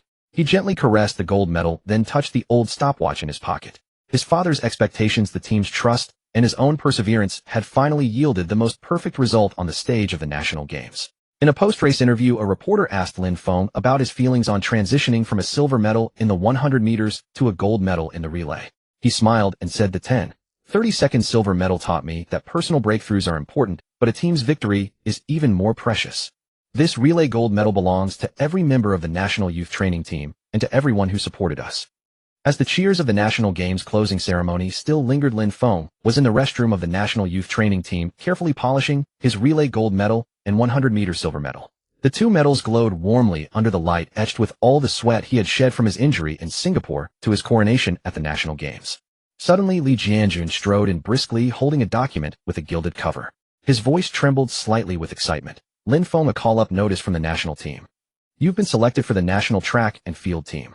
The entire restroom fell silent for an instant, then erupted in deafening cheers. Zhang Tianxiang snatched the notice and pointed at the line that read, Reserve athlete for men's 100-meter sprint and 4x 100-meter relay, shouting excitedly, the national team. You're going to represent China in world competitions. Shun Hao patted Lin Feng on the shoulder, his eyes brimming with pride. I knew you could do it. A time of 10.30 seconds was always worthy of the national team. Lin Feng took the notice, his fingertips touching the golden seal that read, China National Track and Field Team. His heart began to race uncontrollably. He recalled the envy in his eyes as he watched national team competitions on television in his past life after giving up track and field. He remembered his father's encouragement after his injury in Singapore, saying, You will eventually stand on a higher stage. He thought of the daily guidance from Coach Zhou Ming and Coach Zhang at the youth training team. Now, all the anticipation and perseverance had transformed into this weighty invitation. The national team coaching staff also said you should report to the capital next week for a month-long training camp. After that, they will finalize the roster for international competitions based on your performance. Li Jianjun added, his tone full of gratification. You are the first athlete from our national youth training team in recent years to be directly selected for the national team. You've brought us great honor. Zhao Yu rushed in with his phone showing a message from his father. Tell Lin Feng to train hard on the national team. Maybe one day my old baton can follow him to world competitions. Lin Jianjun's phone call followed immediately. His father's choked voice came through the receiver. Good boy. You made the national team. I'll organize all your medals tomorrow. When you get back from Beijing, we'll celebrate properly, father and son. After hanging up, Lin Feng's eyes were rimmed with red. He walked to the window and looked out at the red track of the Xi'an Olympic Sports Center. This place had witnessed his breakthrough to 10.30 seconds, witnessed the team's record of 38.93 seconds, and now it would witness him stepping onto an even higher stage. He opened his training log and wrote on a fresh page, After the national games, I received a summons to the national team. This is not an end, but a new beginning. Goal to bring glory to China's sprinting on the world stage. A week later, Lin Feng boarded the train to Kyoto, his backpack laden with training gear. Inside his backpack, alongside his spikes and training clothes, were the old baton engraved with unity and his father's vintage stopwatch, two artifacts carrying the track and field dreams of two generations destined to accompany him on his new journey with the national team. The national track and field training base was situated on the outskirts of Kyoto. On the tree-lined training grounds, national team athletes were engaged in high-intensity drills. Wang Tao, the sprint coach, was already waiting at the entrance of the training hall. A former national record holder in the 100 meters, he now served as the head sprint coach for the national team. Welcome to the national team. Wang Tao extended his hand with a smile. I've seen your 30 seconds in the 100 meters and 93 seconds in the relay. Your finishing burst is outstanding, but your reaction time off the blocks still has room for improvement. That will be our focus during this training camp. Stepping into the training hall, Lin Feng was immediately awed by the professional equipment. High-speed cameras, electromyography monitors, and wind tunnel simulation chambers. All top-tier gear rarely seen in youth training teams. Wang Tao pointed at the wind tunnel simulator. Today we'll measure your drag coefficient first. Then we'll adjust your running posture based on the data, aiming to reduce your finishing drag by another 5. During his first training camp, Lin Feng felt the chasm between the national team and the youth squad. In start practice, Wang Tao used a high-precision reaction time tester to dissect every minute movement of his start. Your push-off angle of 37.5 degrees is perfect, but the point of force application on your foot is too far outward, costing you 0.001 seconds. We'll correct it with pressure-sensing insoles. With the aid of the electromyography monitor, Lin Feng's arm swing was also optimized. Wang Tao pointed at the EMG waveform on the screen. Your bicep activation is too high during the arm swing, wasting 3 of your energy. Adjust it to this range to maintain rhythm and conserve strength. During a break, Lin Feng met Chen Yang, the national team's leading 100-meter sprinter. His personal best was 10.25 seconds. I heard you came up from the youth team. A 10.30 is impressive, Chen Yang said with a smile. But the training intensity here is much higher. You need to be prepared for the grind. I will, Lin Feng replied firmly. I want to learn from you and earn a spot to compete in the World Championships together. In the days that followed, Lin Feng threw himself entirely into the training camp. Every morning, he was the first to enter the training hall, repeatedly practicing his start with the pressure-sensing insoles. In the afternoon wind tunnel, he adjusted his running posture under a simulated wind speed of 2.5 milliseconds, reducing his drag coefficient from 0.27 to 0.25. In the evening core strength sessions, he trained an extra hour longer than his teammates until his uniform was soaked through with sweat. Watching his progress, Wang Tao couldn't help but remark, "You've adapted quickly from the youth team to the national team. This drive reminds me of myself back in the day." Midway through the camp, Lin Feng's reaction time improved from 0.116 seconds to 0.114 seconds, and his 100-meter test time dropped to 10.28 seconds, 0.2 seconds faster than at the national games. In relay practice, his baton exchange with national teammates stabilized at 0.045 seconds, another 0.001 seconds quicker than before. At this rate, you have a strong chance of making the roster for the overseas competition, Wang Tao said to Lin Feng, holding the training data. The opponents at the World Championships are much tougher than at the national games. Athletes from Jamaica and the USA can run the 100 meters in under 10:20, and their relay times are around 38:90. We need to step it up even more. The national team training camp entered its most intense phase. Lin Feng was focused on refining his start, the pressure-sensing insoles providing precise feedback on the force and angle of every push-off. Suddenly, a shout erupted from the rest area. Teammate Chen Yang charged into the training hall, phone in hand. Lu Xiang broke the world record. 12.88 seconds. Just set at the IAAF Super Grand Prix in Lausanne, Switzerland. The training hall instantly exploded with excitement. Athletes crowded around, watching the video on the phone of Lu Xiang blazing across the finish line, their faces etched with astonishment. 12.88 seconds. This achievement pushed the limits of human speed in the 110-meter hurdles forward by a significant margin, and it struck a chord deep within every Chinese sprinter's heart. Lin Feng, however, knew this was an expected outcome. Coach Wang Tao strode in quickly, his expression grave yet impassioned. This is the pride of our nation. Lu Xiang's reaction time was 0.108 seconds, his average stride frequency was 5.1 steps per second, and his stride length was 2.62 meters. Almost every element was executed to perfection. In the days that followed, Lin Feng drove himself like a machine wound tight. At dawn, as the first rays of sunlight touched the track, he was already practicing starts, striving to be 0.001 seconds faster with each push-off than the day before. In the afternoon wind tunnel, he set the wind speed to 3 milliseconds, simulating harsher conditions than Asafa Powell faced in competition, constantly fine-tuning his posture to reduce his drag coefficient to 0.23. At night, while others returned to their dorms to rest, he remained in the weight room, using resistance bands to strengthen his leg power, increasing his squat weight from 120 kilograms to 130 kilograms. During one relay practice, Lin Feng's exchange with a teammate faltered, and the baton nearly dropped. Coach Wang Tao immediately halted the session. "Lin Feng, you've been too tense lately. The relay is about team chemistry, not just your individual sprint. Let's stick to the plan and improve steadily. Haste makes waste." Lin Feng took a deep breath and nodded. He knew the coach was right. The World Championships were not only a test of individual strength, but also a battle of teamwork. He sought out the first leg runner to repeatedly discuss the start rhythm and practiced exchange details with the third and fourth leg runners under simulated wind conditions, compressing their exchange time to 0.043 seconds. Meanwhile, the Chinese track and field world was abuzz with Lu Xiang's world record. Major sports media outlets covered the story extensively. Experts analyzed Lu Xiang's technique on television programs, and national track and field programs increased their scientific research investment to narrow the gap with the world's best. Lin Jianjun called his son, "Son, I saw the news about Lu Xiang. He truly is the pride of our nation. I believe you can achieve great things too." After a grueling session of interval runs, Lin Feng collapsed on the track, utterly exhausted, his training uniform drenched in sweat. Lin Feng sat up, gazing at the distant training facility with determination in his eyes. "I will showcase China's speed on the world stage and be the first to break the 10-second barrier before Sushan." The month-long training camp was nearing its end. Lin Feng's 100-meter test time improved again, reaching 10.25 seconds, and his reaction time stabilized at 0.112 seconds.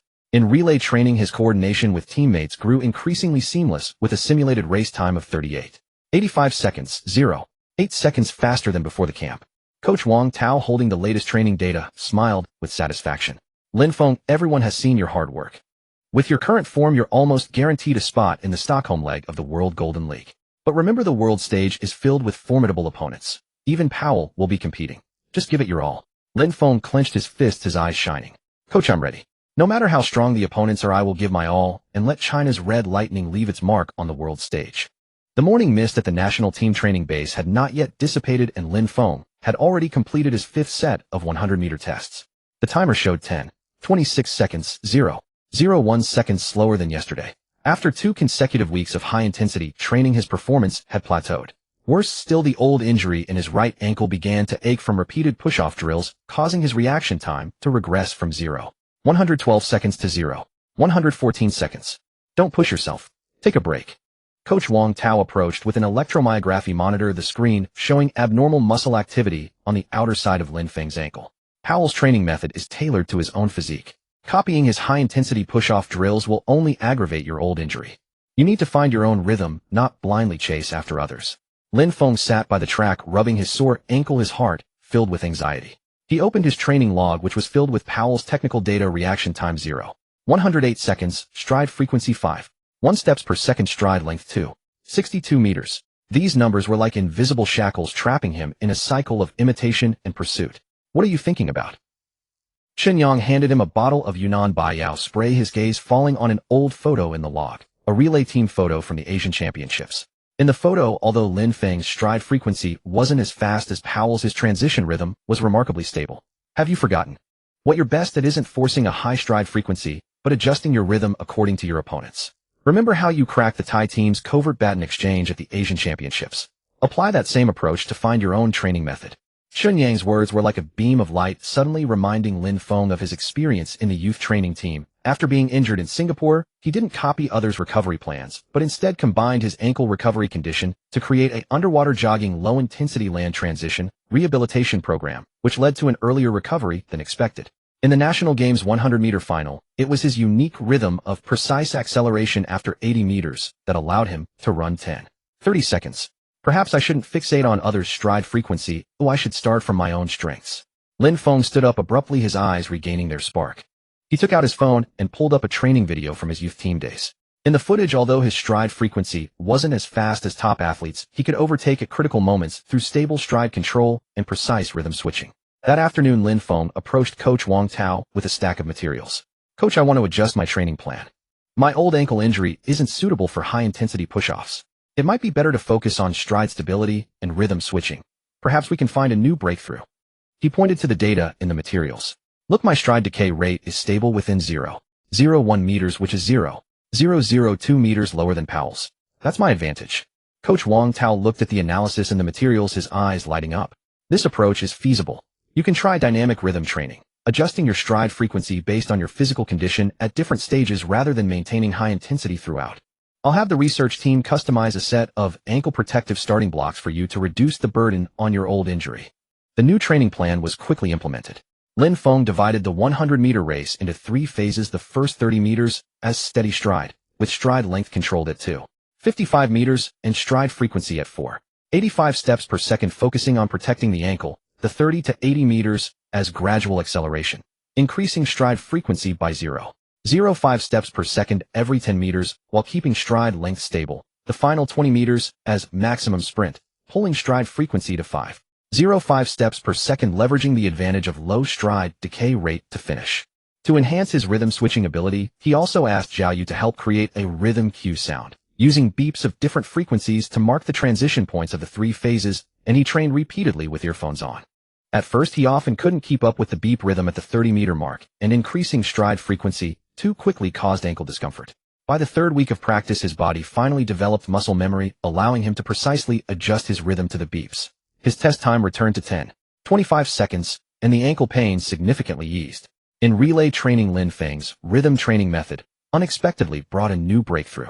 He discovered that he could adjust his baton receiving posture 0.002 seconds earlier based on the first runner's stride frequency changes, reducing the handover time with his teammate from 0.043 seconds to 0.041 seconds, even 0.001 seconds faster than the national team's main relay squad. This is your rhythm.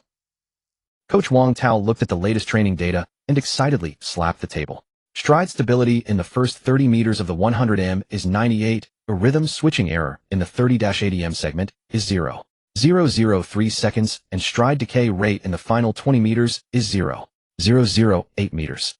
These numbers are even better than when you were blindly imitating Powell. The day the Asian Games entry list was announced, Lin Feng was in the middle of relay practice. When Coach Wang Tao read out Lin Feng 100 meters individual and 4x100 meter relay, he was just completing a perfect baton exchange with his teammate, the baton glinting brilliantly in the sunlight. Prepare well, and at the World Championships, let them see how powerful your rhythm training method is. Wang Tao patted his shoulder, his tone full of anticipation. In August in Kyoto, the scorching sun blazed down, making the track at the national athletics team training base burning hot. Lin Feng and Chunyang stood side by side in front of the starting line. Chunyang held the latest training data report, his brow slightly furrowed. With less than 4 months until the Asian Games, the 100-meter event is filled with formidable opponents. We need to find the training rhythm that suits us best as soon as possible. Lin Feng took a deep breath and gazed into the distance with unwavering determination. In order to clarify their training objectives, the 2 athletes engaged in an in-depth discussion with their coach Wang Tao. Coach Wang Tao circled and marked points on the tactical board. For the Asian Games 100 meters, breaking the 10-20-second threshold is the key to medaling. Your goal is to surpass this number. Lin Feng and Chunyang exchanged glances, determination shining in their eyes. For Lin Feng, this was not only a challenge at an international competition, but also an opportunity to test the results of his national team training. Chunyang, as an experienced veteran in the team, yearned to add another glory to the Asian Games and set an example for the younger members. During the physical assessment, the team doctor conducted a comprehensive examination on them, recording detailed data from muscle strength and joint flexibility to cardiopulmonary function. Lin Feng's quadriceps strength was slightly lower than Chunyang's, but he had greater potential in his starting reaction time. Chunyang, on the other hand, excelled in pacing during the middle distance run, thanks to his years of experience. The two realized the need to complement each other's strengths and weaknesses to develop a differentiated training plan. Considering the characteristics of sprint events, they experimented with various combinations of training methods. In the morning, Lin Feng focused on explosive training, using resistance bands for quick extension exercises, 20 repetitions per set repeated for 8 sets to strengthen leg power at the start. Meanwhile, Chunyang engaged in middle and long distance running, jogging 4 kilometers at a steady pace to enhance endurance and reserve energy for the final sprint. In the morning, the two immersed themselves in technical training, analyzing their running posture with the assistance of high-speed cameras. Lin Feng adjusted his arm swing amplitude, optimizing it from the original 70 degrees to 75 degrees to reduce energy loss. Chunyang focused on fine-tuning his stride length, increasing it from 2.58 meters to 2.60 meters to improve efficiency per step. When formulating the plan, they allocated training time reasonably 6 days a week, 3 hours per day, including 5 hours of physical conditioning, 1 hour of technical refinement, and 5 hours of psychological preparation. Training intensity was gradually increased, starting at 70 of maximum intensity and gradually rising to 85 as the body adapted. For instance, in interval running, Lin Feng progressed from 400-meter sprints followed by 200-meter jogs, repeated 6 times per set, to 600-meter sprints followed by 300-meter jogs repeated 8 times per set. Chen Yang during strength training gradually increased his barbell squat weight from 120 kilograms to 140 kilograms. During the process of trying different training methods, they also encountered setbacks. After one high-intensity interval training session, Lin Feng suffered a muscle strain. Coach Wang Tao intervened, promptly adjusting the training schedule, increasing recovery time, and arranging for a professional rehabilitation therapist to provide massage and physiotherapy, helping Lin Feng recover quickly. This experience taught them that rest and recovery were equally important. They ensured 8 hours of sleep each night, incorporated 15-minute stretching sessions during training breaks, and increased intake of high-quality protein in their daily diet, with chicken breast and protein powder becoming regular staples on their tables. For recording and monitoring purposes, Zhao Yu came from Xi'an, bringing a training monitoring app he developed himself. Using smart wristbands, they recorded real-time data, such as heart rate, movement trajectory, and training intensity for Lin Feng and Xinyang. Lin Feng analyzed the data curves on the app, evaluating his performance at the starting, accelerating, and sprinting stages, identifying issues, and adjusting the training plan accordingly. For example, upon noticing fluctuations in his starting reaction time, he increased the frequency of specialized starting drills, simulating competition scenarios to improve stress response capabilities. Regarding seeking professional guidance, the national team invited world-class sprint coaches to conduct online lectures. The foreign coach suggested adjusting Lin Feng's starting push-off angle from 37 degrees to 36.5 degrees to better utilize leg explosive power. For Qinyang, a personalized late-stage sprint training plan was formulated utilizing resistance parachute training to enhance fatigue resistance during the sprint phase. As training deepened, Lin Feng's 100-meter test results stabilized at 10.22 seconds, with his starting reaction time shortened to 0.110 seconds. Qinyang achieved a season best time of 10.20 seconds, with an increasingly stable middle distance pace. Their coordination also became more seamless, with the baton exchange time in relay training reduced to 0.042 seconds. At the end of the month following an internal team competition, Coach Wang Tao looked at the score sheet and nodded contentedly. With this pace, you have a strong chance of medaling at the Asian Games. Remember, finding a suitable training method is just the first step. Persist, continually refine, and you will perform at your best on the competition field. At the end of August in Beijing, morning fog still lingered. The track at the National Athletics Training Base was quieter than usual. Lin Feng stepped onto the track with dew on his shoes, not immediately putting on his spikes, but walking barefoot slowly on the synthetic track. 3 months remained until the Asian Games opening, and Coach Wang Tao had deliberately slowed the training pace, allowing the athletes to step away from high-intensity preparation and refine details and stabilize their state through slowing down. Not far away, Qinyang sat on the bleachers holding a yellowed training notebook, not a data analysis sheet, but his handwritten journal from when he first joined the national team. Back then, I always thought speed was everything, eager to maximize training volume every day. Later, I realized that slowing down allows you to identify problems. Qinyang looked up and waved to Lin Feng, placing 2 cups of warm honey water beside him.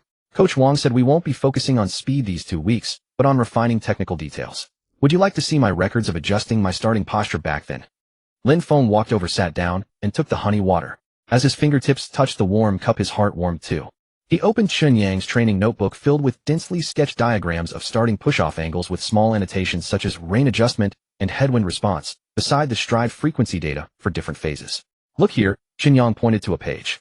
"When I was 22, I also tended to lean backward after starting.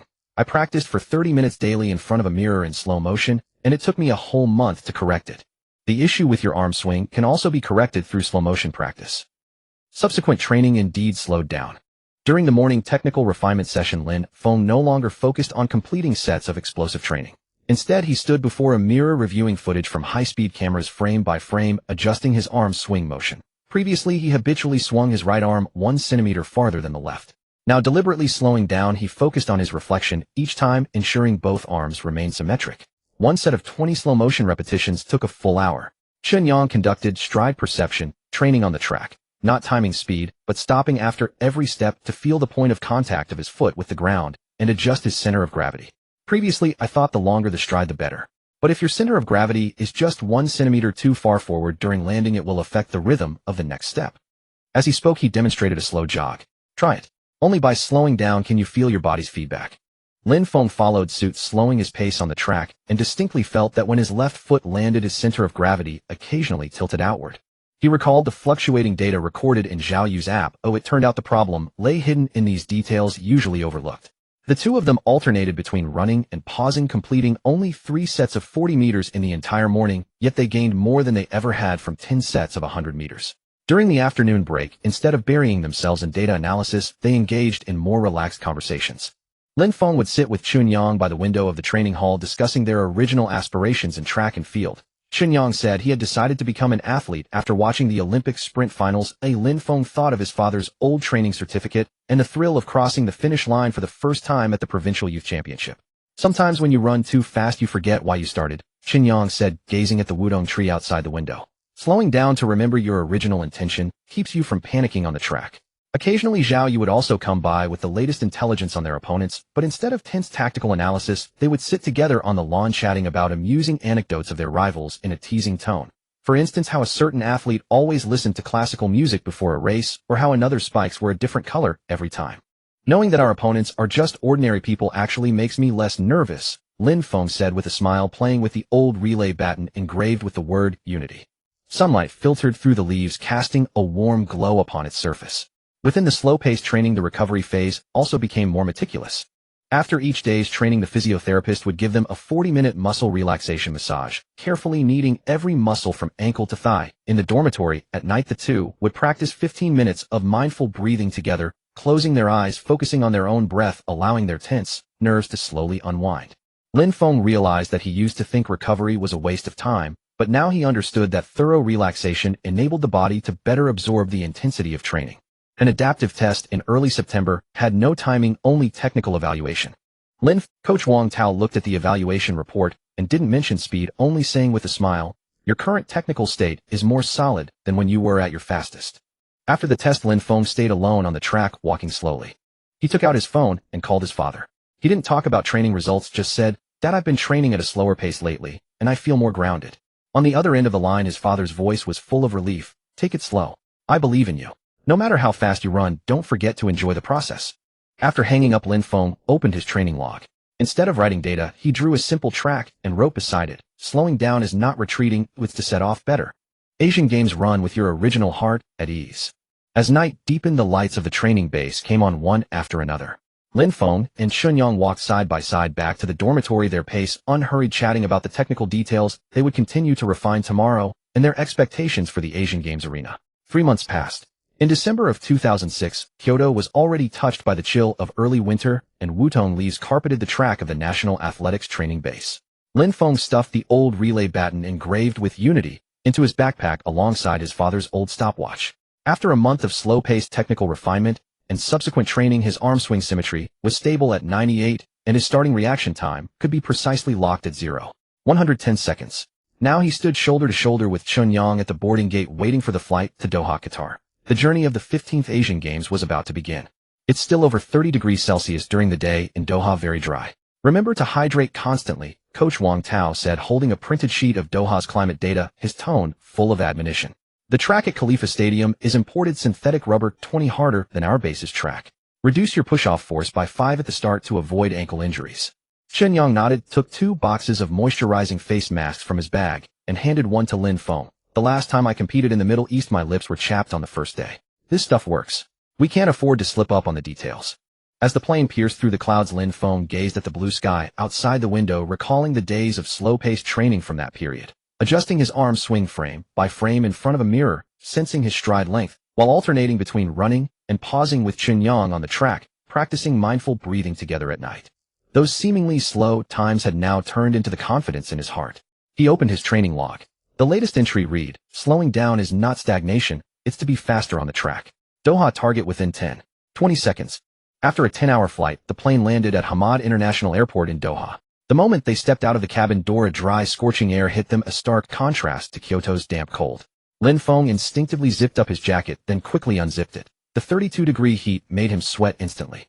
The Doha Asian Games Athletes Village was bustling with activity.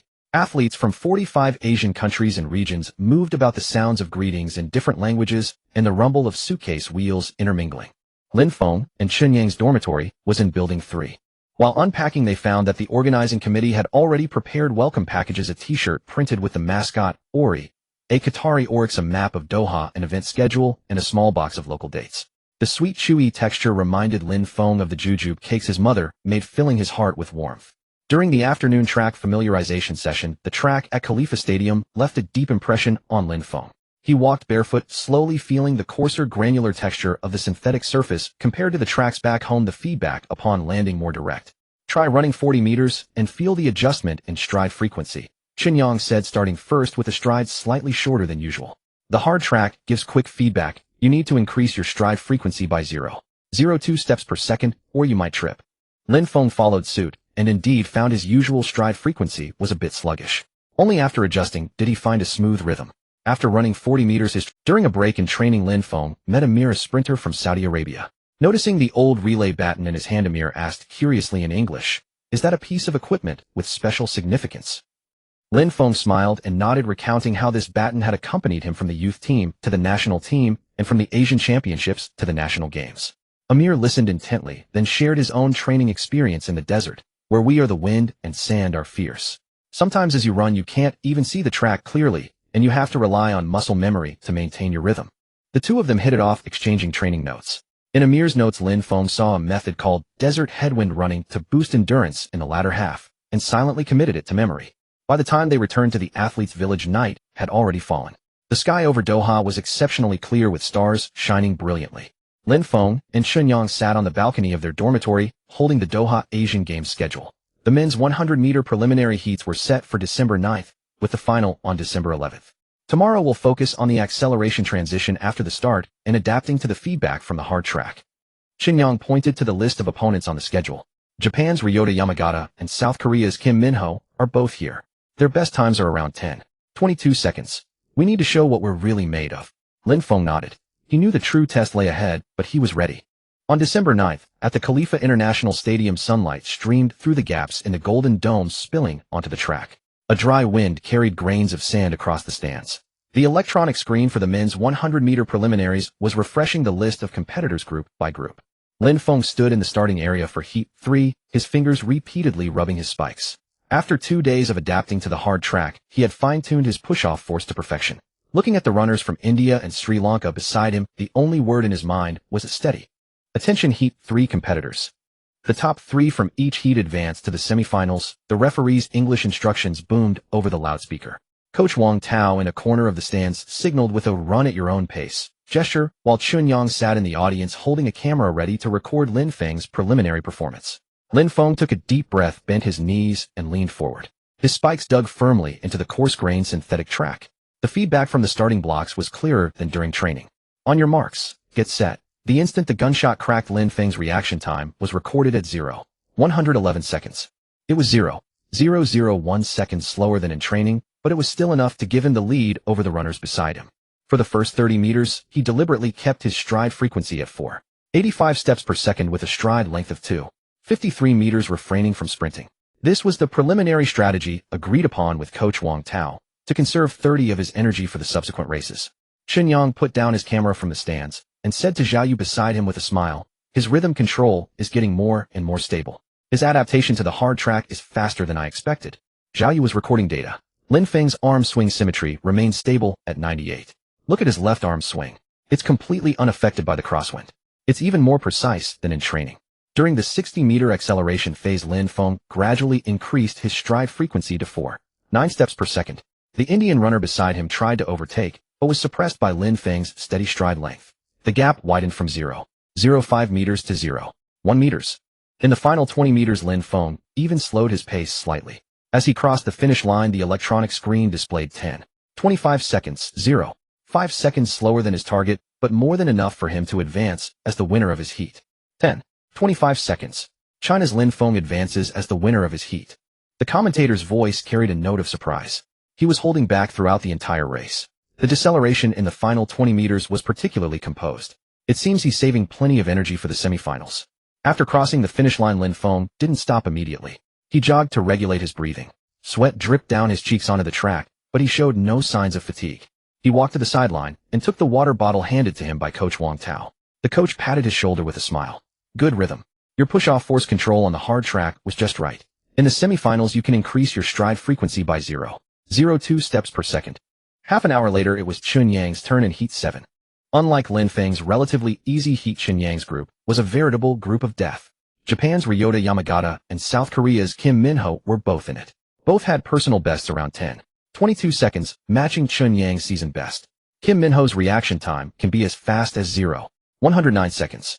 Don't let him disrupt your rhythm. Lin Feng walked over to the call room and handed Chun Yang a sports drink. The hard track can be slippery in the latter part of the race. Remember to lower your center of gravity in the final 10 meters. Chun Yang nodded, tightening his wristband as much as possible. He knew that in this preliminary heat, he would have to give 80 of his effort just to advance. The instant the gunshot rang out, Kim Min-ho, true to form, shot off with a reaction time of 0.109 seconds. Chun Yang's reaction time was 0.112 seconds, placing him third. For the first 50 meters, Ryota Yamagata accelerated from the outer lane, reaching a stride frequency of 4.9 steps per second, quickly drawing level with Kim Min-ho. Chun Yang followed closely in third place, maintaining a steady stride length of 2.55 meters, waiting for the right moment to overtake. Chun Yang is looking for an opportunity. His mid-race rhythm is very steady, not disrupted by the two ahead. The commentator's voice suddenly rose in pitch. At the 70-meter mark, Chun Yang is starting to accelerate.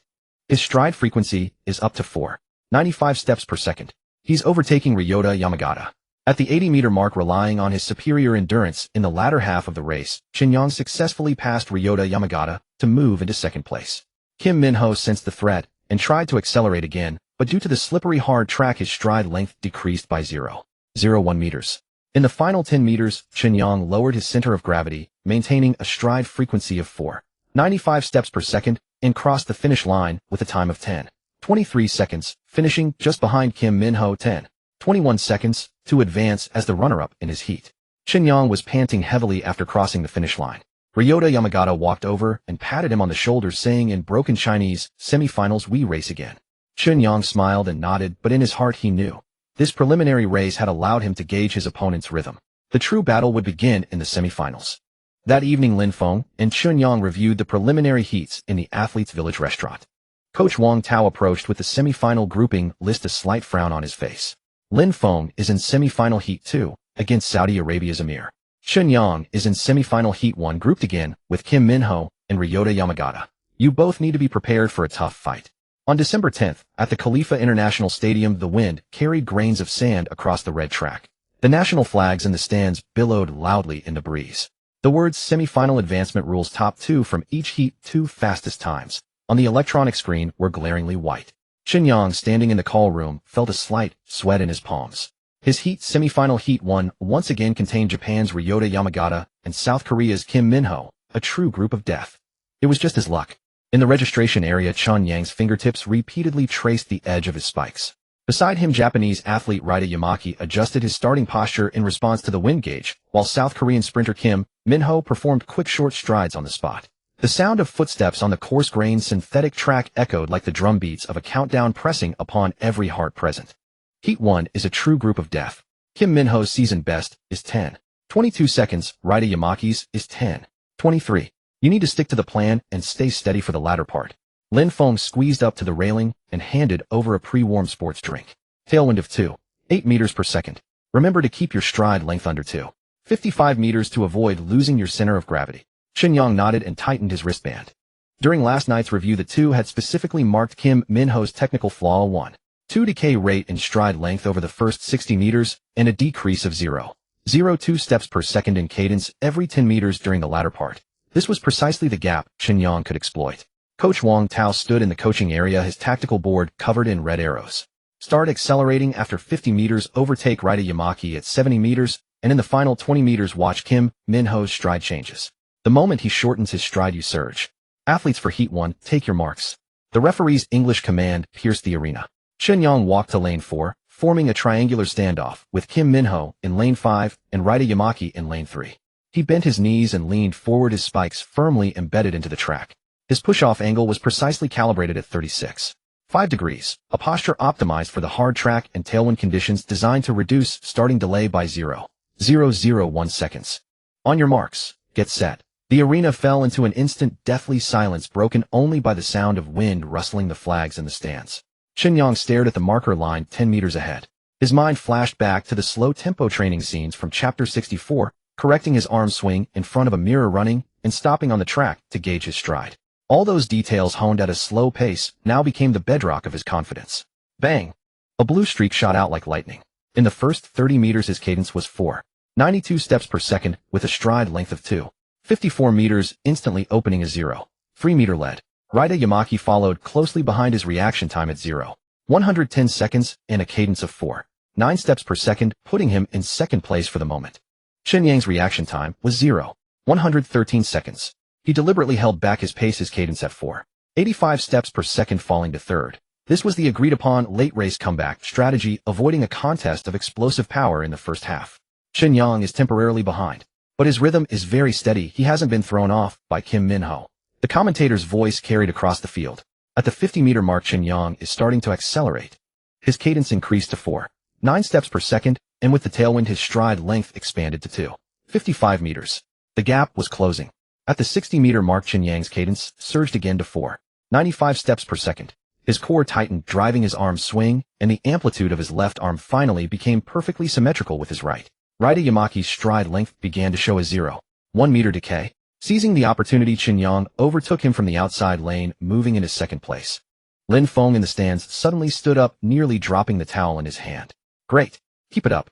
In the final 30 meters, Kim Min-ho sensed the threat. He increased his cadence to 4.95 steps per second, but failed to notice his stride length had shrunk from 2.54 meters to 2.52 meters. Chen Yang fixed his gaze on the opponent's ankle movement.